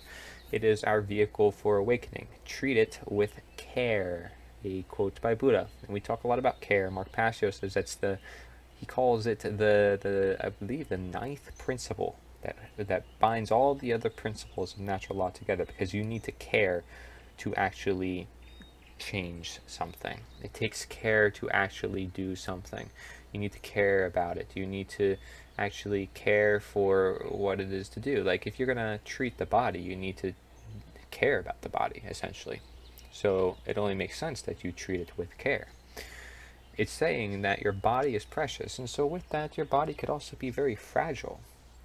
But it's also a very strong mechanism, clearly, from its irony point of view. And it says it's our vehicle for awakening. So your body, your very self, your very mind, your very heart, your very guts, every part to your very essence is able to have this awakening process, is able to use its willpower and consciousness. It's able to be awakened by those very mechanisms that be. Mechanisms to which helps create a vehicle. Mechanisms to which help run a vehicle. Okay, so just because you were built with these systems doesn't mean that that's the end game. No, you have to use those systems within the vehicle for the vehicle to actually move on. This is a movement. You need to actually use the aspects within the movement so the movement can happen. Human bodies, right? If you want to talk about exercise, you say a body motion stays in motion. Exactly, a movement in motion stays in motion. People getting out there, putting their effort, moving on is what's going to create its motion. We're a vehicle altogether. You're the one wheel, I'm the other wheel, and we're all in here, driving this bodily car. Your emotions affects my emotions as the driver. Perhaps if you're getting drunk, that's not good on my behalf as a driver. I don't know. If the person driving the vehicle has problems and the other person is consenting with that can be a problem. There's different analogies you can make for a vehicle as well, but the vehicle is something that is moving us forward, right? So our body is moving us forward for awakening. Shall we choose to accept it? Shall we choose to understand that it's precious, that we should treat it with care because it is precious? Something that is precious is typically something we say, well, it's something that we should really pay attention to, something that we should care about. People say, well, this puppy is precious, this baby is precious. Well, it's because it's a very nice, pure state. It's something that we want to keep, something that we think should be treated with care. So when the Buddha says your body's precious, treat it the same way, where you actually care for it and you use it as a method for awakening, as we do, with elderly or the super young, saying that that is a very precious stage of life, but also one that we can learn from a lot. Understand that you can learn from everything and all things, and that your body, being that it has all these mechanisms in place, can indeed be that vehicle for awakening. It is built to do so. And it is essentially built to do so also by itself. It's designed so that you do care, being that you have this right brain. So, do you use that? Quote, there is nothing more dreadful than the habit of doubt.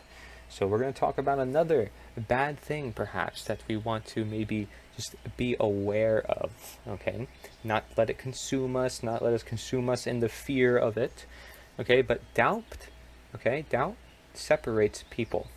It is a poison that disintegrates friendships and breaks up pleasant relations.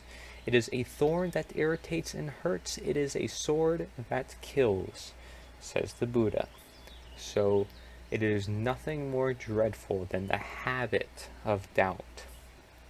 Okay, so looking down on someone, essentially. Looking down on someone. You've got to question, when you have the government with its tentacles up everybody's lives, essentially, and it is thinking that it can rule over other people's lives, you have to question if there's a level of ego in some of its members who think that other people can't do what they're doing, who think that people can't rule themselves. They doubt that people can.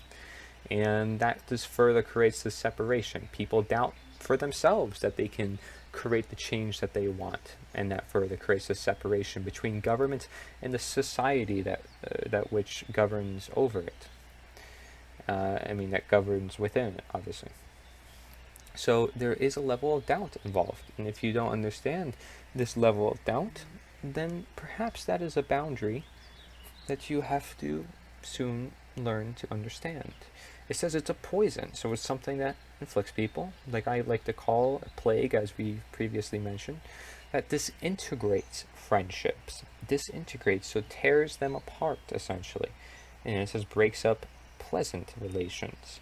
So when you doubt yourself, you doubt that you can create change, you doubt that you can talk to someone and they would understand, you doubt that by promoting truth other people will follow, you doubt that without government, society would just be chaos and horrible things would happen, then nothing will happen. It's just, it'll be something that actually disintegrates society, something that will just keep separating people more like it's been doing because nobody is doing anything. So you got to do the very opposite if you want a different condition, folks. If you want the opposite condition here to the society that we currently live in, then you got to do the opposite. You got to integrate people together. You need to bring them together. And by doing that, you cannot have fear. You need to have bravery, which we've seen bravery gives you the best of things. Doubt goes hand in hand with fear, goes hand in hand with anger.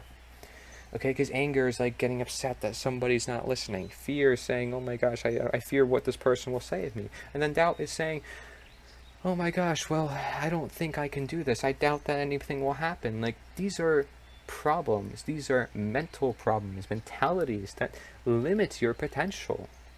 That's why the Buddha says it's a thorn that irritates and hurts. It's something that keeps within you, just pushing against you. It's a sword that kills.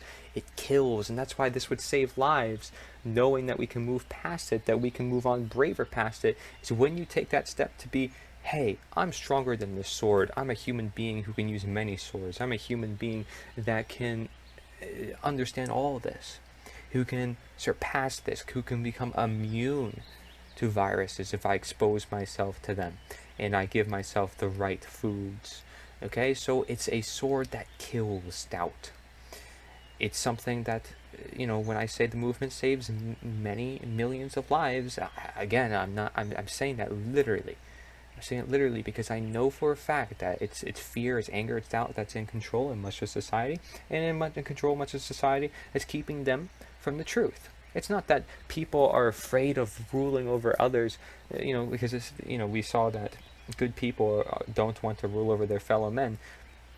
That's natural. But having this doubt and this fear and stuff, you can say is also natural. But none of that stuff is necessary. People do need to take charge if they're a good person, and they're just being left out. They're being pushed down to where they can keep staying at this low, so that those smaller men, as we've seen in previous quotes, can keep charge, so they can maintain their false sense of security. So, good people, does that mean they take charge? No, they can guide many people toward the right direction. Because we know that taking charge is just another evil another evil feeding the evil that bees. Okay, I'm not doubting that government can't be made better, but we've already seen all the many different forms, and we know the nature of government itself. So I do doubt that, but for an objective fact. You can doubt something if it's something that's objectively doubtful. But you can't doubt yourself. You can't doubt the possibility of something that is truly possible. Because that's what's going to separate people, is when you doubt something that is truly possible, something that can truly have benefits, given you just put enough effort into it and you cause that to happen. You attract what you want. Anything is possible. We've seen how anything is possible. Otherwise, none of this stuff would be created in the first place. So, it's amazing how much we've created now. You see that as some amazing, beautiful magic that we've done, was create technology and all these systems that be, in a way, if you want to look at the good side of it. But that it was without doubt that brought us there, so it's also without doubt that will help save us from the problems of that. Because we just need to be brave. We need to be fearless. We need to be conscious. We need to have the body and the nature that is designed to deal with this and not to be consumed by it. Okay? Now, we could be consumed by it, but the very nature of having other people with us, the very nature of living a good life, a happy life, is one where you don't have this stuff plague you. So again, fixing yourself includes not having doubt, not having fear, not having anger, having friends and family near, making sure that you have good relationships, career, exercise, spirituality, all those things really key to your success. Social life, joy, home environment, cooking environment, all this matters. Because if you don't want poisons in your food and you don't want poisons in your life, then you have to be conscious of what those poisons are. Doubt can very well be one of them. If you're sitting on a thorn the whole time and you don't realize that you are, what are you asking for? Seriously, what are you asking for? You're asking to just continue to get hurt because you refuse to be conscious. You're being potentially ignorant if you realize that it's there, but you're not doing anything about it. Or you're just being decent, but you're just really not paying attention to it. And that's just sad, because other people could be pointing out to you, and that would then be ignorance. I'm trying to point out to you that there's statism, there's problems in our universe, and we can take action now. Here you have the 6 rules of life by Buddha. It says, 1, before you pray, believe. Before you speak, listen. Before you spend, earn. Before you write, think. Before you quit, try. Before you die, live. See, it doesn't matter what religion you are in. You can agree with a lot of these principles because they are simply innately true. These are things that we can learn from, even if they aren't always super true in this perspective or that perspective. Understand this perspective then. Okay? The fact that before you pray you can believe. The fact that we've talked about listening and how that's more important before your actions and before what you say. And if you think about it, with doubt, none of this stuff is possible.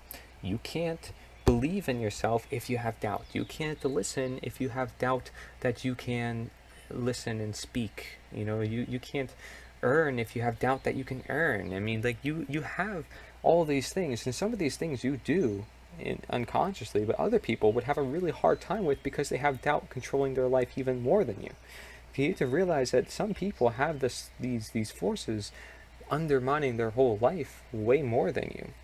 And to an extent, like, you have to realize in the lucky position that you're in then, because there's always going to be people that perhaps are in a worse condition than you. There always is somebody who's in a worse condition for you than you. And if you always think in that context, no matter who you are, then you should feel, having potential on your behalf. You should feel like, yeah, there's always some good I can do.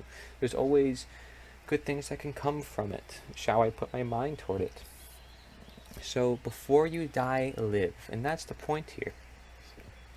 Because being that that's number one, being that before you die, you live, are you living what you are to live? Are you using the organs and the nature and everything that you were designed to have and do and be? Are you using all that because you were born to? And I'm trying to tell you that you can. And if you're telling me, okay, well, doubt and all this other stuff, then why does it exist? Because you need the bad to know the good. They both exist so they can teach us this greater lesson, so we could have these greater thoughts and ideas. The problem is when people delve themselves and embrace these forms of evil, when the systems and powers that be are forming all their decisions based around these faulty belief systems and fear and anger and doubt. They're basing everything off of that. And how do I know that? It's because, well, they doubt that people can rise up on their own. They fear that people do rise up on their own, and they're angry at the many people who are causing problems, that they have to depopulate them, or that they have to do this, or they're angry that people are getting in the way of their agenda. They're angry that nature is moving in a way because they want to control everything in nature. So they're using a lot of these aspects within their own life, literally, and they're projecting it onto the rest of the world, and people don't see that. And they let these people rule over them, even though they're doing the very things that we ourselves, shouldn't want to do, right?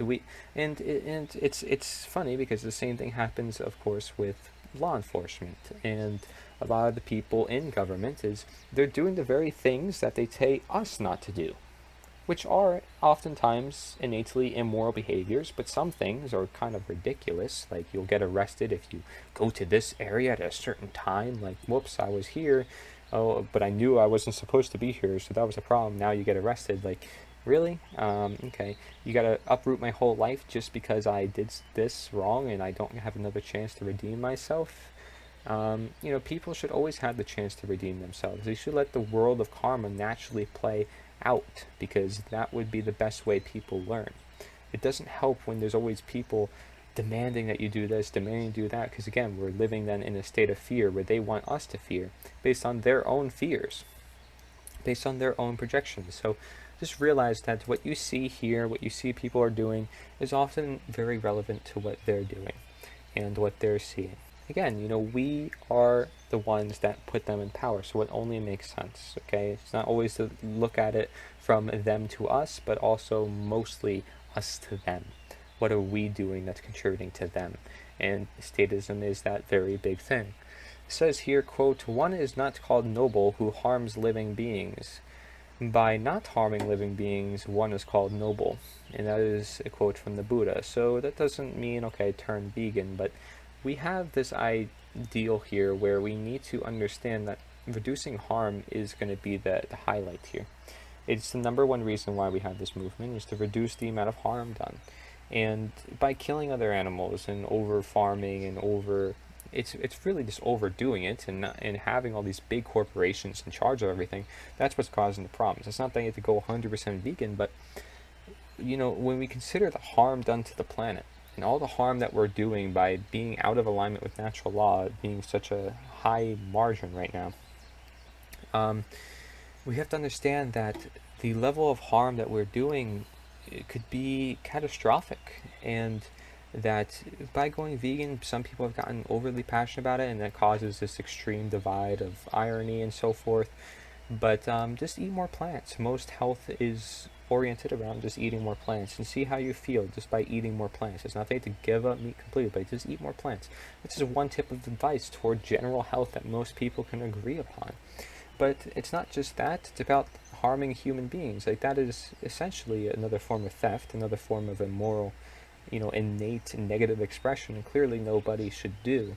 And of course it would be noble, it'd be wise to not harm another being, because you see how bad that is. You see how that's rooted in negative expression. You see how you have the knowledge of what harm is and what it does. You see the attraction of harm and what that gives, right? If you harm another human being, other people are going to see it, or even if they don't, that responsibility is on you, and you're then the target next. And that is the attraction that you give off by harming another living being. And so realize that animals have nervous systems and plants don't. Plants are meant to be for consumption. If most people consumed more plants, we'd actually feed the whole world easily, because animals take a lot to feed themselves before we consume the animal. So, there's different ways to look at it. Animals can still contribute greatly to the environment. They can take dead matter and convert it to potent nutrients. So there's different ways to look at it. Of course, I'm just saying that eating more plants doesn't hurt, and eating more cruciferous vegetables, higher quality plants, higher quality meats, it makes sense if you want to live a higher quality life that you do that. So, you make wise decisions everywhere you can, and you're going to have a higher chance of the law of attraction working in your favor. So one such way, which of all those ways, is basically just reducing harm to the maximum. Harm to your own bodily system, because you're reducing disease and inflammation present, and you're reducing harm to the animals, you're reducing harm to the environment, you're reducing harm to essentially all means. And by being anti-statist, by realizing the danger of statism, you're also helping living beings, because you're going according to nature. And nature obviously has this slant toward wanting to work toward living beings, because it wants to always constantly bring things to a balance and to a harmony, which is why it sends us all these messages, and why sometimes nature itself is doing the killing and doing the harm, because it's trying to show us lessons. It's trying to show us karma. Okay, and so we just have to learn from that if we want to lessen this effect of karma. Because it doesn't have feelings, obviously, in nature, but it has these systems in place so that it can promote a balance. So just realize that. Realize this balance that it's seeking. See, present is realizing all these factors that exist, the doubt, the fear, the anger, and all the belief systems that exist, that it really just all comes down to self-control. And that health is the same thing too, essentially. You have here, quote, happiness is a choice, not a result. Nothing will make you happy until you choose to be happy. No person will make you happy unless you decide to be happy. Your happiness will not come to you. It can only come from you. Exactly. It's like, again, asking for change instead of asking to change yourself. Like, you don't even have to ask that, because if it comes from yourself, you change yourself. Okay? It's, do you want to change or do you want change? That's the real way to say it. And I said that again because of how important it is. So you want to change. You don't want change. You want to change, because that's what's going to give you the necessary, most sustainable change, is it coming from you yourself. That's what's going to give you the ultimate happiness. That's what's going to give you the ultimate contentedness, is getting it from yourself. So hopefully we have that more understood, more grounded, and if you're more grounded with yourself, well, then you probably will have it understood as a more grounded decision, a more grounded understanding itself. And it's funny, I actually just noticed here, it says here at the bottom of this picture, it says living the law of attraction. So not a surprise there. Again, people are making different versions, though, and different forms of this law of attraction. Let's keep it very objective, which is why I point out to M4rk Tw4in.to and how he teaches natural law and the very objective point of view.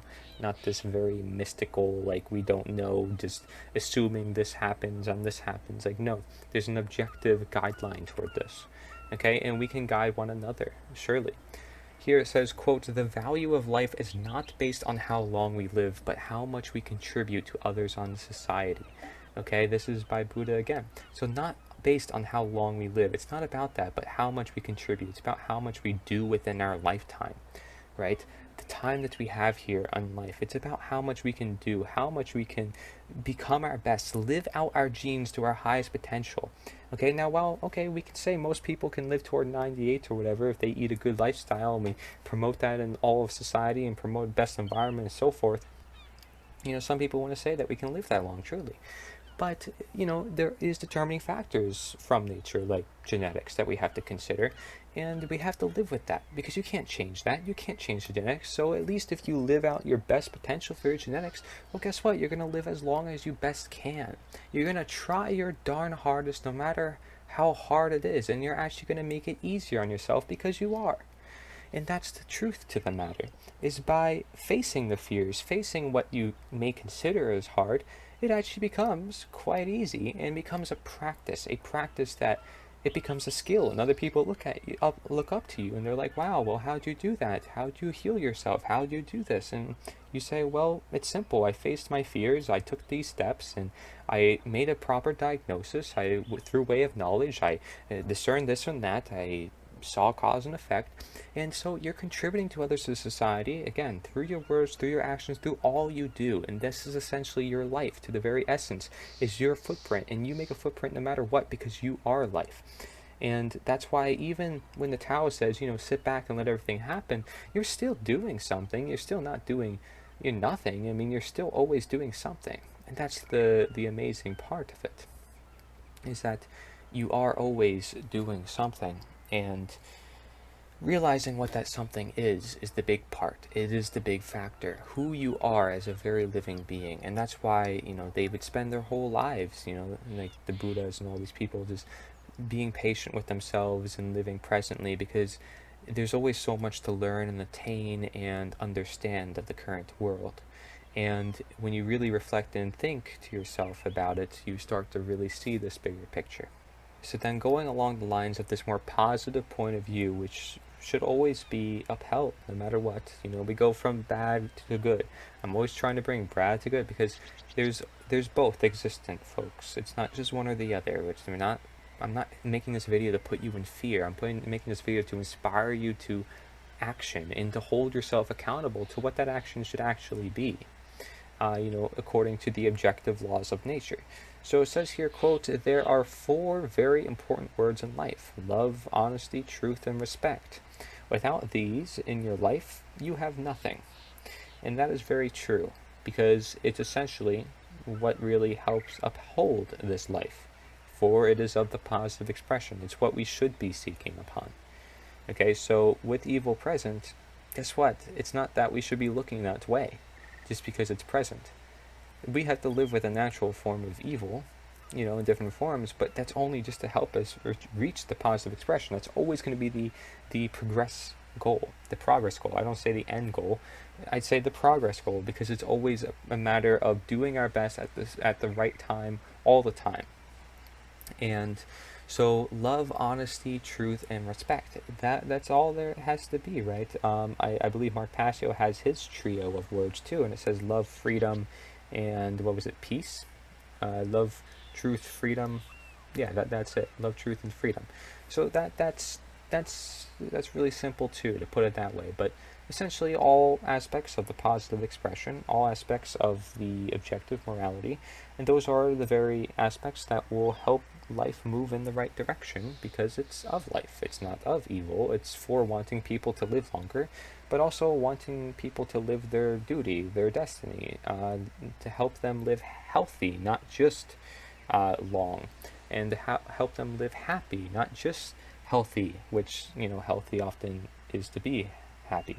So, I mean, making those connections are quite helpful in making those discern, so that people don't get too divided or confused, which is why this video acts as an accountability mechanism for all things, to which we can always refer back to, and we can always learn from our ancestors and from the wisdoms, and hopefully a lot of these messages get passed on from generation to generation, and wanting to connect and see more of these dots that exist. There's many dots, there's many things to look at, many things to put your focus on, but if you're going to look at the whole, yes, it's love, it's truth. I like to say it's just nature. All of it is of nature. I mean, the good and the bad, it's all of nature, but it's in our nature to want to do good, generally, and that's the beauty of it. So we need to embrace that, not necessarily, using bad to get good, because that's really what we've been programmed into thinking, and it's to divide ourselves more and for certain objectives to go through. And I just don't want to see this happen. I want to see humans progress as they ought to do in the natural world. So Without these in your life, he says, you have nothing. There's nothing that exists without the positive expression, for that is what we seek. That is what keeps us alive. That's what keeps everything about.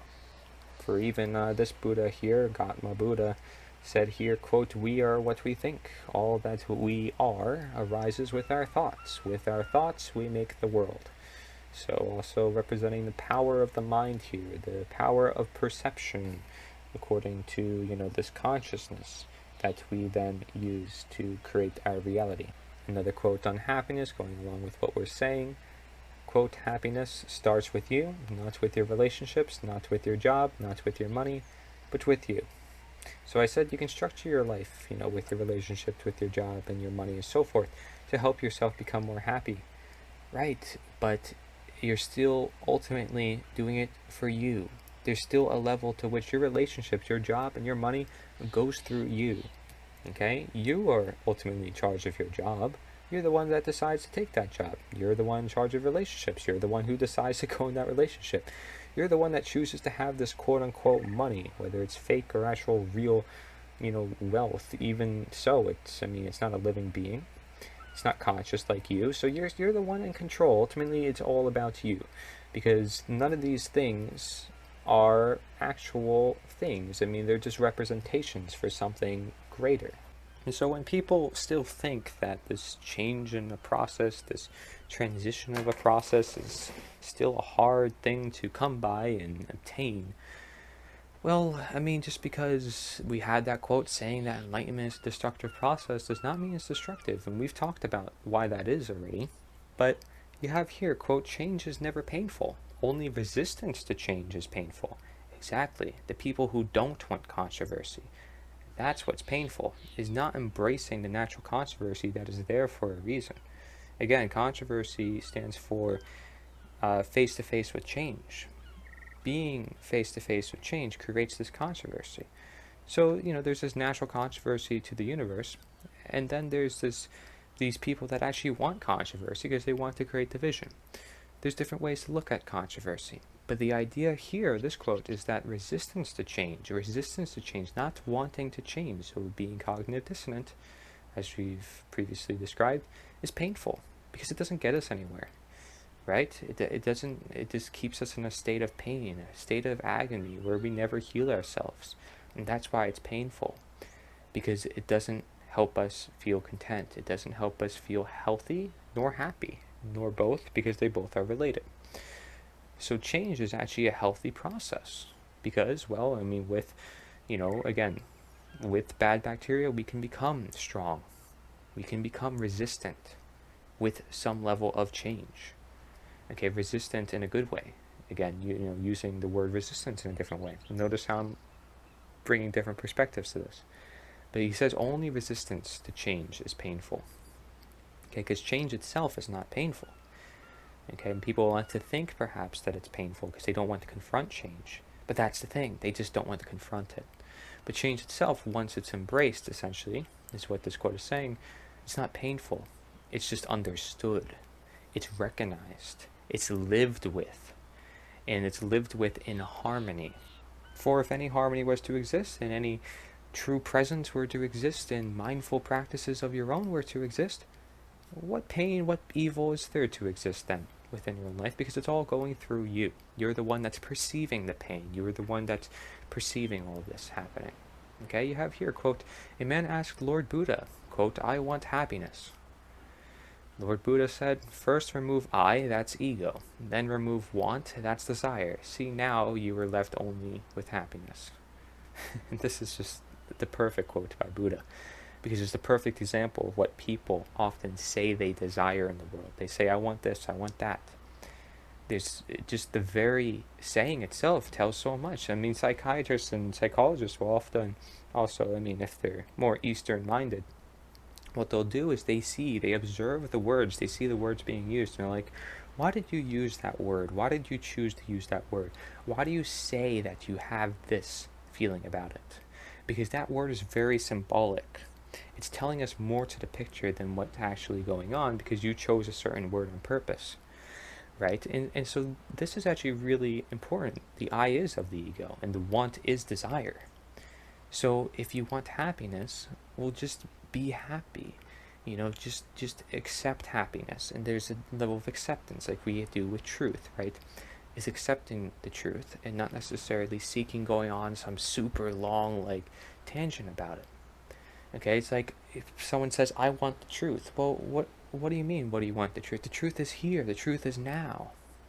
So, okay, you want to seek the truth. You mean you want to eliminate the boundaries of the untruths. You want to eliminate the deception, essentially.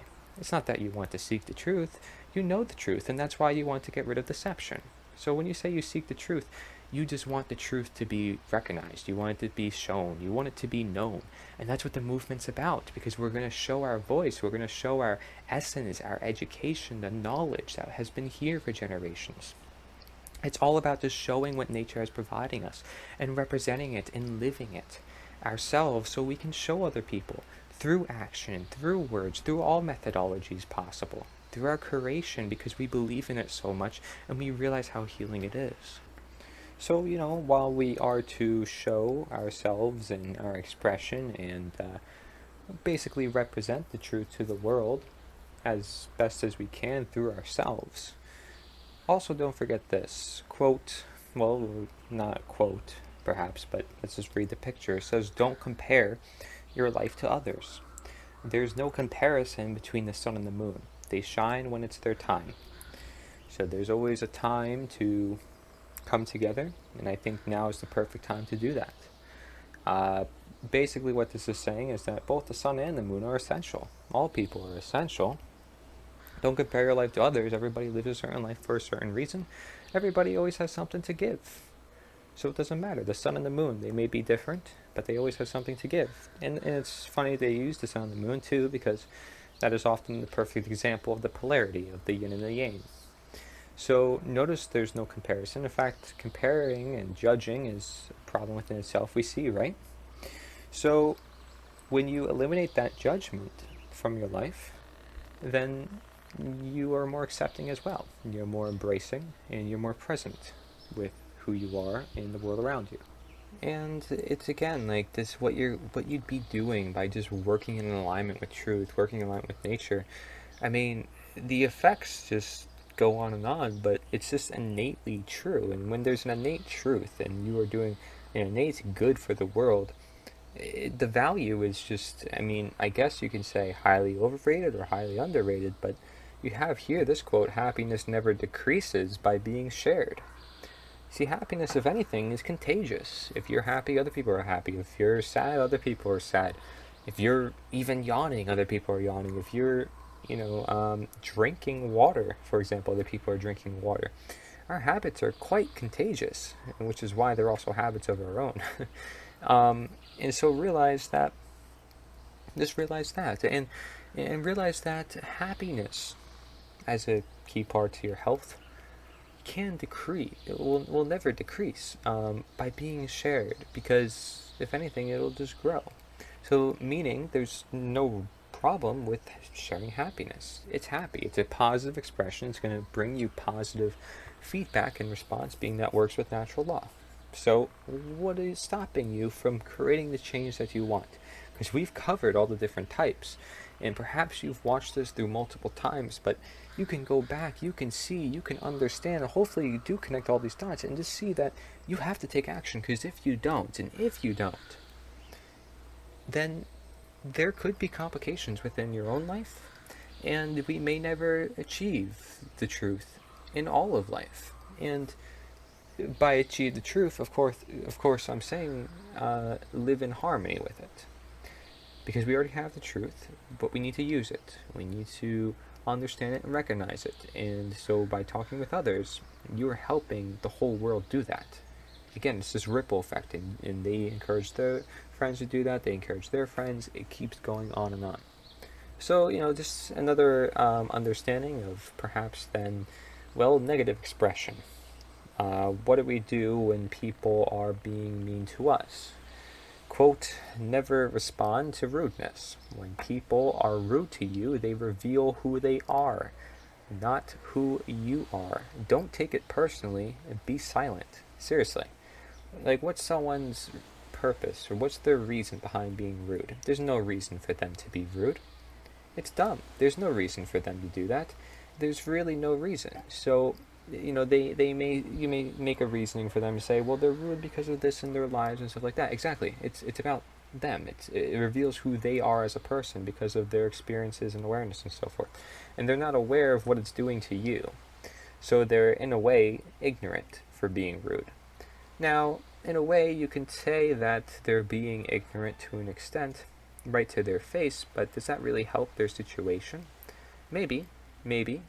But, by promoting such honest truth right to their face when they're being rude to you, it might just feed the fire. It's better to just be silent. Or, again, treat with tenderness. And so, when people are mean to you, don't take it personally, because clearly they have those feelings because they're projecting it onto you because of inner feelings of their own. And if you were to do something more than just be silent, you likely can just make the situation worse. So be silent, because you can just take it and understand that, okay, it's probably just a manifestation of their own. They will come to understand it in time. Their rudeness is not going to be fueled by anything, because there would be nothing to fuel it if everybody just stayed silent and just went on about their lives in just promoting positive expression rather than negative expression. Negative expression just doesn't belong, so it just doesn't need to even be existent. So just be silent as if it never existed. Don't even give them the time of day, because they want that attention. Sometimes people will just be rude just for the sake of attention. They don't care how people feel, and that is a side of ignorance. And they will realize in time, the karma will hit them, how it's not going to help them move forward in life, being rude to people, because it doesn't promote any positive expression. If anything, it will only cause people to get mad at them. So you may say, okay, well then it's justified to get mad at them. No, it's not necessarily justified to get mad at them, because now you're being technically rude to them. And does that really help the situation if nobody's learning their lesson? You think by learning their lesson is by giving an eye for an eye? Again, goes to that quote, an eye for an eye makes the world go blind. It's not about using fire to treat fire, it's about using water to treat fire. So just understand that be peaceful, be tranquil, be of your own, and see how things happen. See how if you work with people and you work with the positive, you promote the positive, and when negative comes your way, you just go with it. And if you receive it a lot, then you state something that's rather obvious, like, why aren't you listening to me? Why are you being this way? You ask the why to them, and if they can't respond to that and they just keep going on, then just let them go on, because they're showing themselves to not just you, but the other people around them. They're feeding their own fire, and it just gets worse and worse because they can't control themselves, because they can keep going on. Quote, whatever has the nature of arising has the nature of ceasing, a quote by the Buddha. Exactly. So if the government has arisen over all this time, then it also has the very nature and very potential of ceasing to exist at all. So understand that, okay? And that if people decide to ever arise, they have the very possibility of ceasing to arise at all. So if you think that we can always just take action when we need to, no. Now is the perfect time to do so before that goes away, because the power elite system knows that they can easily manipulate us and keep us super vulnerable in a state of dependence and easily control to where we aren't able to arise. They know they can do that to us. So before that can happen, in any possibility, and as we've seen through simple evidence of denaturing, we need to arise now as we can to seize of the powers in the systems that be that obviously don't work in alignment with nature in their nature.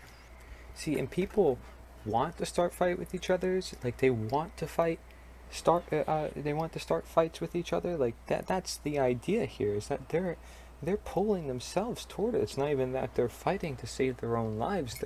They're starting fights because they want to start fights. They are embracing evil, and this is a big problem of our society. Like, here's the problem. We can make this over complex, but really, this unifying message is really quite simple. Really quite simple. And those people that are in maybe the wrong mindset, any which way, they need to know that we're here for them. We're open to help them.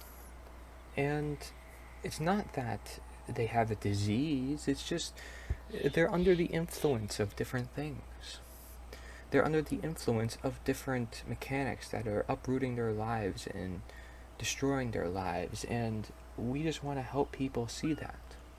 The unifying message is that we want to do good, and that we just want the best for humanity.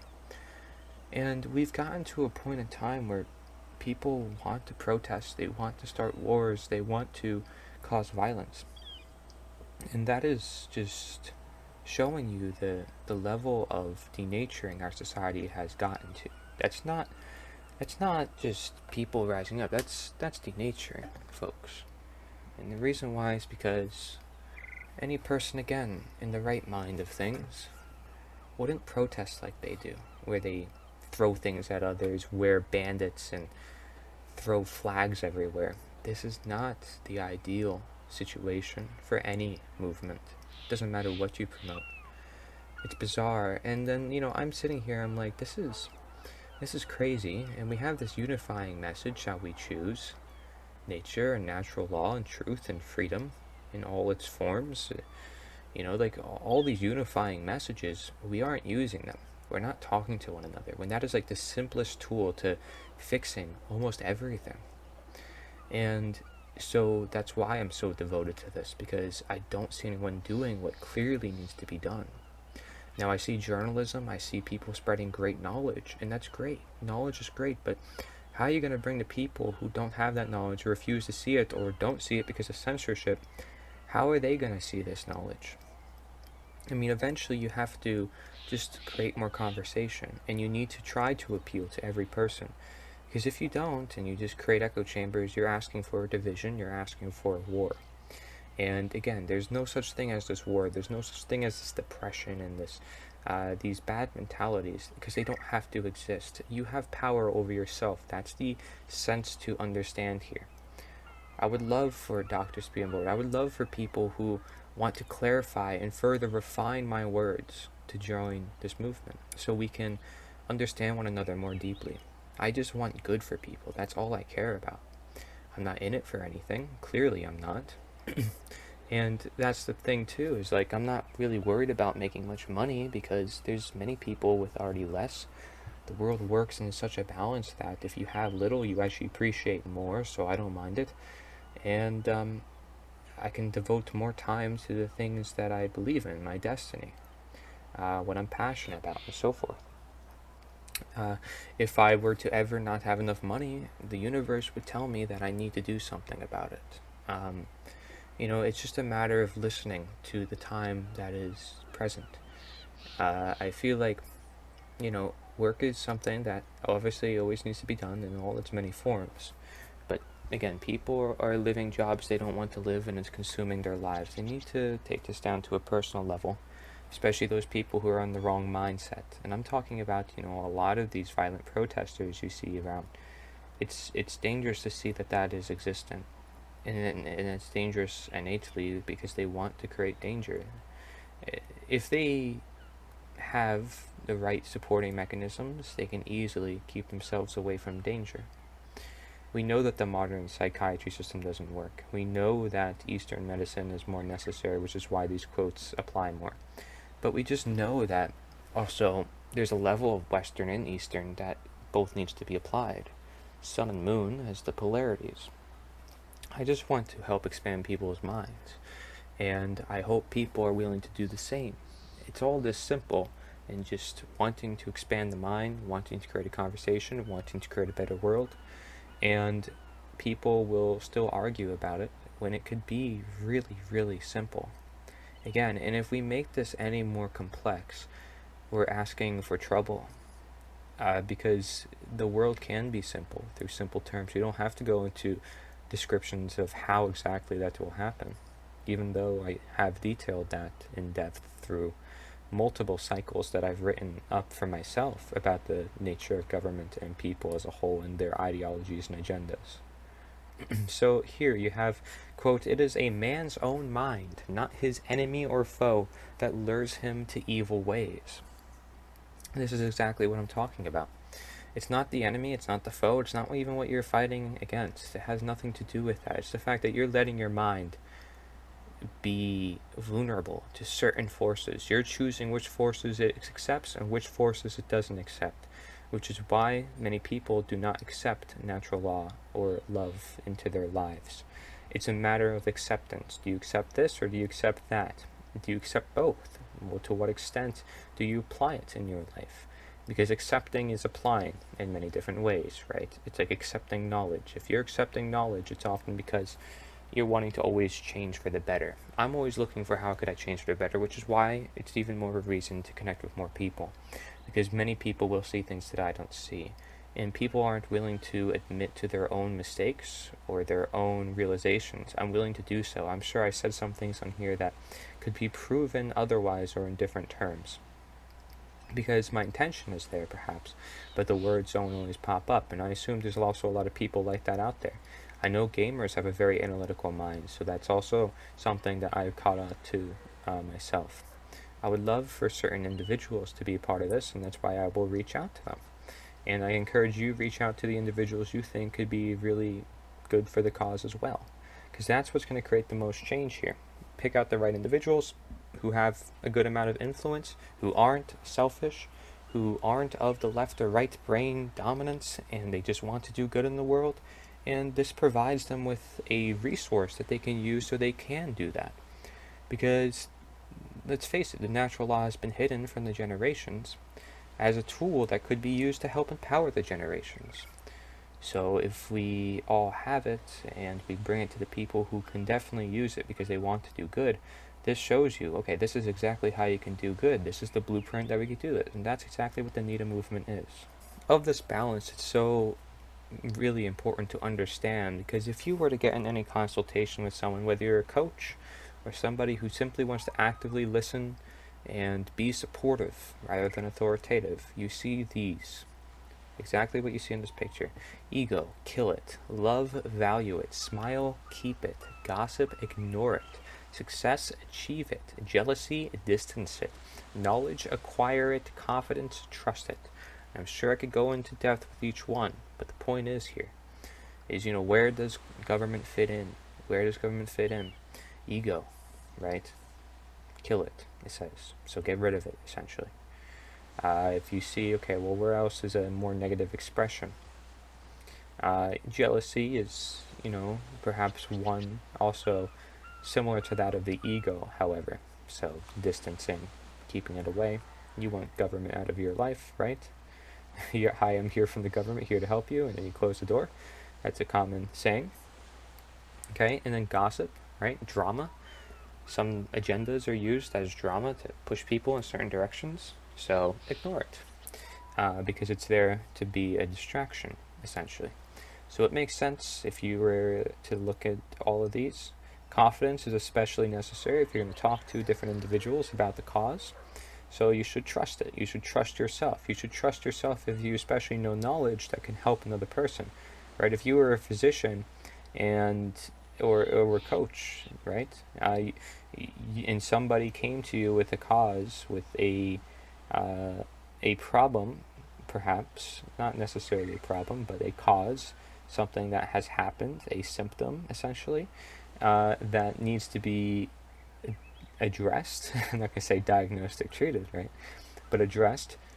Then you need to have trust in the fact that you can help that person if you want to work with them, right? So you tell them right to their face if you feel like you can help them. You say, okay, well, I'm confident that I can help you, and I trust you to tell me the truth, and you should trust me so we can move on with confidence toward the future for your success, which you are to achieve it, as it says there. With love, which you should value it. So you should value this journey for yourself as you go on towards success. with knowledge, which is something that you acquire it.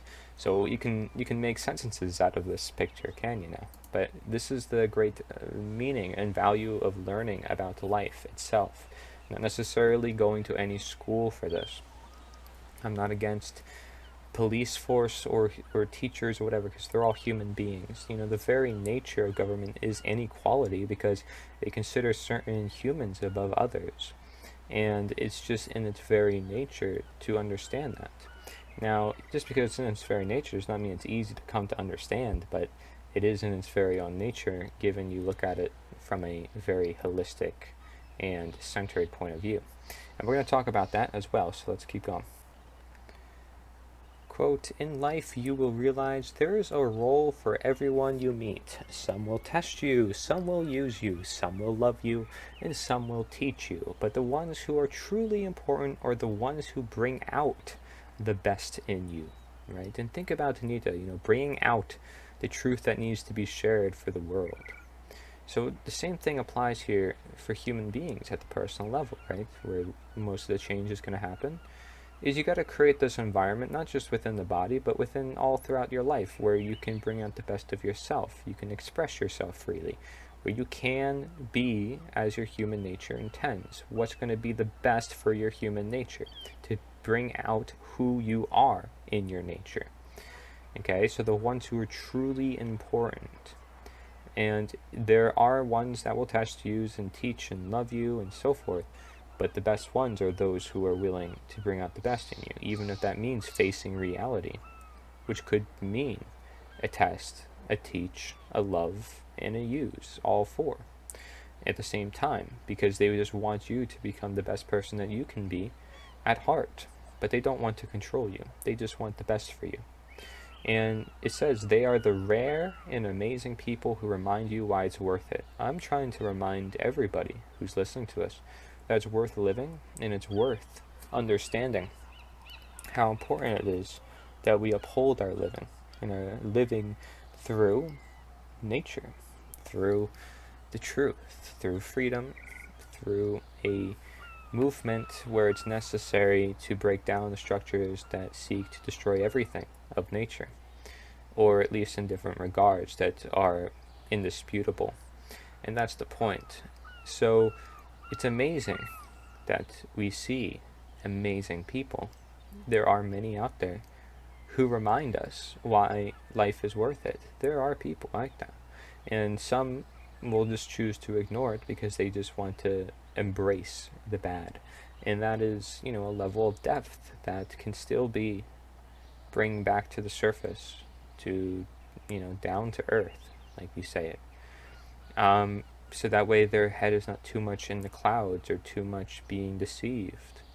So it is the best people who are the ones who will help bring you to the truth, no matter how hard it may be, no matter how much it teaches you, tests you, but they do it out of love. They do.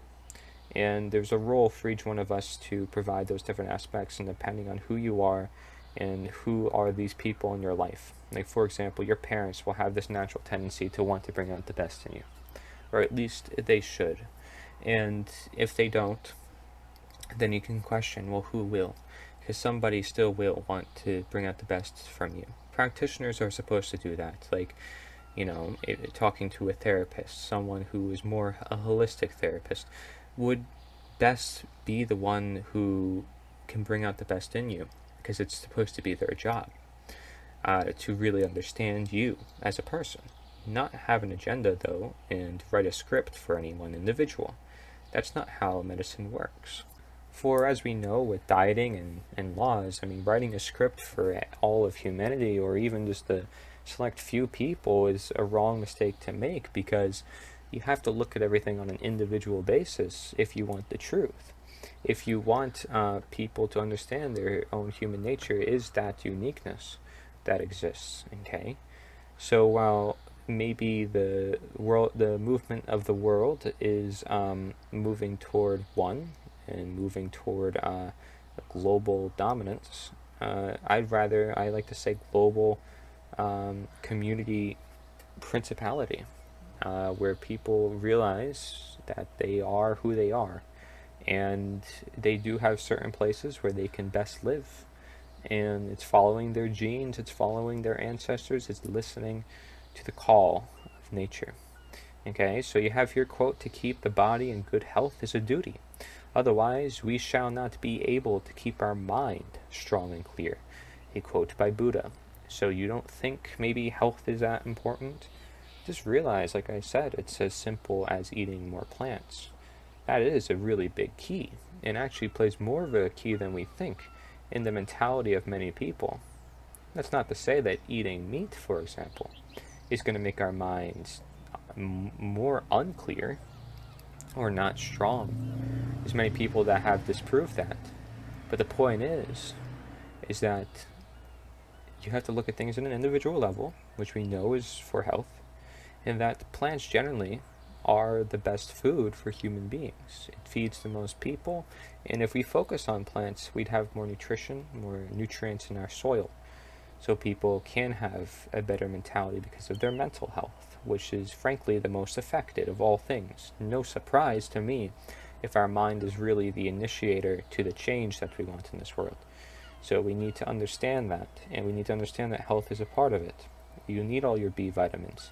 You need all those adaptogenic herbs, maybe iodine, some superfoods, but that's all plant foods. You need raw foods too. You need water, probiotics, okay, fish oils if you want to go more along the lines of ancestral and not too plant-based. That's really good for your brain too. But getting a clean fish oil that's not with heavy metals, like, we can go in depth about that, but that's what my other works are for. The point is that health plays a big role in your life. And if people just don't care about their health, then they just don't care about the world for much, right? Because people realize that they need to improve their health if they want to improve their life, essentially, because health is all about all of life. It's about the whole of life. So good health is a good life, and that's coming to the mind of many people. Other people just want to stay ignorant and say, it's fine if I do this, it's fine if I do that, and then they get hurt, and that's when they have to learn their lesson. Again, the idea here is to prevent harm. So I'm going to generally recommend most people try to eat healthier. However, it's not that they have to, but it would help. It would help, and I know for a fact it would, because who wouldn't want to feel more alive? And you've been conditioned to eat the way you have. They've conditioned you. See, many of our ancestors, our grandparents and so forth, they grew up pretty natural, but they didn't know that the government was hiding things in the food. And of course it would be the government, right? But they were hiding things into the food. I'm talking about the pharmaceutical companies as well, who were practically side by side. And they were hiding things in the food to where people were unconscious, which we see how powerful that is, to what was actually going on. And then they would be unconscious to what would happen in their body. And then they would be unconscious that their mind is changing because people stopped holding each other accountable with the rise of technology and distractions and media. So it falls into place for evil to manifest, and that's when we need people to speak up about it and to hold each other accountable. It says here, quote, if an egg is broken by outside force, life ends. If broken by inside force, life begins. Great things always begin from inside. Exactly. So, someone who might not like the system that be would be considered, generally speaking, an outsider, right?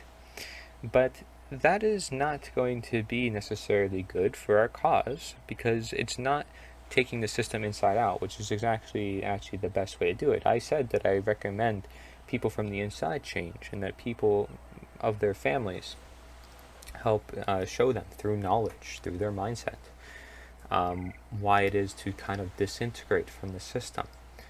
Okay, because if we've integrated into it, we can disintegrate out. If we've promoted it, we can demote it. And that's my belief system around this. And I know this to be true based on this philosophy, based on the truths of natural law. How powerful our minds and our willpower is in this world.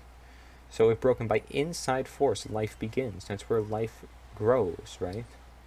So it's amazing how this works too as an analogy, but it's telling us that we need to work from the inside out. And oftentimes, healing needs to be the same thing. You don't just take a drug.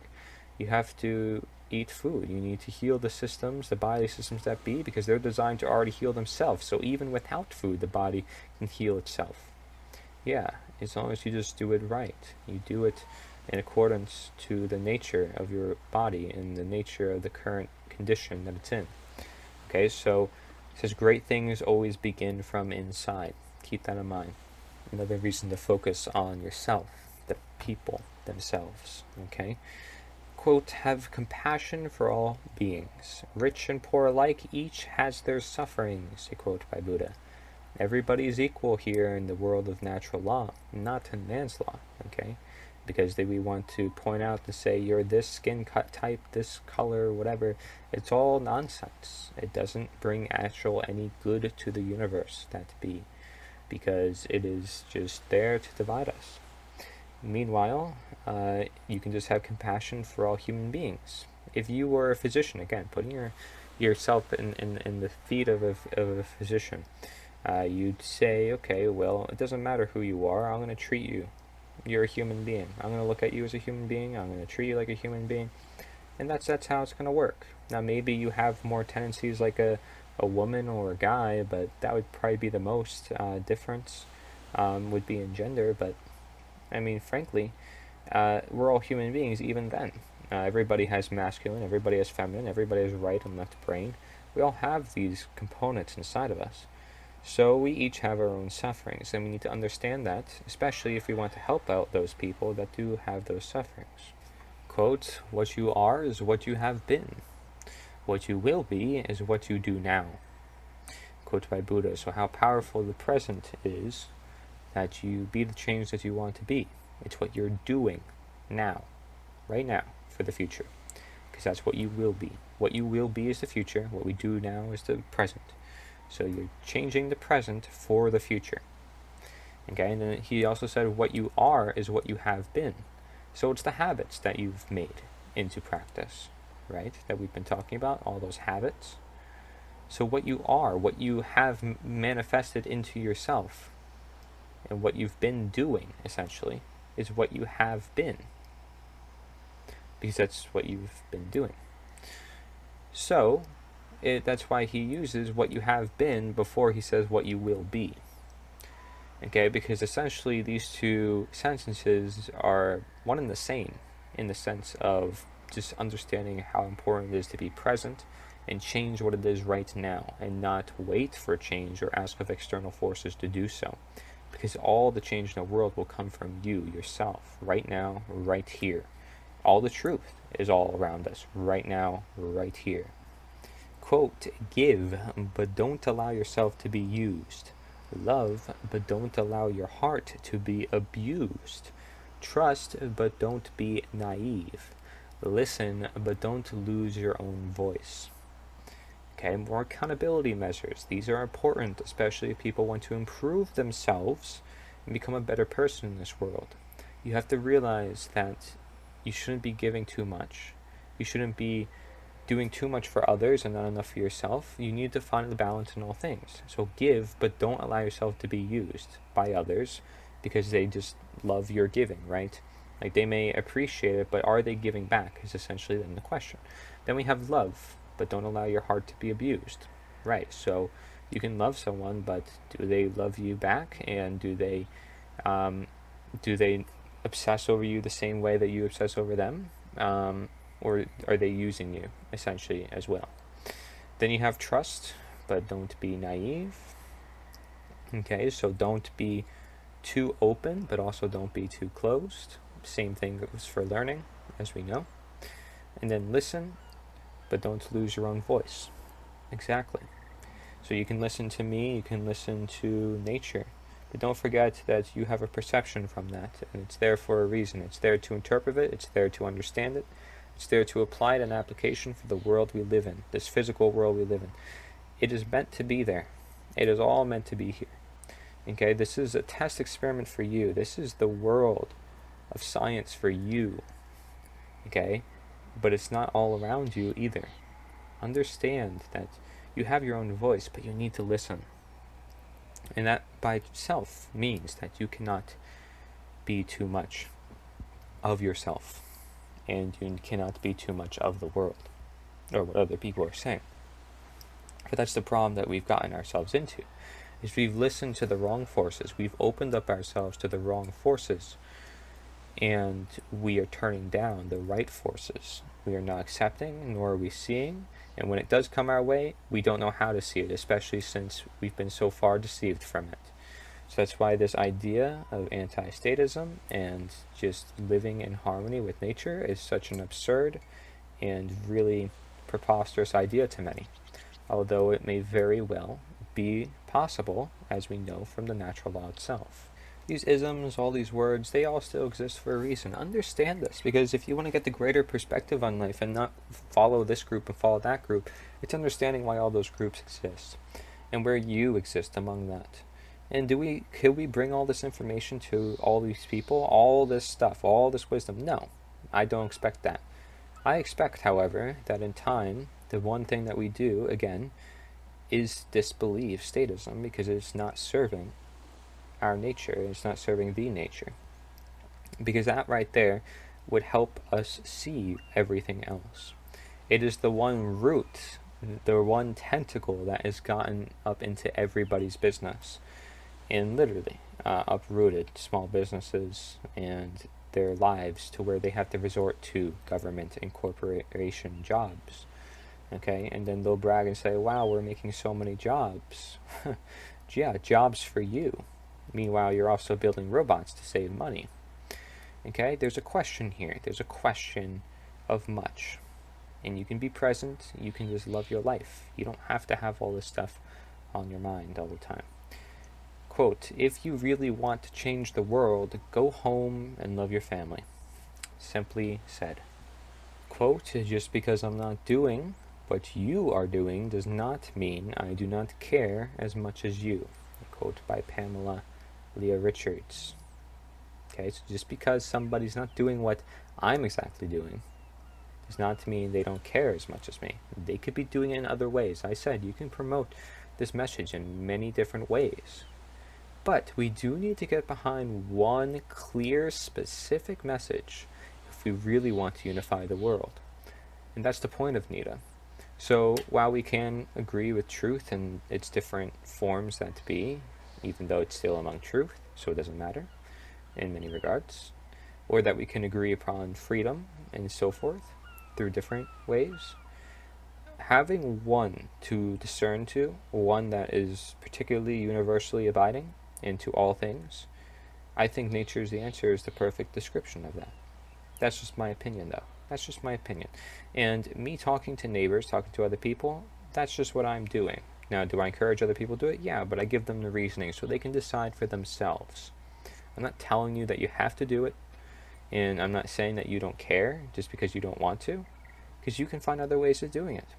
But realize the importance in it if you do want to change the world and you want better for the world, which I'd hope most people would if they actually care for the human species. I'm not using that as a threat. I'm saying that because our species is in trouble if we don't wake up to the reality that natural law and aspects of nature are just being completely undermined and completely overruled, essentially, even though it's all present all around us. So it's like you want to wait for the judgment of nature, then you're going to cost many lives. And the government's going to try to hold their grip as much as possible at all times, because that's what they do. But instead, the people themselves, the ones who roll up the system, can hold themselves accountable through methods like health and talking to one another about these ideas, which is why I'm putting out this video. But generally speaking, knowing what doesn't serve them and knowing what does. That's the idea. Any food from nature is likely to serve you. Any idea from nature is likely to serve you. Any idea from other people or any idea that challenges your current ideas is going to actually help you. And you may want to get rid of that and say that's not going to help me, but it will. If you are open to it and realizing what it actually means and what it actually does, or why people think this, or why this is happening. It's all there for a reason, so if you want to get the bigger picture in life, then you do that. You are open to all those ideas. Remember, it's all about care anyways. If you have care, that's all that really matters here. If you care to help people, doesn't matter which way you do it. I mean, there are probably better ways to inflict change more than others, but put the care into something that you like. Put it into something that you're passionate about. Put it into your daily work, something that really makes you you and could really position yourself among just trying to help awaken people in your community. Okay? You can have many connections just simply by talking to your neighborhood. You already have more connections than literally all the people in your own township or community or section of the world, whatever you want to call it. You already know that many people simply by talking with more people. You realize how much power that's naturally just giving you by itself. Like, here's the thing, right? Again, you use knowledge as power for good or for bad. You decide. I'm assuming some people will use this for bad. They will find ways because they really want to use it for bad. But I'm going to say, okay, well, that's not going to help you. It's going to kick you in the butt. Yeah. I mean, sure, the system is built around denaturing, but if that makes you think that you can have a step ahead in the right direction that can make you more money or whatever, you're not helping yourself. You're not going to become content. You're not going to be happy in life. You're still not. You fall content to evil, you're just going to keep looking and looking. You're never going to be content. And that's why government keeps changing things. Which is why they're always talking about what to do about the world. Okay, you have here, quote, when you can't control what's happening, challenge yourself to control the way you respond to what's happening. And that's where your power is. Exactly, your response. How do people mostly respond? They say they point the finger. Most people respond by pointing a finger at others. They don't look at themselves. They don't evaluate themselves. They don't see the value in understanding themselves to change the world.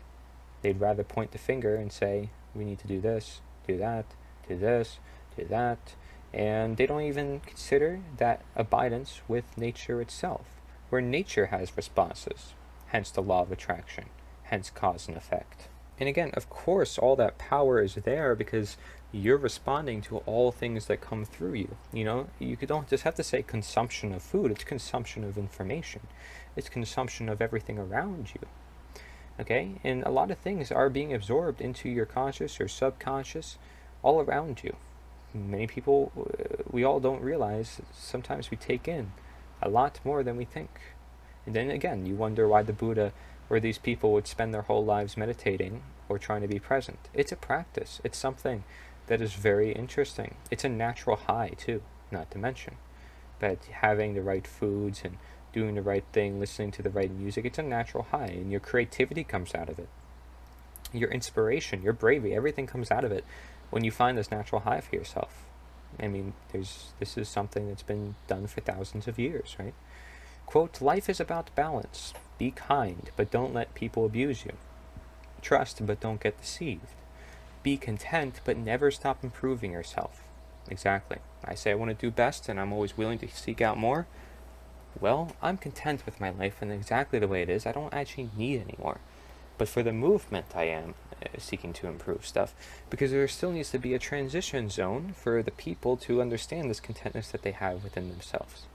And when they have that contentness within themselves, then we're good. We're easy. This isn't about like transitioning so we can all just say, okay, now we can just be content. We have to live the very message that we say, though. Okay? So I'm content right now with how I am. I don't need much more, which is why I'm not doing much more. I'm simply wanting others to understand the same message. That's it. Pretty simple. And then other than that, I'm living my destiny. I'm trying to improve myself in every regards. By seeing how much I can, change the world for the better in alignment with natural law. It's about balance, though, helping others, helping yourself, trusting but not getting too trustworthy of other people, because there's many people, obviously I'm going to like many people, but I'm still a human being. I'm still going to have opinions of my own and say, maybe I don't want to be around this person that much, and I'll be honest. I have to. It's just part of being human, and I'll try to resolve it as best as I can, given the understanding of reasoning and talking with one another. So be kind, but don't let people abuse you, like this idea. You can be kind and say, okay, well, yeah, sure, we can trade goods and stuff like that. But having other people say, okay, well, actually, I'm going to take this from you, I'm going to take that from you, I'm going to take that from you, that's exactly what government has done. people are being kind to a force that is foreign because they're not willing to question or challenge it. So understand that life is about balance in all things, in all matter. Does that mean government is a balance? But no, it's a negative expression. There's a problem there, okay? It's a manifestation of a negative expression. You can't say that you can have a balance between government and yourself. Government is not an essential part of life. It is not something that's like, oh my gosh, I need to drink my daily dose of government and then eat my serving of governor. Like, that's not the idea here. Okay, but you have here, quote, while it is important to win, it's even more important to remain undefeated no matter what happens. Okay, so we talked about this idea of winning and losing as sort of this game that we don't want to be a part of, and that we want to understand, just simply our presence here and how we're receiving all of this. So this quote is saying it's even more important to remain undefeated no matter what happens. So keeping your head high, keeping your mind awake. And that is the key here, right? Especially if you want to understand the situation that you're in or the situations you've got yourself into. You want to take a step back and you want to see it. But if you're unable to take a step back, you might not see it. Right? It's like being too close to a picture, and if you're not backing up, then you're not going to see the full picture. So this is a quote by Daisaku Ikeda, okay? And it's saying, again, this idea that winning and losing is not necessarily the idea. Depends on how you want to perceive winning. Because this quote is still saying it's important to win. Like, of course, yeah, it's important to get to what you want, essentially, your desires. But you don't want those desires to overcome you. So we're just connecting these quotes, right? The last part of this quote is really what matters. Saying that remaining undefeated is what matters. Because it doesn't matter what will happen as long as you remain undefeated and you can keep yourself alive, essentially, right? Because if you were to defeat yourself in a war, if a war were to defeat you, then you're done. There's nothing more you can do. Your cause cannot be promoted by you anymore. It's people that make up the war. It's people that make up the government. So, if you want to defeat this cause of the government, well, then you have to remain undefeated toward the cause of truth. You need to remain your head high toward what you truly believe in.